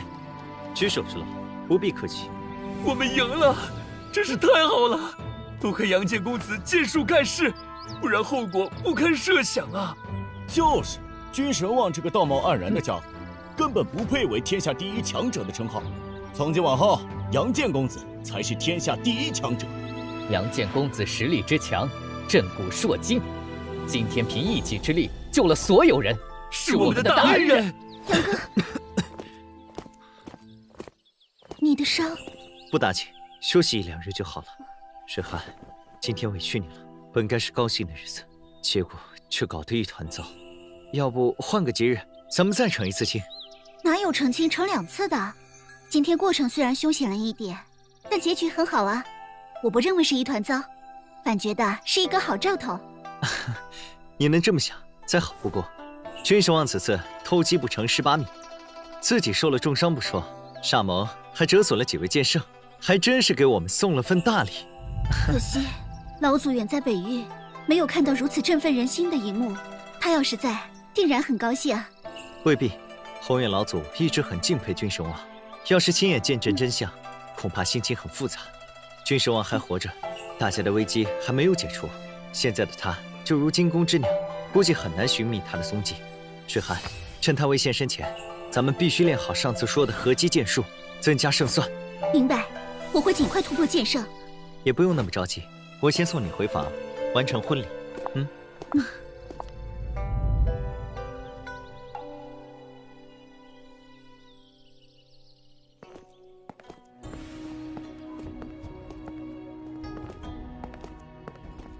杨建公子，白某昔日对你多有偏见，甚至一度怀疑你是煞盟培养的天骄，而对无间老人的话却是……总之，是在下有眼无珠，现自罚一杯，向公子致歉。白副宗主客气了，剑宗遭此大劫，以后还得靠您主持大局。我相信剑宗内绝大多数武者都是好人，剑无心他们也只是失去了自我，被君神王控制，身不由己罢了。我敢断言，他们的本心肯定还在剑宗这边。公子说的在理，婚宴过后，我想带他们3人回去剑宗安葬，不知……当然可以。多谢。杨建公子，若非你逆转乾坤，我们恐怕都难逃君神王毒手。我华重敬你一杯。杨建公子，我也敬你。君神王受伤不轻，肯定会去利用剑无双和剑无极恢复伤势，冲击剑神境。可惜了这2个剑家遗孤，8成是凶多吉少了。只是接下来该如何对付君神王？君神王若想躲藏，应该会去地域广阔的血域蛮荒。就算他能半入剑神境，也缺乏足够的武者之血再进一步。到时候定会主动现身。他一旦现身，各大势力必会有所察觉。只要及时互通消息，我必会第一时间赶到，将其斩杀。可是以君神王的实力，一般实力根本无法周旋太久。倘若杨建公子距离较远，无法及时支援，那岂不是很危险？那诸位觉得，君神王再次出现，会优先袭击哪个势力？我剑宗3柄神剑皆已落入君神王之手，而且他对剑宗的底蕴一清二楚。若想收集武者之血，从剑宗入手的确能便利许多。哎，白副宗主，要不你别回去了，再传讯回去，让他们集体到别处避难。我剑宗有上百武王、上千宗师，还有数以万计的普通弟子，我不能弃他们不顾。至于大范围迁移避难，不现实。不过，我已经做好与剑宗共进退的最坏打算。如果我是君神王，的确会将剑宗视为第一目标。不如这样，我去剑宗守株待兔，一定能等到他。君神王要疗伤，短时间内不会现身，我也需要时间研习武学，增进实力。白副宗主，你可以先回剑宗，召集宗内武者做好防备。好，剑宗和整个剑域大陆的安危，就拜托杨建公子了。责无旁贷。杨建公子，关于收集10大神剑，10大神剑关乎着剑域大陆的上古之秘，一直以来他们从未同时出现，如今全部显示。不单是君神王，我也很想探索这个秘密。你不必担心，我不会强夺星岩神剑。你们楚家还需要他防备君神王，等我除掉他这个大祸患，自然会去楚家跟你们做个公平交易。借神剑一用，画价也一样。多谢杨建公子大义。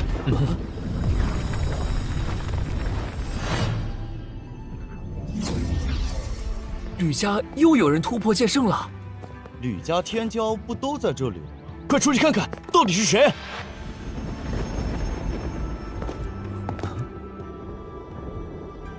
父亲，看来吕天已经突破剑圣，可谓是双喜临门。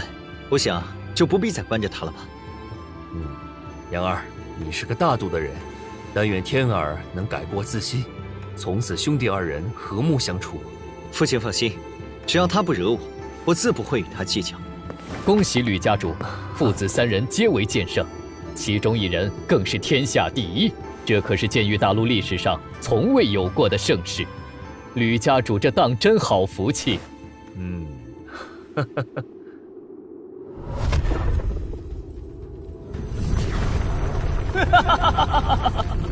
终于突破剑圣了！这家伙成亲了。吕阳，可敢与我再战一场？让父亲好好瞧瞧，谁才是他最优秀的儿子。我天剑公子年仅35岁就成为剑圣强者，父亲，他吕阳可能与我相比。这小子，我看还得再关上个10年才行。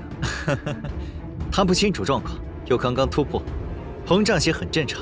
只要让他认清现实，自然会收敛。剑道境后期，怎么可能？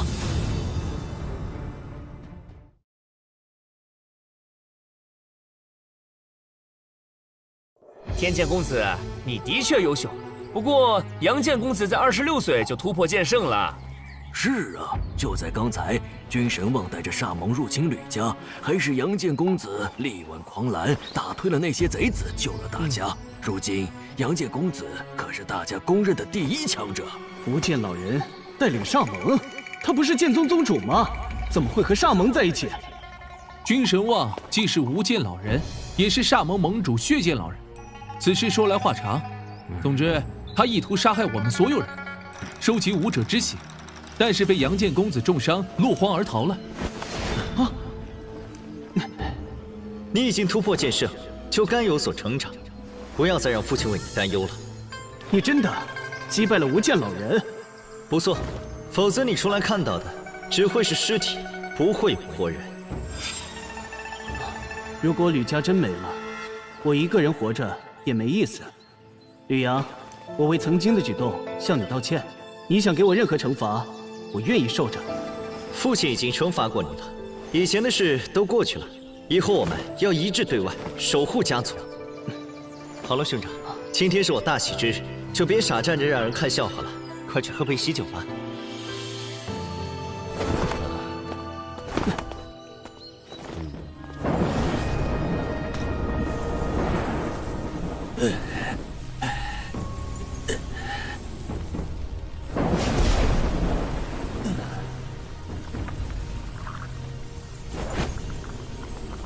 若非有神剑护体，这一剑就算当时杀不死我，残存在体内的剑气也会慢慢摧残我的生命，直至死亡。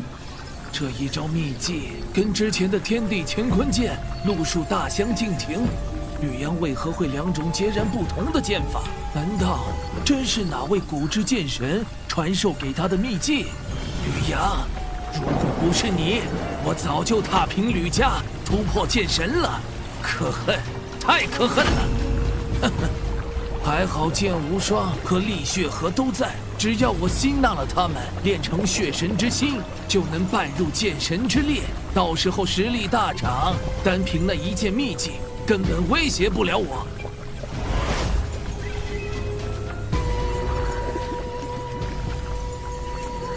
培养了你们这么久，是时候展现价值了。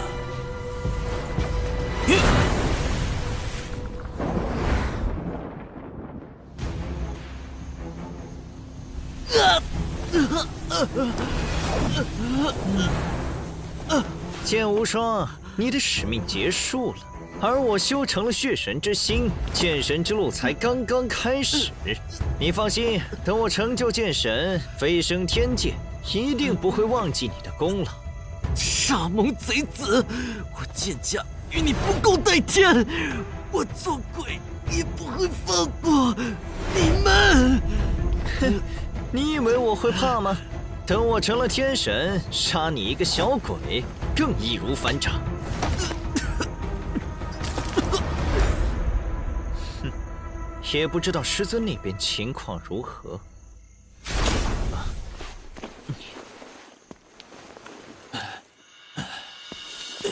师尊，我已经练成血神之心了，您那边进展如何？你做得很好，现在也该知道真相了。真相？师尊，你受伤了。那些家伙的确难对付，师尊不必气馁。等您休养好，我陪您一起去，定能找回场子。先攻克剑宗，再一步一步收拾其他势力。这点伤不算什么，你只要仔细听我接下来的话就够了。当年我灭了中域剑家，我跟你说只留下了剑无双一条命，其实并非如此。我知道剑无心还活着。剑家当时有2位天生剑体的天之骄子，一个是剑无双，还有一个是他弟弟剑无极。我以无剑老人的身份收剑无双为徒，又以血剑老人的身份收剑无极为徒。师尊，这玩笑可开不得。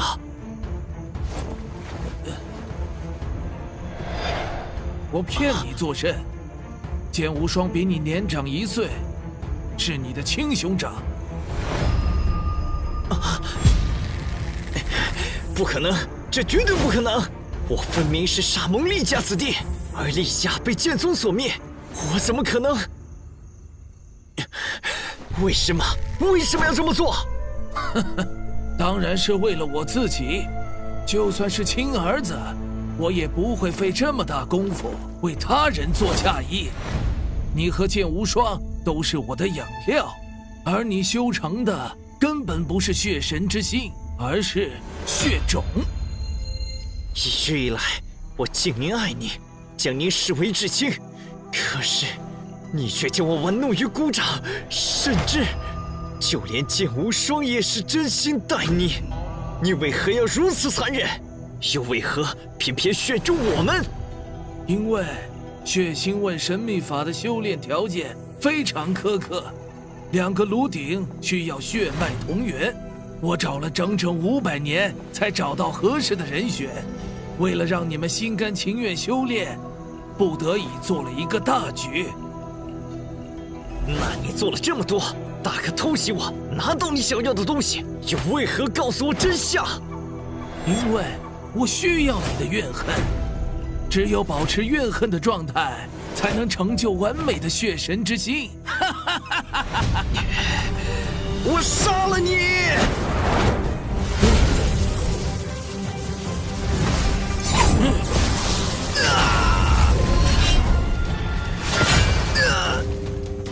君神望，你不得好死！我诅咒你，永远无法飞升成神！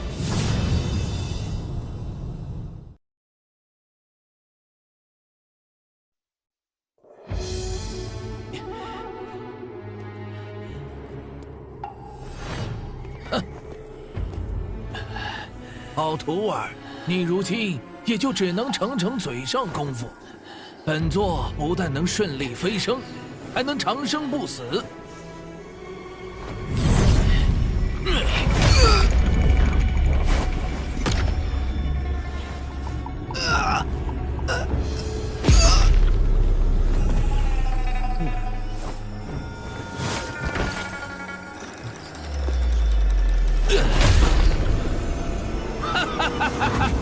吕阳，等本座踏入半步剑神，定会第一时间取你狗命，以你之血助我彻底成神。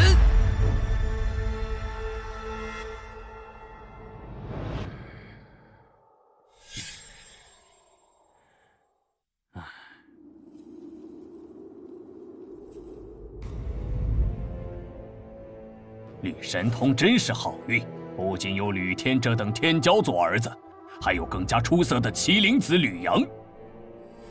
以吕阳现在的实力，若想报复天儿，那岂不是？他们可是当着所有人的面握手言和，吕阳应该不会难为吕天。不错，吕阳若真是小肚鸡肠之人，大可不必凭一己之力击退君神望。既然他当众和天儿和好，就不会再搞小动作。毕竟现在最大的危险是下落不明的君神望。虽说君神望再出现，第一目标不太可能是我们，但以防万一，我们必须做好万全准备。快，立刻将长老们召集过来，商议对策。是。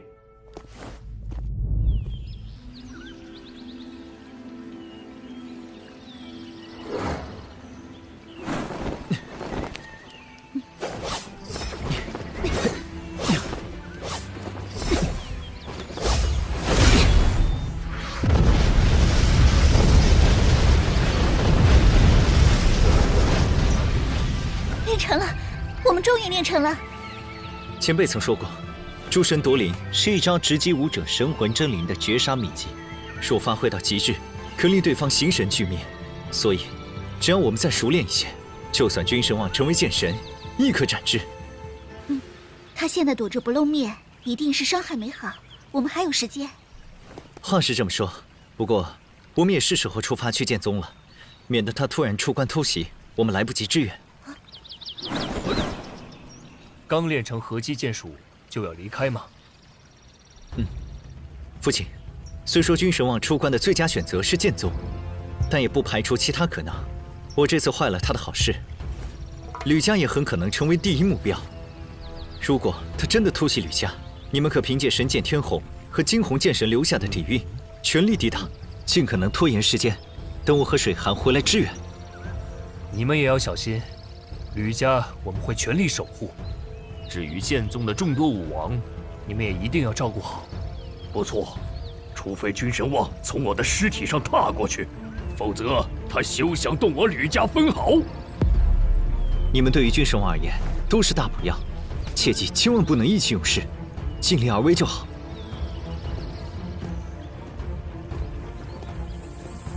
放心吧，我们有分寸。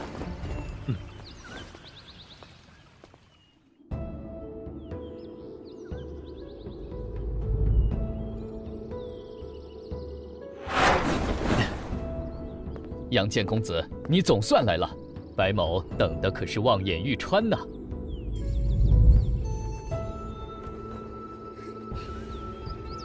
哟，韩剑仙子也突破剑圣了，真乃进步神速啊！白副宗主过奖了，我能进步这么快，也是托了夫君的福。白副宗主，可有君神望的消息？暂时没有，应该还藏在血域蛮荒，我已经派人密切关注了。一有消息，定会第一时间通知你们。二位赶路辛苦，不如先到住处小憩一番。那就劳烦白副宗主了。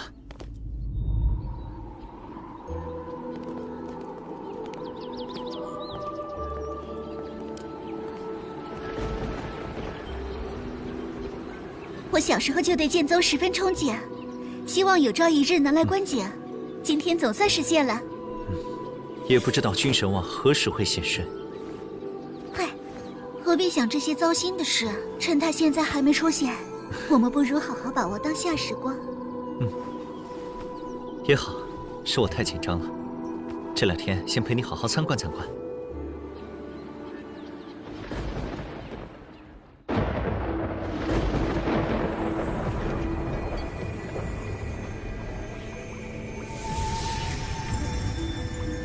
最后一次天煞剑气终于消失了。吕阳，现在本座已是半步剑神，接下来就是你的死期。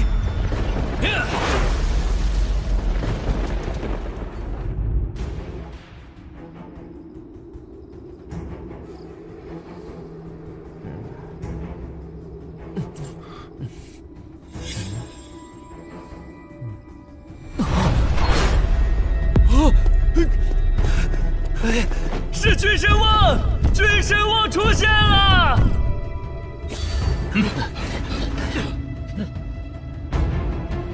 来人，速启动传音大阵，向宗门汇报，君神望出来了，即将路过襄阳城。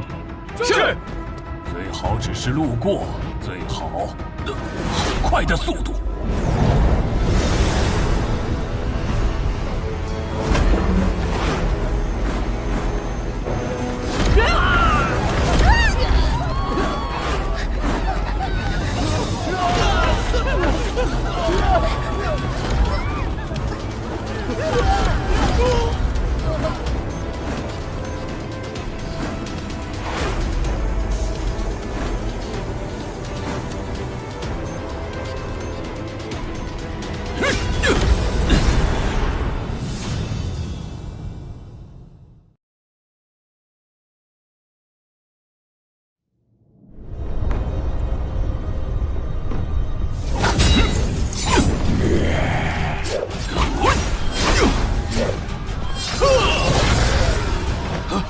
快，都退入密室！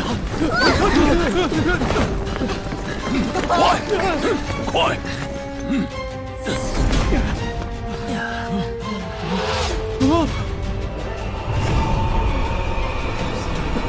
进来了，他进来了！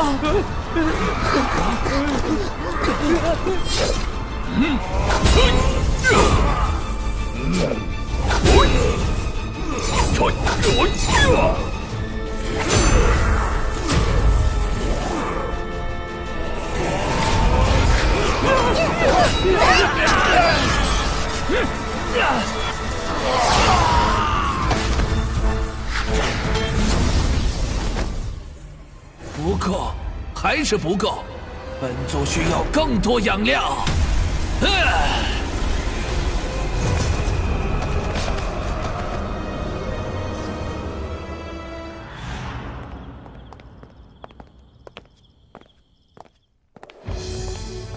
君神望在向阳城现身了，但是消息刚送过来，那边就发出阵阵惨叫，接着便没了声响，恐怕凶多吉少。君神望多久能到剑宗？若是直奔剑宗而来，最多1天，但目前无法确定具体路线和具体时间。现在出去寻他，碰上了还好，碰不上就是浪费时间。我会增派专人搜索他的踪迹。至于你，是对付君神望的最强底牌，还是守株待兔的好？也好，麻烦传音大阵时刻连通下李家，如果他改变了目标，我们也能及时应对。好。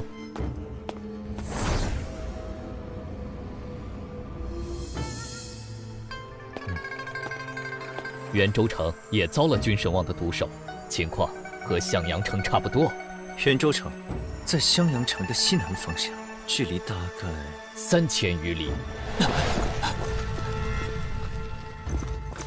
副宗主，有消息来报，君神望已现身古元城。如果他下一次现身的地方是飞燕城，那基本可以确定具体路线了。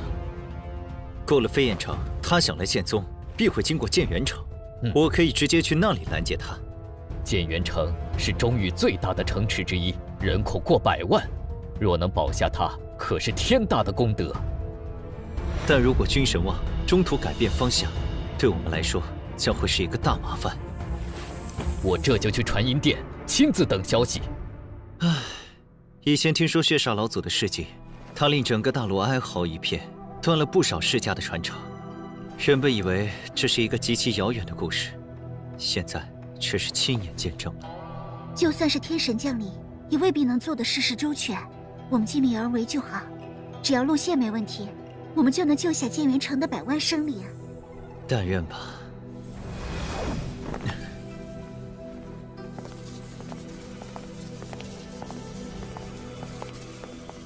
二位怎么过来了？杨哥和我实在放心不下，想着待在这里，收到消息更快些。情况怎么样？我刚想去找你们商量呢。自从离开古元城后，君神望就失去了踪迹，飞燕城那边迟迟没有看到他的身影。我思来想去，总感觉有猫腻。按理说他早该到飞燕城，难道他绕道而行了，亦或者去了别的地方？以我们现有的条件，他若有意收敛气息，我们根本无法察觉，一切皆有可能。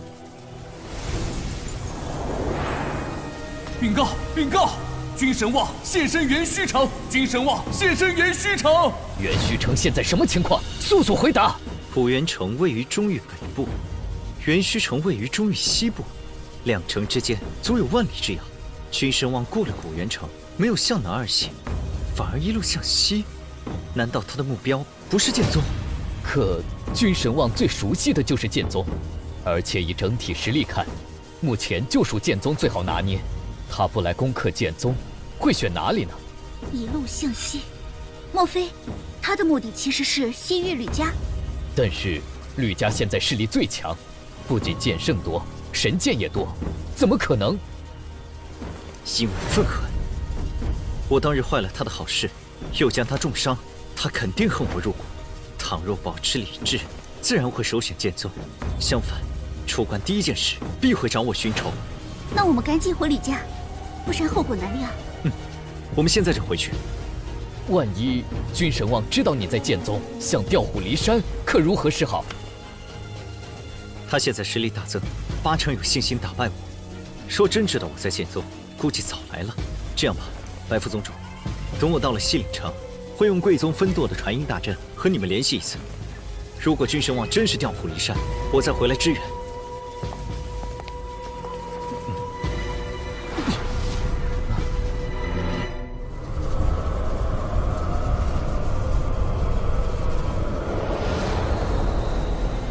吕阳，你不是拥有神级剑法秘器吗？为何如此龟缩，不敢现身与本座一战？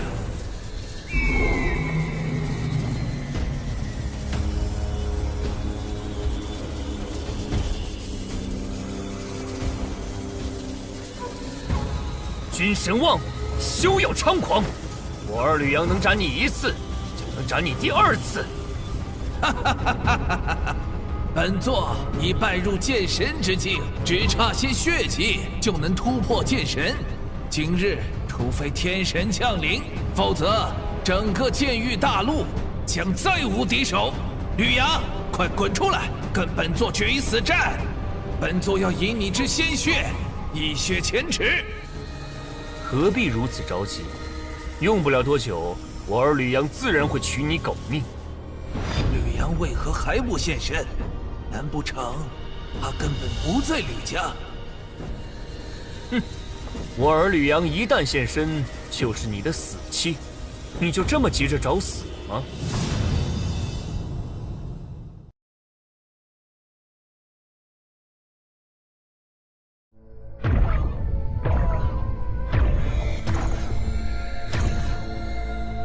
他在故意拖延时间，还是说吕阳练就了新的杀手锏？哼，少在这故弄玄虚！吕阳，你再不出来，本座就砸烂吕家的乌龟壳子！哎呀！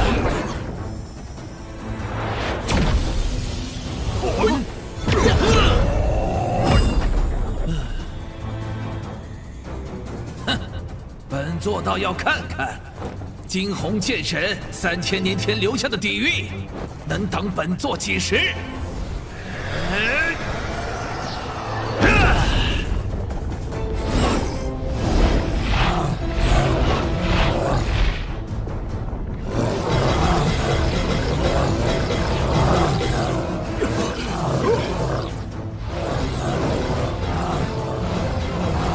金光封天阵。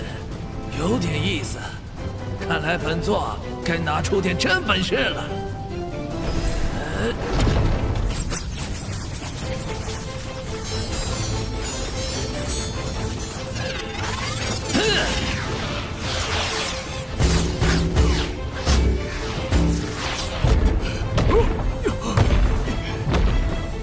换人！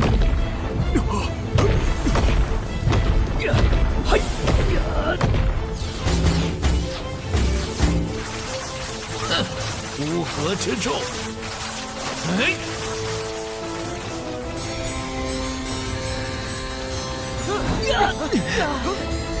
换人！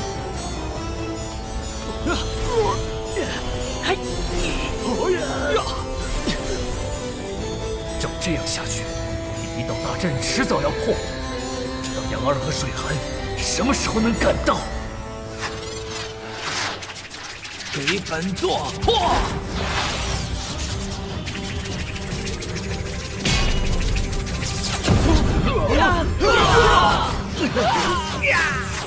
全部退入白虎4象剑阵！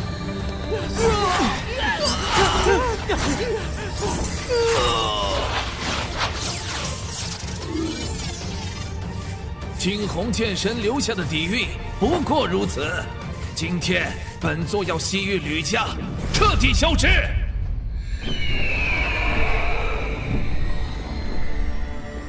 耗费1个时辰，才破了外围1个小阵而已。君神旺，你未免高兴得太早了。哼，本座能破1座，就能破第2座，除非惊鸿剑神降临，否则今日吕家必灭。用不着惊鸿剑神亲临，我儿吕阳足可斩你。是吗？那你倒是让他出来呀！这样藏头露尾，该不会是怕了吧？他很快就会出关，到那时你就会命丧于此。说这么多废话，我看他根本就不在吕家。哎，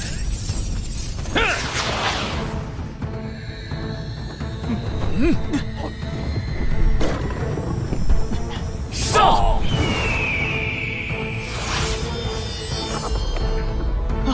白虎4象剑阵果然厉害，咱们这下有救了。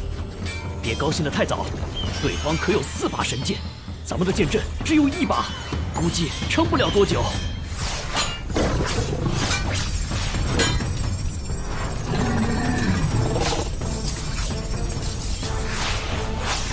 啊！是神剑天虹。区区天虹也能奈何本座？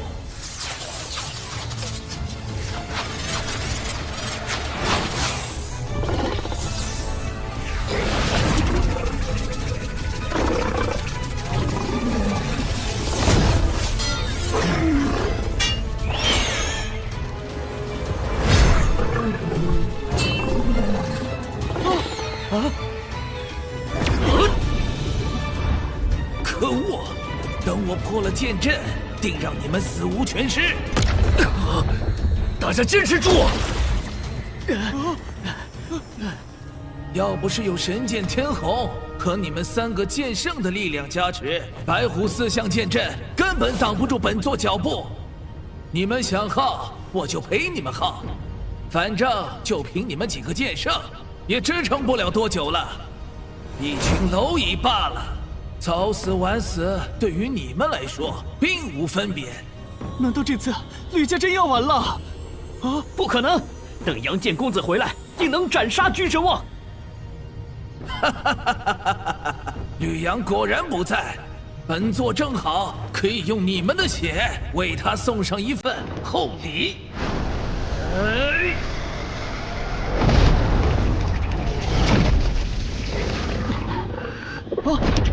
天儿，你怎么样？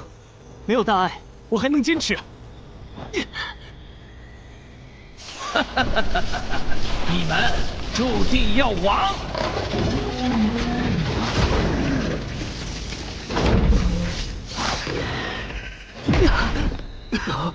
天儿，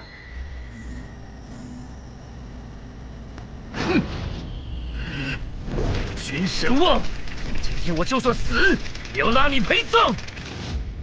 哈哈哈哈哈哈！就凭你也配？哼，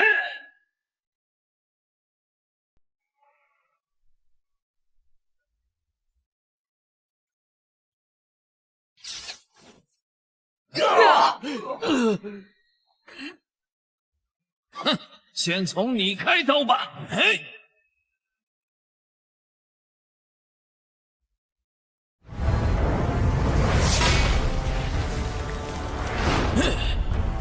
嘿，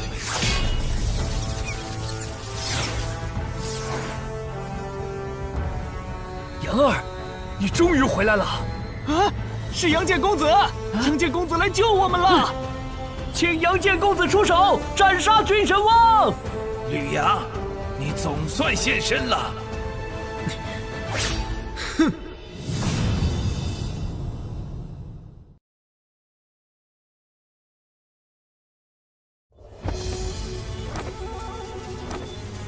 金神王，我在剑宗等你自投罗网，不成想你却跑来突袭吕家，真是让我好找。剑宗？看来我还是把你想得太聪明、太理智了。本座堂堂半步剑神，想去哪儿就去哪儿，想杀谁就杀谁，没人能左右本座。别说是半步剑神，就算你真的成为剑神，也只有死路一条。小子，要不是那些乱七八糟的奇遇，你不可能有今天。想杀我，你再练个几百年都不可能。哼，用不着那么久，明年的今天就是你的忌日。不错，我们夫妻将会终结你的恶行。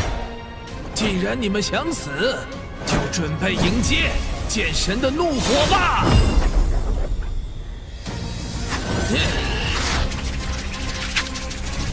血光风雷斩！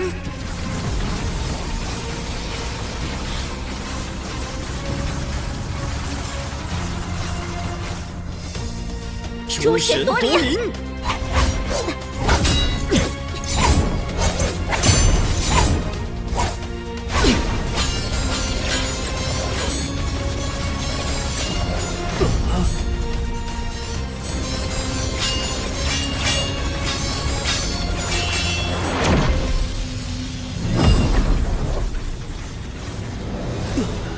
竟然是剑域，只有剑神才能拥有的剑域，这怎么可能？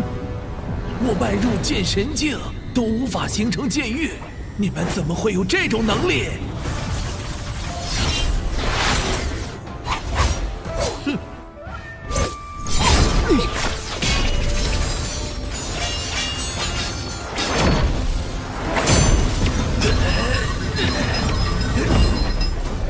可能，这绝对不可能！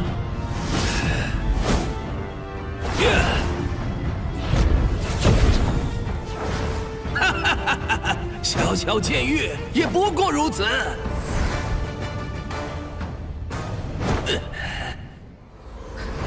哼，君神望，这一次你逃不掉了。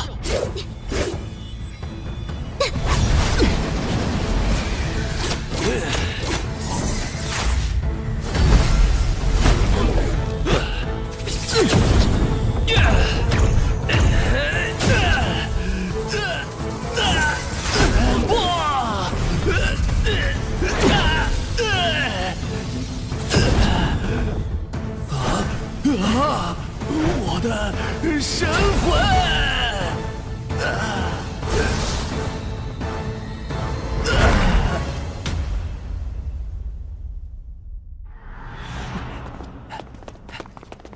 君神望死了，他真的死了！上天保佑！多亏了杨戬公子和韩剑仙子出手，为天下除害。杨戬公子！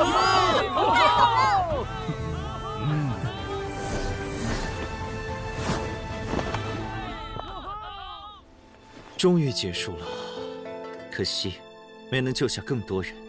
那些已经发生的事情，我们无法改变。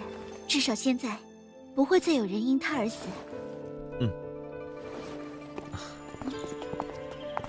杨二，你杀了君神望，为剑域大陆免去了一场大浩劫，是我们的大功臣。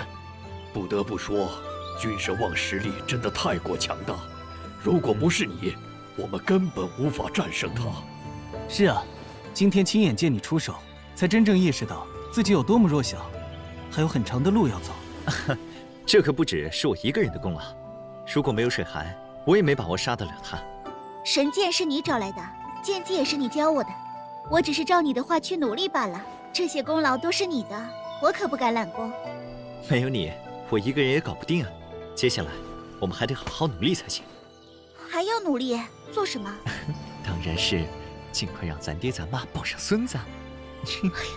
讨厌，这么多人呢！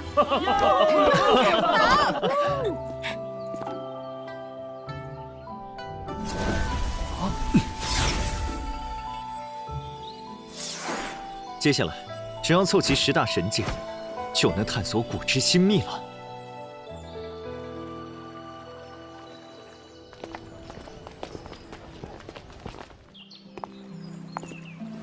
杨哥，你不是说要收集10大神剑吗？怎么还不去楚家和华家？不急，先把修为提升上去再说。事关剑域大陆起源之秘，而且这件事和天剑有所牵连，也不知道10大神剑到手后是福还是祸。还会是祸吗？那别收集，直接进阶剑神就好了。反正古之剑神没有一个是携带神剑飞升天界。那是因为飞升天界时带不走神剑，冥冥之中都有人在掌控。其实，某些天界的至强神王一直被镇压在剑域大陆，他们曾是天界的大能者，就算被镇压，依然神通广大。我怀疑大陆发生所有事，他们都知道。也许，他们此刻正在关注着我。10大神剑收或不收，恐怕由不得我。如果他们真的这么厉害，万一要害你，岂不是连反抗的余地都没有？10大神剑本来就是他们的佩剑，随同他们一起被镇压在此，如今全部显示，必定耗费了他们不少心血。要真的想害我，也只是一个念头的事，就不会留下收集10大神剑就能解开古之秘文的传言。他们想要寻求合作，我没有拒绝的条件。难道只有顺从一条路可走吗？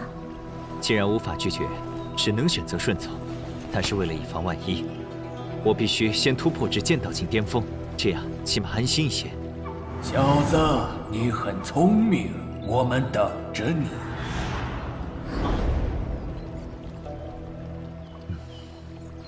他们果然在关注我。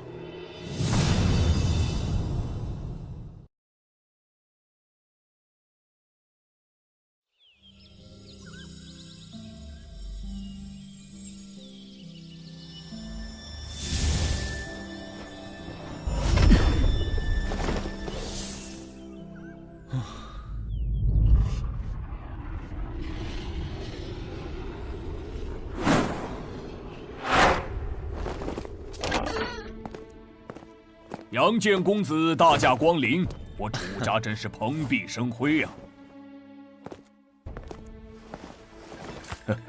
不知杨建公子此次前来所为何事？楚家主，我听说10大神剑汇聚，关乎着剑域大陆上的一件上古之秘，所以打算收起它们，探索一番。需要借神剑心研一用，当然我不会白借。这是圣血果，1颗就能助巅峰剑王突破剑圣，用它来交换，如何？公子拯救苍生于水火，也等于拯救了我们楚家。能将星岩借给公子，是楚家的荣幸。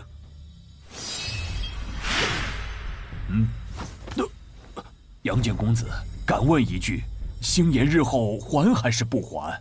当然要还，不过上古之秘究竟是什么，我无法确定。若是出现什么意外，导致无法归还，我会给予另外的赔偿。意外？不错，比如它若被原本的主人收回，我自是没有强留的理由。罢了，如果真是那样，也只能认命了。接下来再用一枚圣血果去东域画家借用神剑剧院，不出意外的话，他们不会拒绝。再往后就是去北域洛家，也送他们一枚圣血果。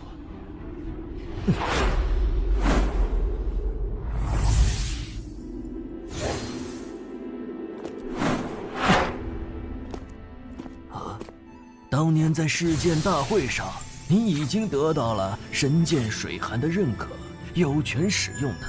只要将水寒剑收入体内，就算凑齐了10把神剑，不知道会有怎样的结果。10大神剑从未一同出世过，吕阳，你能收集它们，就是天命之人。天命不天命的无所谓，我只求别是一桩祸事便好。此乃圣血果，有了这枚圣血果，洛家的剑声便不会断绝。你有心了，我相信你是鸿福之人，总能逢凶化吉。上古之秘一事，无需太过紧张。我明白，是福不是祸，是祸躲不过。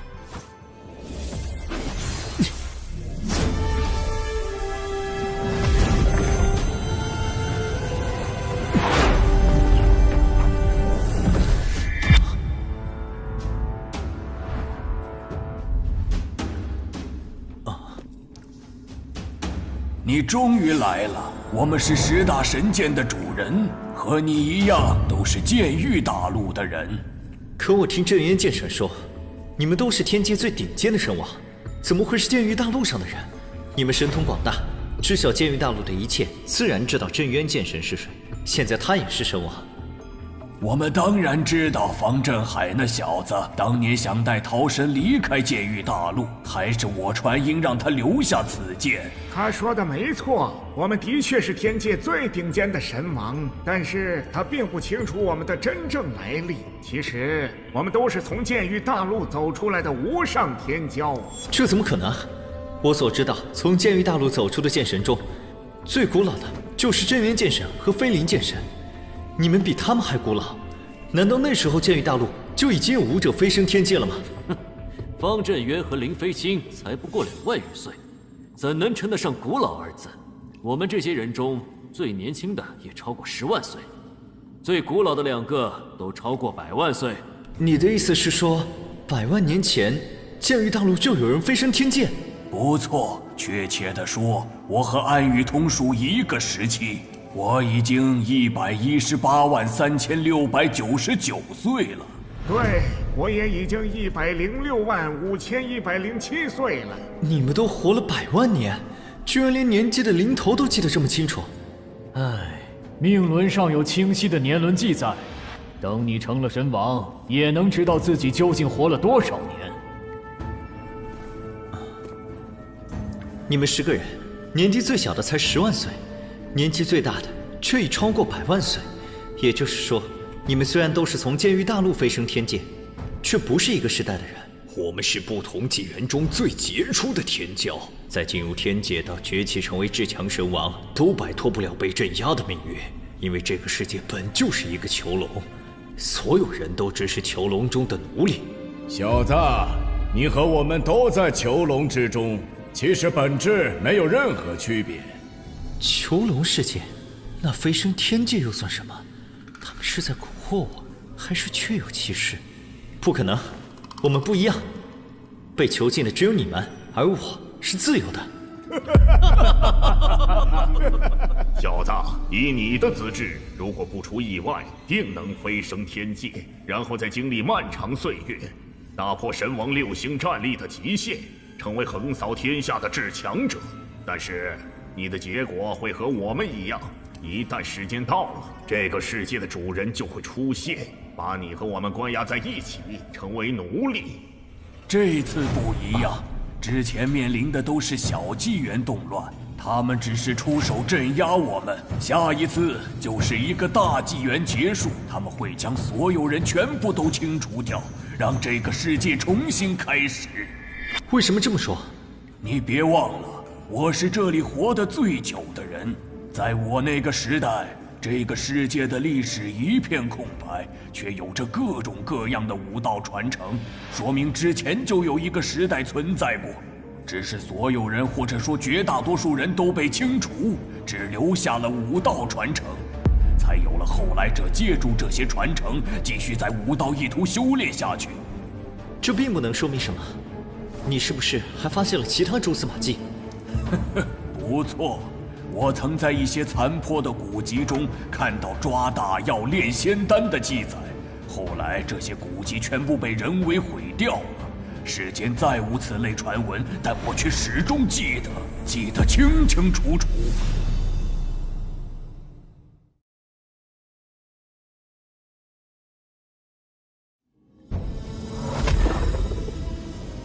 抓大药？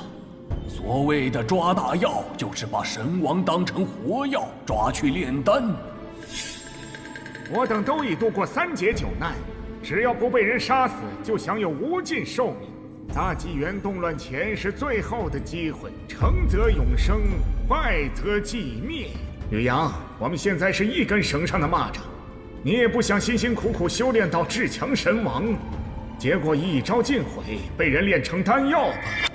只要你答应合作，我们会用毕生所学指引你，助你在天界迅速崛起。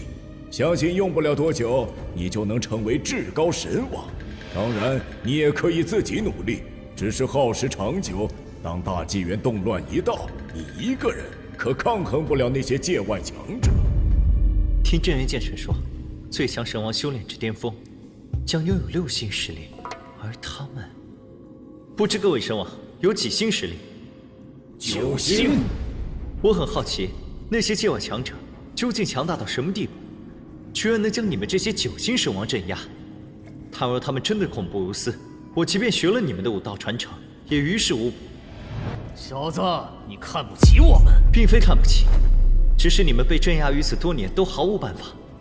我就算和你们一样厉害，照样改变不了结果，又有何意义？我们虽被镇压在这儿，但对武道的感悟依旧在精进，绝非当初可比。如果还是自由之身，早就冲破极限，踏入10星之境了。还有10星神王？10星是超越9星神王的力量，那些域外强者就是10星，叫什么混元主宰？不错，我等经过漫长岁月，共同领悟出一套堪比10星的绝世武道。只要你答应合作，将来必会达到10星实力。到那时，定能瓦解界外强者的阴谋。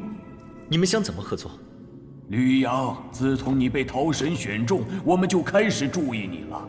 无论资质还是心性，你都是万里挑一的人才，剑道潜力极大，未来成就不在我等之下。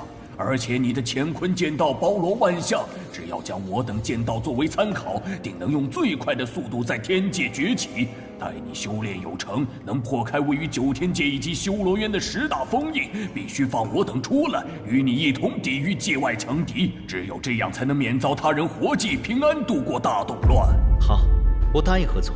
不过，既然要合作，你们也该让我清楚你们的身份。本座星木，桃神剑之主。本座金红，天虹剑之主。本座黑土，镇月剑之主。本座后水，水寒剑之主。本座天火，星火剑之主。本座暗雨，暗灵剑之主。本座西光，凝光剑之主。本座乘风，逐风剑之主。本座雷闪，雷祭剑之主。本座血离，血煞剑之主。他们自报家门的顺序应是按照右排列，星木最长，血离最小。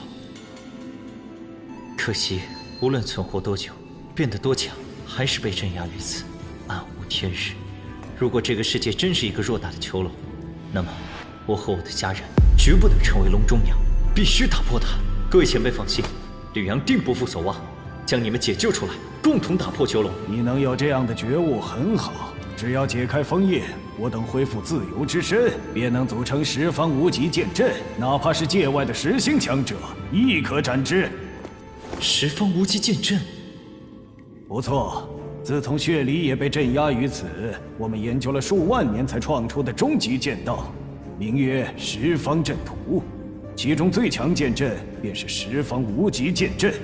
可惜我等力量受到压制，发挥不出剑阵威力，只能借助神剑之力，勉强将封印撕开一道缺口，将10大神剑相继送至剑域大陆，培养出1位位剑神，让他们先去天界做准备，然后等待真正能破局的天命之人出现。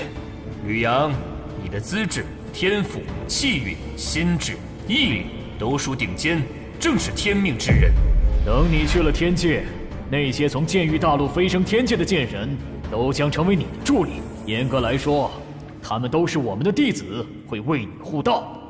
血煞老祖是你的弟子？你是说钱罗？在本座面前，他可当不起老祖的称呼。他差点将整个剑域大陆都屠戮殆尽，不知造了多少杀孽。哼，杀就杀了，与我何干？钱罗是受了血渊之主和煞渊之主的蛊惑，真正的血煞剑道无需吸收炼化武者之血。钱罗的做法背离剑道之心，才会败在资质低于自己的方振海手中。直接吸收其他武者修炼出的能量，不管是血气修为还是精神能量，都会影响将来的神孽次数。吕阳，这一点你必须记住，强夺他人武道是邪路子，难成大器。血渊之主、煞渊之主，他们和魔渊之主可有关系？他们来自其他各渊，都曾问鼎天界，也是我等的手下败将。多个纪元以来，每个纪元的最强神王皆出自剑域大陆，你不觉得奇怪吗？是很奇怪。你们知道原因？就算是巧合，也不可能做到这么多次。我怀疑玉渊中还有我们不知道的秘密，或许是真正通天的剑道宝物，也或许是别的东西。等你解开封印，我们可以一同探索。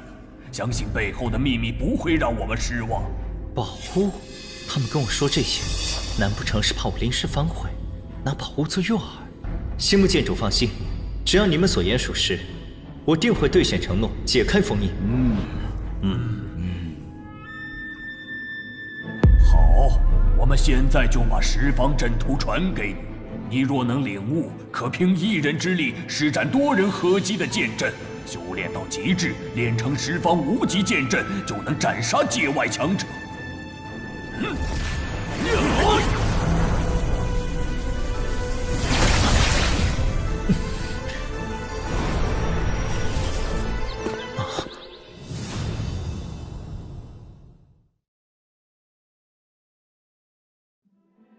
布置十方阵图有2种方法，一是阵法师刻画阵文，再以阵文为基，或固定于某地，或列于阵旗中，适时激发便可发挥出强大威力；二是以人为阵基，多人共修，随时都可组成阵法御敌。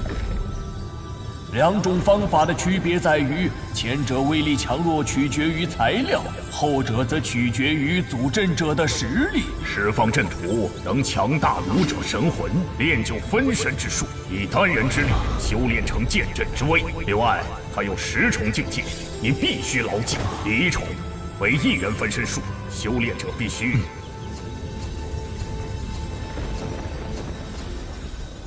第10重为十方无极剑阵，无穷神力将生生不息。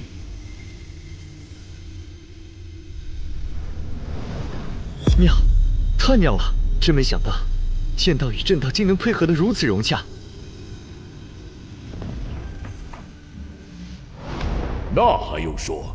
这可是我们几个在漫长岁月中才领悟出来的终极剑道，足以将你打造成战无不胜的无敌剑神。不过十方阵图虽然强，但也难练。仅仅是第一重的1元分神术，就需要极强的领悟力。就算练成，也不过是打个基础。如果没有真正练成剑阵，就不算入门。即便入门，剑阵也需要好的神剑相配，再以分神之术操控它们。当然，神剑与自身的排异性越小越好，最好是本命神剑，这样能最大程度发挥剑阵之威。10大神剑现在和我的身体相融，用它们施展剑阵可行吗？你还真将10大神剑视为自己之物了，可惜啊，他们是我等的本命神剑，和你并不真正相容，你也无法发挥出他们的真实威力。不错，10大神剑现在还处于封印状态，若在天界动用，触动封印就会被镇守者察觉。在没有绝对实力之前，这么做无疑是自寻死路。别担心，我们现在不会取走神剑，反而会将它们封印在你体内，并留下一道神念指引你去天界。只有遇到生死危机，我们才会动用神剑的空间之力助你脱困。那镇守者是什么？这个世界被镇压的神王可不单是我们几个。界外强者要做大事，自然不会毫无防备。他们会在纪元动乱结束后留下强者坐镇10大封印，他们便是所谓的镇守者。当你拥有和他们一抗的实力，才能动用神剑打开封印，否则将功亏一篑。这些镇守者都是什么实力？相当于9星神王。镇守者和你们的实力相当？等你修成阵图第9重9宫万象剑阵，实力便在我等之上，定能与之抗衡。9星神王已是不易，倘若他们当中有10星存在，那还有希望吗？按照我们这么多年的经验来看，镇守者不会有10星神王的实力。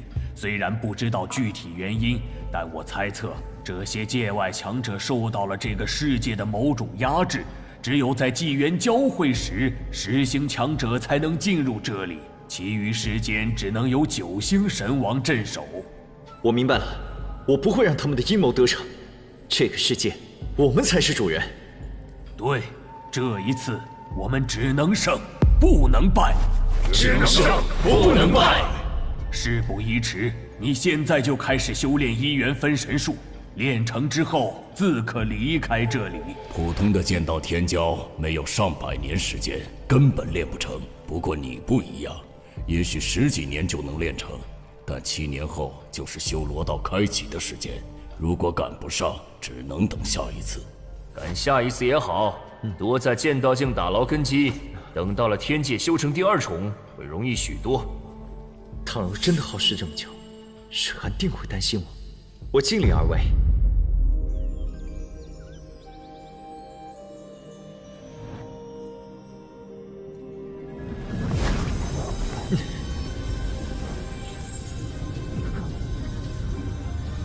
是神念分离成了，他修成1元分神术了。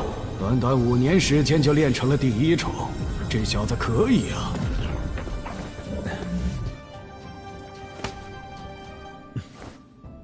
吕阳，你的确了不起，不过千万不要自满。你的元神必须更加强大，练成2仪阴阳剑阵才算真正入门。这一步要等你突破剑神之后才能走。这些年，多谢各位前辈耐心指导，没有你们，我也不会这么快成功。无需客套这么多，记得答应我们的事，努力上进，万不可懈怠就好。5年了。也不知道剑域大陆上都发生了什么事，不过是多出了几位剑圣，不值一提。倒是你妻子很厉害，3年前便到达剑道境巅峰，今年更是领悟了冰魂剑道，自创剑道传承，一举突破剑神了。水寒突破剑神了？他有没有飞升天界？没有，这些年他一直在找你。成神后去了很多险地，想必不见到你不会飞升。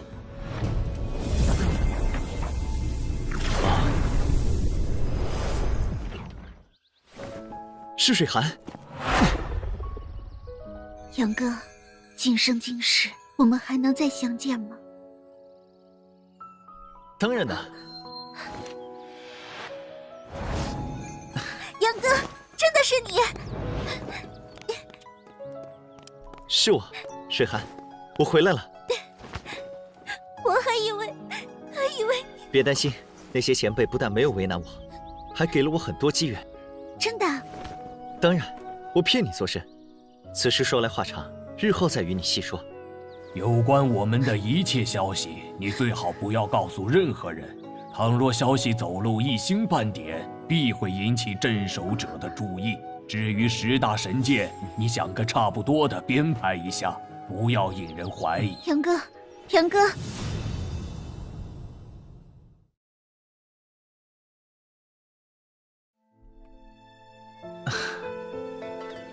杨哥，你刚刚突破剑神，此时都能飞升，但我想陪你更久些。你打算什么时候去修罗道？应该在2年后。那我们在一起的时间只剩2年，天界那么广阔，我们不知何时才能再相见。用不了多久，我就能穿过修罗道，去天界、天荒界，再到你所在的天剑界找你。对了，你不在的这些年，我父母也成为剑圣了。我成为巅峰剑圣后，将剩余的2枚圣血果给了他们，所以你不会怪我吧？圣血果既然给了你，就是你的，怎么支配你做主就好，我不会有意见。更何况能帮到岳父岳母是我的荣幸。杨哥，你真好，别在这傻站着了，咱们进屋说。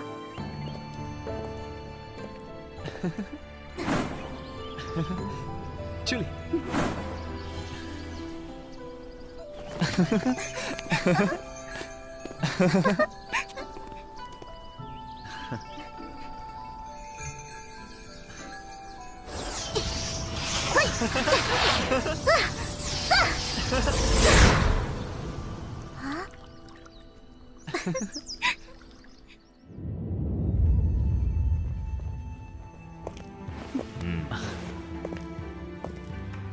水寒，开始吧。杨哥，我在天界界等你。好。老祖，爹，娘，水寒走了。注意安全。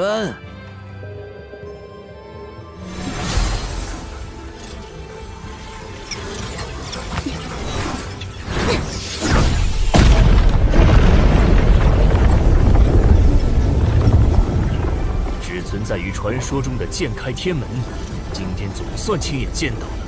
恭喜韩氏仙子飞升天界！哇，好厉害啊！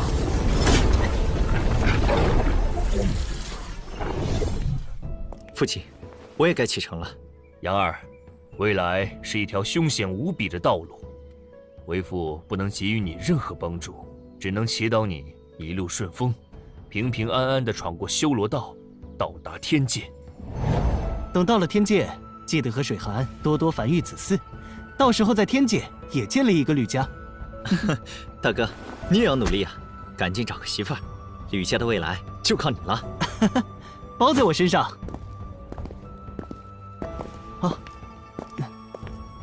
到了天界，你和水寒就是彼此最亲的人，一定相互照应，不离不弃。岳父岳母放心，只要有我在，绝不会让水寒受半点委屈。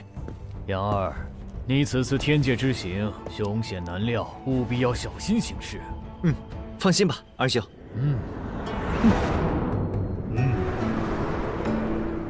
各位，吕阳走了，咱们后会有期。杨戬公子一路平安！你一定要保佑孩儿功成如愿。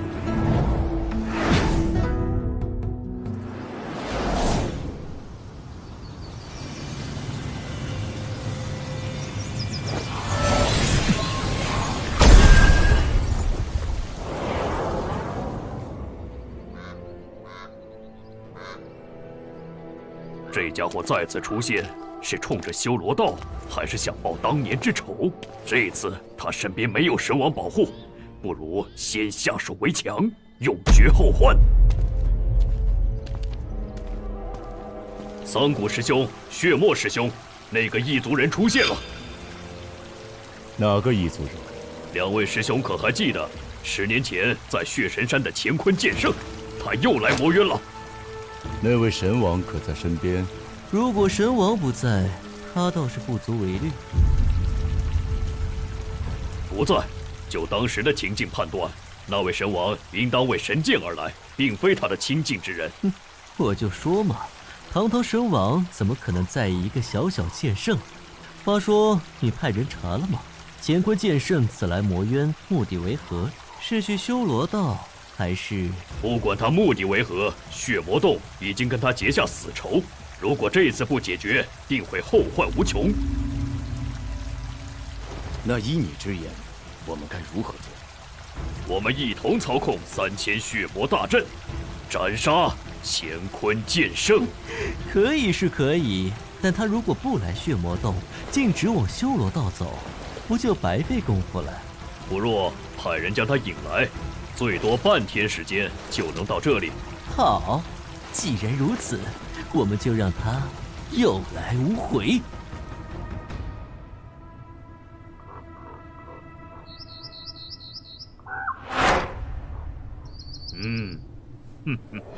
血魔洞主，你派人引我过来，所谓何事？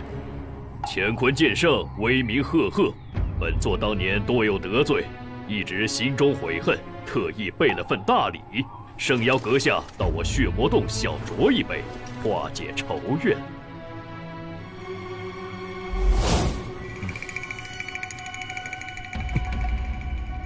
你若真想赔罪，大可带着礼物送到我面前，何须如此麻烦？此话差矣。大礼在我宗门宝地，无法移动，还请乾坤剑圣移驾。我不需要你的大礼，只要你线下为当年之事道歉，做得到吗？乾坤剑圣，在下真的是诚心赔罪，您又何必将人拒之千里呢？哼，你若真的诚心，我不介意宽恕你当年的行为，怕你贼心不死，想要请君入瓮，让我自投罗网。如果真是这样，我定斩不饶。倒是不蠢，本座也懒得跟你费口舌。既然请不动你，那就在这儿尝尝3000血魔杀阵的滋味吧。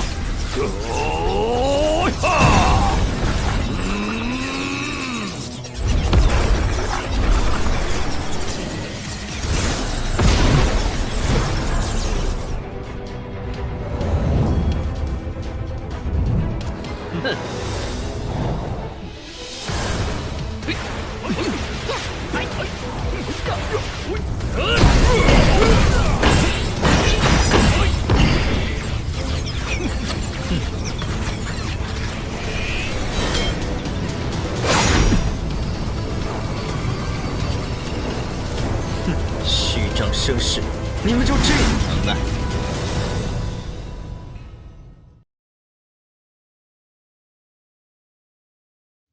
哼，虚张声势，你们就这点能耐？是真神器。哼，真神器又怎样？没有神王在，你注定死路一条。到时候真神器就是我的。走！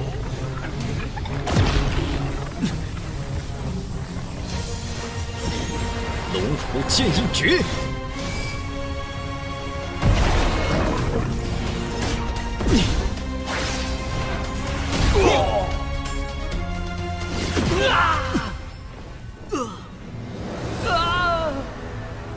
竟一剑就毁掉了30多个血魔法相，这小子不简单呢！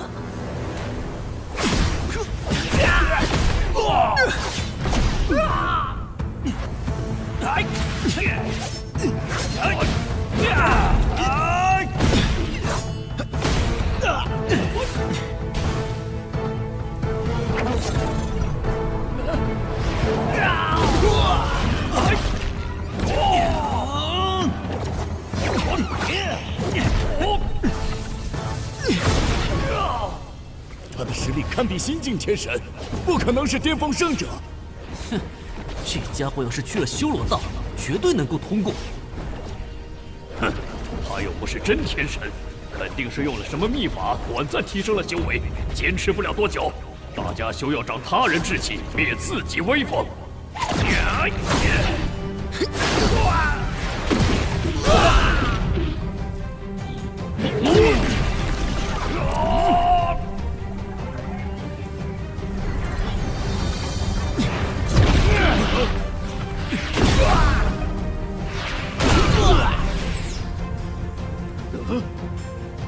哼，你这杀阵着实不堪一击啊！小子，你少得意，一会儿有你哭的时候。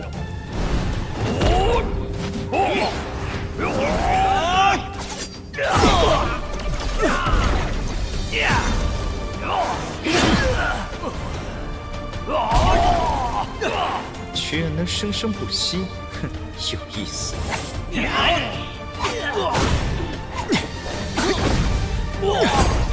哈哈哈哈！乾坤剑圣，你也不过如此，马上你就能体会到什么叫生不如死了。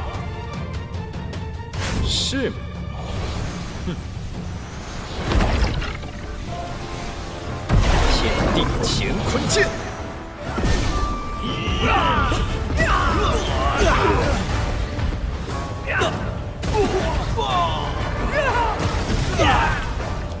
怎么可能？三谷之兄、血墨师兄，接下来就靠我们了。我们消耗了他这么久，竟还有此等实力，不会有什么猫腻吧？哼，怕什么？我看他根本就是强弩之末，再用最后的力气虚张声势。不错，我们三个打他一个，最后的胜利肯定是我们的。真没想到，你们三个不仅狂妄，还很愚蠢。不如这样，我再给你们一次机会。血魔洞主，只要你下跪求饶，诚心诚意道歉，我就放过你们。往后大家井水不犯河水，再无瓜葛。哼，少在那装腔作势！你当我傻子吗？事情到了这个地步，一句道歉就能解决？你莫不是怕了，还是说后手用光了？如果今天放你走，日后你成为天神，照样会找我们秋后算账。所以无论如何，你都不能活着离开。哼，冥顽不灵。天地乾坤。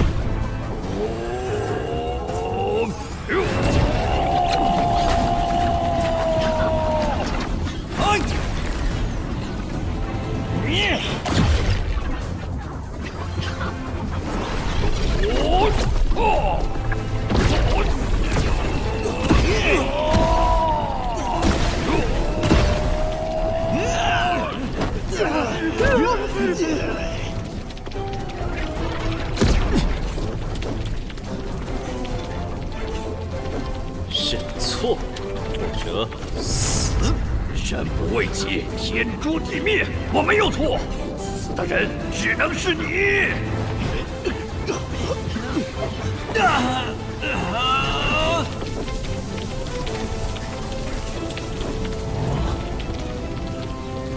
乾坤剑圣，你的剑术的确很强，只可惜你我修炼时日差距甚远，底蕴摆在这里，你那点修为根本不够看，更何况我还有阵法之力加持，你压根儿奈何不了我。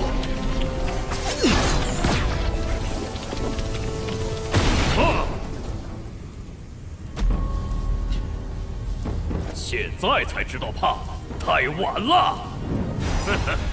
放心，我没你那么虚伪，就算你跪下来求我，我也不会放过你。看来你真是一心求死。你说什么？既然如此，我就成全你，天煞诸神。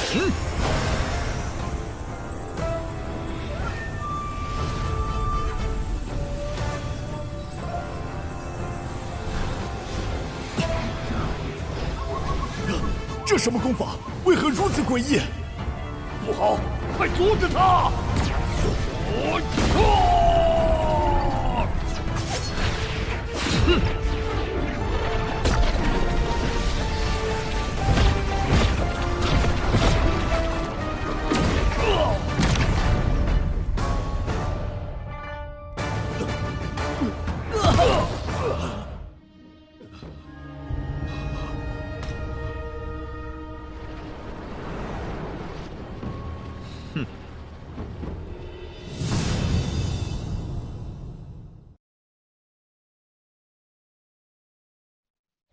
别杀我！乾坤剑圣，我向你赔罪，诚心赔罪。您大人有大量，放我一条生路吧。哼，现在说这些，不觉得太迟了吗？我真的知道错了，您就放过我吧，求你。去死吧！我血魔宗在天界，还有真神仙族在世。你今日若敢杀我，天地间将无容身之所。死到临头还敢猖狂！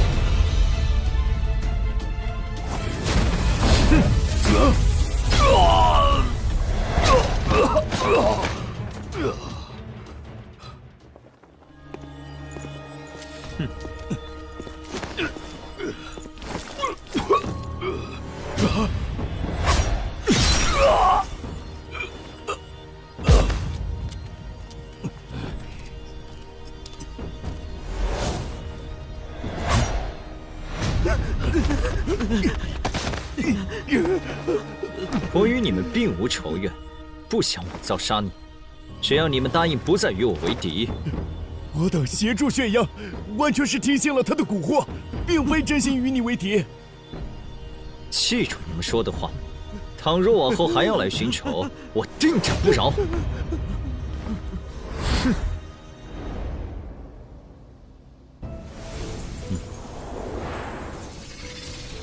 乾坤剑圣，请留步。原来是小魔仙，幸会。我刚才正好在附近办事，感应到战斗波动，便过来看看。没想到能亲眼目睹乾坤剑圣破除3000血魔杀阵，当真了得！你现在的实力恐怕已经堪比天神了吧？小魔仙该不会是得知我来了魔渊，专门在这守株待兔吧？阁下慧眼如炬，看来什么都瞒不过你。开门见山吧，找我何事？阁下已是巅峰圣者，这个时候来魔渊，想必也是为了闯修罗渊去天界，那里异常凶险。如果结伴而行，会增加许多胜算。紫月认为阁下是可信之人，想要同行。同行可以，不过在去修罗渊前，我需要处理一件事。啊？什么事？血魔洞主的行为提醒了我，我来这里的消息一旦传开，少魔神他们说不定会跟血魔洞主一样，伺机截杀我。为了避免麻烦，不如化被动为主动。你要去4大圣地找他们？距离修罗渊开启还有些时间，我必须尽快震慑他们，了结恩怨。如果现在去，你可能会扑个空。我们魔牙刚刚收到修罗渊传来的消息，说那边有一处真神遗迹现世，少魔神他们肯定也得到了消息，为免被他人捷足先登，定会提前出发去修罗渊。真神遗迹，真神来地渊非常麻烦，为何会有遗迹留在修罗渊？通常一有真神陨落，他精心布置的墓冢就会被有心之人挖掘破坏。我猜为了避免这种事发生，不少真神会将葬地选在地渊第1层真神罕至的地方。真神墓冢中随便一个东西对圣者而言都是大宝物，若能在里面找到神兵、神药或者神级武道传承，对成功穿越修罗渊前往天界帮助极大。10大神剑用不了，镇渊神剑也必须慎用。去探探也好。那我们直接去修罗渊，还请小魔仙带路。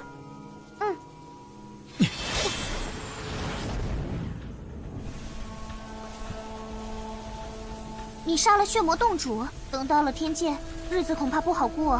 你知道血魔洞在天界的实力？修罗渊100年开启1次，每次可通过5人，他们大多出自6大圣地。我所知道的消息是，有几位血魔洞武者在天界成了真神，不过目前还活着的只有2位。哼，难怪血魔洞主说会有真神先祖找我为他报仇。血魔洞的真神先祖是万年前到达天界的人物，对现在的虽说有些感情，但不至于为一个素未谋面的血妖特意找你复仇。说的也是。不过去了天界，谨慎点儿总归没错。血魔洞的真神先祖对学阳的确没有感情，但你破了他亲手加持过的3000血魔杀阵，多少会有怨念。如果哪个不长眼的追随者想找你出气，也是很有可能的。不怕，兵来将挡，水来土掩。吕阳，不到生死绝境，我们不会冒险激发10大神剑穿梭虚空。你身怀重任，必须低调行事，不要被琐碎之事牵绊。武道修炼才是第一要事。明白。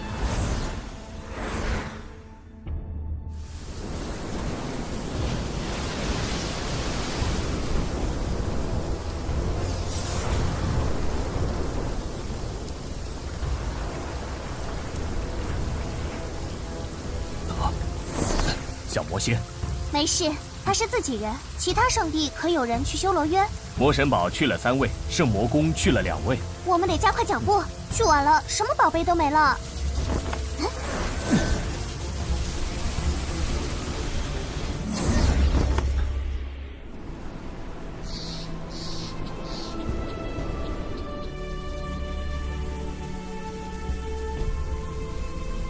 这里就是修罗渊。魔渊武者可以随便来往修罗渊吗？只有巅峰圣者才有资格往来各渊。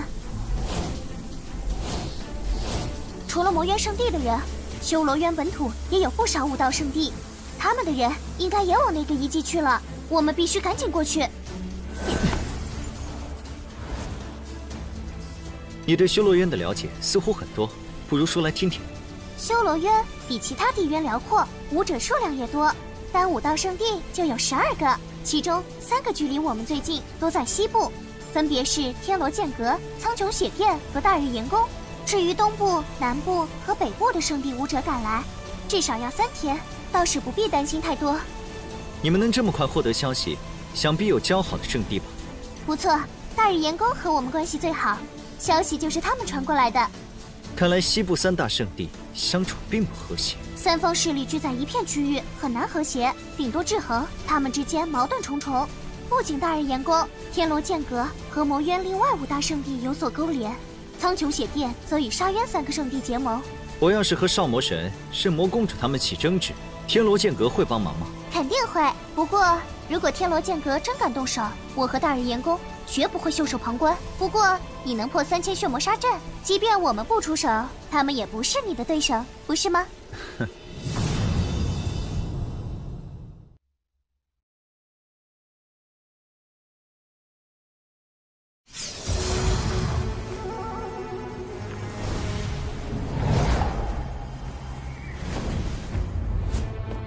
要不是前几日突发大地震，下面的真神墓冢恐怕很难被人发现。这遗迹倒是奇特，看着更像神府，完全没有墓冢的样子。真神强者向来风光无限，对自己的墓冢自然重视。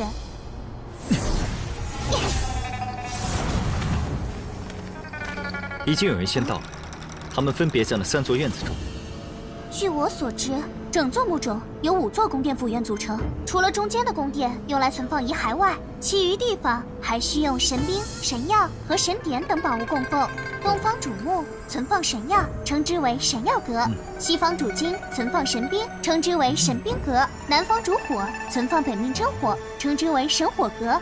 本命真火，传言只要本命真火不灭，灵魂归于冥渊不灭，就能利用漫长岁月具体重生。至于北部宫殿是供奉神典的地方，称之为神典阁。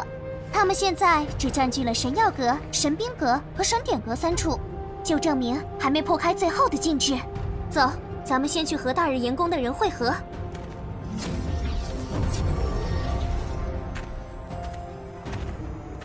少魔神和圣魔公主都在神兵阁，看来天罗剑阁最在意的是这里的神兵。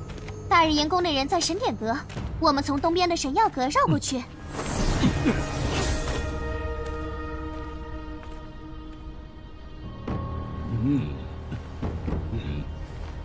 天罗阁主，那人是我和圣魔公主的死敌，可否助我等一臂之力，将其斩杀？暂时以寻宝为重，等打开神兵阁，获得神兵宝藏，再找机会。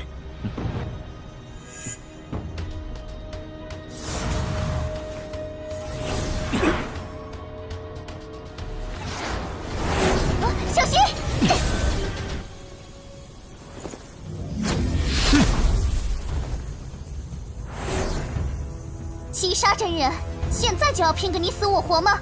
他们是大日炎宫的盟友，休要调戏事端。二位莫紧张，七杀真人只是想探一探二位的实力，并无恶意。小魔仙，你的实力我们都清楚，有资格从这里过去。至于他，总得试试。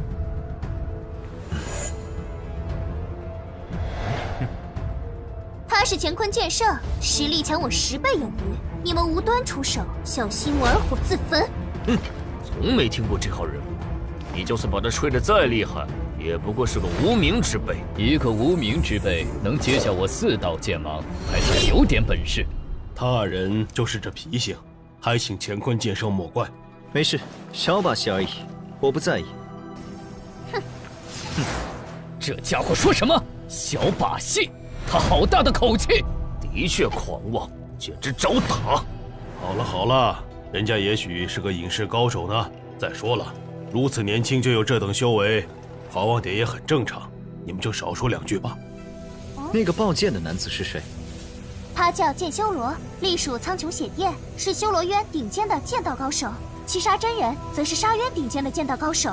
他们2人的实力远胜普通巅峰圣者，同境界都可以以1敌2。哼，难怪这般傲气，我看他们就是缺少教训。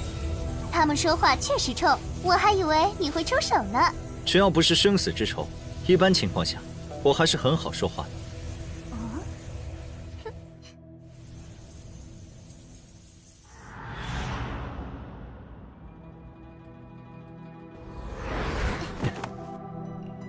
妍姬姐姐，好久不见。紫月，你终于来了。妍姬姐姐是大日炎宫的公主，同时也是修罗渊西部第1强者。他是我的朋友乾坤剑圣，是一位很厉害的巅峰圣者。你这位朋友出自哪个圣地？我乃一介散修，得知有真神遗迹开启，便随小魔仙来帮忙，看看有什么收获。散修炼成巅峰圣者，困难不小，一定有过不小的机缘奇遇吧？难怪眼巴巴赶来，这是想在真神遗迹中多捞些好处啊！在座的各位，又有谁不是来找机缘拿好处的呢？乾坤剑圣虽然是散修，但实力远胜于我，对我们探索遗迹很有帮助。来帮忙可以，但里面的机缘属于我大日炎宫，你小魔仙分一杯羹没问题。看在你的面子上，可以给他一些奖励，可机缘嘛，想都别想。有乾坤剑圣在，我们破开禁制的速度至少能加快1倍，到时获得的好处也会大大增加。分成方面可以大日炎宫1半，我和乾坤剑圣得另1半，如何？不行，大日炎宫至少要占8成，剩下2成归你小魔仙。至于给他多少，随你。妍姬姐姐，你认为呢？我们3大圣地已经划分好了，大日炎宫只有这座神典阁，不会和另外2大圣地再起争夺。通知你们来，是想快点破开禁制，以免被其他区域的圣地出手抢夺。紫月，你来得早，可分2成。稍后万仞阁和杀生宗也会来，他们各分1成。实际上，我大日炎宫只能分得6成。你是我大日炎宫请来的，你的报酬自然由我大日炎宫给。而乾坤剑圣是你请来的，他的报酬由你决定。可是他的实力在我之上许多，就算把2成收获都给他，也不值得他出手。当初我与你不打不相识，我这个西部第1强者都是你的手下败将，可以说你已经是天神之下的至强者。你现在居然说他比你更强，这也太不可思议了。小魔仙，你这么吹嘘他的能力，无非是想多拿点好处。可是你的分成已经是万仞阁和杀生宗的总和，还不够多吗？你未免也太贪心了点。哼，既然连禁制都没破开，这里就是无主之地，就算有主，也应该是墓主的主人，而非大日炎宫。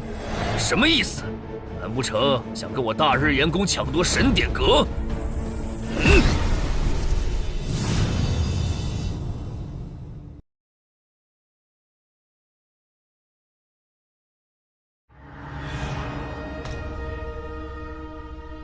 哼，如果没有小魔仙，我不会来这里。作为盟友，我不与你们争夺，但是你们摆明了不愿跟我合作。既然如此，那我就去找其他圣地合作。你能带我来这里，我十分感激。若有收获，必会送你一份大礼。他去神兵阁干嘛？难道想从天罗剑阁手中夺宝吗？那里可有10位巅峰圣者，他一个人去，不是自寻死路吗？你这朋友太莽撞了，就算你我联手，也不可能从天罗剑阁他们手中讨到好处。唉，你们不懂，他的强大远非常人能比。怎么，他一人能挡下10位巅峰圣者联手吗？更何况天罗阁主可是能以1敌2的高手，除非天神降世，否则根本没胜算。他在魔渊凭一己之力破了血魔洞的3000血魔杀阵，对付他们几个不是难事。啊！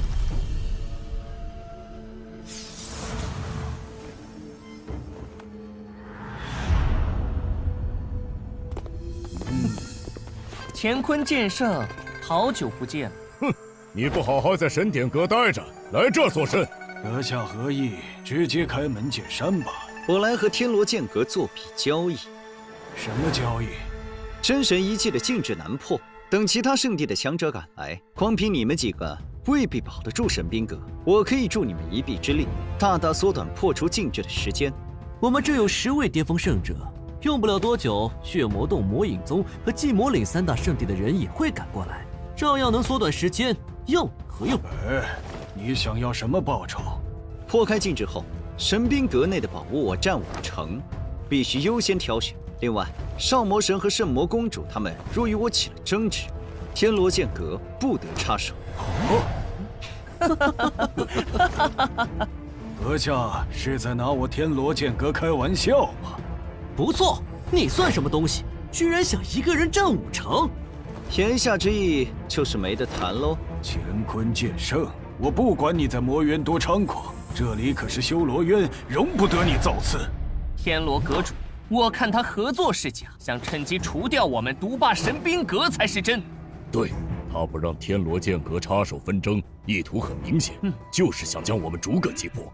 阁主，这小子胃口太大，一点都没有合作的诚意，不如直接将他斩杀于此，也能省去不少麻烦。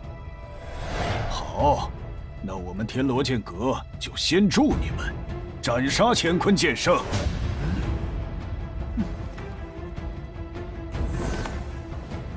天罗阁主，寂魔岭前来相助，魔影宗前来相助。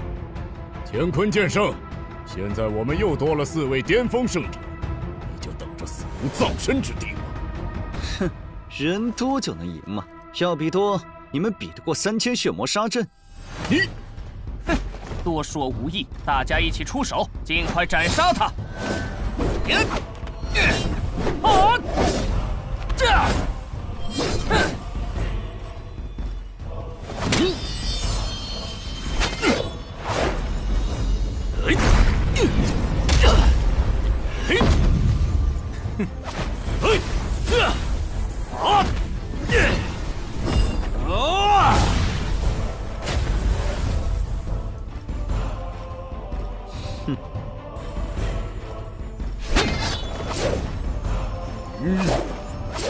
动手！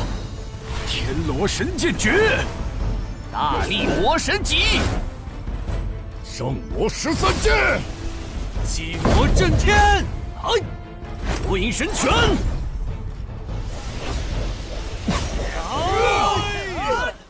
如此亮丽。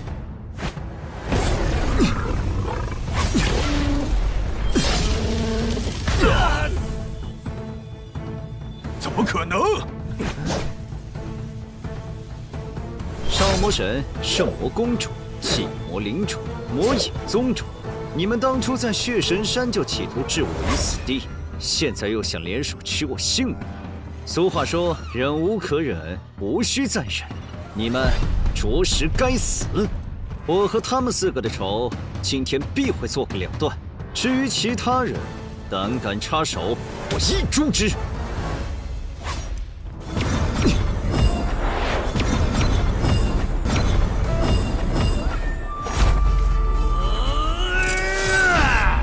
北方安全，去神典阁。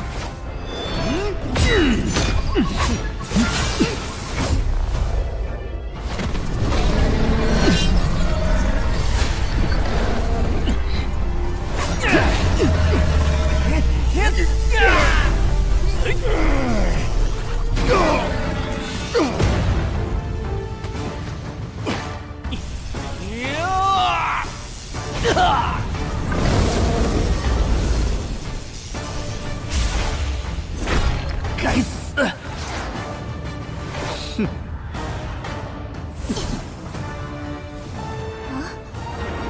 乾坤剑圣，你若饶我一命，我愿永世为奴，奉你为主。不需要。天煞诸神。哼！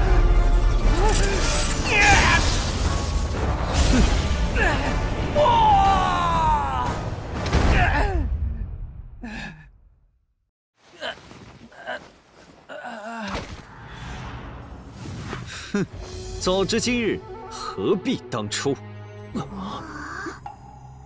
这家伙的实力也太恐怖了，连中品天神气魔神戟都能斩断，就算手握真神器，普通新晋天神也很难做到。难道他的实力已经超过新晋天神？只要他愿意，整座真神墓冢都是囊中之物。如果之前我们没有逼走他，神兵阁和神药阁的收获定会有我大日炎宫一份。要不现在去赔个罪，再谈合作？赔罪可以，合作就别提了，我们还不够资格。我倒是觉得你们多虑了。其实乾坤剑圣很好相处，不会为难你们。哼！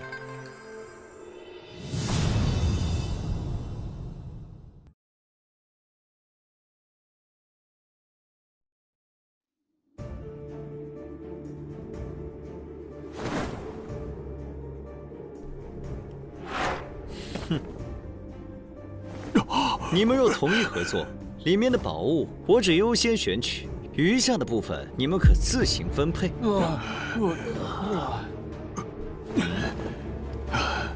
同意，自然同意。其实合作就要有诚意，谁若敢偷懒被我发现，那里面的宝物就没你的份。开始吧。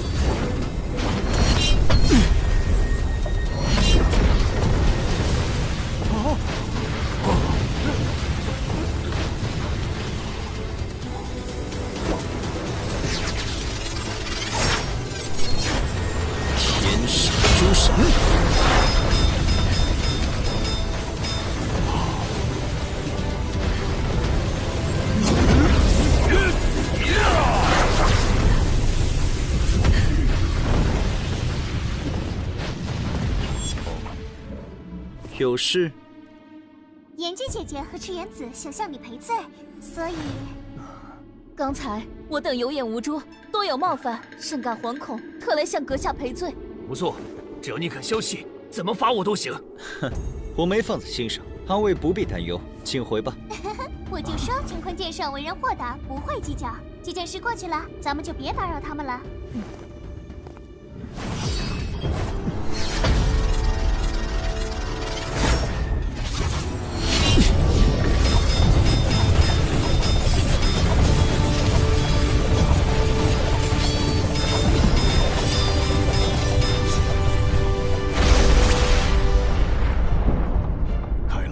终于开了。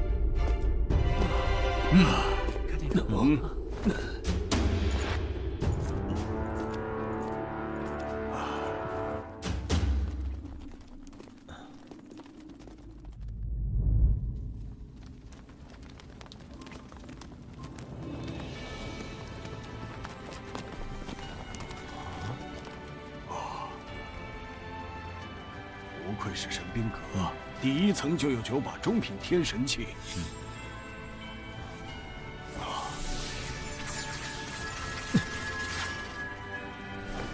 上2楼看看。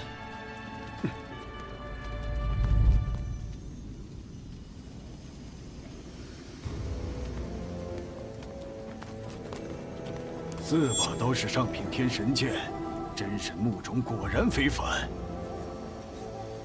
这些神剑单凭一把就能在地渊各处横着走了。谁说不是呢？也不知道乾坤剑圣会怎么分。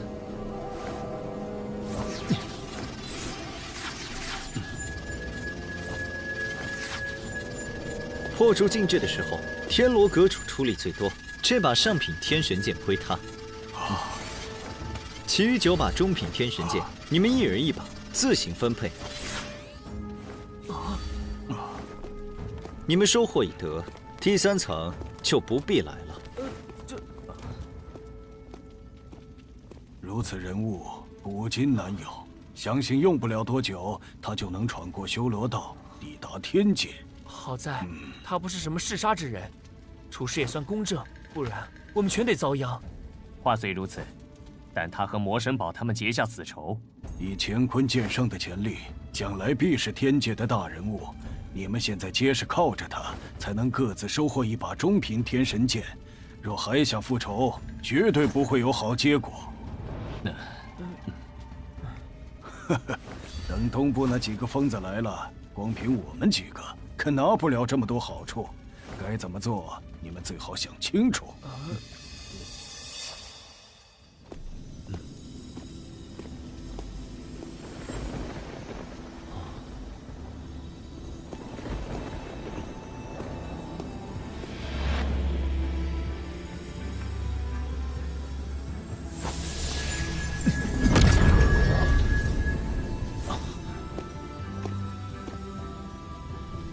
居然是一件真神器，妙啊！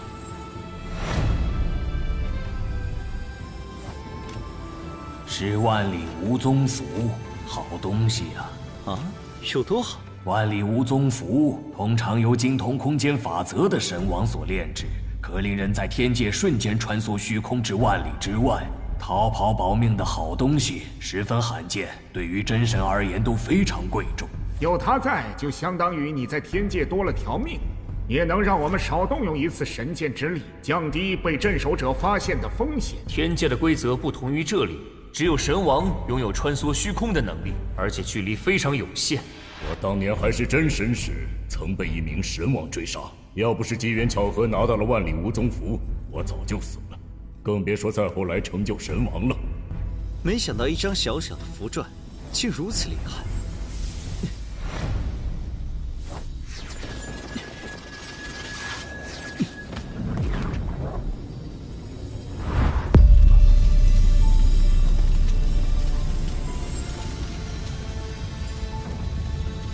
此剑名为荒火，伴我荒火神君3万余载，纵横天5界，同境之间无敌手。后世有缘人若得此剑，切勿污了他的威名。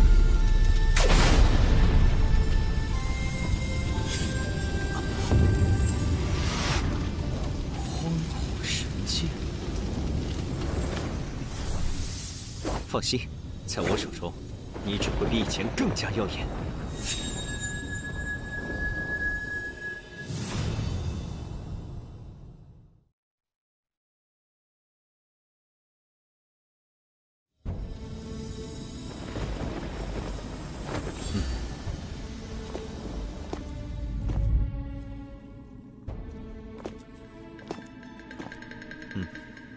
第3层可有大收获？啊，乾坤剑圣勿怪，他没有窥视宝物的意思，单纯出于好奇才口不择言，还请谅解。第3层什么都没有。哦，趁着其他圣地的强者还没来，赶紧离开吧，省得给他人做嫁衣。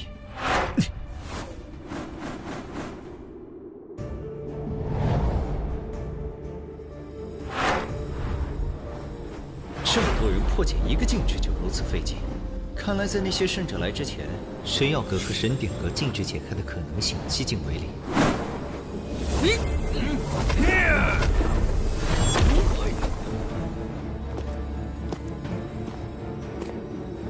不知乾坤剑圣来我神药阁所谓何事啊？神药阁既然是真神木种的一部分，自然人人都有探索的资格。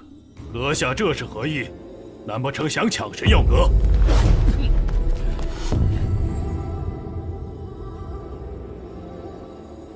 抢谈不上，我是来找你们合作的。以你们现在的速度，等解开禁制，其他圣地的强者也该到了。彼时里面的好东西可由不得你们做主。你想怎么合作？我优先挑选，剩下的你们自行分配。哼，你在说笑吗？大家一起出力，凭什么你能优先挑选？不错，我看你根本没诚意，就不要浪费口舌了。真是可笑，居然敢在我们这么多巅峰圣者面前摆谱，你是疯了还是傻了？别急啊，我刚跟天罗剑阁他们合作，破开了神兵阁禁制，里面的宝物我只优先挑了几样，剩下的都交给他们自行分配。这种合作方法合情也很合理。我刚才的确感应到天罗剑阁那些人离开了，难道他说的是真的？说实话，我一个人的实力胜过你们所有人联手之和。如果没有诚意，大可不必如此麻烦。嚣张，狂妄！七杀神剑诀，修罗路神，来！如此练力。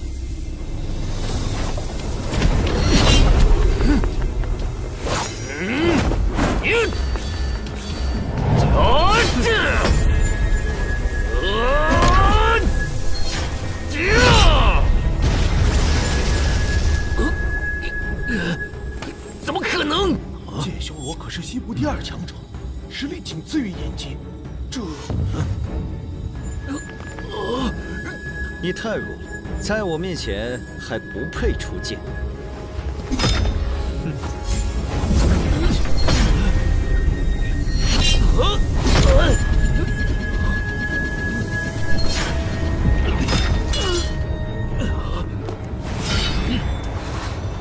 必杀剑意！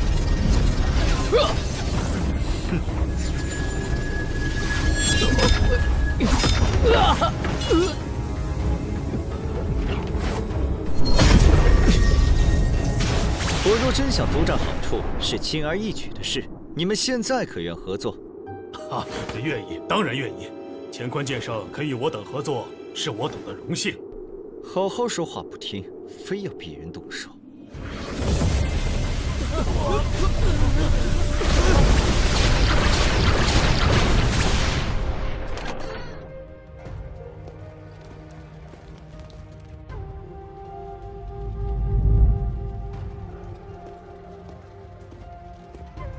是神丹和神原石。神丹好理解，神原石是什么？啊，神原石和神丹都是天界的宝物，可助天神在短时间内吸纳大量灵气，补全缺损。不过神原石更为珍贵，既能作为神级阵法的力量来源，又能用来交易通货。是中品神丹，1颗可供4重天神的神体1日消耗，2颗可供5重天神1日消耗，3颗可供6重天神1日消耗。每瓶都有100克，10瓶就是1000克，好大的手笔！不错，1000中品神丹相当于1万下品神丹，对于新晋天神来说，可是一笔巨款。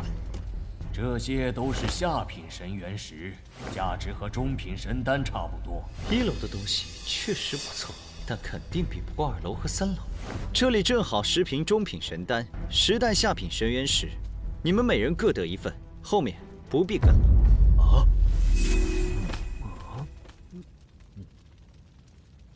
1楼就有这么多好处，往上走肯定有更贵重的宝物。再贵重也跟咱们无关。不错，要不是乾坤剑圣，咱们没那么快进来。就算进来了，万一赶上那3个疯子现身，可就惨喽。修罗3兄的确可怕，除了大日公主，恐怕没人能和他们较量1、2。修罗3兄是谁？很厉害吗？哎，是东部森罗殿殿主，南部神隐谷谷主，还有北部寒龙阁阁主。他们3个的实力在巅峰圣者中实属无敌，而且脾气暴躁，为人霸道。我们西部只有大日炎宫的炎姬公主能与之抗衡，只是炎姬公主性情温和，所以没有和他们并列称兄。除他们之外，血渊的血神子、冥渊的幽冥子、邪渊的小邪神、煞渊的煞天和魅渊的魅影修罗也是绝顶强者。他们和三兄是一个级别。既如此，你们速速离开吧。哎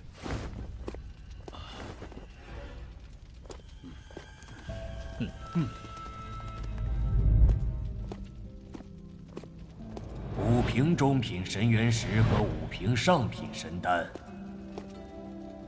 还不错，去3楼看看吧。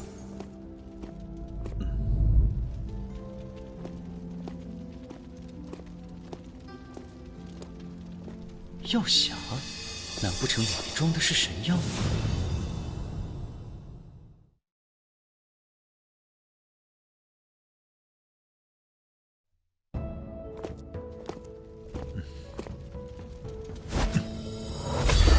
果然是神药，而且还是万年份的炎星神属。炎星神属是什么？炎星神属是一种生长于地底熔岩的药材，大多数只有1000年寿命。能活上万年的少之又少，品质对于低阶天神来说非常好。你运气不错，未到天界就有神药在手，到时候可靠它突破至神域境2种。不错，有了炎星神属，能大大缩短你在低阶天神阶段的时间，10年定能突破。如果没有神药，想要突破至神域境2种，需要多久？在天界，哪怕全天无休的修炼，资质普通者一辈子大多只能到2重。这难度也太大了。资质越好的，单纯吸收天地灵气，能在1000年内突破1重修为，就算不错。有没有别的修炼方式能加快速度？当然有，收集足够的神元石，或可100年突破1重，1000年可成真神。唉，还是太慢了。若是运气好，能不断获得神药，200年内就能突破真神。但是神药可遇不可求，每一株都要成长上万年，天神最多能活1万年。话虽如此，不过我还是想知道，有没有比服用神药更快的办法？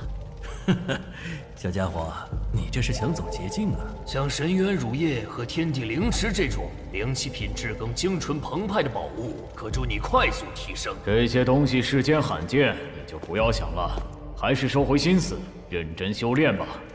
不错，能遇上就好好把握，遇不上也不要气馁。我们几个一路走来，可没那么多奇遇，都是靠自己努力，一步一步成为如今的至强者。唉，罢了，这些事还很遥远，我先调息一下，恢复些精力。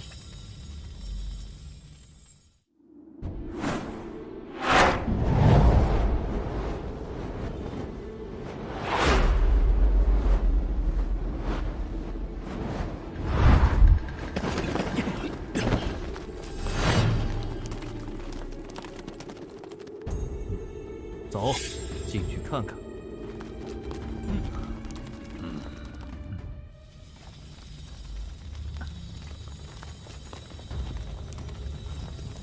阁下眼生的很，不知是哪一渊的贵客到我修罗渊夺宝。在下乾坤剑圣，阁下莫非是神岩谷主？正是本座。我请问你，神药阁的宝藏是不是在你身上？哼。不止神药阁，神兵阁的宝藏大多也在我身上。哼，你倒是坦率。这样吧，只要你将宝物尽数交出，本座就大发慈悲饶你一命。想对我指手画脚，你还不够资格。你找死！哼！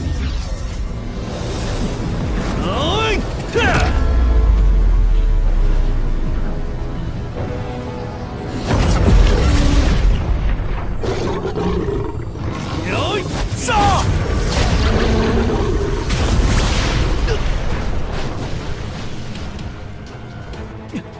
你竟可凭剑气当本座一掌之力，很惊讶吗？来而不往非礼也，也接我一掌。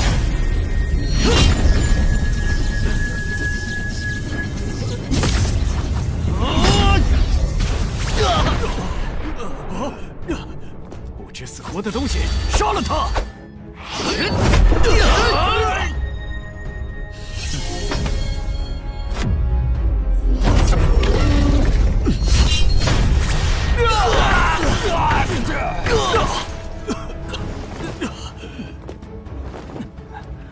撤！他们定是去了神典阁。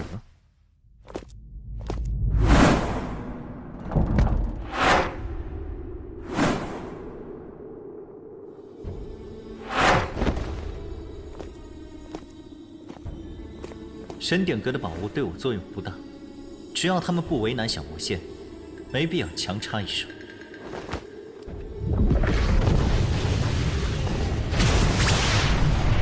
看来他们相处得很和谐，过不了多久，其他圣者也会赶到。为了避免不必要的麻烦，我还是去外面等吧。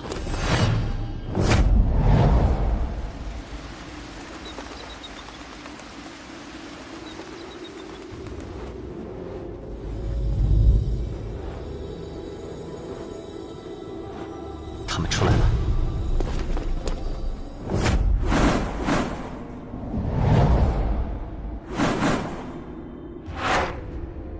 神典阁情况如何？刚开始，我们和神岩谷、绝天殿、玄火门的人合作打开了禁制，倒是相安无事。后来，阁渊的巅峰圣者越来越多，现场一片混乱，只能各凭本事争夺。哼，看你表情，似乎收获不错，想必里面的典籍品阶很高吧？确实高，真神武道传承1篇，上品神级武道传承2篇，中品神级武道传承4篇，和下品神级武道传承8篇。可惜我势单力薄，只拿到1篇上品神级武道传承。你一个人能拿到前3的宝物，实属难得。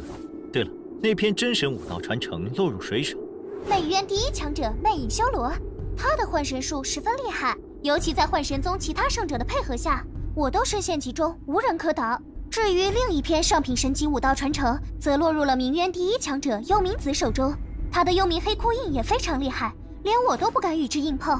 其他4篇中品神级武道传承，分别被大日公主、神岩谷主、森罗殿主和寒龙阁主所得。原来如此，我在神兵阁和神药阁得了些机缘，送给你当做带我来的答谢。1柄上品天神剑，1袋中品神元石和100颗上品神丹。这些宝物太贵重了，我受之有愧。哼，如果没有你，我来不了这里。更何况我还有其他宝物傍身，你就收下吧。那就多谢了。如果当初答应和吕阳合作，说不定我们也能分到神兵阁和神药阁好处。有人过来了。啊，是修罗渊3兄和各渊的至强者，他们刚才还打得热火朝天，现在居然联手了。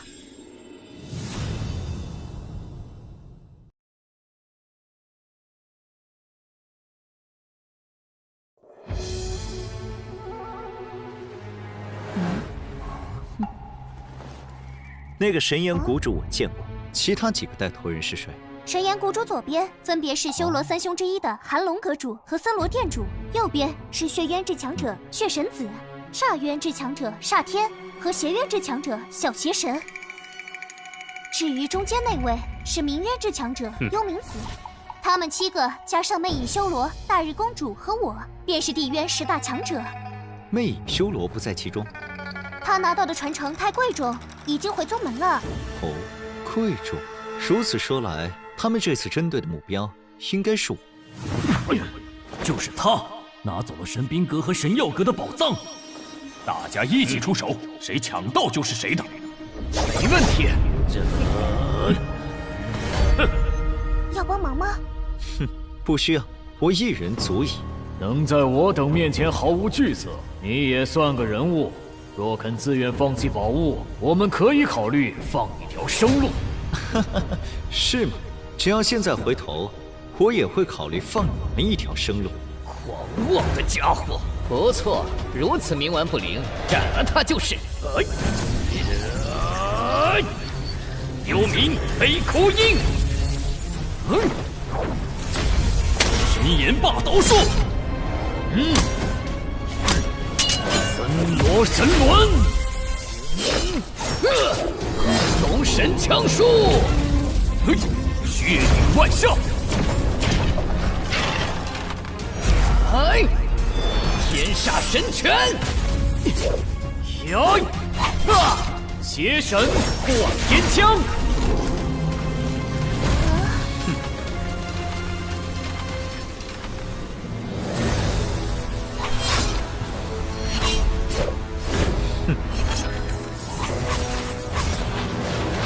龙虎化天地，一剑破乾坤。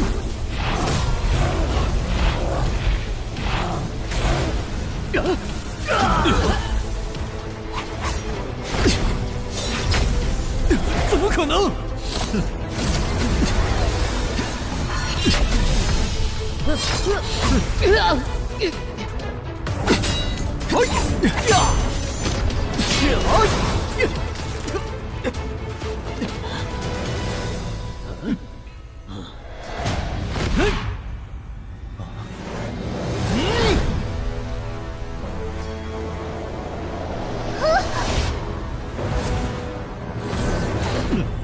你先前那次冒犯，我并未追究，如今还想对我朋友下手，当真得寸进尺。得寸进尺又如何？我们这么多人打你一个，你根本毫无胜算。除了神岩谷主，我与各位无仇无怨，没必要生死相向。当然，如果你们非要找死和我为难，我也不介意教训你们一顿。神岩谷主，你撺掇他们来，无非是想为自己找回场子。不如这样，我只出一剑，你若能接住，我可以不计较诸多冒犯行径；如果接不住，那你就自求多福吧。这是我跟他的恩怨，你们若要阻拦或者图谋不轨，绝不轻饶。你们，我等久闻乾坤剑圣大名，故而心生试探。如今切磋已毕，自然不便参与个人纷争。神岩谷主，请吧。天煞诸神，大刀锋天。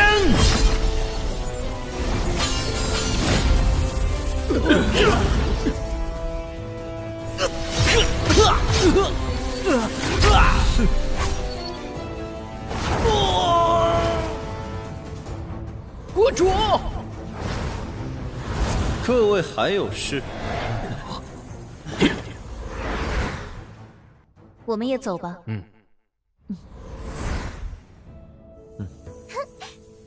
这下你算是彻底出名了，是当之无愧的地渊第一人。地渊第一毫无意义，去了天界，还不是得从底部爬起。的确，新晋天神不过是神域境1重，如果没有强大势力做靠山，会举步维艰。对了，你到了天荒界可有去处？有，镇渊剑宗。你呢？我魔牙和大日炎宫的前辈到达天荒界都会加入炎荒殿，我也不例外。据我所知，炎荒殿属于3大神王势力之一，其他2个则是真魔殿和死亡沙海。其实镇渊剑宗也不错，是仅次于3大神王势力的10大宗门之一。不过修罗道的出口位于血神宗范围，如果没人接应你，想去镇渊剑宗可不容易。走一步看一步吧，无论遇到什么麻烦，总会有办法解决。若有足够的神岩石，你可以去府城中找大型传送阵，能快速到达镇渊剑宗范围。只是血魔洞的先祖都在血神宗，如果绕道而行，就进不去府城了。确实是个麻烦，好在我有万里无踪符，逃遁应该没问题。不说这些了，我们直接去修罗道入口吧。入口在修罗城，跟我来。咱们认识了这么久，还不知道你的真名？我叫吕阳，你呢？子月。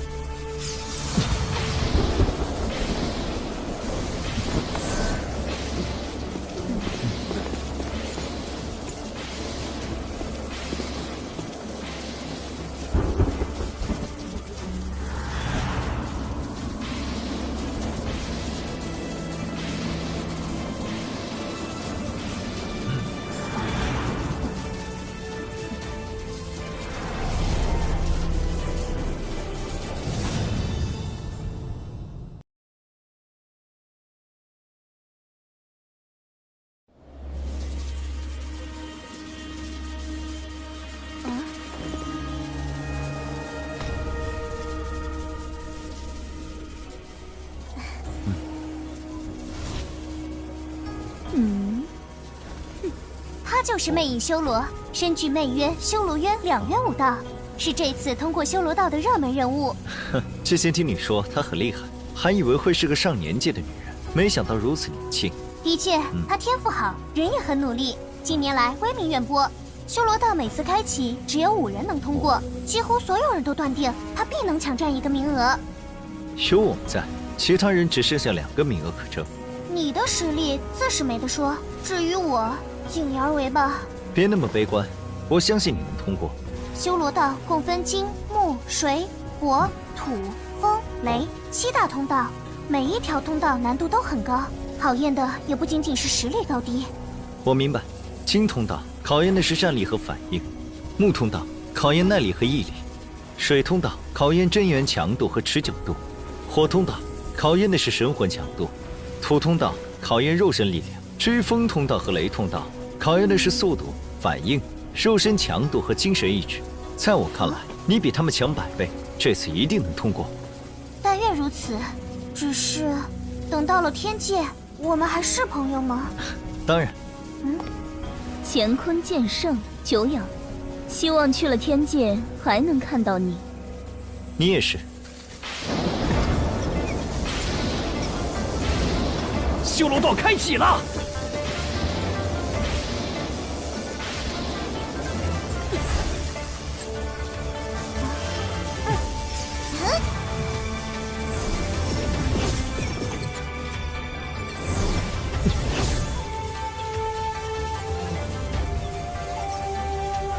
果然是独立空间。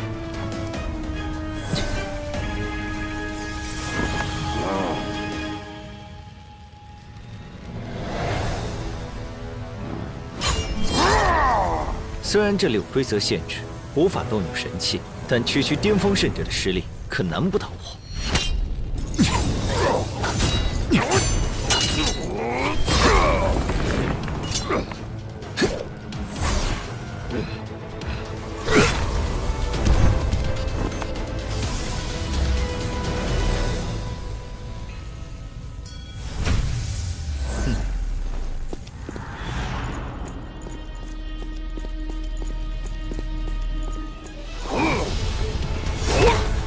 就这点能耐吗？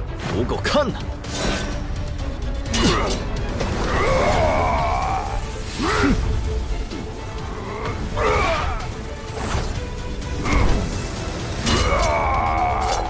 我可没耐心陪你玩。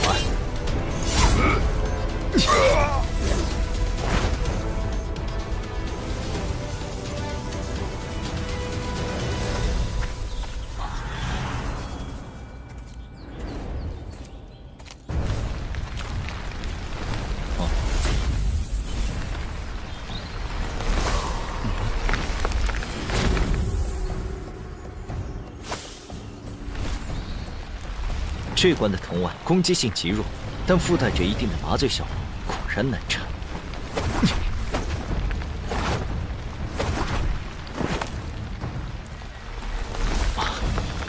不要急躁，一定有办法。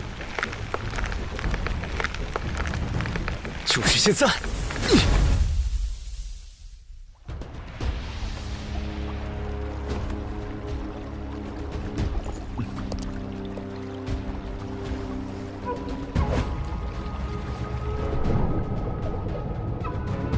这水不简单，似乎有一定的腐蚀效果。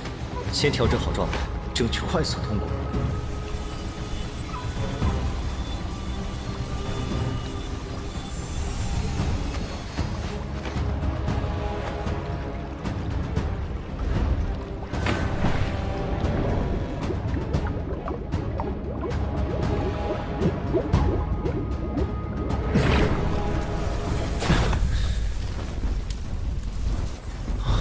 这里应该就是火通道。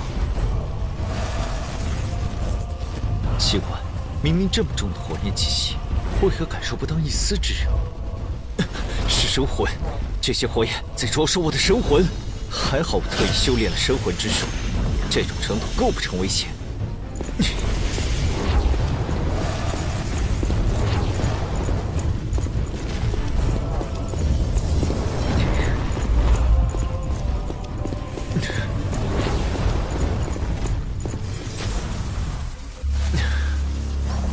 有意思，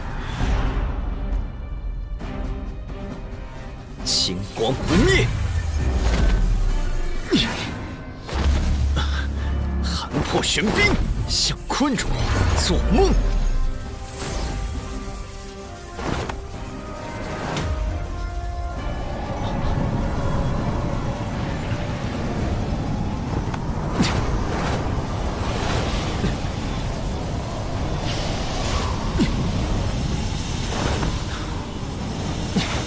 好厉害的刀锋！天地乾坤，只要掌握进攻规律，顺应风之道，谁也别想阻我！凤凰旋疾！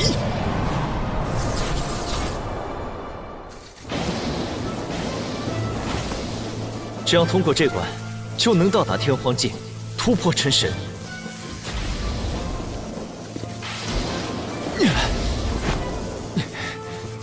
水寒还在等我，我绝不能止步于此。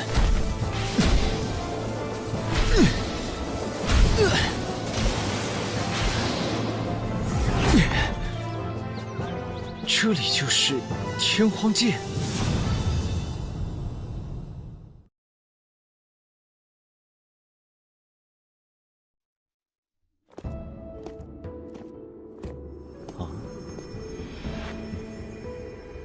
即使到了天荒界，那股无形的场域之力仍在。按照规则，只有突破神域境，才能不受其所扰。不错，不成天神便无法腾空飞行。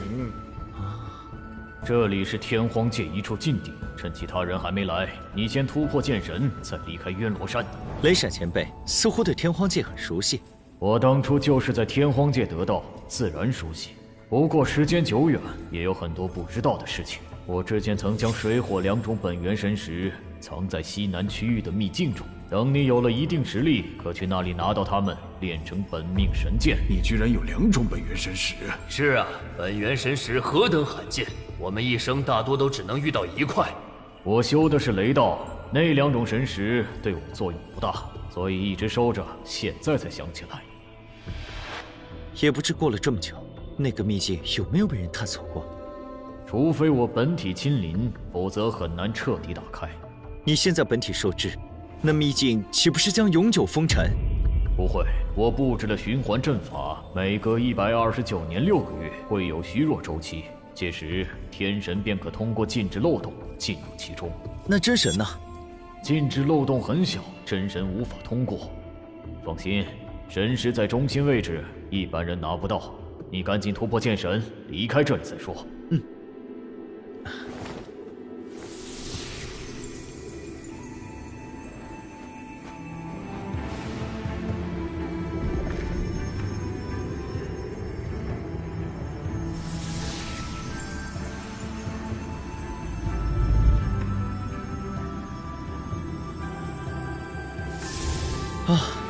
终于成神了。接下来还有很长的路要走，任何人都休想阻我。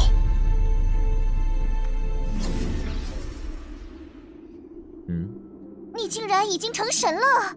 就算通过修罗道成神，也至少需要1天时间。你的速度比我预想的更快。也没多快，我刚成神，你们就出现了。相信你们也感受到天地威压了，赶紧突破吧，尽快离开这里。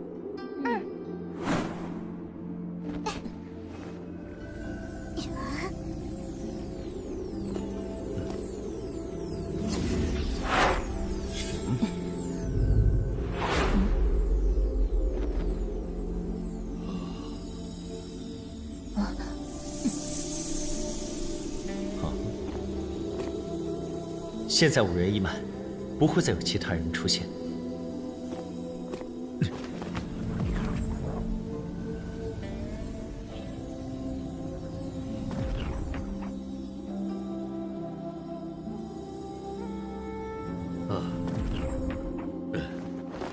我们一起从地渊而来，也算缘分一场，以后可要互帮互助啊。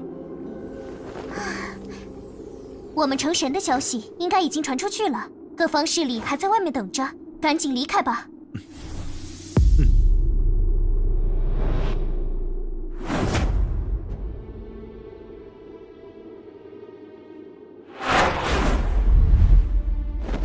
这些天神中，修为最低的都是神域境2种，那几个修为高的更是深不可测。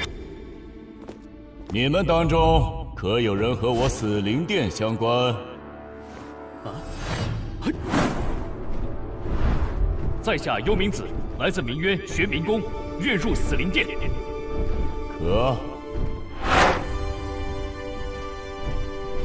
可有人愿入我真魔殿？魅渊天魅宫魅影修罗愿入真魔殿。不差，来吧。你们3位可有和我炎荒殿相关之人？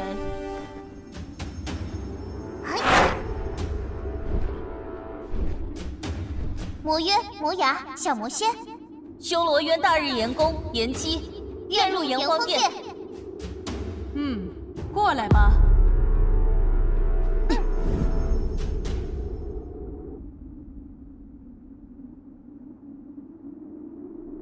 不知在座各位可有真元剑宗的朋友？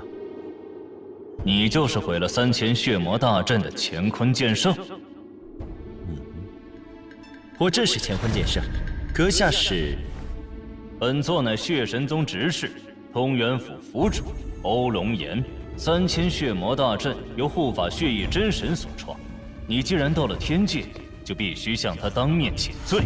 抱歉，在下有事在身，要先去镇渊剑宗一趟，还请府主大人转告血翼真神，等我办完事，定会去血神宗向他请罪。小子，血翼真神让你去，你就得马上去，可别敬酒不吃吃罚酒。在下与镇渊剑宗有大渊源，谁护送我去那里，便能获得上品天神器一件。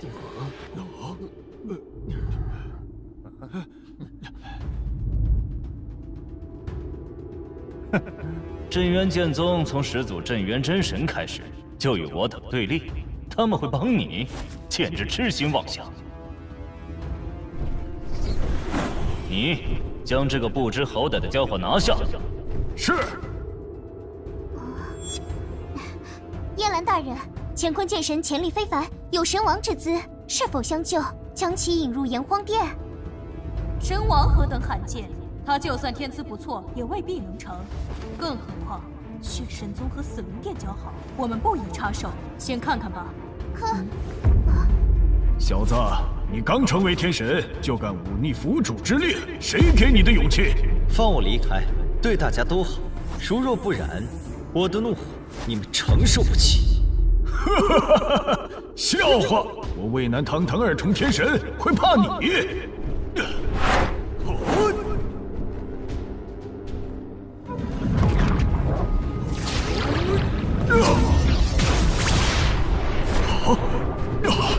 给我拜！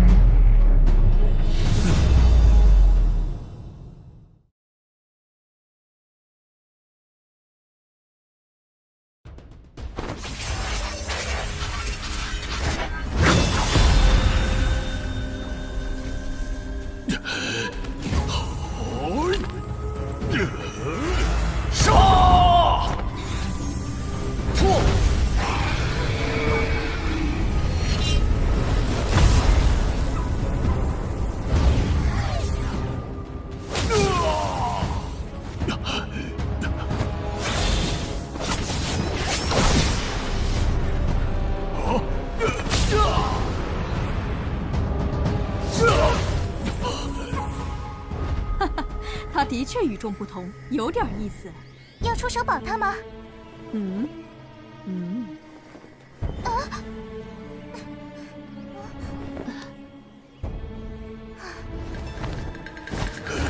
有人现眼的东西，给我滚回来！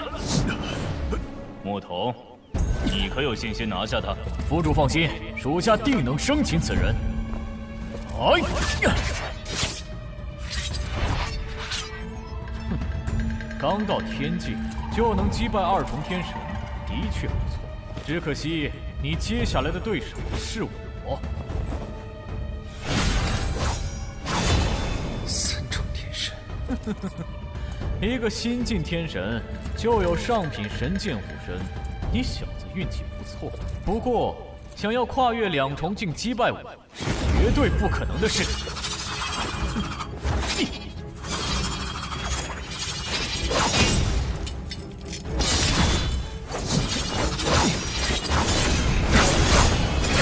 血光梭可是下品神器，你躲不掉它。血如光。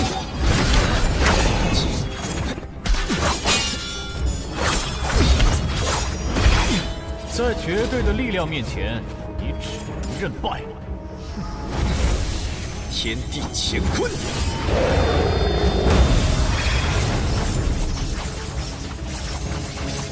三重天神的攻击也不过如此。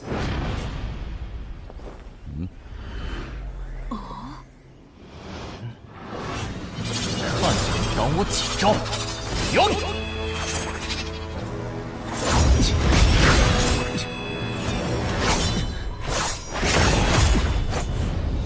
结束了。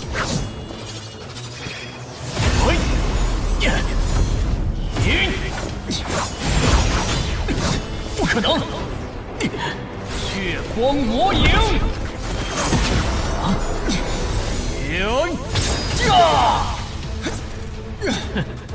新晋天神实力再强，也休想在三重天神面前班门弄斧。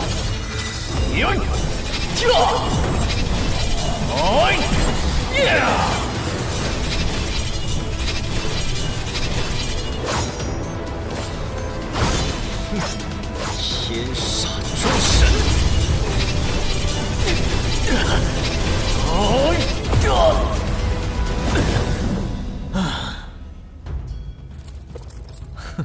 很好，你的实力有资格见识我的最强一招——血神不言击！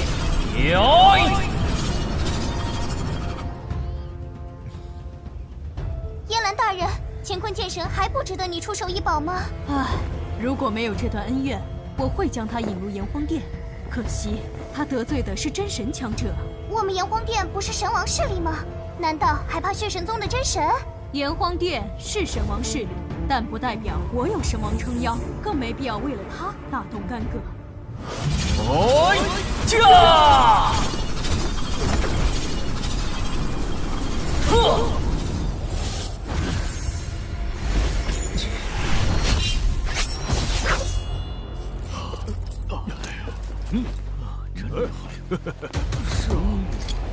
若牧童出现意外，你立即出手捉拿乾坤剑圣。杀！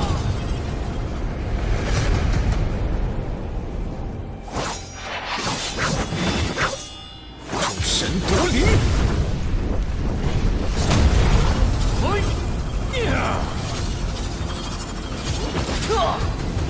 去！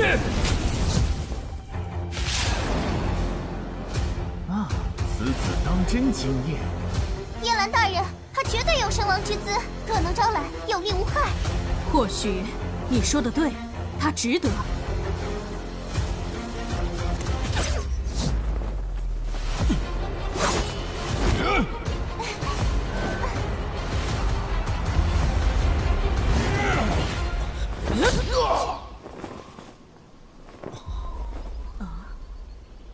欧府主，我炎荒殿要将乾坤剑神收归门下，今日之事就此作罢，如何？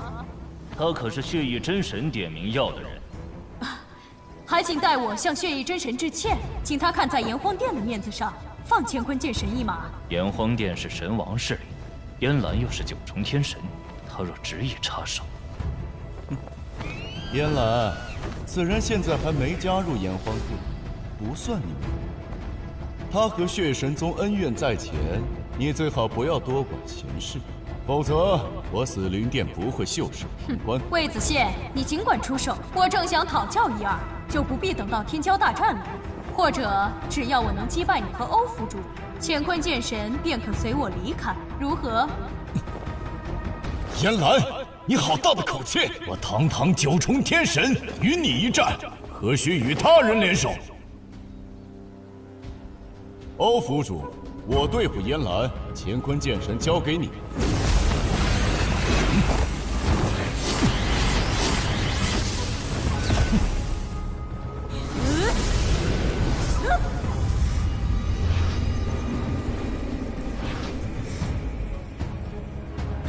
今日便瞧瞧，是你的火羽灵厉害，还是我的黑灵幡更强？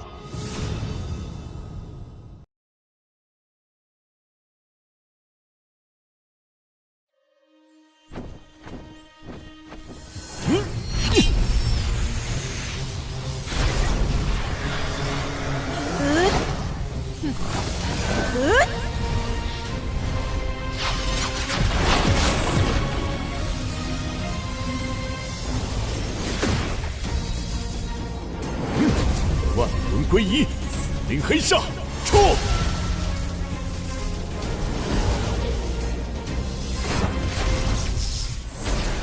你太注重法器纪律，反而忽视了自身力量。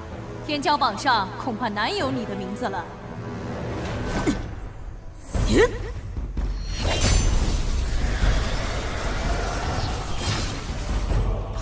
小心！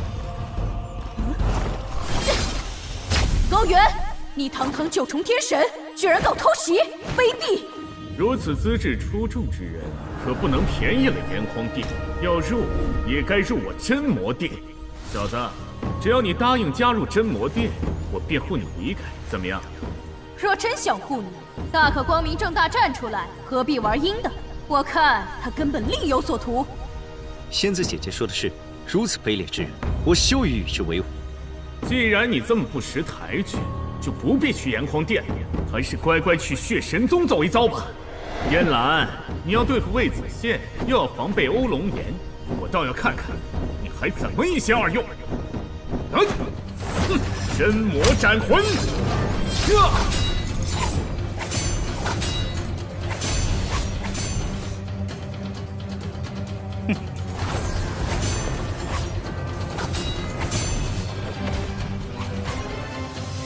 还激发万里无踪符。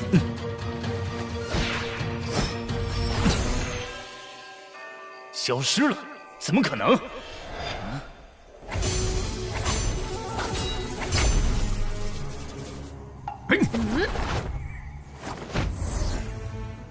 一个新晋天神，怎么可能施展出只有神王才能做到的穿梭虚空之术？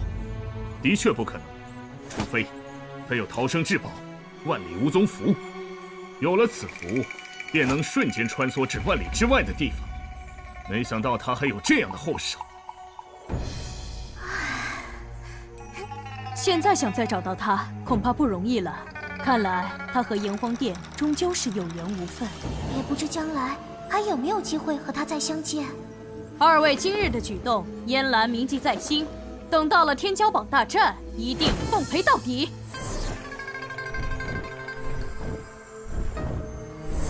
哼！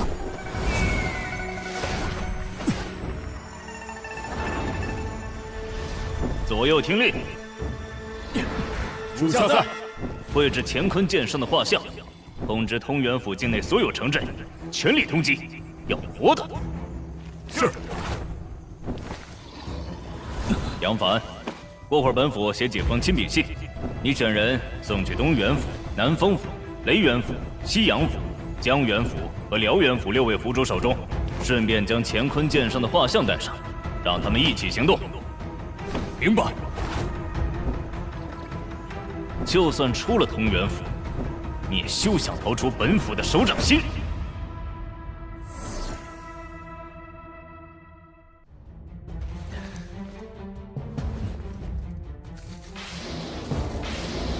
是我那个秘境传来的声音，不过秘境现在处于正常状态，还不到虚弱周期来临的时候。等虚弱周期还得数10年，你先专心修炼，争取突破2重境再说。不错，我马上教你布置隐秘阵法，可阻挡高阶天神之下的一切探查。也只能如此了。就是这里了。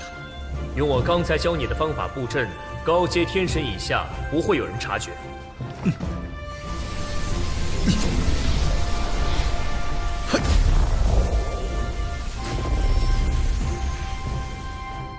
接下来，服用炎星神术，专心修行，争取尽快突破。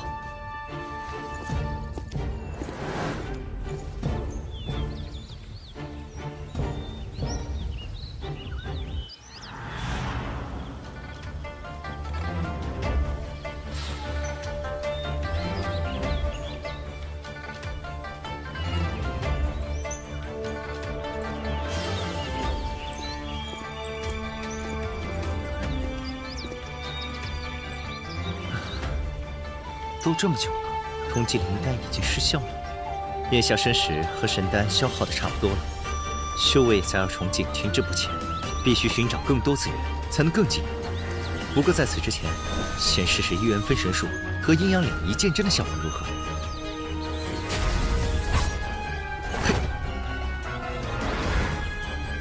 一元分神术。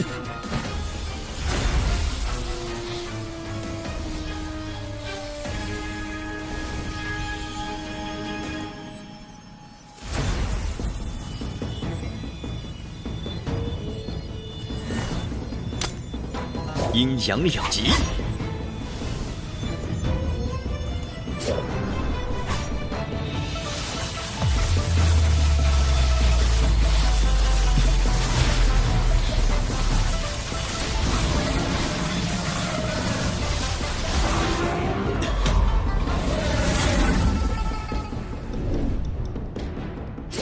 阴阳两仪剑阵大功告成。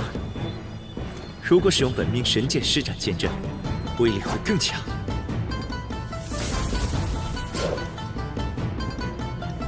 等我那个雷主秘境虚弱周期一到，你就能拿下本源神石，炼成水火属性的本命神剑，为剑阵增添威力。不错，两仪阴阳剑阵威力远胜诸神夺灵，即便遇到五重天神，也没什么好怕的。有天神在靠近。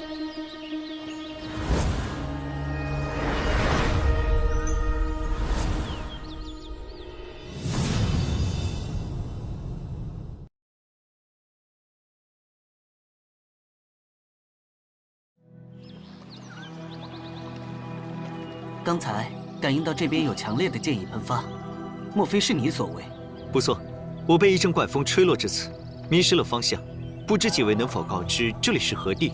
这里是雷渊府，千柳城境内南端的荒野，靠近死亡雷域，人迹罕至。朋友，你还算走运，若是被吹到了死亡雷域，唯有死路一条。死亡雷域是指那边吗？那是一处禁地，只有每100年特定的时间，天神才能进入。原来是雷闪剑主的秘境，只是称呼不一样罢了啊！早就听说过死亡雷域，没想到今天倒是碰上了。也不知何时才能到特定时间。还早，距离上次开启大概要等40年。那正好可以趁这段时间再突破1境修为。40年就想突破1境修为，你未免太异想天开了。400年突破1境就算快的了，很多2重天神修炼了一辈子都突破不到3重。阁下虽然有些好高骛远，但想法很对。毕竟4重天神之下是没法出人头地的。我们正打算去地底矿窟寻找神元石修炼，相逢即是有缘，阁下可愿同行？地底矿窟，地底矿窟汇聚了地脉精华，多产神元石，是很常见的修炼场所。死亡雷域附近便有一个地底矿窟入口，如果运气好，挖到足量的神元石，再花费个100年时间，定能突破至中阶天神。那确实值得一去。在下方雅，不知几位如何称呼？在下鲁泰，这位是我的伴侣陆青台。在下段雷，他们是顾建明和顾建娥兄妹。闲话就不多说了，赶路吧。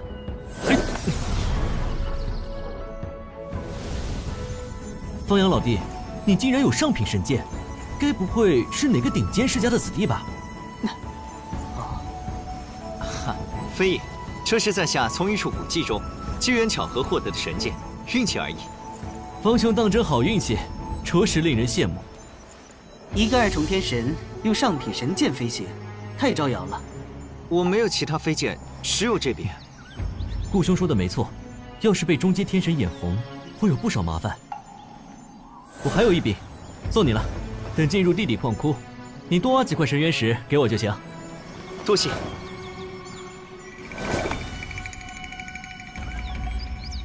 矿窟面积很大，而且有多个入口，进去的天神有好有坏。你的上品神剑太贵重，不到万不得已，最好别拿出来。凡事要以安全为重。受教了。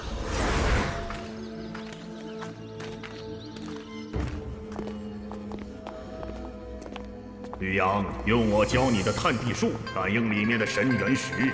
明白。记得在路上留下神念印记，避免迷路。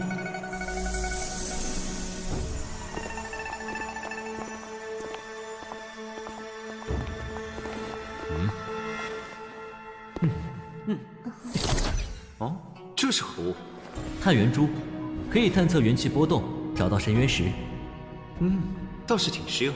能产生元气波动的不止神元石，这东西准头不行，不像探地术能精准感应。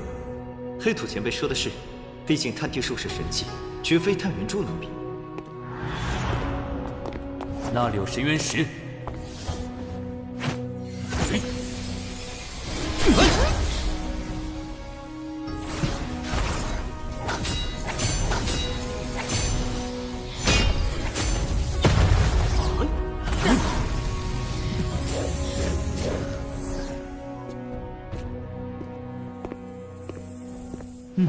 总共132块下品神元石，按修为比例分配，每次分配3重天神得3块，2重天神得2块。我们眼下有3位3重天神，3位2重天神，一次分配需要15块，132块神元石可分配8次整数，剩余12块放入下次分配。这种分配方式是我们5人之前商量好的，但不包括方阳。更何况，神元石是我们用探元珠找到的。他只是出力挖了几块岩土，就要分走16块，有些不妥吧？兄长说的对，16块神元石，就算我们5人平均分配，每人也能拿到3块，哪有平白送给他的道理？段磊哥，你说是不是？我不是针对你，就目前而言，你的实际作用不大，不该分走整1份的神元石。人都跟我们来了，也出了力，没有空手而归的道理。这样吧，他每次分配到的数额减少1块，总可以了吧？我觉得1块都不该分。我们先前只答应带他来地底矿窟，又没说和他平分好处。方阳，地底矿窟已到，你可以离开了。哎，那怎么行？这里乱得很，他一个人行动会很危险。顾兄，你这不是过河拆桥吗？他觉得危险可以自行离开，如若不然，等有了探元珠再加入我们也不迟。进矿窟的独行客起码也是3重天神，你现在替他出队，这不是害他吗？陆兄，算了，既然顾兄不愿，就不要强人所难了。我能一个人探索。矿窟鱼龙混杂，不乏凶恶者。要是……陆兄，你的好意我心领了，飞剑的恩情也会铭记在心，下次再见定会致谢。既如此，这张传音符你且收下，若有危险，可立即向我求援。啊，传音符只有激发之后，我才能感应出确切位置，没激发之前，它就是一件死物。那就多谢鲁兄了，各位，告辞。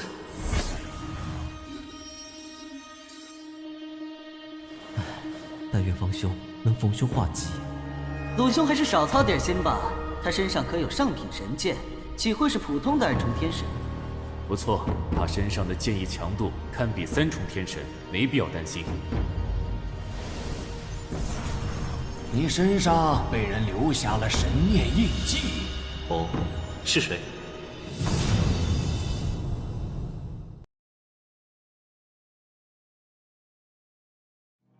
用不了多久，他就会主动找你。一个人正好，你可以放心使用探地术，保证能找到用不完的神元石。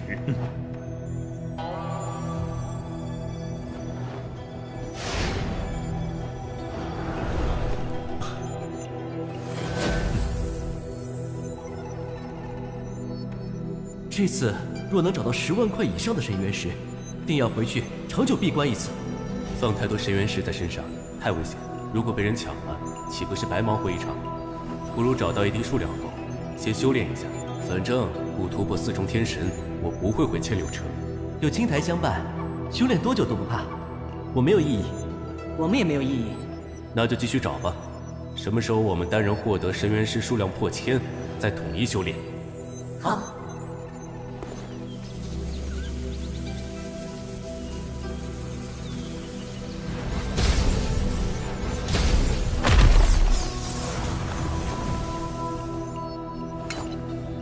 我打算在此修炼，你们找其他地方，记得别离太远，彼此也好有个照应。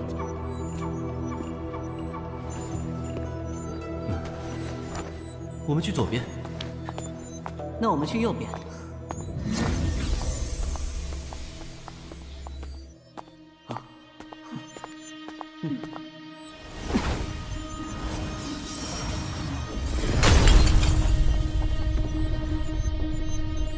1000多块，比我之前1天发现的总数都多，真幸运。他们来了。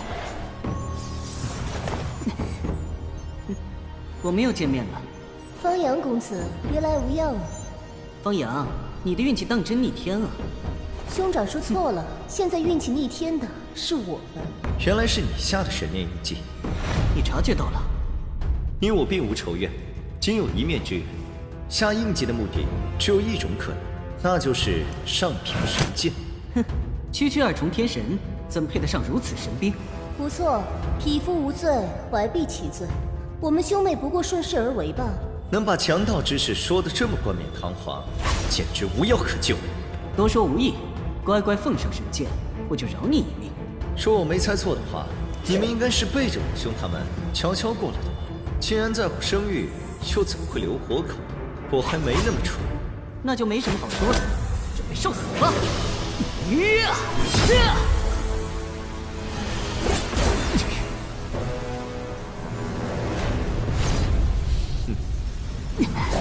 你的剑道造诣的确不弱，只可惜在我面前还不够看。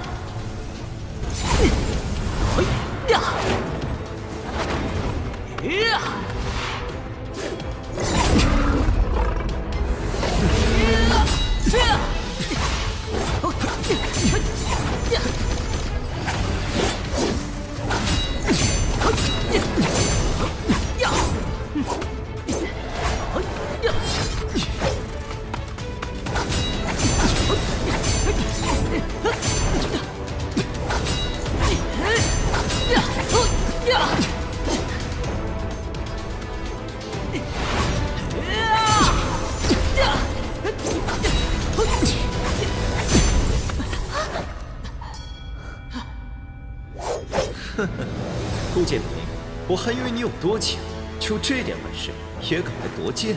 哼，一剑飞鸿！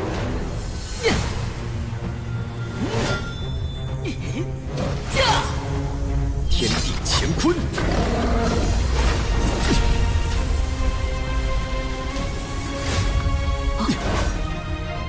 小心！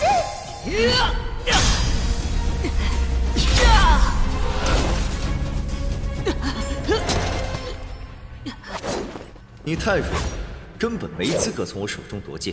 现在离开，我可以既往不咎。受轻敌了。你刚才那一剑的威力堪比4重天神，但是仍然没有胜算。我们顾家是千柳城的大族，拥有合击剑技。只要我和兄长联手，4重天神也只有死路一条。我再说最后一次，马上离开，你们都能活。少在这虚张声势，我们才不会中你的圈套。哥，别废话，让他尝尝雷火剑灵的厉害。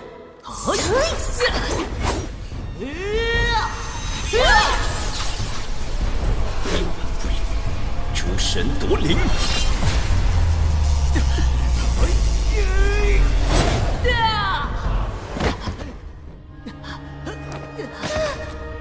这招式，你是东元府主通缉的乾坤剑神？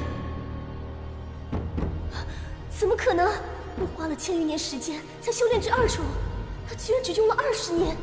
我们的确不是你的对手，但外面想杀你的人有很多，你没几天好日子了。哼，你们走得了吗？哼，别白费力气了，你就等着被通元府主追杀吧。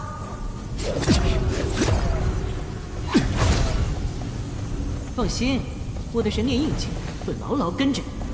看在相识一场的份上，我会为你收尸的。不劳费心，2位先起吧。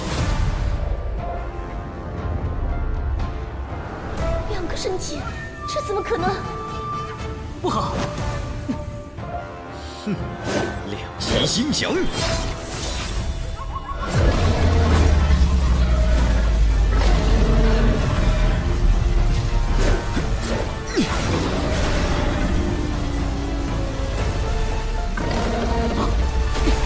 快来救我！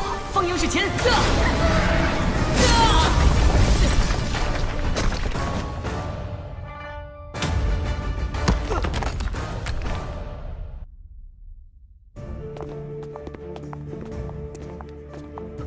段兄，你听到顾兄的传音了吗？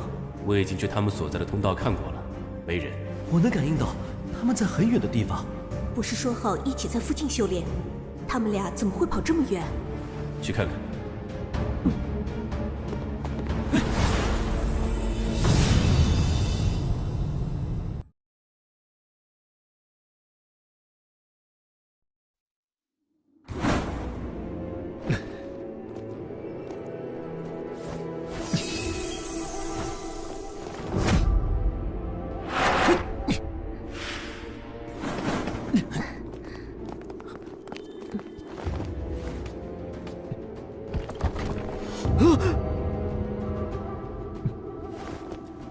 死了有一段时间，看来他是在用传音符的时候遭到致命一击。有防御阵盘在，还能落得如此下场，可见对方至少是顶尖四重天神的实力。这里仅出产下品神元石，通常只有低阶天神出没，怎么会出现四重天神？世事无常啊。不过传音符中提到了方阳，或许他知道些什么。先前顾兄极力排斥方阳，后来又单独跑来找他，好生奇怪。而且路途遥远，他们是如何精准找到方阳的？会不会太巧了些？只有一种可能，他们之前便在方阳身上留下了神念印记，特意背着我们行动，难不成是看中了方阳身上的上品神剑？但是方阳只是2重天神，如何能做到以一敌二啊？上品神剑都能拿到，说不定还有其他更强的后手。是这个理，顾兄也真是杀人夺宝却遭反杀，这不是咎由自取吗？唉，不管他们是不是咎由自取，这件事我们不能毫无作为，必须知会顾家一声。不错，毕竟他们和我们同行一场。对了，段兄打算回千柳城亲自告知吗？不成4重天神，我绝不回去。直接给顾家送飞剑传书吧。好，报完信，我们继续找神元石修炼。他俩一死，可能会引来顾家的中阶天神，我必须暂避锋芒。现在，我身上7000多块下品神元石，足够闭关10年。地底矿窟绵延数千里，通道众多，他们肯定想不到我还敢继续留在这儿。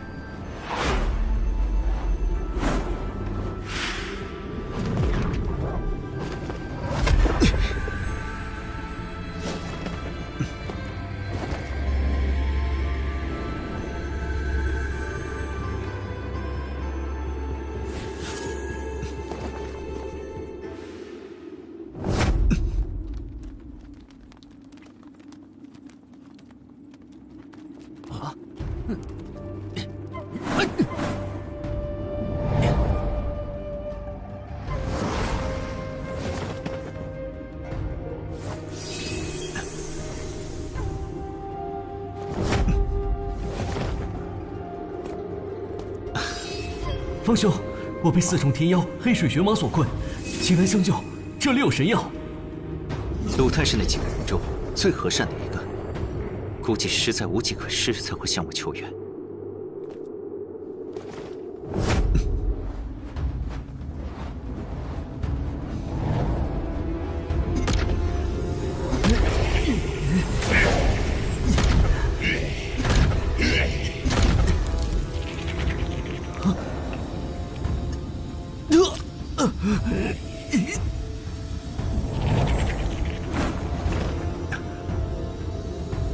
接近2万岁的地元星莲，好东西呀！此物能助人破境吗？1万年份的神药可助低阶天神破境，2万年以上的可助中阶天神破境。这条玄蟒已达4重天妖圆满，它守在这里，肯定是为了等地元星莲彻底成熟后再吃，好一举突破5重天妖。方兄，这厮甚是厉害，当心啊！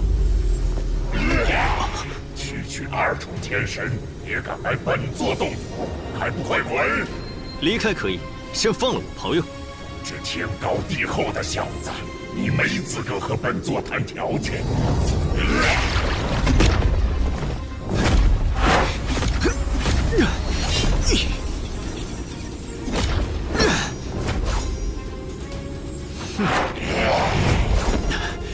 心疗伤，剩下的交给我。多谢风兄。卑鄙的人类！本座发现这株神药已有800余载，所有意图染指者都得死。本座的玄嘉明强如中品神兵，哪怕是4重天神，也只有死路一条。天地乾坤！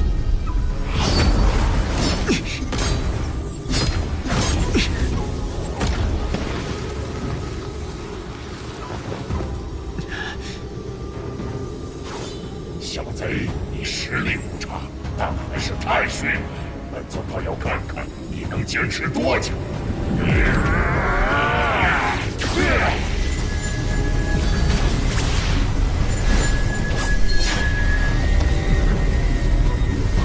天杀诸神！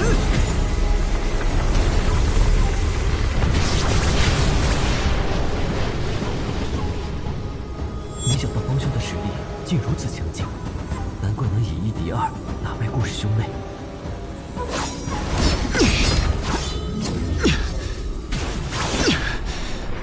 小贼，你惹怒我了！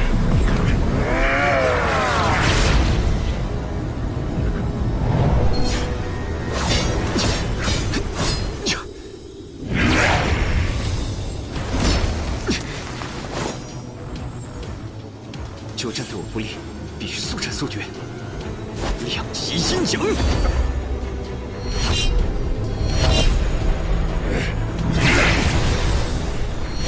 诸神夺灵，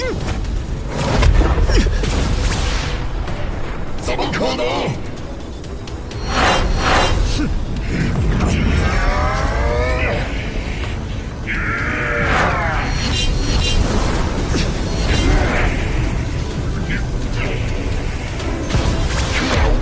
可恶！该死的人类，我记住你了。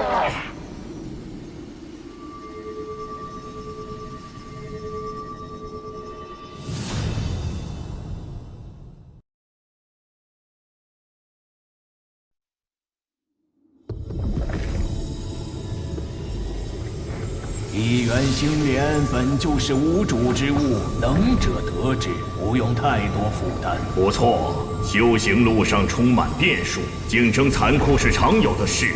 对了，这东西还差10天就能成就2万年份，现在不能服用。10天？我一直以为你是依靠外人之手打败顾氏兄妹，如今想想，倒是错得离谱。虽然他们作恶在前，但我起初并不想杀他们，只可惜他们不领情，还要集合更多力量追杀我，我也是无奈不得之。更多力量，是指通元府主吗？你既已知道我的身份，打算向欧龙岩报信吗？你对我和青台有救命之恩，我不可能恩将仇报。我果然没看错人，不枉豪赌一次。不过，等那条黑水玄蟒回过神来，估计也能凭招式猜出你的身份。我明白，依鲁兄看，如果欧龙岩得知消息，派人来此，大概需要多长时间？最快也要半个月以上，甚至更久。那就好，别放松警惕。还有另一件事值得忧心。什么事？千柳城离这很近，你抢神药一事，一旦传出去，周围大城的中阶天神很可能都会过来争夺。他们来这里，只需要3、4天时间。 4重、5重天神，还能用2阴阳剑阵等等。万一碰到6重天神，根本没胜算。看来得想个办法，把地元星莲藏起来。对了，段雷兄没跟你们一起吗？我们一起来的，只是段兄过于兴奋轻敌了，被突然杀出的黑水玄蟒一口吞了。唉，想当初，我们5人何等意气风发，如今却只剩下我们2个。如果不是你出手相救， 恐怕我们俩也要一命呜呼。修行之路本就是逆天而行，达到常人无法企及的高度。2位不必感伤，未来的路很长，打起精神向前看才是。嗯。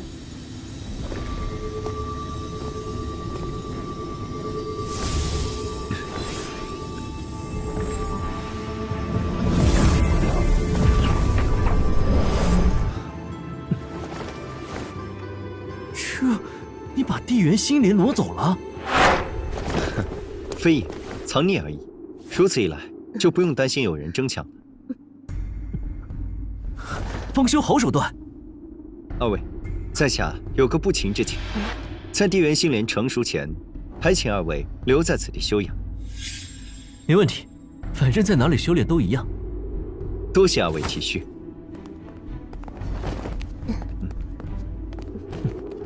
陆兄，你可知镇元剑宗？哦，自然知道。天荒界的大势力分为3殿10宫，3殿就是死灵殿、真魔殿和炎荒殿，他们都是神王势力，在天荒界至高无上。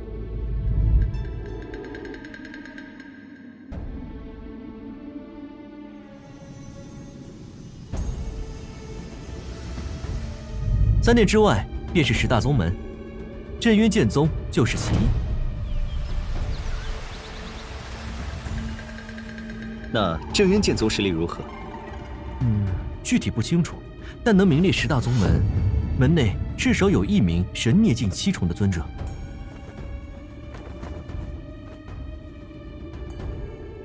听说镇渊剑宗在南部的镇剑域，不知离此地有多远？若要前往，有何渠道？那可远了，镇剑域距离我们雷荒域中间隔着3大域界呢。具体有多远？1域之地，方圆100万里。更何况3大域界，天神御剑飞行起码得好几年。果然很远，就没有更快的方式吗？比如传送阵？传送阵可不是一般人能用的，只有某些府城中才有，而且开启传送阵需要消耗的神元石极多。倘若传送距离超过100万里，还要使用品质更高的神晶石。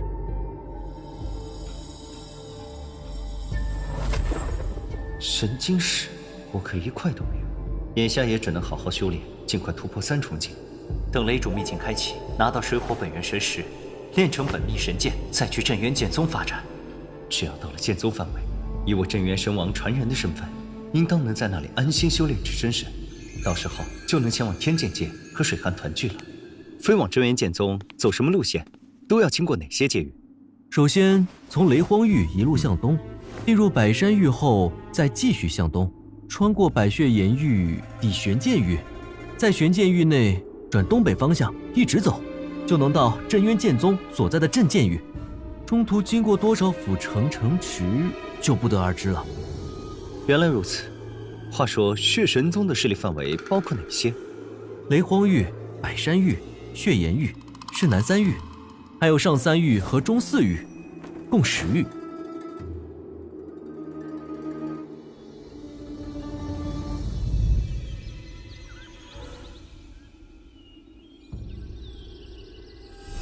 这么大，那镇元剑宗有多少？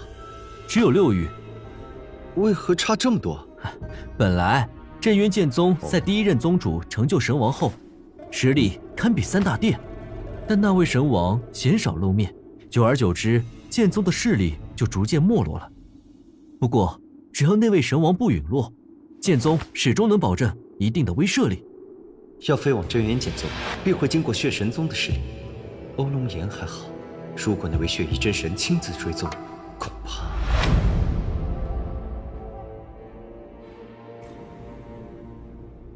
眼下我只有1个人，实力再强，终究单薄。不如再了解下传送阵，看看别的路子。陆兄，距离最近的府城中哪里有传送阵？通元府。啊。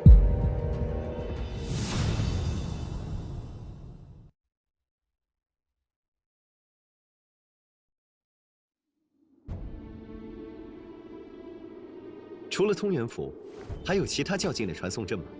有，10万里之外的紫血府，不过他也在血神宗势力，并且有9重天神坐镇。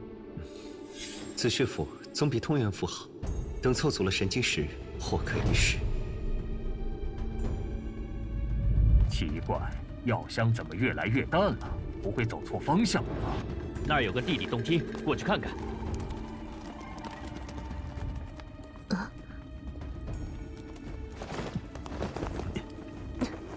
鲁汉，你怎么在这儿？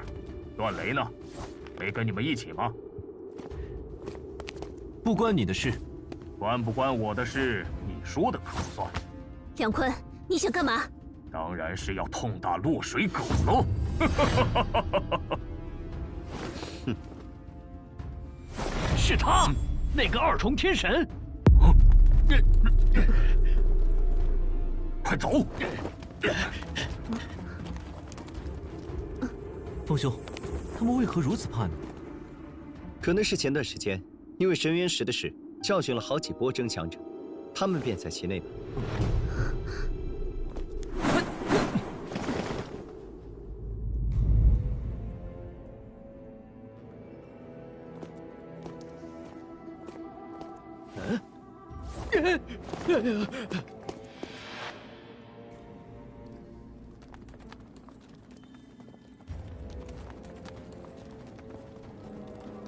怎么了？是熟人？他们是顾家的4重天神，顾立农和顾雨生。你就是方阳？不错。敢杀我顾家天神，你这是找死！本座今日定要剐了你，以为贱民贱额的在天之灵。此事有诸多误会，顾建明兄妹杀人夺宝在先，方兄出于自卫，不得已才。罗泰，少跟我扯这些，不管谁对谁错，这小子今天必须死。不错，一个2重天神，能有什么宝物值得顾建明他们拿命去拼？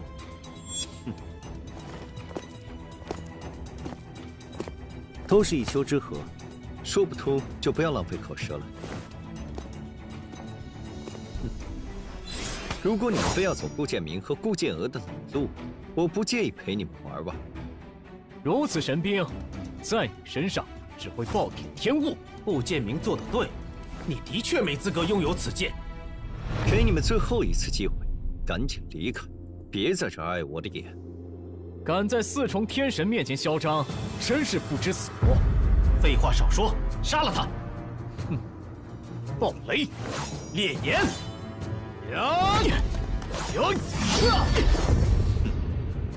愚蠢至极！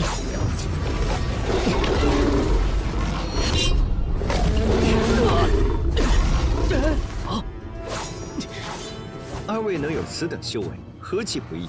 没必要与我生死相拼，即可离开，恩怨两消。少在那惺惺作态！我俩未尽全力，成王败寇还不一定呢。用雷火剑连，让他死无葬身之地！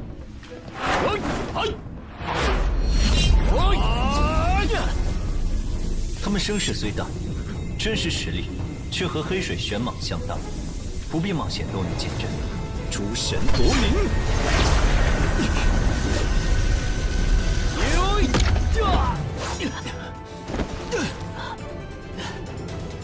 你是30年前被通元府攻击的乾坤剑神。啊！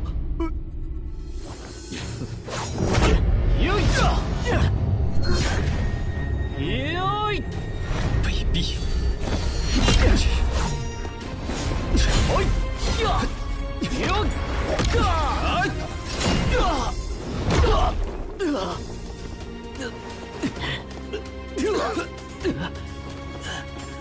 什么4重天神，也不过如此嘛。就是啊，连一个2重天神都打不过，还大家族呢！该死的方阳，今天不杀你，誓不为人！哎呦！不好，他们要用禁术。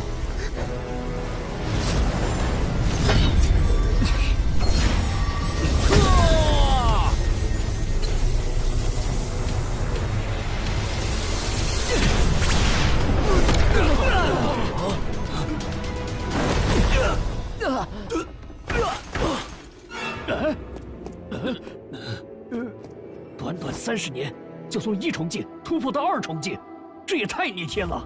而且仅凭2重修为，就能越级斩杀2个4重天神，将来定能成为天骄榜第1。他得罪了血翼真神，能不能活到那时候还另说呢。方兄，我与顾家有些交情，可否为2人收尸？请便。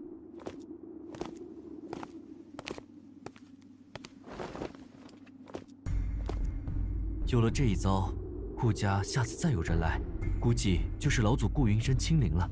他是五重天神。我明白，兵来将挡，水来土掩，挡不住就跑。对了，鲁修，我刚才听那些人提到天骄榜，是什么意思？天界每隔100年就会举办一场1000岁之下天骄都能参与的大战，决定实力排名。哦，所有1000岁之下的天骄都参加吗？不过天骄宝最终只会收录72位天骄的名字。除了排名，有没有实质性的好处？当然，排名前10者能登上天骄山巅修炼10年，100年之内必能突破真神。有意思。若能夺得第1，还能进入天骄领域修炼，将来至少都是真神3重的神君强者。神君也是真神吗？不错，算是真神的细分类别。前3孽是真神，中3孽尊称为神君，第7孽是尊者，往后2孽相当于神王。天骄山是本源山，天骄领域就是本源之地。我曾在那里拿到了血之本源神石，我的火之本源神石也出自那里。其他建筑亦是。原来如此，看来这个天骄榜很有必要参加一下。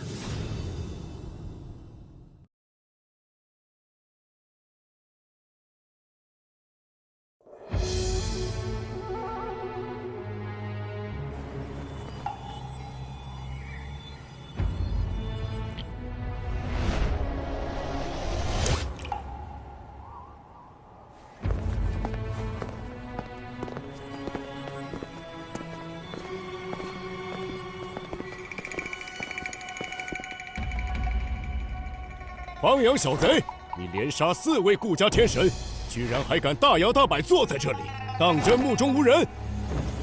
哼！你就是顾家老祖？不错，我就是顾家老祖顾云生。乾坤剑神，我顾家与你无冤无仇，为何要下此狠手？下狠手？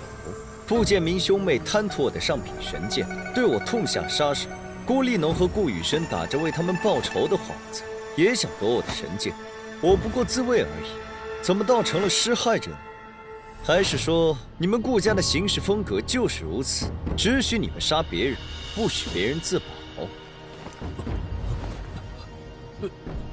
抛去起因不谈，只说结果。顾家损失了4位天神，是近万年来的耻辱，你必须给予相应补偿，否则顾家定会与你不死不休。你想怎么赔偿？交出2柄上品神剑，这场仇怨一笔勾销。说到底，人命在你们眼中终究不值一提。上品神剑就在我手中，有本事自己来拿。老夫堂堂5重天神，根本不屑跟你斗。这样吧，你只要交出1柄，我们立马走。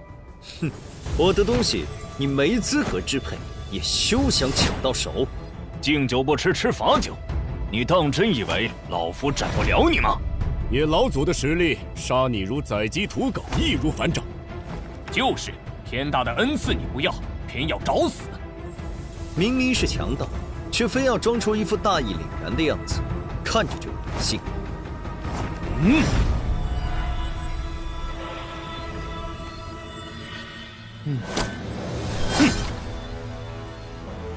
是中品神剑吞雷，方兄小心！小贼，你太不识抬举了！今天老夫定会用吞雷取你项上人头！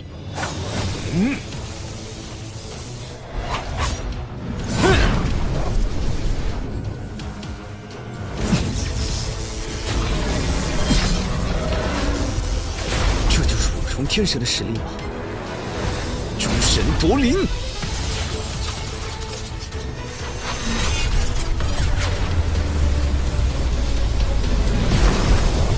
好可怕的合击剑技，居然丝毫不逊于5重天神的剑域威压！暴雷天惊！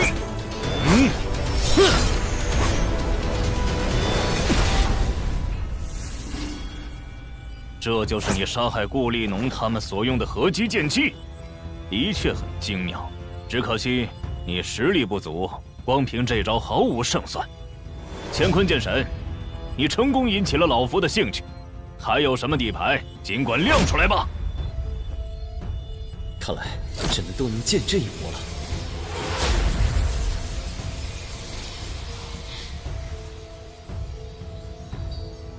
2个方阳，这怎么可能？这是你的元神，元神离体，肉身便会失去生命之本。他疯了吗？倘若在战斗中毁去肉身，就只有形神俱灭一个下场。他这是在自杀。不错，这就是我的元神。不是想看我的底牌吗？马上就能如你所愿。元神离体，肉身竟然还有意识，你是如何做到的？哼，大千世界无奇不有，你看不出，只能怪自己见识太短。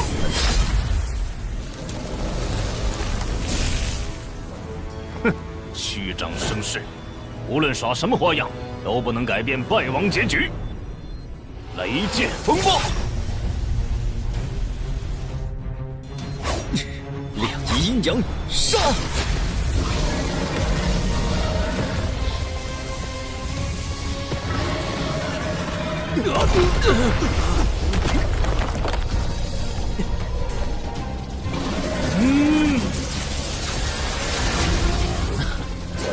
雷剑风暴。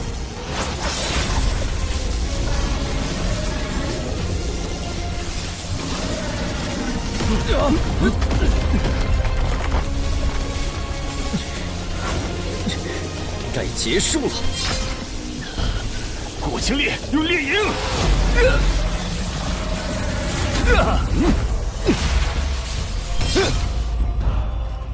火之剑莲，雷之剑莲。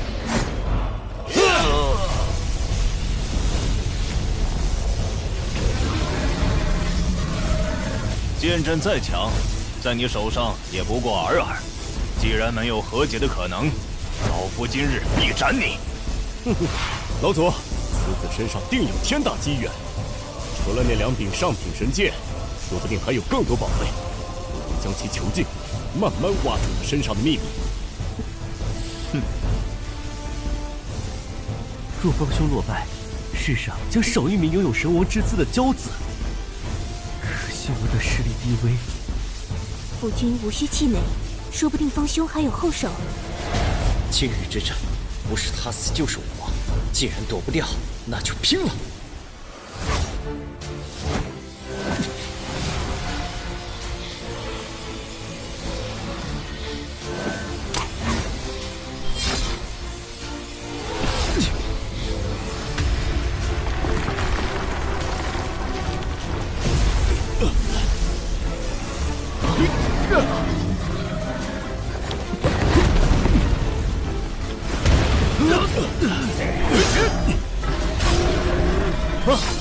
这是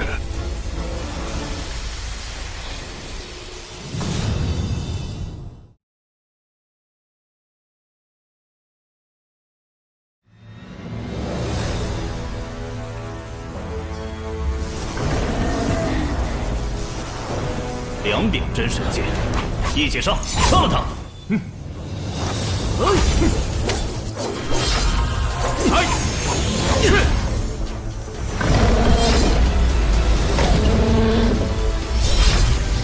两仪阴阳，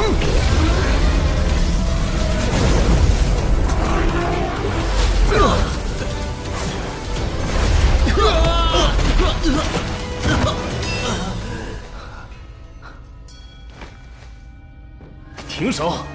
顾家愿出万颗神元石，化解恩怨。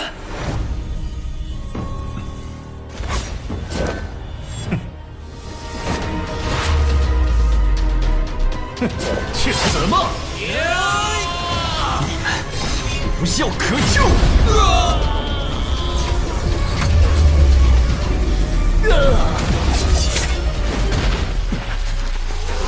哼，留着你也只会继续危害四方。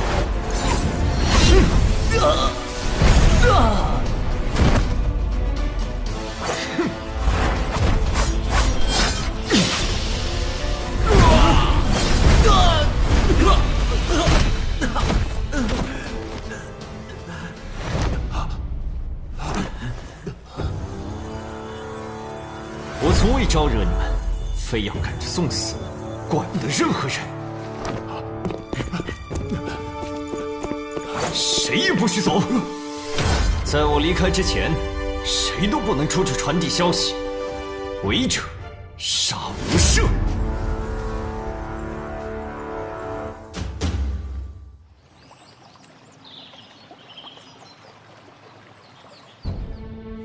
啊。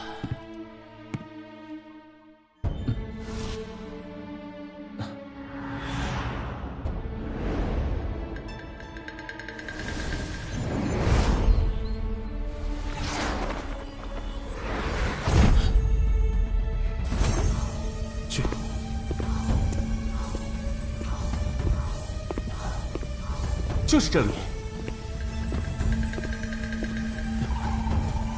诸位，可曾见过顾家老主顾云生？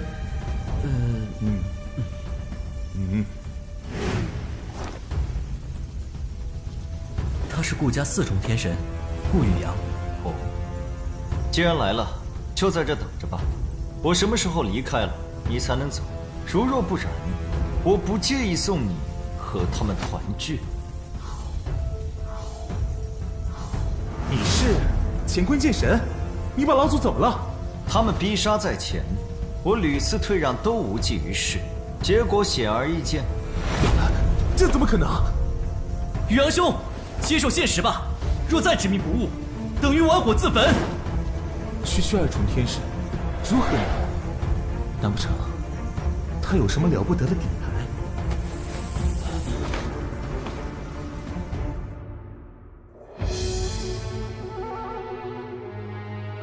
连宇阳都没了消息，怪，太怪了，一定出大事了。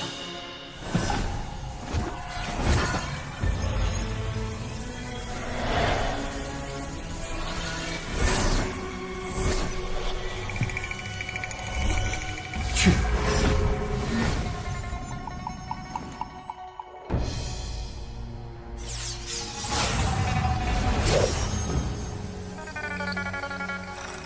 短短30年，他就突破2重天神，越级斩杀5重天神，这可能吗？想来乾坤剑神失踪的这几年得了不少机缘，不管他如何厉害，在小神手中依旧翻不了天。大人，小神这就去千柳城擒住此僚。眼下血翼真神忙着指导血雄公子修炼，无暇顾及我等。只有趁此机会将此事办妥，才能将功补过。倘若血翼真神高兴，还会落下赏赐，到时候少不了你的份儿。小神定不辱使命。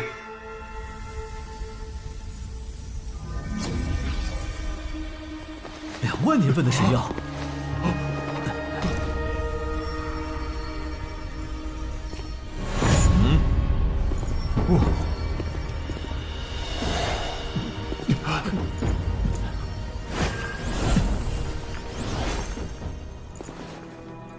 2位，就此别过，有缘再见。方兄救命之恩，我等莫齿难忘。祝方兄前程似锦，将来定能问鼎神王。借你吉言，在下先行一步。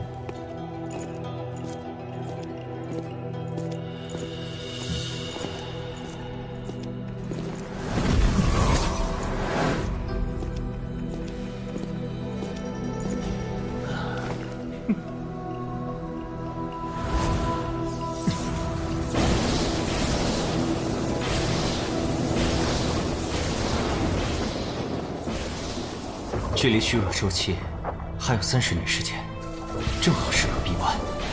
他们迟早追来，不如……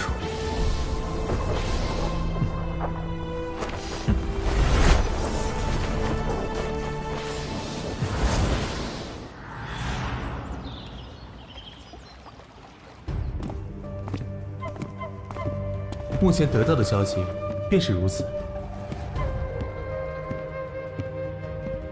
前段时间见顾云生还神采奕奕，却不想他会栽在一个2重天神手中。你确定乾坤剑神只有2重修为，没有任何隐藏？我问过在场其余天神，确定他只有2重修为？他拿到了2万年份的地元心灵，恐怕过不了多久，就能晋升3重天神。大人放心，我在他身上留下了神念印记，行踪尽在掌握。地元心莲，如果情况属实，乾坤剑神手中还有2柄真神剑，只要抓住他，这些宝物都是本座的囊中物。如此甚好，出发。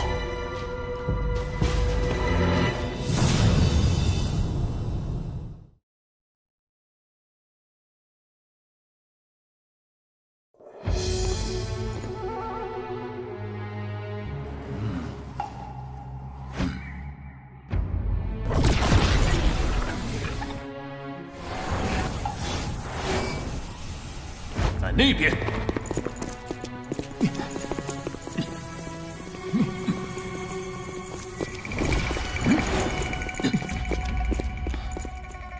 消失了。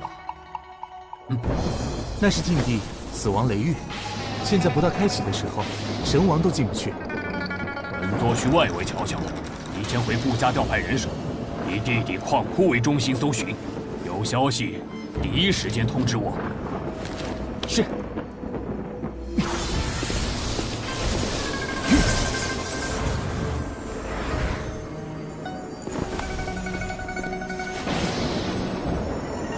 上当了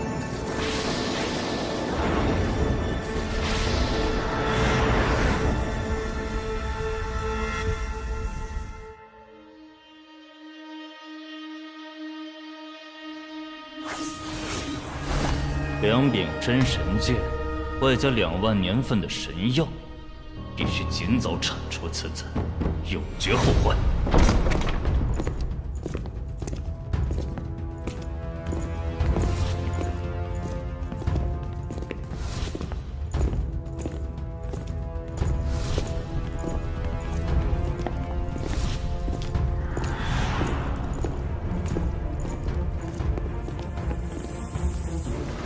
拜见府主大人。乾坤剑神的事，你们都知道了吗？知道，不过区区2重天神就出动我们4大金刚，会不会小题大做？哼，你们见过哪个1重天神仅用30年时间就突破2重？又有哪个2重天神能越级斩杀一位5重天神和多位4重天神？乾坤剑神不是一般人，不可轻视。你们4人各带1万神符位，去千柳城协助杨凡抓人。是。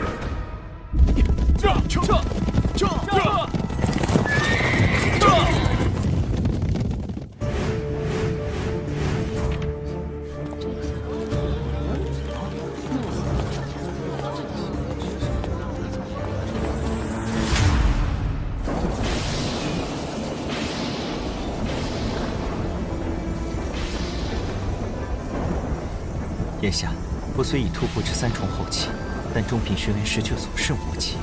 这些神元石足够维持阵法20年，不急。更何况我那秘境中有不少神晶，比神元石好100倍。到了虚弱周期，都是你的。雷闪剑主，除了水火元石和神晶，秘境中还有没有别的宝物？时间太久，记不清了。对了，我先传递一门对雷电抗性极大的体术。元磁雷体那是什么？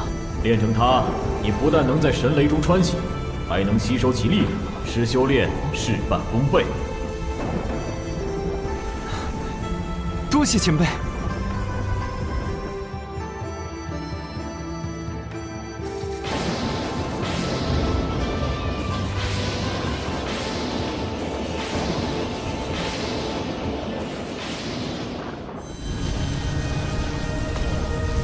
等下血熊上山来了，都给我机灵点！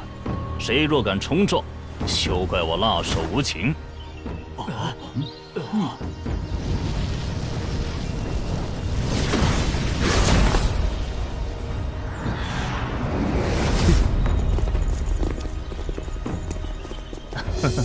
通元府府主欧龙岩，携1众部下，拜见血熊上神。欧府主有礼了。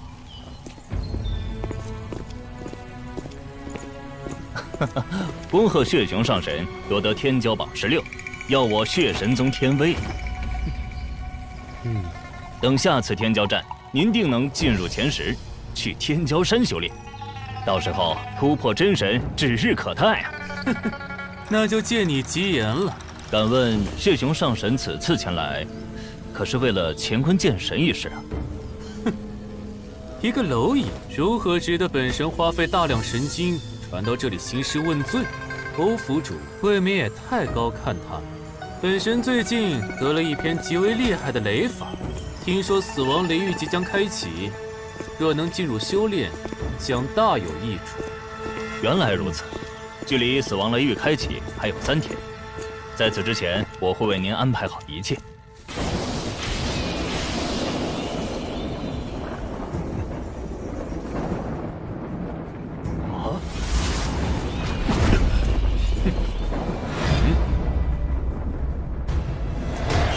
天神，别紧张，他发现不了你。恭迎府主大人、巡抚使大人。这位是血翼真神之子，天骄榜排名16的血熊上神。拜见血熊上神。本座不喜打扰，东元府的人跟着进去就行了，其他人禁止入内。血熊上神放心，小神定会守好入口，不让任何人进去。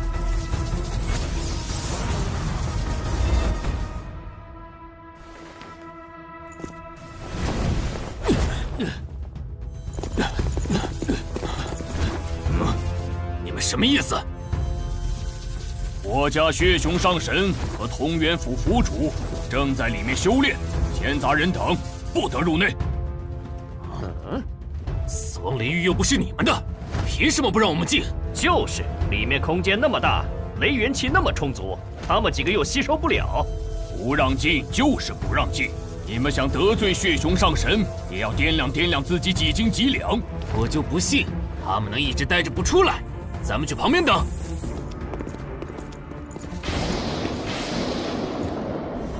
算算时间，他们应该走远了。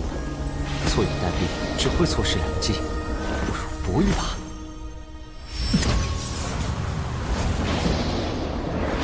乾坤剑神。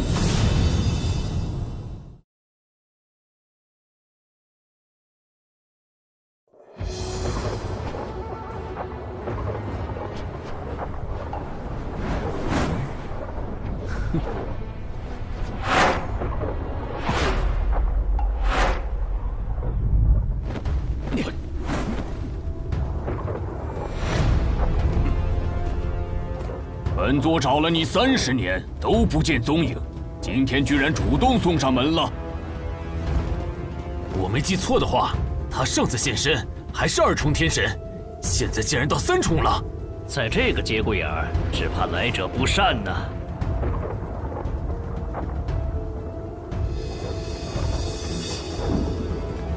元罗山一别，至今一甲子，有些账也该算算了。靠神药硬拔的修为，也配跟本座算账？谁给你的胆子？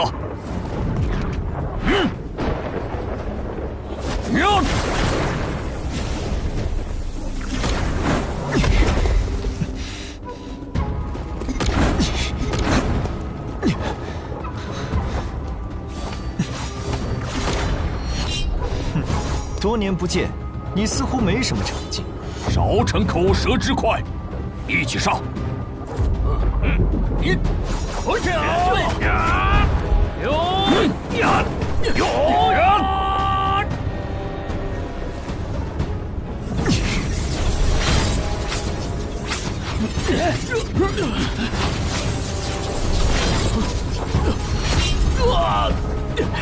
血影流光。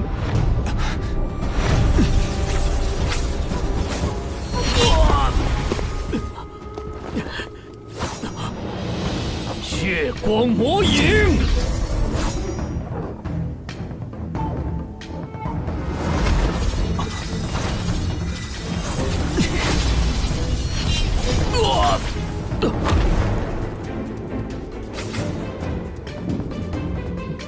一群废物！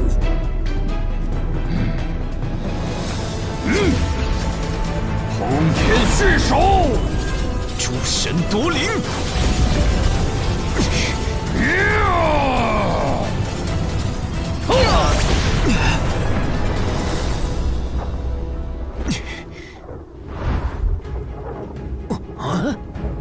你也不过如此。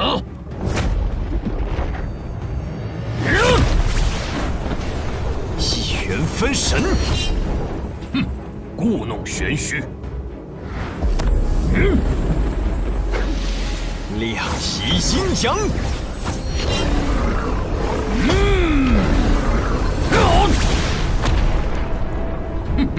若是普通6重天神，还真难挡住你这一击。可惜，你的对手是我。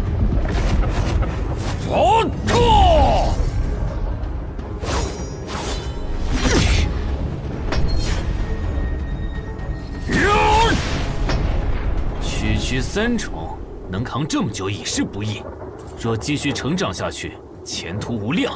奈何运气不好，偏偏遇上这号狠人。唉，好事越久越不利。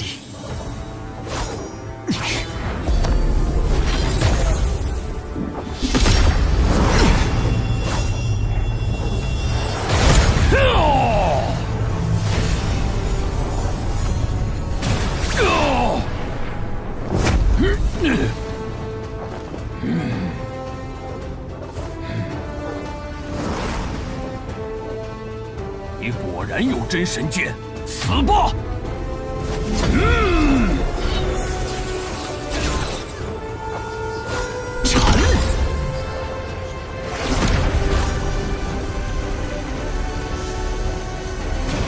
怎么可能？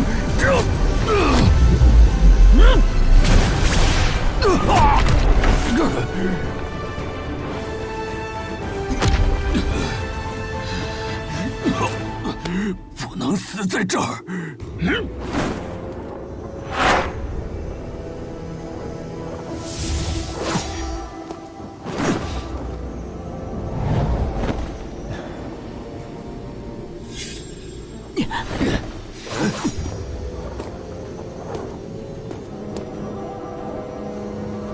就这么放他进去，会不会？哼，杨凡大人都打不过，你我能难住吗？血熊上神和府主大人都在里面，任他再厉害，也只有死路一条。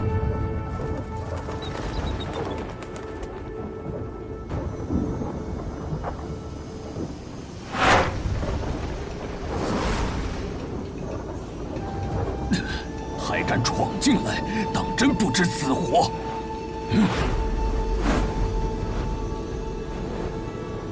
哼，跑得挺快。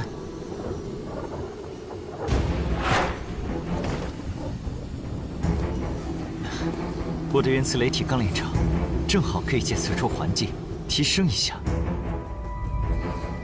接下来听我指令移动，万不可出错。明白。向左前23度，前进6尺。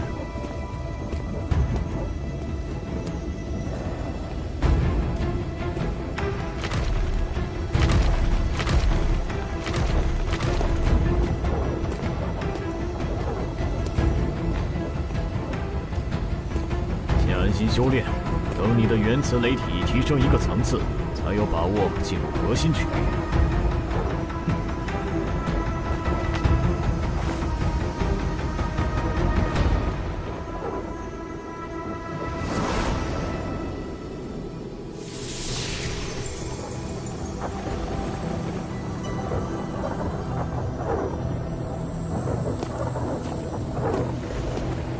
府主大人。乾坤剑神现身，已经杀进死亡雷域了。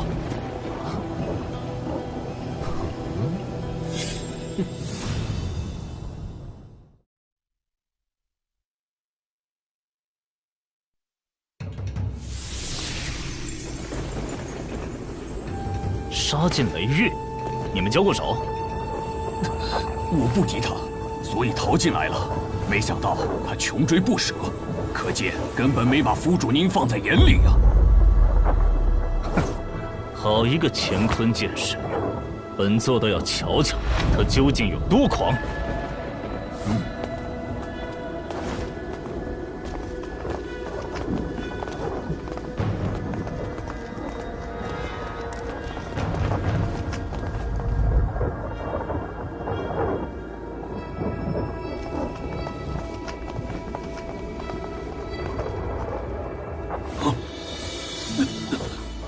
奇怪，怎么不见了？出去看看。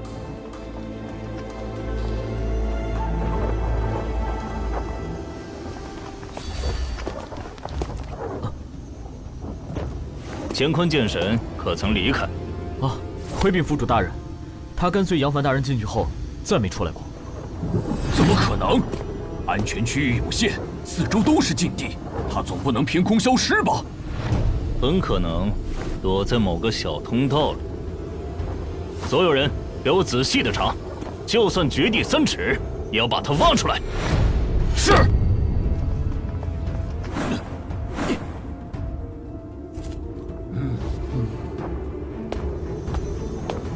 没有找到乾坤剑神。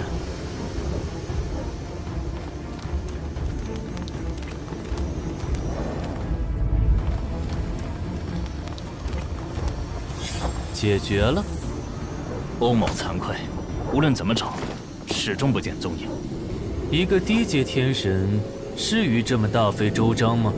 不过，他毕竟得罪了父神大人，既然遇上，便不能放过。本座索性亲自陪你们走一趟吧。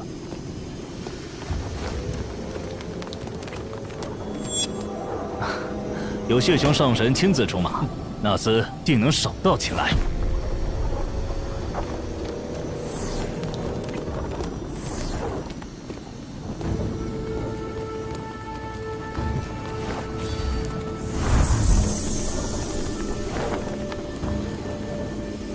这是血影追魂杀，纵然藏得再隐秘，也休想躲追魂杀的追踪。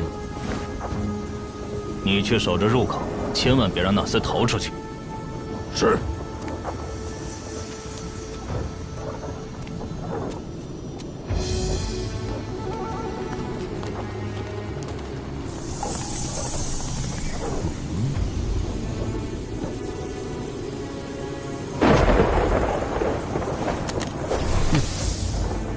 不可能吧？乾坤剑神在雷霆区域。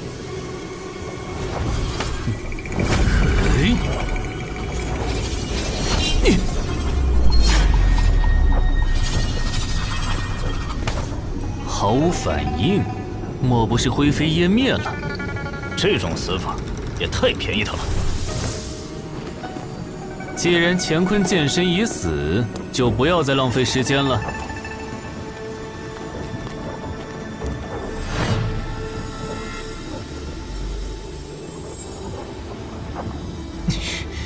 只有他好技术，才能练成雷渊万磁剑体、狂雷神剑经和劲雷剑法。坚持住！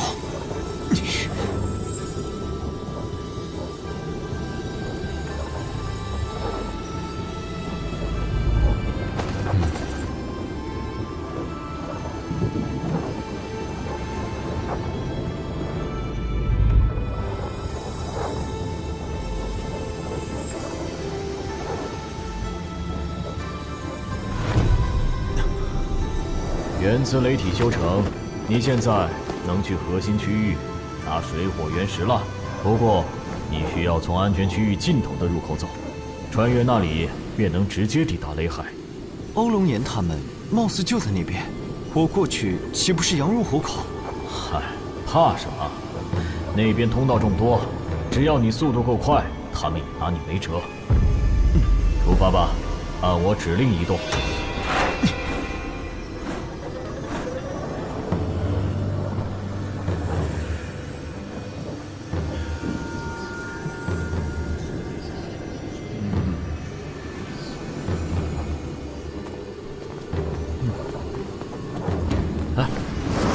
乾坤剑神，是乾坤剑神！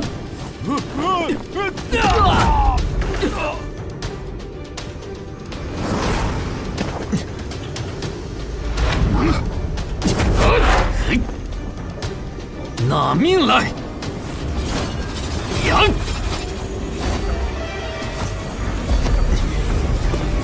阳极阴阳！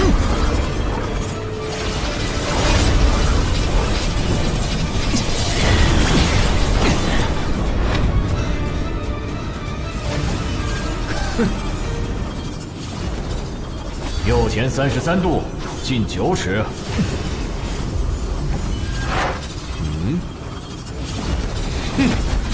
右前24度，进7尺。他竟然能在里面穿梭无阻，怎么可能？原来他知晓雷击规律，难怪之前找不到。看来他身上有大秘。接下来怎么办？雷狱总有关闭之时，我们只要守住入口，他就插翅难逃。你们所有人都去入口待着，若让乾坤剑神跑了，本座绝不轻饶。是。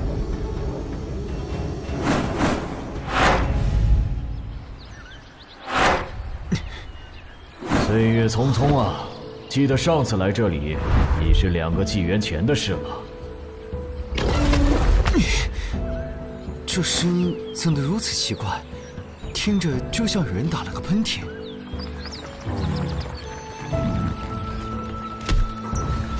老王八，别睡，有人来了。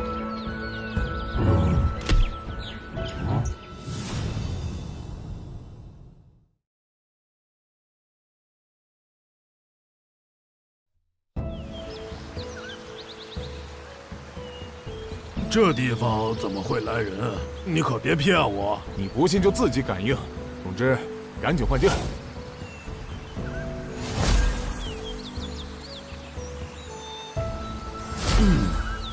去左前方最高的山峰，那里有我开辟的洞府。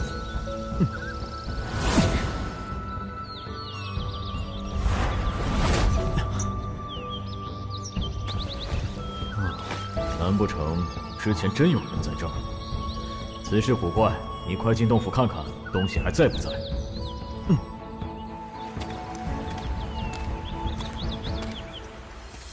运转原子雷体，用雷电之力激发上面的阵纹，然后用力往右推。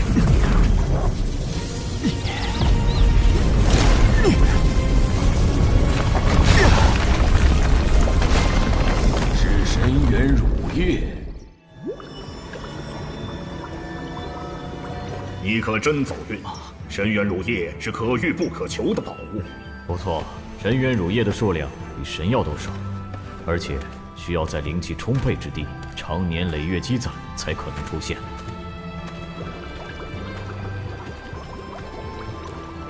这么多神元乳液，够你突破4重甚至5重都有希望。成为5重天神，再配合2阴阴阳剑阵，足以对抗8重强者。不急，先去拿水火原石。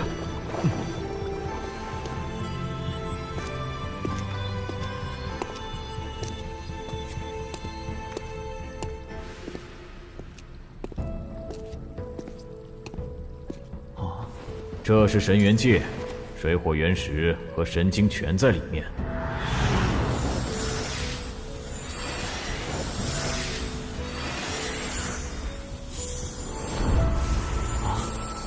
这就是水火原石。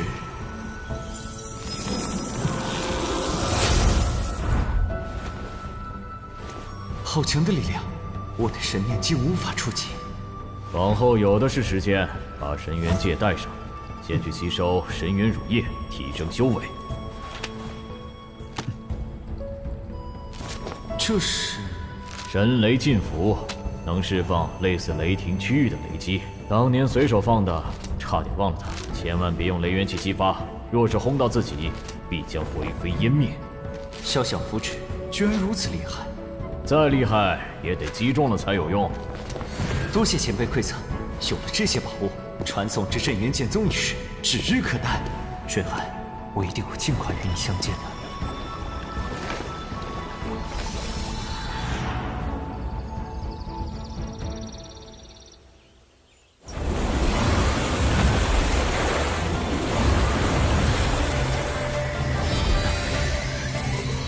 如今我的修为达到5重中期，接下来该炼制本命神剑了。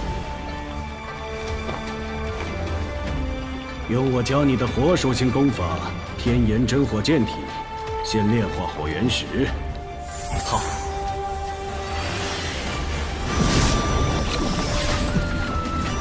无论面对何种困难，都不能轻言放弃。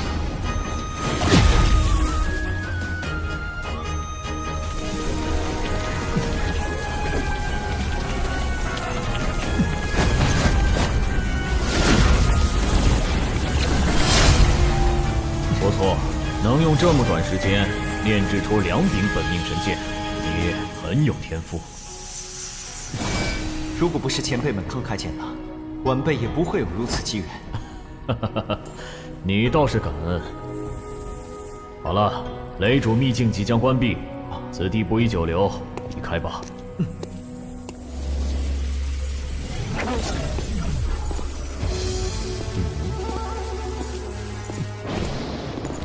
谢兄上神。乾坤剑神可有出来？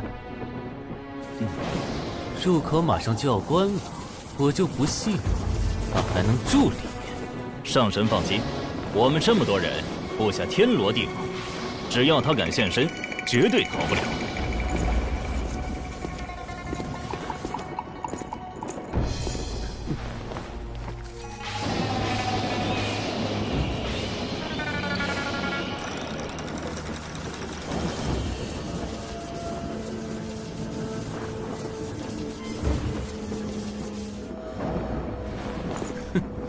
本座没那么多耐心跟他耗，你们继续等，我先回同源府修炼。旭雄上神，这乾坤剑神一直不出来，该如何是好？总不能干等着吧？到时候本座自会让你们离开，在此之前，谁也不许偷懒。佛主，咱们……我知道你想说什么，谁让人家生得好，有个厉害的爹呢？这次抓不到你，本府誓不为人。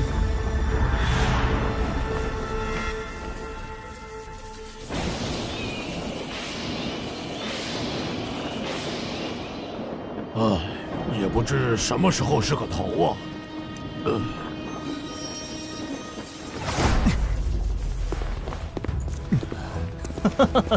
乾坤剑神，你终于舍得出来了，让我们好等。由4大金刚出手，你今天插翅也难逃。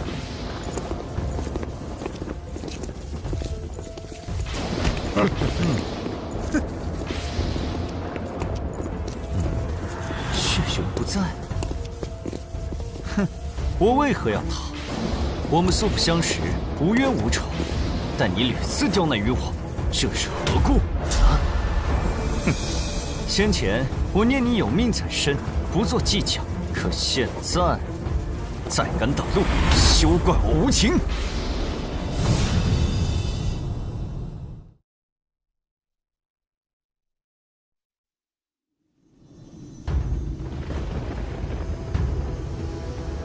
乾坤剑神，你太猖狂了！难不成他还有一张万里无踪符？不可能，万里无踪符可遇不可求，哪有这么好的事？无需废话，拿下他再说。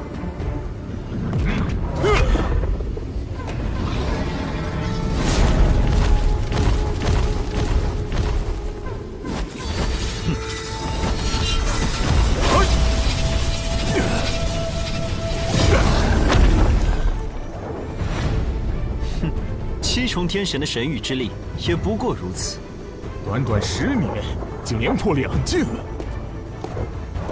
你在死亡雷域究竟得了什么机缘？一些神元乳液而已。知道怕就赶紧退，否则只会得不偿失。刚才是我大意了，这一次你必败。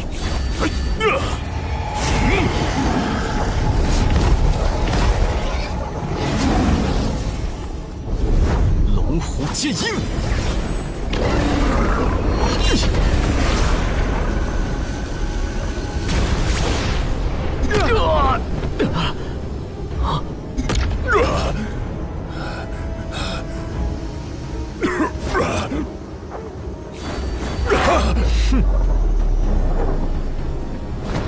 无巨龙盘。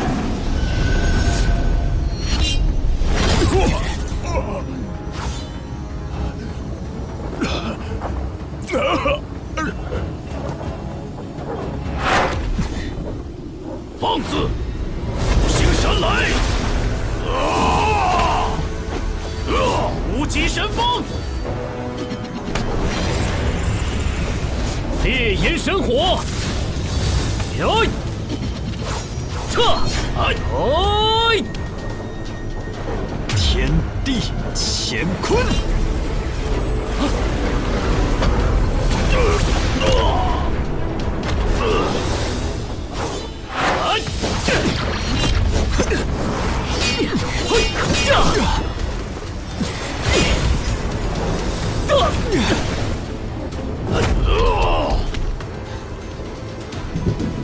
再这样下去，太浪费时间。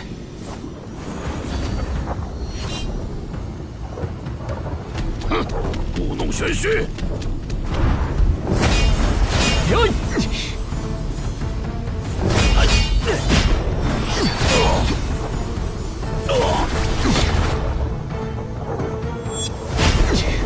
别再留手了，都拿出杀手锏！泉水神雷，离火神雷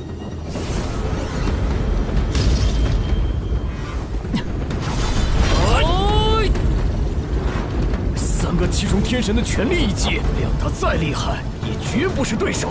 不错，此击过后，乾坤剑神不死也惨。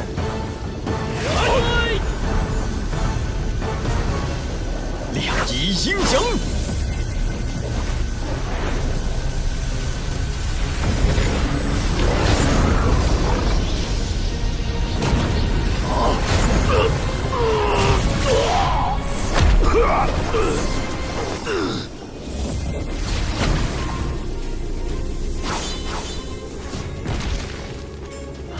什么？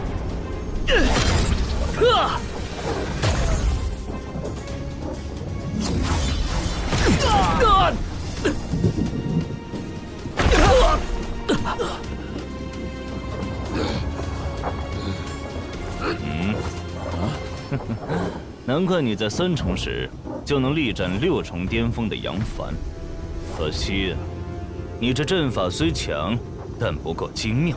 面对普通的8重天神尚可一战，面对本府却毫无胜算。你怎么知我没有其他底牌？你想赌吗？或者说你敢赌吗？你我并无交集，没必要生死相逼。最后一次机会，只要你肯将通元府的传送阵借我，过往种种一笔勾销，如何？他真有底牌，还是故意诈我？若放他离开，不仅无法向血翼真神交代，还会颜面尽失。单凭几句话就想从本府手中逃脱，未免痴心妄想。血神雷罡手，那可怪不得我了。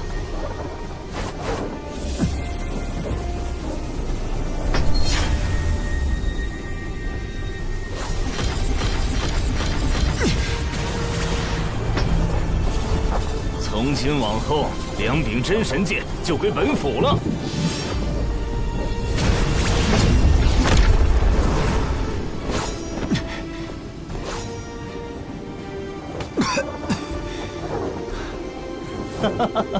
乾坤剑神，你果然在虚张声势。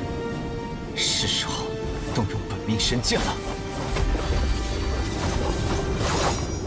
用真神剑都打不过本府，换上2柄中品神剑有用吗？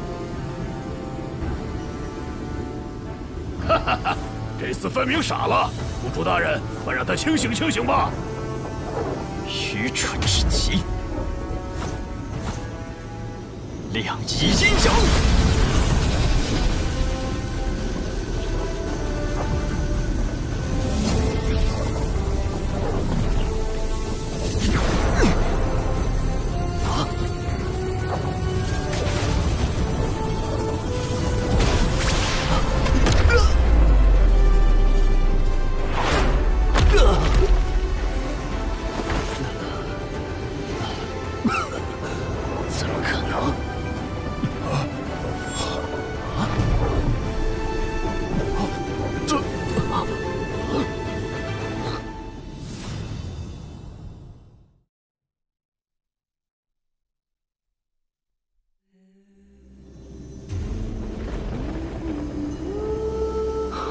可能，这不可能！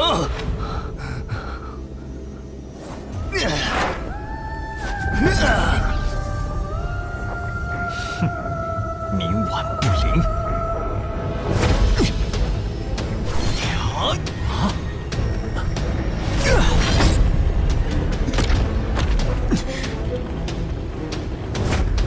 血神雷罡咒！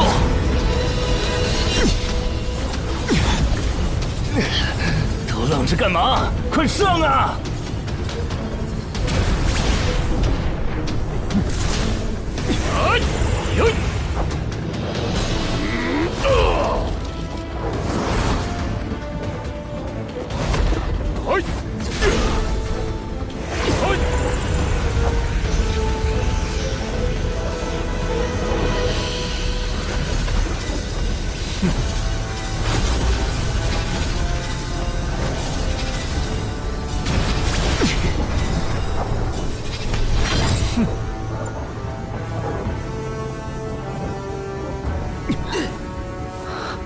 没用的东西，乾坤剑神不死，你们都得受罚！敢违逆本府，想造反吗？对待手下尚且如此，可见偏玉有多仗势欺人。你无药可救。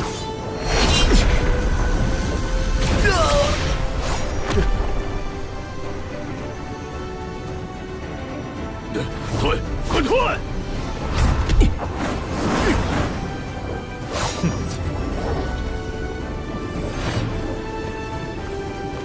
早知如此，何必当初？别急着走，把他怀里的空间袋拿来。果然有不少宝物，好好收着，就当屡次追杀你的补偿了。有足够的神界，是时候去通元府的传送大阵了。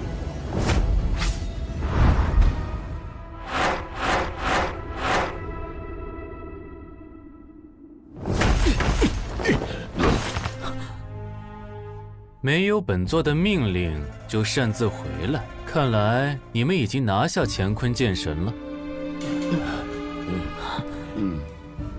我等有罪，求上神宽恕。怎么，又让他跑了？我们不敌乾坤剑神，甚至连府主大人也命丧他手。什么？欧龙岩死了？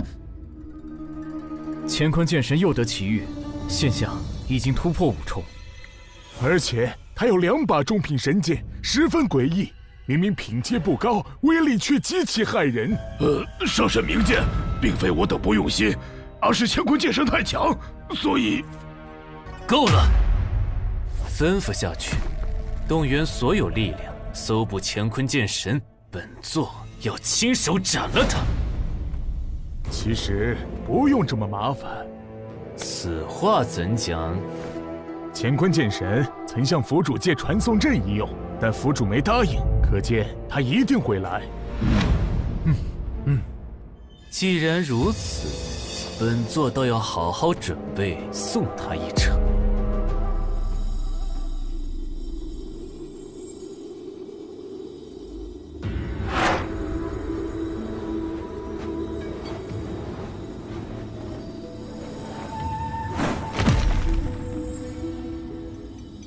乾坤剑神，我们终于见面了。血勇，你居然还在？你认识本座？当然，奉劝你一句，马上让开，不然后果自负。好大的口气！区区5重也敢在9重天神面前叫嚣？原本你这种货色根本犯不着让本座出手。可惜，你偏要自讨苦吃。放心，本座会赐你一个痛快，想怎么死自己选吧。哼，你们这些人好生奇怪，为了一点小事，对陌生人喊打喊杀，很闲吗？蝼蚁怎能理解强者的尊严？就算将你千刀万剐也不为过。你和欧龙岩一样，无药可救。2阴阳剑阵目前挡不住9重天神，未经之剑只能动有净符。现在知道怕晚了。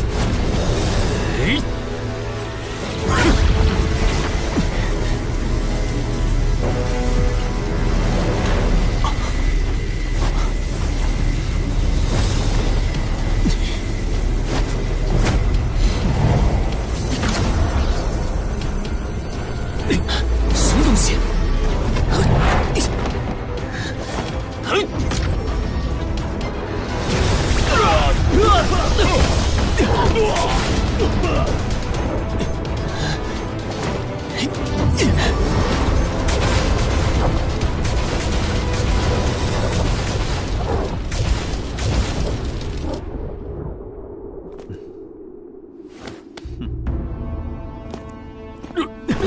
幸亏剑神饶命！幸亏剑神饶命！想活命就赶紧滚！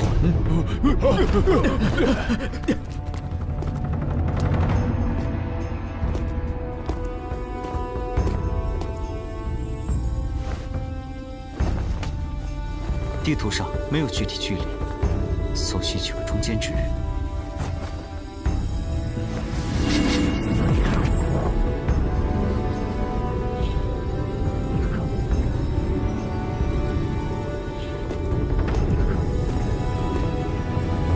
镇渊剑宗，我来了！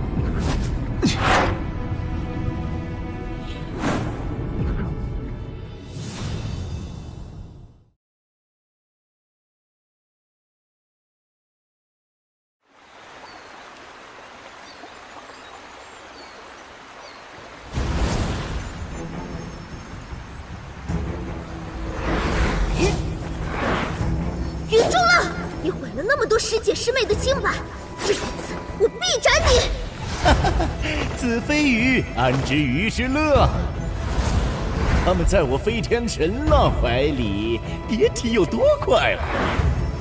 死到临头还敢猖狂！你。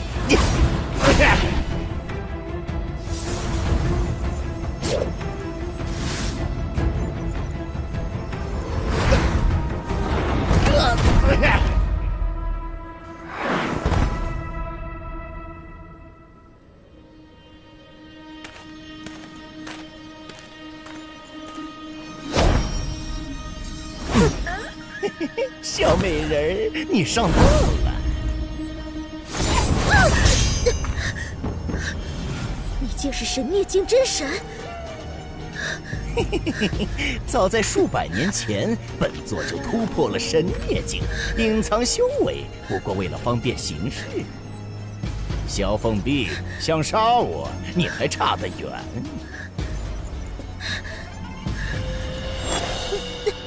我真是做了什么？自然是撒了点儿让人快活到死的东西。卑鄙！万里无踪符，真是暴殄天物。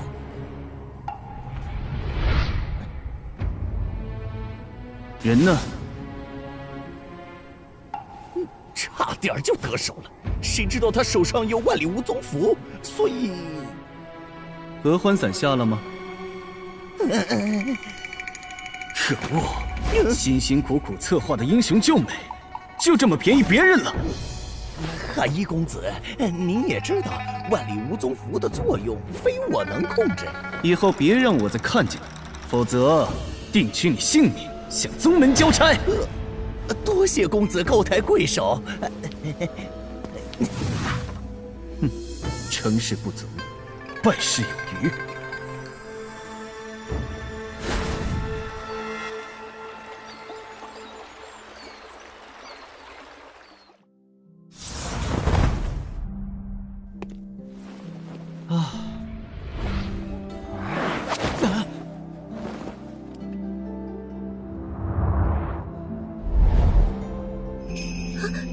别碰我，不然杀了你！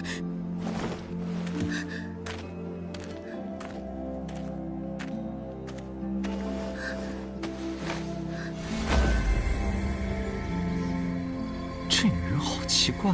他中了合欢伞，非天神可压制，你小子有福喽！前辈莫要说笑，我已成婚，断不能做不义之事。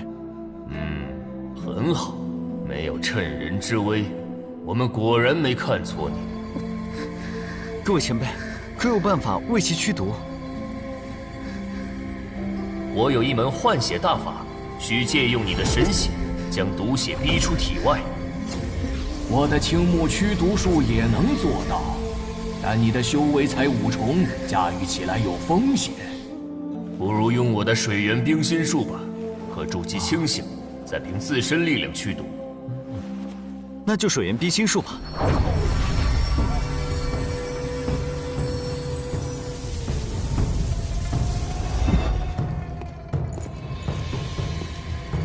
不管你是谁，离我远点儿！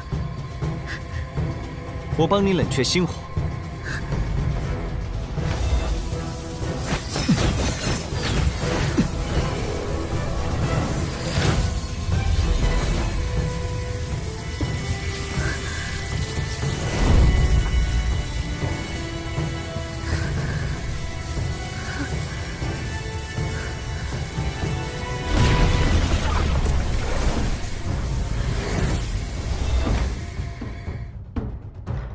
现在你可以自行驱毒了。多谢。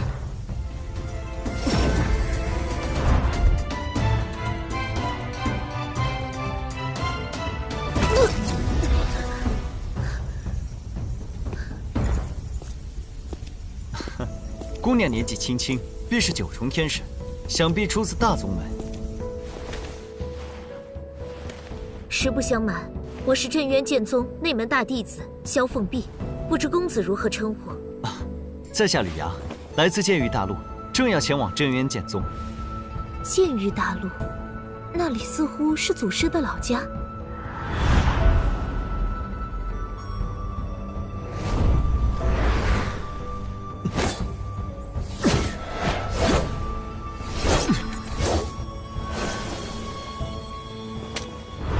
不错，我便是镇渊祖师的后人。你真的见过祖师？临分别时，他传授了我一门神级剑术秘籍——天煞诸神。还请阁下施展此技，若为真，我亲自带你回宗门。好。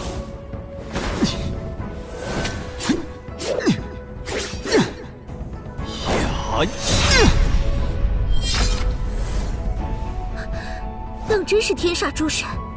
既然都是剑宗弟子，你便随我回去吧。多谢萧姑娘。算起来，你应该叫我师姐。多谢萧师姐。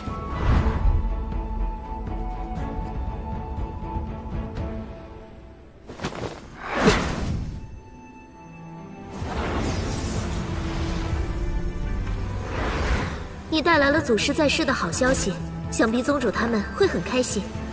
祖师曾说，现任宗主和副宗主都是他的弟子，一个叫韩世成，一个叫厉飞仙。不过7000年前，厉宗主踏入神尊境，已经升任宗主，韩宗主现在是副宗主。韩世成的宗主之位不是祖师钦定吗？这都能改？